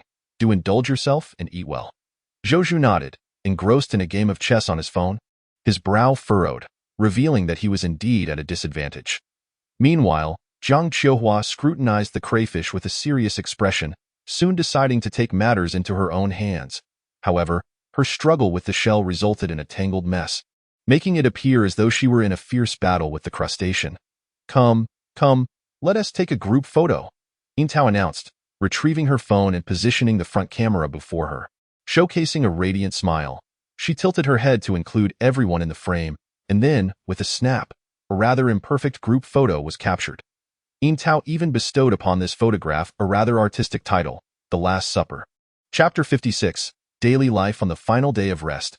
Yin Tao arose early, eager to prepare herself for an outing with Chen Ning.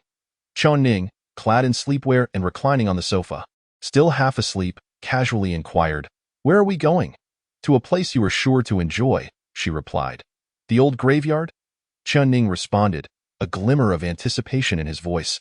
"The old graveyard is in the wilderness. We cannot go there now. Once you return from the realm of spirits, I will take you," Yin Tao explained while adjusting her eyebrows.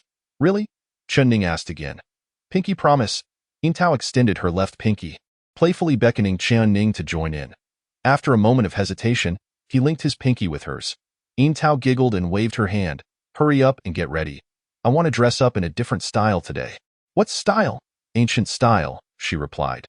Clad in a light green high-waisted RU skirt adorned with long ribbons at her waist, her hair was elegantly pinned with floral hairpins, exuding an air of grace and poise. With sunglasses perched atop her head, she tilted her chin, allowing the shades to slide down to the tip of her nose, adding a playful charm to her appearance. "The transformation into ancient style is complete," Yin Tao declared, raising her left hand triumphantly. Chen Ning had also finished his look, wearing a plain short-sleeved shirt paired with loose shorts and flip-flops, his hair tousled. Yin Tao frowned. "What style is that?" "Beggar style," Chen Ning replied promptly. "At least you possess some self-awareness," she remarked. Damei. Yin Tao mimicked a popular internet phrase while gesturing towards Chen Ning. "At the very least. Tie your hair back." Chen Ning complied, gathering his hair, which highlighted his rather androgynous features. If it weren't for his prominent Adam's apple, he could easily pass for a girl in women's attire. "Let us set off," Yin Tao exclaimed, raising her hand and placing sunglasses on Chen Ning before striding confidently out the door. Their attire and looks caught the attention of numerous passers-by, especially when Yin Tao fell silent, resembling a noblewoman from ancient times. Unfortunately, her talkative nature disrupted the ambience as she chattered away. Nonetheless, Chen Ning paid little mind, accompanying Yin Tao as they indulged in food and drink, savoring not only his own portion but also relishing the leftovers from Yin Tao, leaving him with a sense of fulfillment. Yin Tao's eating was driven by impulse. Seeing something delectable made her want to taste it. Yet once she finished, her concern about gaining weight compelled her to offer Chen Ning her remaining bites. The two individuals meandered aimlessly, not truly engaging in any exploration, eventually settling outside a milk tea shop to engage in conversation. Yin Tao stirred her straw, lifting her sunglasses to her forehead, propping her chin upon her hand as she gazed at Chen Ning. Suddenly, she blinked and curiously inquired, "Xiao Ning, what do you envision your future self will be like?" Chen Ning, having finished slurping his milk tea, retorted, "Am I not considered grown up yet? I mean further down the line. After you turn 20, or even beyond that at that point, you will experience more facets of life, such as your own career and social circle, among other things. Is that correct?" Chen Ning tilted his head slightly, the strands of his hair swaying gently in the breeze. "Indeed." Yin Tao nodded, her brow furrowing as she leaned closer, questioning, "You won't forget the kindness I have shown you once you have a new social circle, will you?" Chen Ning's expression darkened slightly as he contemplated the implications of the term social circle. Quick-witted, Yin Tao swiftly extracted her straw and plunged it into Chen Ning's milk tea, taking a hearty sip before exclaiming with satisfaction, "Your Yangzhiganlu is simply delightful." Chen Ning frowned. All right, your sister holds no grievances against you, so please forgive her." Observing Chen Ning's furrowed brow, Yin Tao offered a dismissive response before stretching and cheerfully declaring, "Let's head home." The day unfolded in a tranquil manner, yet it was precisely this tranquility that rendered it beautiful. As they entered through the gates of the Martial Arts Academy, the security guard, having grown accustomed to Chen Ning's presence, no longer posed any challenges, even greeting him warmly. "Out for a bit of fun, MHM?" Chen Ning replied. The guard cheerfully produced a cigarette from his pocket and offered it to Chen Ning, saying, "Care for a smoke?" Yin Tao stood ahead, waiting, and this time did not intervene to decline the cigarette on Chen Ning's behalf. In society, cigarettes often symbolize interpersonal connections. Chen Ning hesitated, reached out to accept it, but did not light it, merely holding it between his fingers. The guard, oblivious, patted Chen Ning on the shoulder and remarked, "Keep up the good work with your training, young man. You have great potential ahead. Perhaps one day I will have to mind my manners with you." Such is the nature of society. Amidst the complexities of human relationships, all but the deepest of rivalries can be resolved. Chen Ning, lacking understanding of societal intricacies, simply nodded and followed Yin Tao's call as they made their way towards the stone forest. Upon reaching the rear of the stone forest and ascending to the second floor, Yin Tao first retreated to her dormitory to remove her makeup and change clothes, leaving Chen Ning to wander idly in the corridor. The room of Zhou Zhu was dark, likely indicating that he had already succumbed to slumber. However, this was inconsequential, as he would soon be awakened by Yin Tao's exuberance. Such occurrences were not infrequent. The door to Jiang Qiuhua's room stood ajar, a soft yellow light spilling out. Chen Ning ambled over, peering inside. Jiang Qiuhua sat at her desk, engrossed in writing. Perhaps sensing his footsteps, she turned to glance at him, visibly relieved upon recognizing Chen Ning, and inquired, "I didn't see you today. Were you out having fun?" "MHM, what are you up to?" Chen Ning nodded and casually asked, "Writing." Jiang Qiuhua hesitated before continuing, "Writing a farewell letter. Don't you plan to write one? It seems to be a tradition for those chosen to enter the realm of spirits to leave behind a letter. I lack the ability to compose such lengthy passages." Chen Ning replied candidly. It was a jest. He could hardly recognize all the characters, let alone articulate them in writing. "Do you understand what it means to be a standard illiterate in this new era?" "Well," Jiang Qiuhua sighed in resignation, responding, "I shall retire early tonight. Tomorrow, we must enter the realm of spirits and deities. Good night, and kindly close the door for me. Thank you, Dado." With a swift kick, Chen Ning nudged the door shut, then leaned against the corridor railing, gazing at the luminous moonlight.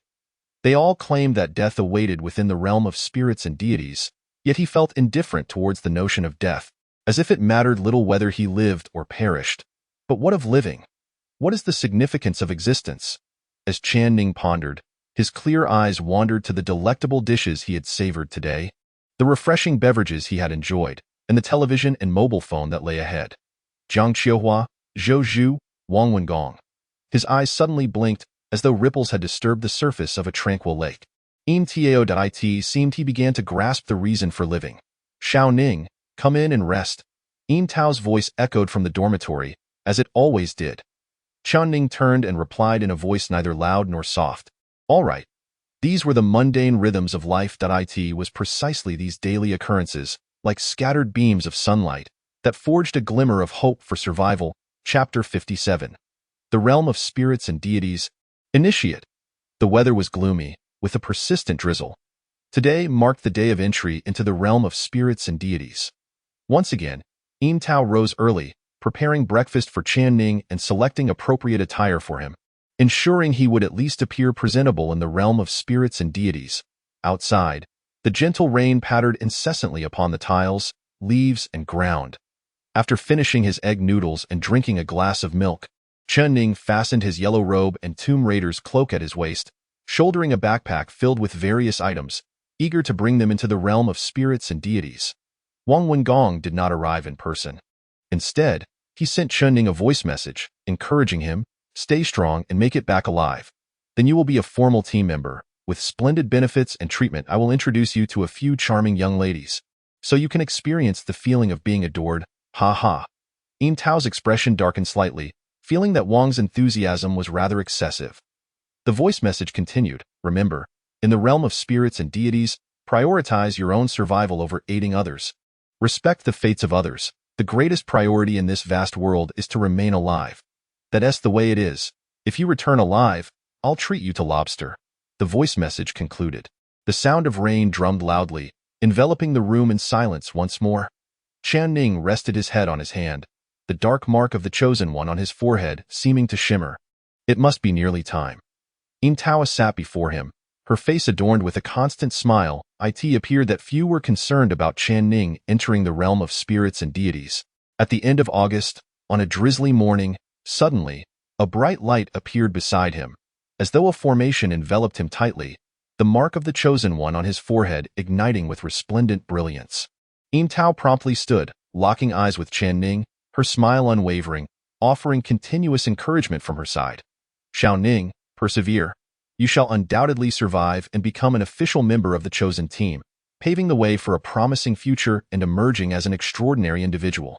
Overwhelmed by emotion, Yin Tao's eyes glistened with unshed tears, resembling a collapsing reservoir unable to hold back its waters any longer. Tears streamed down her face as she gazed at Chen Ning's increasingly ethereal figure, instinctively using her sleeve to wipe away her tears, her voice trembling with fear. You must come back, Xiao Ning, promise me, will you? Please. With a sudden clap, the light vanished. The backpack strapped to Chen Ning's back fell to the ground, spilling its contents haphazardly across the floor. Chen Ning was no longer present. The gloomy weather rendered the room dim and dreary. It was summer once again. Yin Tao covered her cheeks with her hands, slowly crouching down, her body trembling as if attempting to evade reality, burying herself in tears and sorrow. She was utterly alone in the silent room. Loneliness surged over her like a tidal wave, consuming her in an instant. In the pitch-black void, Chen Ning's consciousness wavered, as if he heard a voice asking him to confirm his title. Gradually, his awareness sharpened. Although he was unclear about how he had arrived there, he chose not to dwell on it. Drawing on the experiences shared by Wang Wengong and Yin Tao, he began to select a title. Wang Wengong had previously mentioned that one must conceal oneself in the realm of spirits. Where the more enigmatic one appeared, the safer one would be. Ideally, they could shape Chen Ning into an entirely different persona. After much deliberation, the trio proposed numerous titles, with Ning Chan being the first suggestion. However, this was promptly dismissed for being too obvious, merely a reversal of his name, a ruse for the gullible. After several days of brainstorming, they finally devised an excellent title for Chen Ning, one so clever that few would ever guess his true identity. Chen Ning spoke aloud, enunciating the chosen title, Little Fairy. Confirmation. The chosen one may freely choose to reveal or conceal their title. The voice faded. Chen Ning opened his eyes, staring at the aged wooden ceiling above, and quickly sat up to survey his surroundings. He found himself in a dilapidated, antiquated dwelling, with cracked walls and an abundance of cobwebs in the corners, the furniture decidedly old-fashioned. Examining his attire, he noted that the gray cloak and yellow robe of the Tomb Raider had been successfully transported with him, a stroke of good fortune. He hastily donned the cloak, draping it over his neck and head, leaving only his androgynous yet handsome visage exposed. Now, he truly resembled a little fairy. After adjusting his appearance, he turned his gaze towards the doorway. Having heard footsteps outside moments ago, perhaps a passerby, or perhaps something else entirely, disregarding the outside for the moment, Chen Ning quietly searched the interior and discovered a piece of paper beneath the pillow on the bed. The contents were scant, yet they were comprehensible even to Chen Ning's level of education. This is hell. I can no longer remain here. I must go to Tianshan, where there lies a way out. It has been 7 consecutive days of battles. If I do not hunt the strange creatures, I will no longer be able to stay at the inn. I will perish. Curse it. It has been half a month of fighting. I cannot remain idle. I must go out and slay the strange creatures.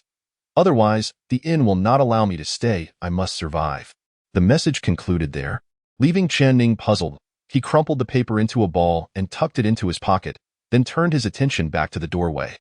After a moment of contemplation, he suppressed his footsteps and quietly approached the door, straining to hear any sounds from outside. Approximately a quarter of an hour passed, yet there was still no indication from beyond the threshold. He then gently opened the door, striving to minimize any noise. Creak. Suddenly, the door to the room on his left swung open. A delicate young girl poked her head out, encountering Chen Ning, who was cautiously opening the door. The girl had a slightly plump face and was dressed in loose-fitting shirts and athletic pants. Upon seeing Chen Ning, she was momentarily taken aback, then noticed his sports shoes, and immediately exclaimed with excitement, "Are you also a chosen one?" As she spoke, she proudly revealed her title, Zhu Zhu. Chen Ning nodded in acknowledgement and displayed his own title, Little Fairy. Wow, it truly is, haha, I never expected to meet a kindred spirit so soon. Where are you from? What is your practice? The girl, clearly exhilarated, bombarded him with questions. Chen Ning pointed to his mouth and then gestured with his hand, indicating that he was unable to speak. Zhu Zhu was taken aback, filled with guilt, and hurriedly bowed in apology to Chen Ning. I'm so sorry. I didn't know you were mute. Please forgive me. Chen Ning shook his head, signaling that it was all right. While they were conversing, other doors opened, revealing more chosen ones, a total of 13, each displaying varied expressions as they exchanged information in rapid succession. Chen Ning, having established his persona as mute, remained silent and listened attentively. Ultimately, a handsome young man raised his hands high and proclaimed in a commanding tone, "Since we are all on the same journey and have fortuitously gathered here, we should look out for one another. Not only must we survive, but we must thrive, leaving our families in awe when we emerge." He continued, "Let us introduce our strengths. We will compile the information and collaborate. I shall go first." The young man, with an air of pride and intensity in his gaze, began title, Bai Gong, a first-tier swordsman.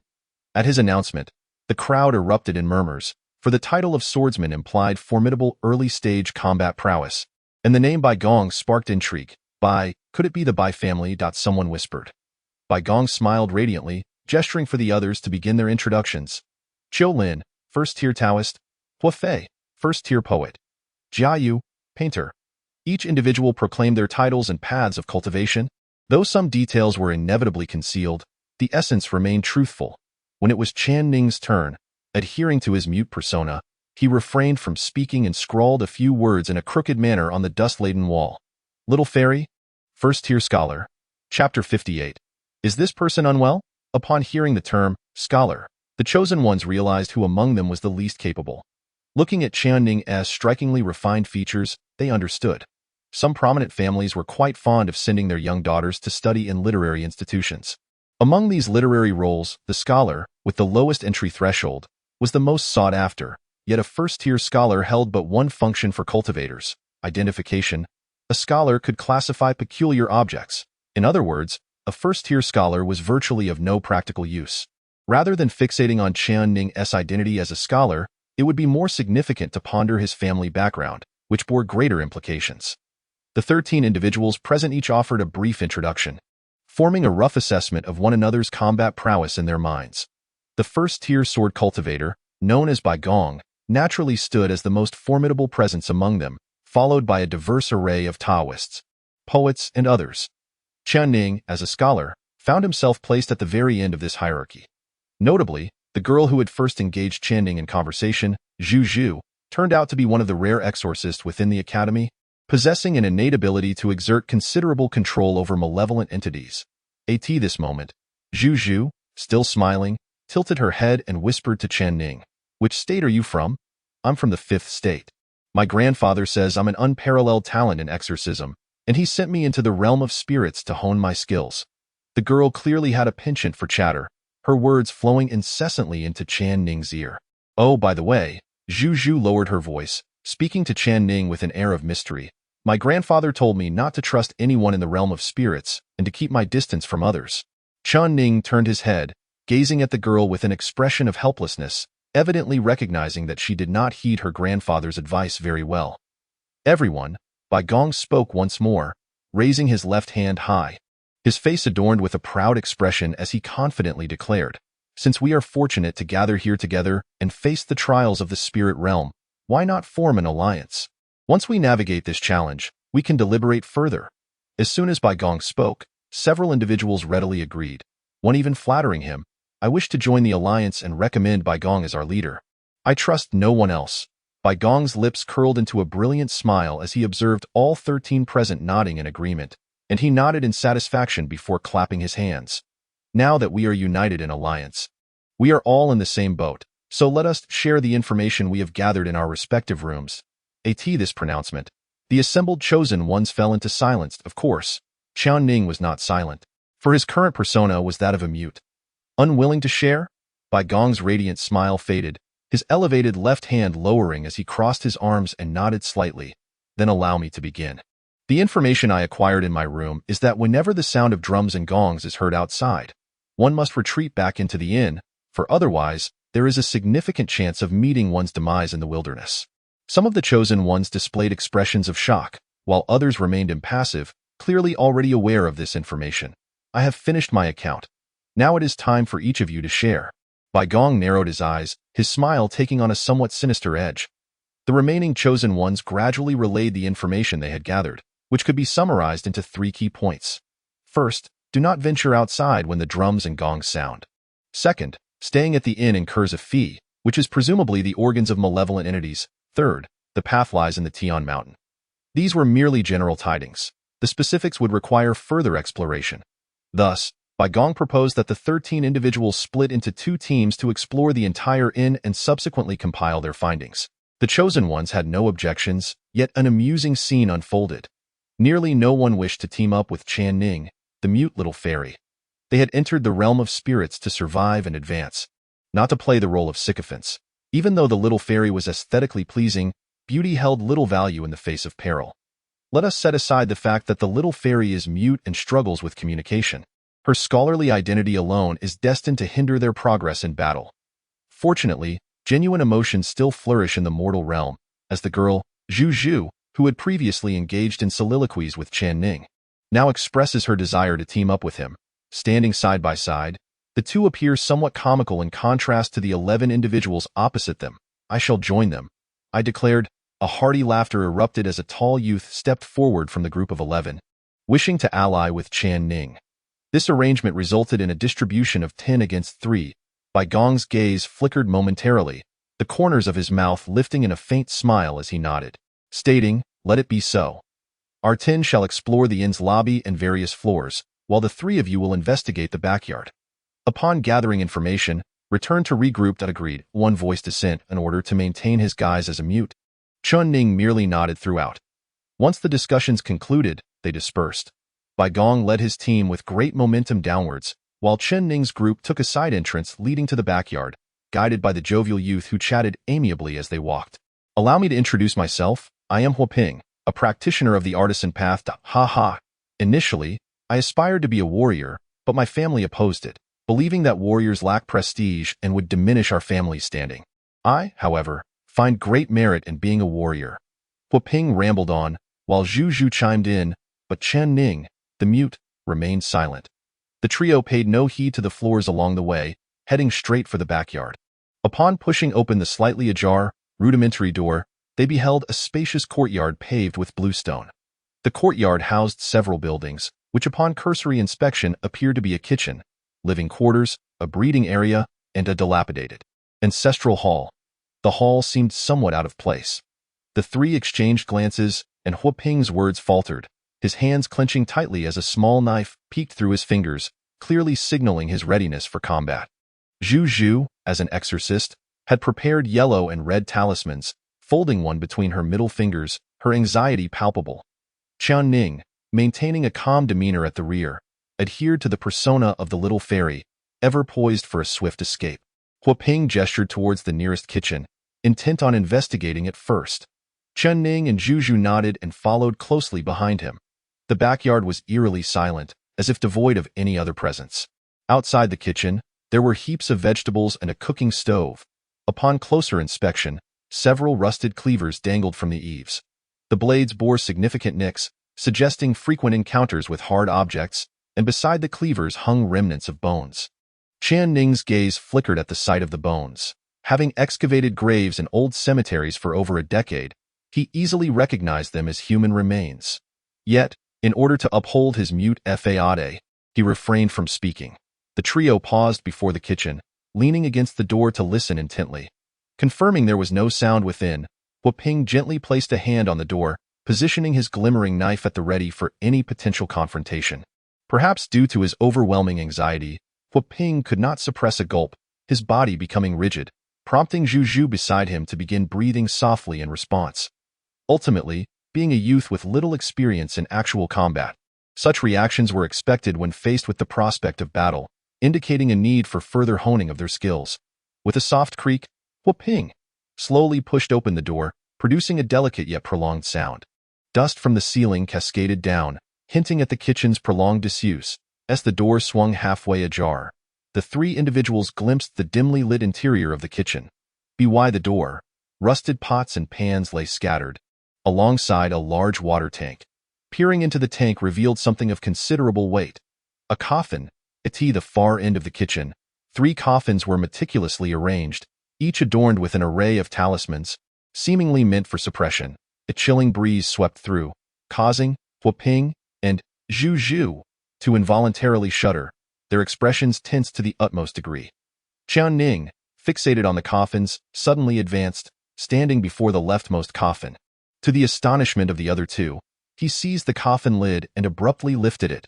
Hua Ping raised his dagger, his demeanor taut, ready to strike.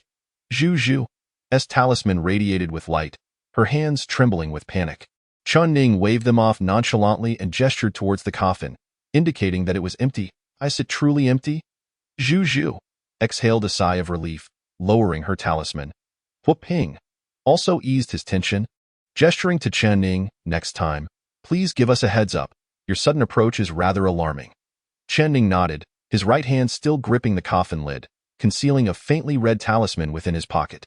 He then turned his gaze towards the other 2 coffins. How could he ascertain that the left coffin was indeed vacant? The answer lay in the fact that the talismans on the other 2 coffins were firmly affixed, while the talisman on the left coffin had been disturbed and the sealing wax along its seams had come undone. Then arose another question. Where had the contents of the left coffin vanished to? What are you doing here? A shrill, menacing voice pierced the air. The trio swiftly turned to see a diminutive figure standing at the kitchen entrance, wielding a rusted dagger stained with blood, glaring at them with malice. Get out, leave my kitchen. Chen Ning frowned, questioning, whose child is this? Hua Ping and Zhu Zhu, visibly anxious, quickly apologized. We're so sorry, it was unintentional. As they spoke, they began to retreat outside. Chen Ning followed at a measured pace, his gaze still scrutinizing the small figure. Before him stood an unattractive visage, reminiscent of a bumpy road, complemented by oval, glimmering eyes, evoking the image of a toad transformed. This was Chen Ning's assessment. The trio exited the kitchen, and the diminutive figure slammed the door shut, glaring fiercely at them while raising the dagger in a threatening manner. The backyard is not a place for you to be. If you dare return, I shall sever your hands. All right, Zhu Zhu. And the others nodded hastily, feeling utterly subdued. Chen Ning cast a sidelong glance at the small figure, his eyes fixating on the dagger. There was something peculiar about it. The blade featured serrations at the last third, with remnants of flesh still clinging to the final tooth. It did not resemble human bone, nor did it appear to belong to any known animal. Little fairy, let us move, Zhu Zhu called back to Chen Ning, who promptly joined them, retracing their steps back to the inn above. How peculiar it is that there exists a coffin within the kitchen, and not just one, but 3 meticulously arranged coffins. By the way, Zhu Zhu, you are an exorcist. Can you recognize the talismans adorning the coffins? I have identified 2 types. One is the calming spell, which serves to soothe and bring tranquility, while the other is the sealing spell, designed to isolate external sounds and scents. The rest are too intricate, and there is no time to examine them further. The 2 individuals compiled their findings, intending to share information with Bai Gong and the others shortly. Chen Ning, meanwhile, trailed behind in a rather lackadaisical manner. The trio returned to their starting point and waited for approximately half an hour, until Bai Gong and his group of chosen ones returned, an air of pride evident on their faces, suggesting a fruitful expedition. The 13 began to exchange information, garnering a rough understanding of the inn. The inn serves as a sanctuary, as various malevolent entities proliferate in the wilderness. Chosen ones can seek refuge there to avoid being attacked. However, the inn requires a form of payment, which consists of the very entities themselves. A first-tier entity can afford one day's stay, and should one possess multiple entities, they can exchange them for other goods at the front desk. This was the information collected by the tin.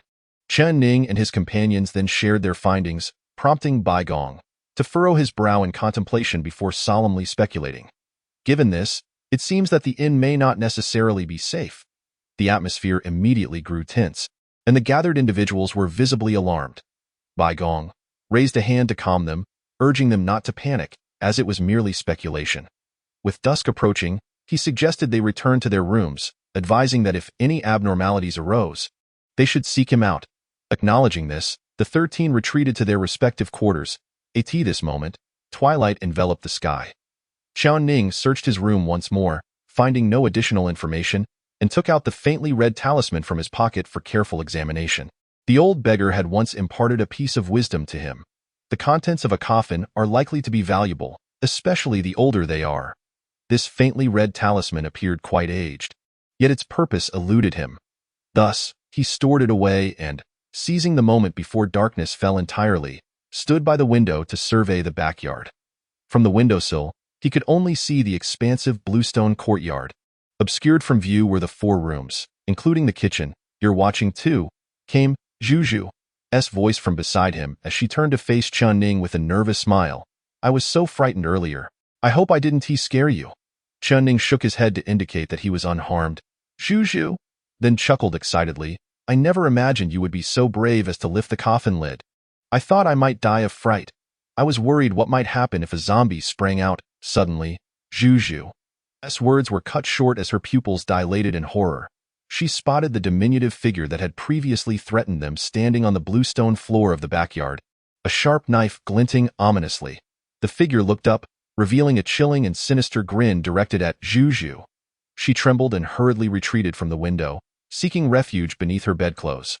Consequently, the small figure turned its gaze towards Chen Ning, its malevolent expression coupled with that eerie smile exuding an indescribable terror in the fading light. The knife was raised once more, its cold gleam mingling ominously with a hint of bloodlust. Chen Ning maintained a serene expression, steadfastly locking eyes with it. After a prolonged moment, he raised his palm horizontally and slowly mimicked a throat-cutting gesture at his neck. The smile that adorned the diminutive figure's lips gradually faded, replaced by a hint of perplexity. Surely, this person must be unhinged, right? Chapter 59. The first night as dusk descended, a profound silence enveloped the inn. Perhaps due to the unease of the inaugural night, the chosen ones were mostly filled with trepidation, prompting several to seek out Bai Gong, thereby gathering in one dormitory. Knock, knock. A sound echoed at Chen Ning's door, causing him to furrow his brow slightly as he approached to open it. There stood Zhu, her face awash with embarrassment, fingers intertwined, speaking in a hushed tone. "I truly apologize, but I am feeling rather quite frightened. Would it be possible for me to stay with you tonight? I thought, since we are both girls, it might be more comfortable." Observing Chen Ning's impassive demeanor, Zhu hastily added, "If you would prefer not to, then it's perfectly fine, no worries." Chen Ning reached up to scratch his head, finding the notion of a demon hunter seeking refuge with a scholar due to fear somewhat amusing. Nevertheless, he was indifferent to the situation and nodded in agreement for Zhu to enter. Instantly, Zhu's charming visage brightened with joy as she hurriedly stepped inside, securely closing the door behind her and locking it. She then exhaled in relief, patting her chest, and continued, "Little fairy, you won't believe what happened today in the backyard. That sudden appearance of the little one terrified me completely. I felt it harbored ill intentions towards us. Just tonight, I saw it again by the window, grinning at me as if it were planning to devour me. I was so frightened that I couldn't sleep, which is why I sought you out. Ultimately, this girl, unaccustomed to peril and raised in a prominent family, resembled a delicate flower in a greenhouse. Encountering such a scene upon entering the realm of spirits was understandably overwhelming. Regrettably, Chen Ning, now rendered mute, could offer no consolation, so he merely sat on the stool, supporting his head and listening. All right, enough of this chatter. It's time to rest. Tomorrow may bring further dangers, and we need to conserve our energy, Zhu chattered, moving toward the bed. She tugged at her short sleeves, lifting them to reveal an adorable cartoon design. One must say, appearances can be deceiving. Chen Ning cast a glance, his expression unchanged, continuing to hold his head up. Zhu then grasped the waistband of her pants, pulling them down to showcase a matching cartoon pattern. She swiftly nestled into the covers, rolling around to test the softness before addressing Chen Ning. "We should be able to fit if we squeeze together, little fairy. Do come join me." Chen Ning regarded her coolly, then gently shook his head, gesturing towards the door and then the table, indicating his intention to keep watch. The vigil was one aspect. The other concern was that if he were to lie down, Zhu might discover his male form. "I see. I apologize for the trouble. If you feel tired, please do awaken me at once. I shall also keep watch," she replied. Chen Ning nodded. Zhu tilted her head. 3, 2, 1 huff. She had already succumbed to slumber. It is difficult to fathom how the chosen ones of such a vast family will survive in the impending realm of spirits and demons. Chen Ning suppressed his footsteps, quietly rising to his feet and gradually leaning against the window, gazing into the dimly lit courtyard obscured by the night, hoping to discern something unusual within. The night ebbed and flowed, time pulsating, and the pitch-black courtyard remained eerily silent, as if the entire inn had succumbed to a profound stillness. Suddenly, Chen Ning turned his head. While he and Zhu made no sound together, what about the others? Surely, there must be a few people gathered in their quarters. Could it be that they, too, like Zhu, had fallen asleep at the mere touch of their pillows? If that were not the case, why was there not a whisper of movement from anyone else? Maintaining an impassive expression, Chen Ning pulled his cloak down slightly to conceal more of his face, then stealthily approached the door. Straining to listen. Still, there was no sound. He refrained from opening the door, opting to inquire in the morning for a more secure approach. Just as Chen Ning turned to return, a series of rhythmic sounds echoed from downstairs, resembling something that was pulsating and continuously resonating, its source shifting locations. Chen Ning halted in his tracks, intently observing the floor beneath him, his gaze following the sound of footsteps. In his understanding, only two entities could produce such noises, one being a person imitating a zombie, and the other, a zombie itself. Considering the coffin in the courtyard kitchen, the answer seemed all too evident. The footsteps gradually receded until they vanished completely. A sharp knock resonated at the door, accompanied by a male voice calling out, "It's me, Huaping. Are you all right? I just checked Zhu's room and couldn't find her." Chen Ning stepped forward to open the door, noticing Huaping's anxious demeanor. He pointed towards the bed where Zhu lay in deep slumber, indicating that she was unharmed. Huaping visibly relaxed, yet his expression grew tense as he turned to Chen Ning and asked in a low, serious tone, "Did you hear the footsteps from below?" Chen Ning nodded. "Could it be that what we encountered in the courtyard today?" Huaping began, his sentence trailing off, but the implication was unmistakable. Chen Ning nodded again. Regardless of the implications, it was prudent to acknowledge it. Huaping's face visibly paled, muttering, "If it is a zombie, then it's a second-tier anomaly. Can we truly prevail?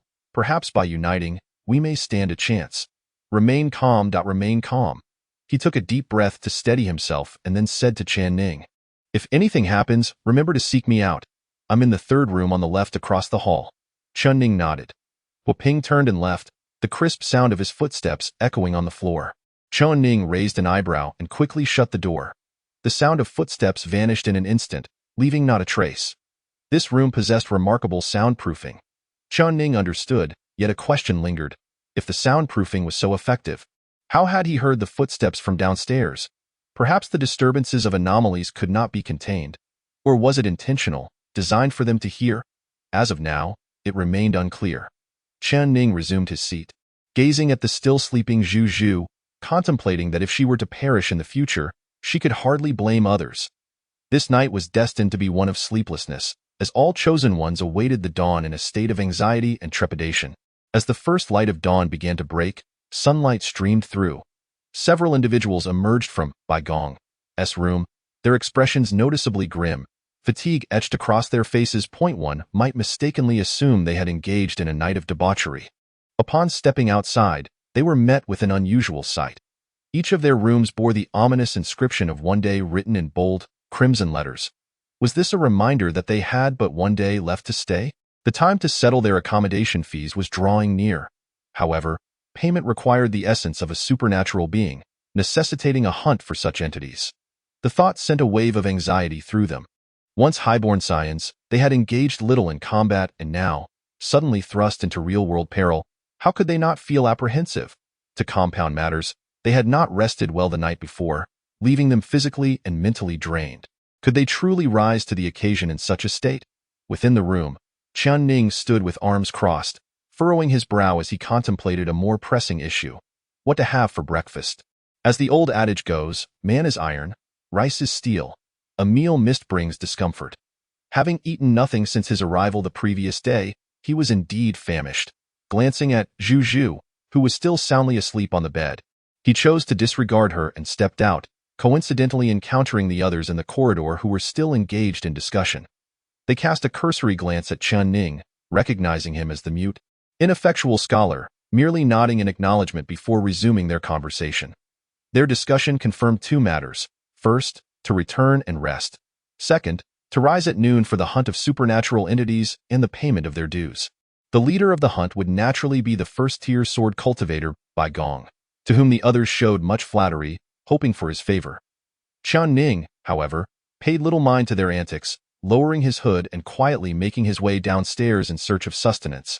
The remaining chosen ones retreated to their rooms for rest, leaving no one to notice Chen Ning's departure. He descended the stairs briskly, moving from the third floor, pausing briefly on the second to observe a section of the floor that had collapsed, likely trampled by last night's zombie. Drawing a rough conclusion, he continued downward, arriving at the spacious first-floor hall. The area was largely empty, save for a few tables and chairs, with numerous red couplets adorning the walls, most of them featuring inverted Fu characters. After a cursory glance, Chen Ning approached the counter, where he noticed a slender figure crouched with its back to him, seemingly fiddling with something. "Is there anything to eat?" he inquired. The figure paused, slowly rising, its tattered garments fluttering, before turning to reveal a face shrouded in black cloth. Its eyes glowing green as it regarded Chen Ning, it moved deliberately to point at the left side of the counter, where a menu was inscribed. Chen Ning looked over, noting the first entry: bone and flesh soup, priced at the essence of a first-tier supernatural entity, accompanied by a small note detailing its effects. Bone and flesh soup, sustenance for 2 days. Below this were other food items: heart and liver pie, alleviates fatigue, sustenance for 3 days, and spare ribs, sustenance for 3 days, heals injuries. Each dish boasted various benefits, differing in cost, yet one commonality prevailed: they all sounded rather unappetizing. Chen Ning shook his head in resignation and glanced back, noticing a plethora of scattered objects displayed behind the counter. The slender figure must be the shopkeeper. Upon observing Chen Ning's interest in the items on the counter, he pointed to the right, where various prices were marked: white foxfire, heart of a first-order specter, left eye of the Mugwai, exchange for the tail of a mist demon. The conditions for exchange varied among the different items, some even specifying a particular organ from a certain specter. Chen Ning, however, was not concerned with this. His primary focus was on resolving his hunger. After surveying the upper level and confirming it was unoccupied, he swiftly turned and exited the hall, stepping into the wilderness. Before him lay a dense forest, adorned with fruits of red and green hues, their nature indiscernible. Chen Ning hesitated to partake, as he was aware that not all wild edibles were safe. A quick assessment revealed that the inn was situated atop a mountain, with a winding path leading down to the left. Gazing further, he could see a range of peaks, and beyond them loomed a vast snow-capped mountain, its summit piercing the clouds, reaching toward the unseen heavens. This snow mountain was colossal, so much so that even from a distance, Chen Ning could sense its grandeur. This must be the Tianshan mentioned in the clues. Nodding in understanding, he recognized the futility of rushing toward the mountain and instead began searching for specters around the inn. Given his current prowess, he felt confident in dispatching first- and second-order specters, while he would certainly flee from third-order ones, leaving him with only one concern: where to find these specters. Fortunately, lower-tier specters often possessed a bloodthirsty nature. Upon entering their lairs, they would instinctively seek to hunt him down. A faint earthy scent wafted through the air. Chen Ning twitched his nose, his gaze fixating on the gnarled roots of a distorted old tree. Suddenly, the earth erupted, and a contorted specter lunged at him with ferocity. What was this creature? Chen Ning did not recognize it, yet his response was instantaneous. His fist flew through the air with fluidity, propelled by a force that generated a sonic boom, striking without hesitation. The twisted specter met its demise as if struck by a truck, its body embedding itself into the ground, blood spraying from every orifice, while its tiny head burst open, revealing a crimson brain the size of an apple. I have struck, and I have vanquished. Such was the simplicity of dealing with a common first-order specter. He stepped forward, extracting the lifeless specter from the ground for closer inspection. It resembled a grotesque fusion of a ladybug and a centipede, measuring over a meter in length with 20 pairs of legs, the foremost limbs sharp as blades. Still, its true nature eluded him. Chen Ning shook his head, using dirt to staunch the blood flow from the creature. Before returning to the inn, he glanced upstairs once more, confirming no one was present before re-entering. In truth, he harbored no fear of being discovered by other chosen ones, as he was confident in his ability to eliminate them all. Yet, such an act would serve no purpose. It was far more advantageous to retain them as aides in uncovering the various anomalies within the inn. Simply put, they were Chen Ning's little test subjects. Moreover, he was not inherently bloodthirsty. Unless provoked by others harboring murderous intent, he would not resort to taking lives. Having spent merely 3 months in the company of Yin Tao, he had, to some extent, developed a semblance of morality. Chen Ning placed the lifeless form of the eerie creature upon the counter, prompting the shopkeeper to rush over with remarkable speed.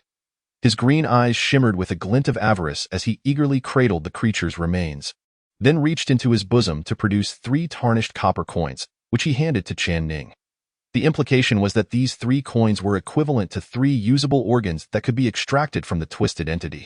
However, Chen Ning declined the coins, gesturing towards the bone broth and then upwards, indicating his desire for a bowl of the broth, while suggesting that the remaining 2 coins be added to his lodging fee. The shopkeeper nodded, reclaimed the coins, and then carried the creature's remains to the backyard. Approximately 15 minutes later, the shopkeeper returned, bearing a small bowl of pale yellow broth, from which one could even discern a hint of blood froth. This was the infamous bone broth. Chen Ning furrowed his brow, uncertain of its edibility. He cast a glance at the shopkeeper, then lifted the bowl and retreated to his room upstairs. The other chosen ones were still resting. Upon entering his chamber, Chen Ning observed the slumbering Zhu Zhu and approached her, playfully delivering a gentle slap to her cherubic face. Naturally, it was not painful, merely enough to rouse her from her slumber. Zhu Zhu, her eyes bleary with sleep, gazed at Chen Ning in confusion, murmuring, What is it?" Chen Ning pointed to the table, and as Zhu Zhu tilted her head to look, she discovered the food, instantly sitting up with delight. "Is this for me?" Chen Ning nodded. Without further ado, Zhu Zhu leapt up, clad in a cartoon-patterned outfit, and perched herself on the stool, scrutinizing the bone broth. Her brows furrowed slightly, as if sensing something eerie about it. Yet she felt no aura of danger. "Oh, be cautious." Zhu Zhu softly recited an incantation, allowing a droplet of water to fall into the bowl, which vanished without a sound. "No problem," she said with a cheerful smile. Then turned to Chen Ning, curiosity sparkling in her eyes. "Where did you get this from?" Chen Ning remained silent, tilting his head at a 45-degree angle, his eyes feigning a semblance of imperfect sorrow. Observing this expression, Zhu Zhu instantly felt that she should not have asked. A scholar must have sacrificed something significant to obtain this bowl of broth. "Even so, you are willing to let me drink first." Her eyes welled with tears, overwhelmed with gratitude, as she fervently shook her head at Chen Ning. "You should eat it. I do not deserve it." Chen Ning shook his head, dipped his fingers into the broth, and awkwardly scrawled the 4 characters on the table. "1 half each. Good," Zhu Zhu exclaimed, her voice thick with emotion. "I will surely remember your immense kindness." She lifted the bowl of bone broth and gulped down half of it before hastily pushing it towards Chen Ning. "You should drink too." Chen Ning shook his head again, continuing to write. "Not hungry yet, oh." "All right," Zhu Zhu replied, nodding in understanding. Afterward, Chen Ning focused intently on observing Zhu Zhu, disregarding the surrounding peaks and the accompanying cartoon motifs, merely wishing to ascertain whether she would suffer any ill effects from the broth. After observing her for 2 or 3 hours, Chen Ning began to feel somewhat fatigued and decided to rest. Leaving Zhu Zhu to guard the door, Zhu Zhu cheerfully took her seat, her adorable face now serious as she fixated on the doorway. Chen Ning felt at ease and succumbed to sleep. In his dreams, he found himself standing in an abyss of darkness, where a grotesque figure emerged from the inky mark upon his brow, being consumed by the void. Simultaneously, a passage of text erupted in his mind. Earthworm. A common grotesque creature, fond of dwelling at the roots of ancient trees, ambushing passerby beasts. The more legs it possesses, the stronger it becomes. Its foremost pair of legs can serve as weapons, its brain can be used in medicine, and its shell can be fashioned into armor. Chen Ning paused, momentarily taken aback. It seemed he had truly become a scholar after all. Chapter 61. You intend to exchange this for copper coins? It felt as if he had merely experienced a fleeting dream. Chen Ning opened his eyes, casting a sidelong glance to see Zhu Zhu seated opposite the door, her expression grave. However, her solemn demeanor did not endure for long. She couldn't help but stifle a yawn, hastily patting her chubby cheeks before resuming her serious facade. Chen Ning did not rise immediately. Instead, he lay in bed, attuning himself to the changes within his body. After the dark space absorbed the earthworm, his physique had indeed grown stronger, albeit marginally, only enhancing his strength slightly at present. Ordinary first-tier grotesque creatures posed little challenge, as he had previously absorbed the essence of a near fourth-tier hunter, elevating his physical prowess to second-tier. Moreover, the middle finger of the Jiang Qiuhua was capable of reliably dispatching ordinary third-tier entities. However, this was limited to mere third-tier grotesques. Should ancient or mythical varieties arise, he would still need to flee. After pondering for a moment, Chen Ning rose from his bed, locking eyes with Zhu Zhu, who had turned her gaze toward him. You're awake. Why not sleep a bit longer? It's still early, she suggested. Chen Ning shook his head. Not everyone possessed Zhu Zhu's lack of vigilance. With her head bowed, Zhu Zhu was about to say something when a sudden knock echoed at the door. Prompting her to hastily approach and open it, a stout man stood outside, first offering a smile to Zhu Zhu, his gaze feigning nonchalance as it swept into the room, resting upon Chen Ning. He then spoke. I'm here to inform you that we will soon depart to hunt grotesque creatures. We have 13 individuals in total, and expect to slay at least 4 ordinary first-tier entities, so be prepared. All right, understood, Zhu Zhu replied, clenching her fist and nodding eagerly. The man smiled faintly, his gaze lingering on Chen Ning's exquisitely beautiful countenance, glinting with a greed that starkly contrasted with his amiable appearance. I'll take my leave now. We'll gather downstairs shortly. With that, he turned and departed. Zhu Zhu closed the door, her demeanor turning earnest and excited as she declared, Hurry, little fairy, we must set our plans into motion. Chen Ning tugged down the black cloak draped over his head, feeling somewhat exasperated. Did hunting a first-tier grotesque truly necessitate such a display? While he pondered this, the other chosen ones began to trickle downstairs, with Zhu Zhu eagerly dragging Chen Ning along in a spirited, Are you in? The 13 chosen ones assembled. Bai Gong stood at the forefront, his hands clasped behind his back, his expression one of pride as he proclaimed, Now that we have chosen to ally ourselves, we must embody the essence of this alliance. I shall not abandon any of you, but do not conceal your strengths. Our allocation of grotesques will primarily depend on your contributions. As Bai Gong uttered these words, the majority of gazes in the room shifted towards Chen Ning. Judging by the distribution of effort, one might wonder what contribution this mute scholar could possibly make. Some couldn't help but exclaim, considering that with the appearance of this little fairy, she would undoubtedly be revered as a goddess in reality. Yet in the realm of the supernatural, one's true abilities are what truly matter. The thoughts of the 13 present varied greatly. Bai Gong was succinct, gesturing for everyone to proceed outward. Chen Ning trailed at the back of the group, having ventured out earlier that morning, maintaining a calm demeanor. Entirely unperturbed, Zhu Zhu stood beside him, clutching 2 talismans tightly in her hands, moving with utmost caution. The midday sun was not particularly strong, yet the atmosphere in the wilderness bore a stifling weight. Some of the less resilient chosen ones were already trembling slightly, unable to withstand the oppressive ambience. Chen Ning shook his head. It was hard to fathom that he would be competing against these individuals. They resembled flowers in a greenhouse, perhaps having weathered storms, but ultimately nurtured and cared for by human hands. In contrast, Chen Ning was akin to a sapling sprouting defiantly from a grave, growing wildly and untamed. The disparity between the two was indeed considerable.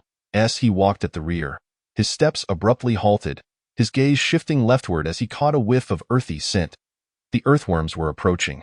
The other 12 remained oblivious, continuing their advance until Zhu Zhu's talismans flickered. Bang! The soil at the base of an old tree erupted, and a grotesque earthworm lunged forth, its razor-sharp limbs slicing forward. Everything transpired in an instant. The chosen one, caught off guard, barely managed to twist away, evading a fatal strike, but not before a gash was carved across his chest, blood spilling forth. The earthworm hit the ground, its dozens of legs frantically digging, swiftly retreating into the earth. The 12 chosen ones were thrown into disarray, anxiously searching for the earthworm's whereabouts, some even carelessly unleashing first-level spells, indifferent to whether they struck true.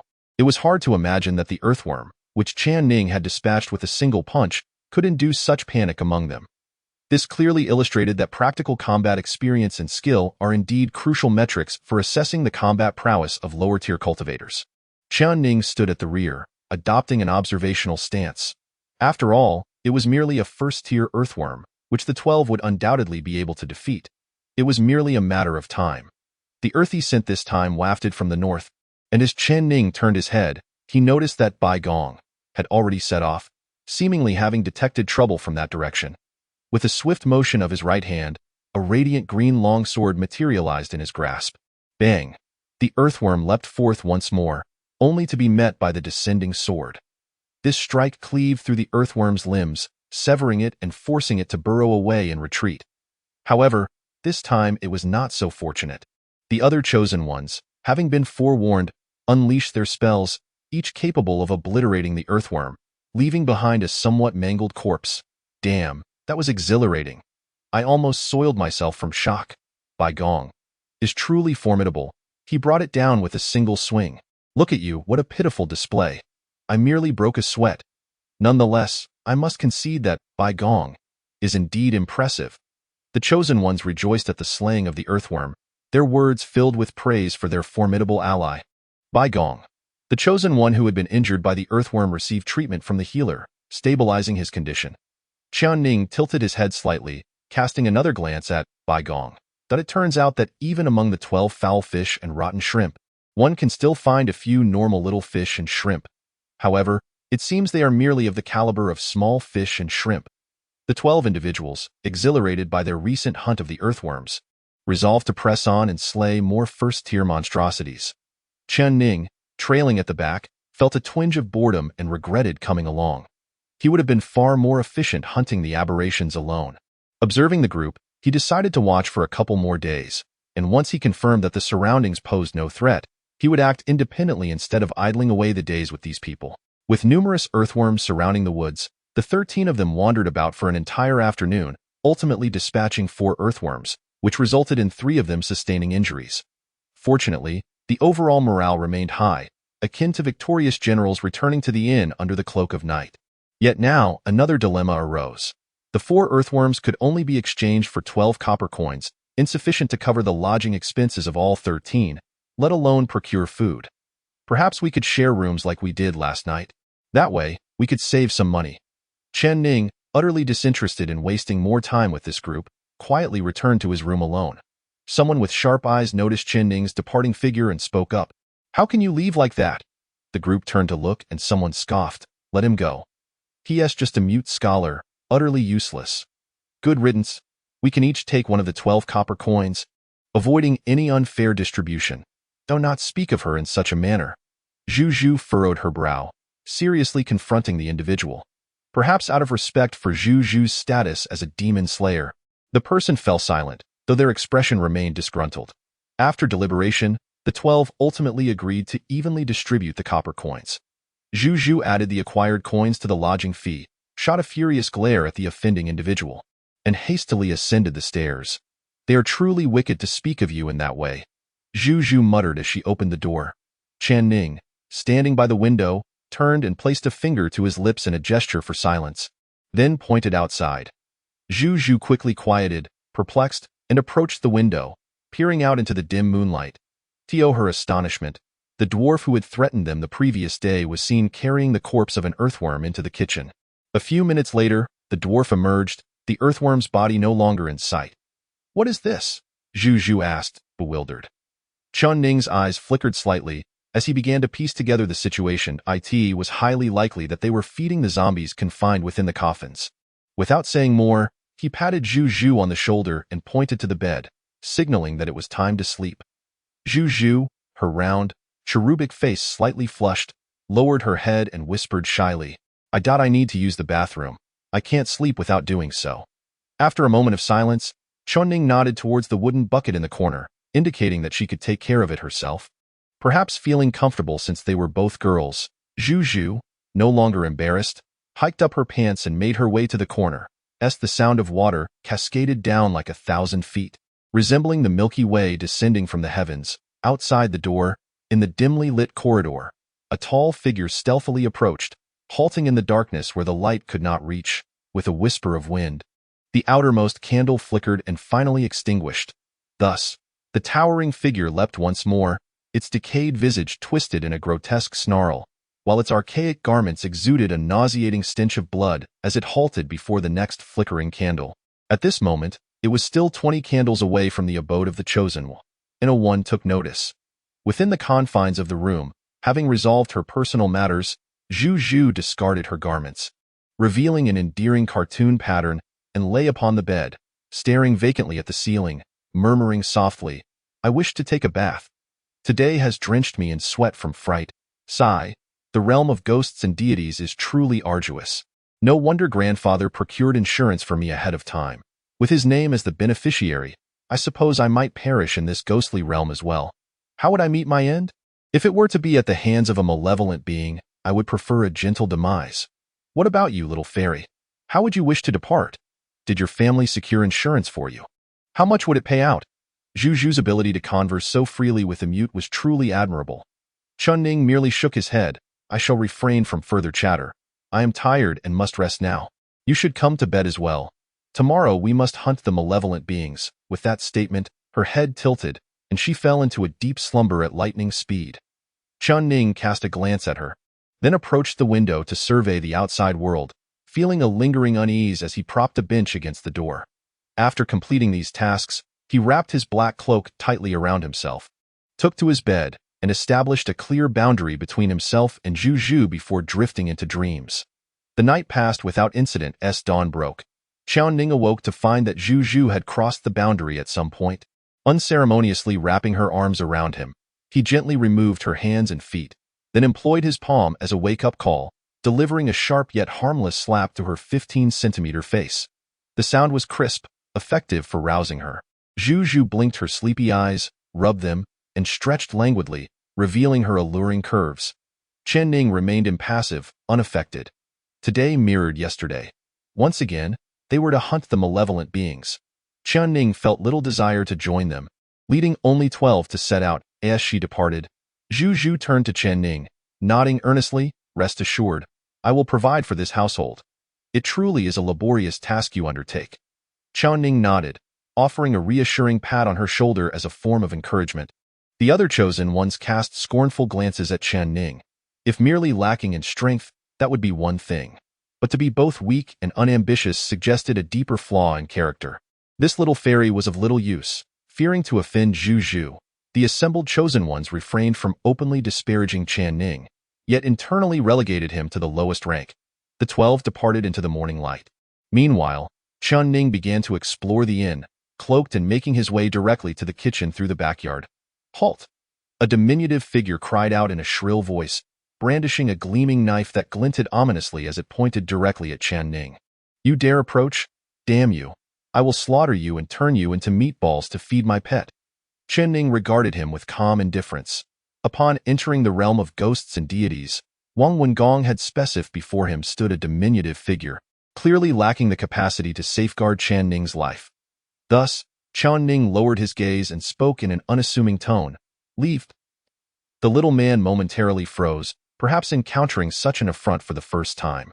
Brandishing his wicked knife horizontally, he thrust it menacingly before Chen Ning, its cold gleam revealing the remnants of flesh beneath the blade. He cursed vehemently, "Damn it! I will slay you. I will." Chen Ning slowly extended his index finger, then abruptly accelerated, driving it into the tip of the knife.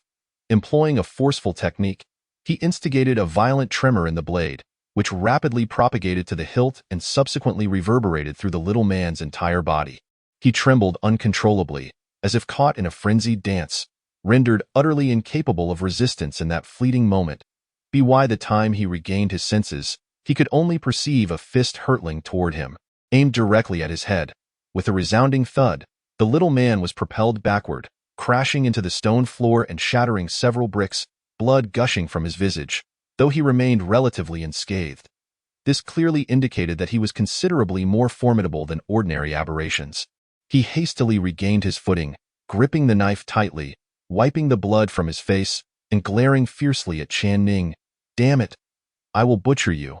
I must butcher you, and chop you into pieces to feed my treasures."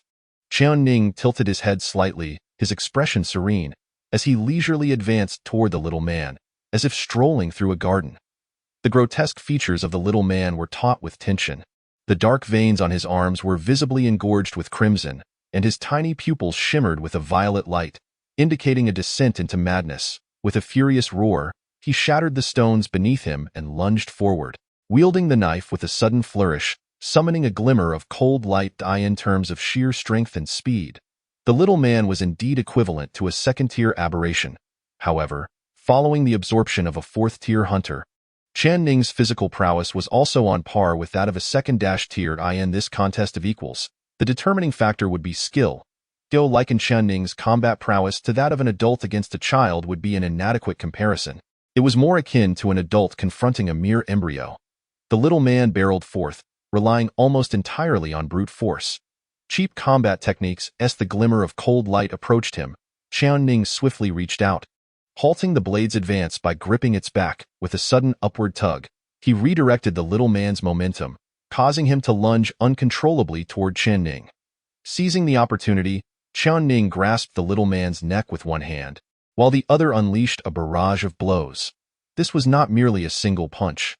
It was a relentless assault that drenched the ground in blood, rendering the little man unrecognizable, his consciousness fading, and his skull shattered. 5 minutes later, Chen Ning casually tossed aside the hapless little man, wiping the blood from his fist against the dirt floor before re-entering the kitchen. The arrangement within the kitchen remained unchanged from his previous visit. However, it now contained several basins filled with blood and flesh, clinging to exoskeletons, presumably the remains of earthworms. Notably, bloodstains marred the 3 coffins, the earthy hue indicative of the earthworm's blood. Chen Ning surveyed the scene, opting to exercise caution by refraining from opening the coffins, and instead proceeded to explore other areas of the courtyard. First, he approached the dwelling, pushing open the dilapidated door to reveal several rickety bed frames, upon which lay a few skeletal remains, presenting a rather eerie spectacle. Chen Ning stepped forward to examine the scene, discovering that the skeletons had begun to yellow and crumble, indicating they had been there for quite some time. He continued to search, hoping to find some relics, but regrettably, his efforts were in vain. Just as he was about to leave, he noticed a line of small characters at the doorknob. His limited literacy allowed him only to grasp the general meaning. Strike the drum, play the eru, and swana. The musicians will offer melodies for the appearance of different eerie entities. Although he was illiterate, with careful consideration, he could deduce clues related to the sounds of drums and traditional instruments. The mention of striking the drum earlier suggested that one should not venture outside during such an event. Thus, correlating with the current clues, it seemed evident that different sounds corresponded to different eerie entities. As Chen Ning pondered this conclusion, he also noticed some hastily scrawled words on the wall beside the door. "Light the lamp. It is imperative to light the lamp." Chen Ning glanced at it and remarked, "The handwriting is quite similar to mine." He turned to leave and made his way to the livestock pen, which housed no animals. Apart from the mottled bloodstains on the walls, there was nothing out of the ordinary. This left only one place remaining, the ancestral hall. Any discerning eye would recognize that this hall was unusual, resembling a location where the final boss of a game might be concealed. Thus, Chen Ning hesitated, contemplating whether to enter. After much deliberation, he concluded that there was no need to rush Wink with a frown White Gong, and the others would likely explore first, and it would be wiser for him to wait until the little white mice had assessed the situation before he ventured in. He turned away, hoisted the lifeless body of the dwarf from the ground, and strode towards the counter, carelessly tossing the unfortunate dwarf onto it, inquiring, "How much can this eerie entity be exchanged for?" The shopkeeper, who had been crouched and fiddling with his belongings, hurried over with delight upon hearing the sound of an exchange, standing before the counter to inspect. Silence, a prolonged silence ensued. "I see you wish to exchange for money. Do you?" The shopkeeper examined the dwarf's body, then glanced at Chen Ning, repeating this cycle until he inscribed on the counter, 6 copper coins, and this shall be an exception. Chen Ning nodded, accepting the 6 copper coins, and then asked, "Do you have any valuable items available for exchange?" The shopkeeper removed the half-dead body of the dwarf from the counter, cast a glance at Chen Ning, and pointed towards the top of a cabinet in the back. There lay 3 peculiar items: a rusted pair of large red scissors, a bronze ritual bell, and 3 thick incense sticks. After indicating them, the shopkeeper added, inscribing on the counter, each for 100 coins. 100 coins was exorbitant. For other chosen ones who struggled against the vile creatures, this amount could very well buy their lives. The shopkeeper then swept his hand across the table, erasing the writing. Chen Ning did not rush to exchange. Observing that the day had grown late and he had earned some money, he opted to forego hunting eerie entities and returned to his room to rest. As he walked down the corridor, midway through, he suddenly paused, his gaze drifting towards the candle in the adjacent room. This candle was longer than the others, implying it had burned for a shorter duration. Had it extinguished? Chen Ning recalled the words he had seen in the backyard. Light the lamp. It is imperative to light the lamp. Did this phrase hint at the candle's flame, urging one to rekindle it during the night? But what should one do if the candle had burned out? Chen Ning shook his head, dismissing any further thoughts. His room lay at the heart of the corridor. Even if the lights were to extinguish, it was unlikely he would encounter any trouble. What did it matter? He reasoned that he could always check if anything went awry later. At worst, he could venture out for a brief look. It should pose no significant issue. Before long, the 12 who had ventured out to hunt the eerie creatures returned, their expressions brimming with excitement, carrying 8 bodies of the earthworms with them.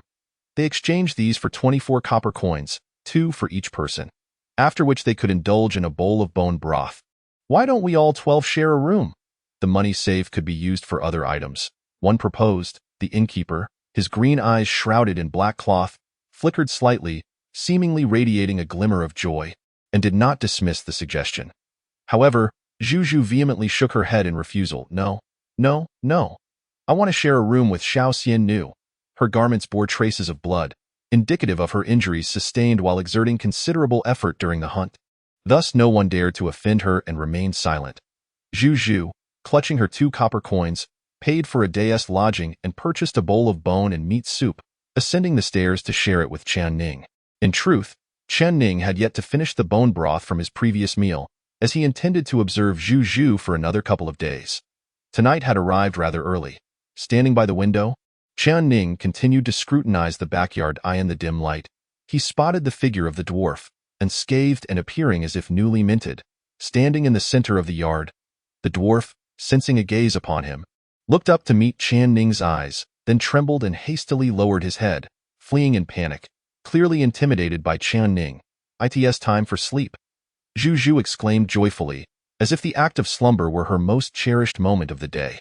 She removed her outer garment, revealing the delicate, unblemished skin of her waist, where a wound was still treated with the physician's ointment. Slowly, she climbed into bed and patted the space beside her, urging Chen Ning, "Hurry, hurry." Chen Ning extended his hand and wrote on the table, "Wait a moment."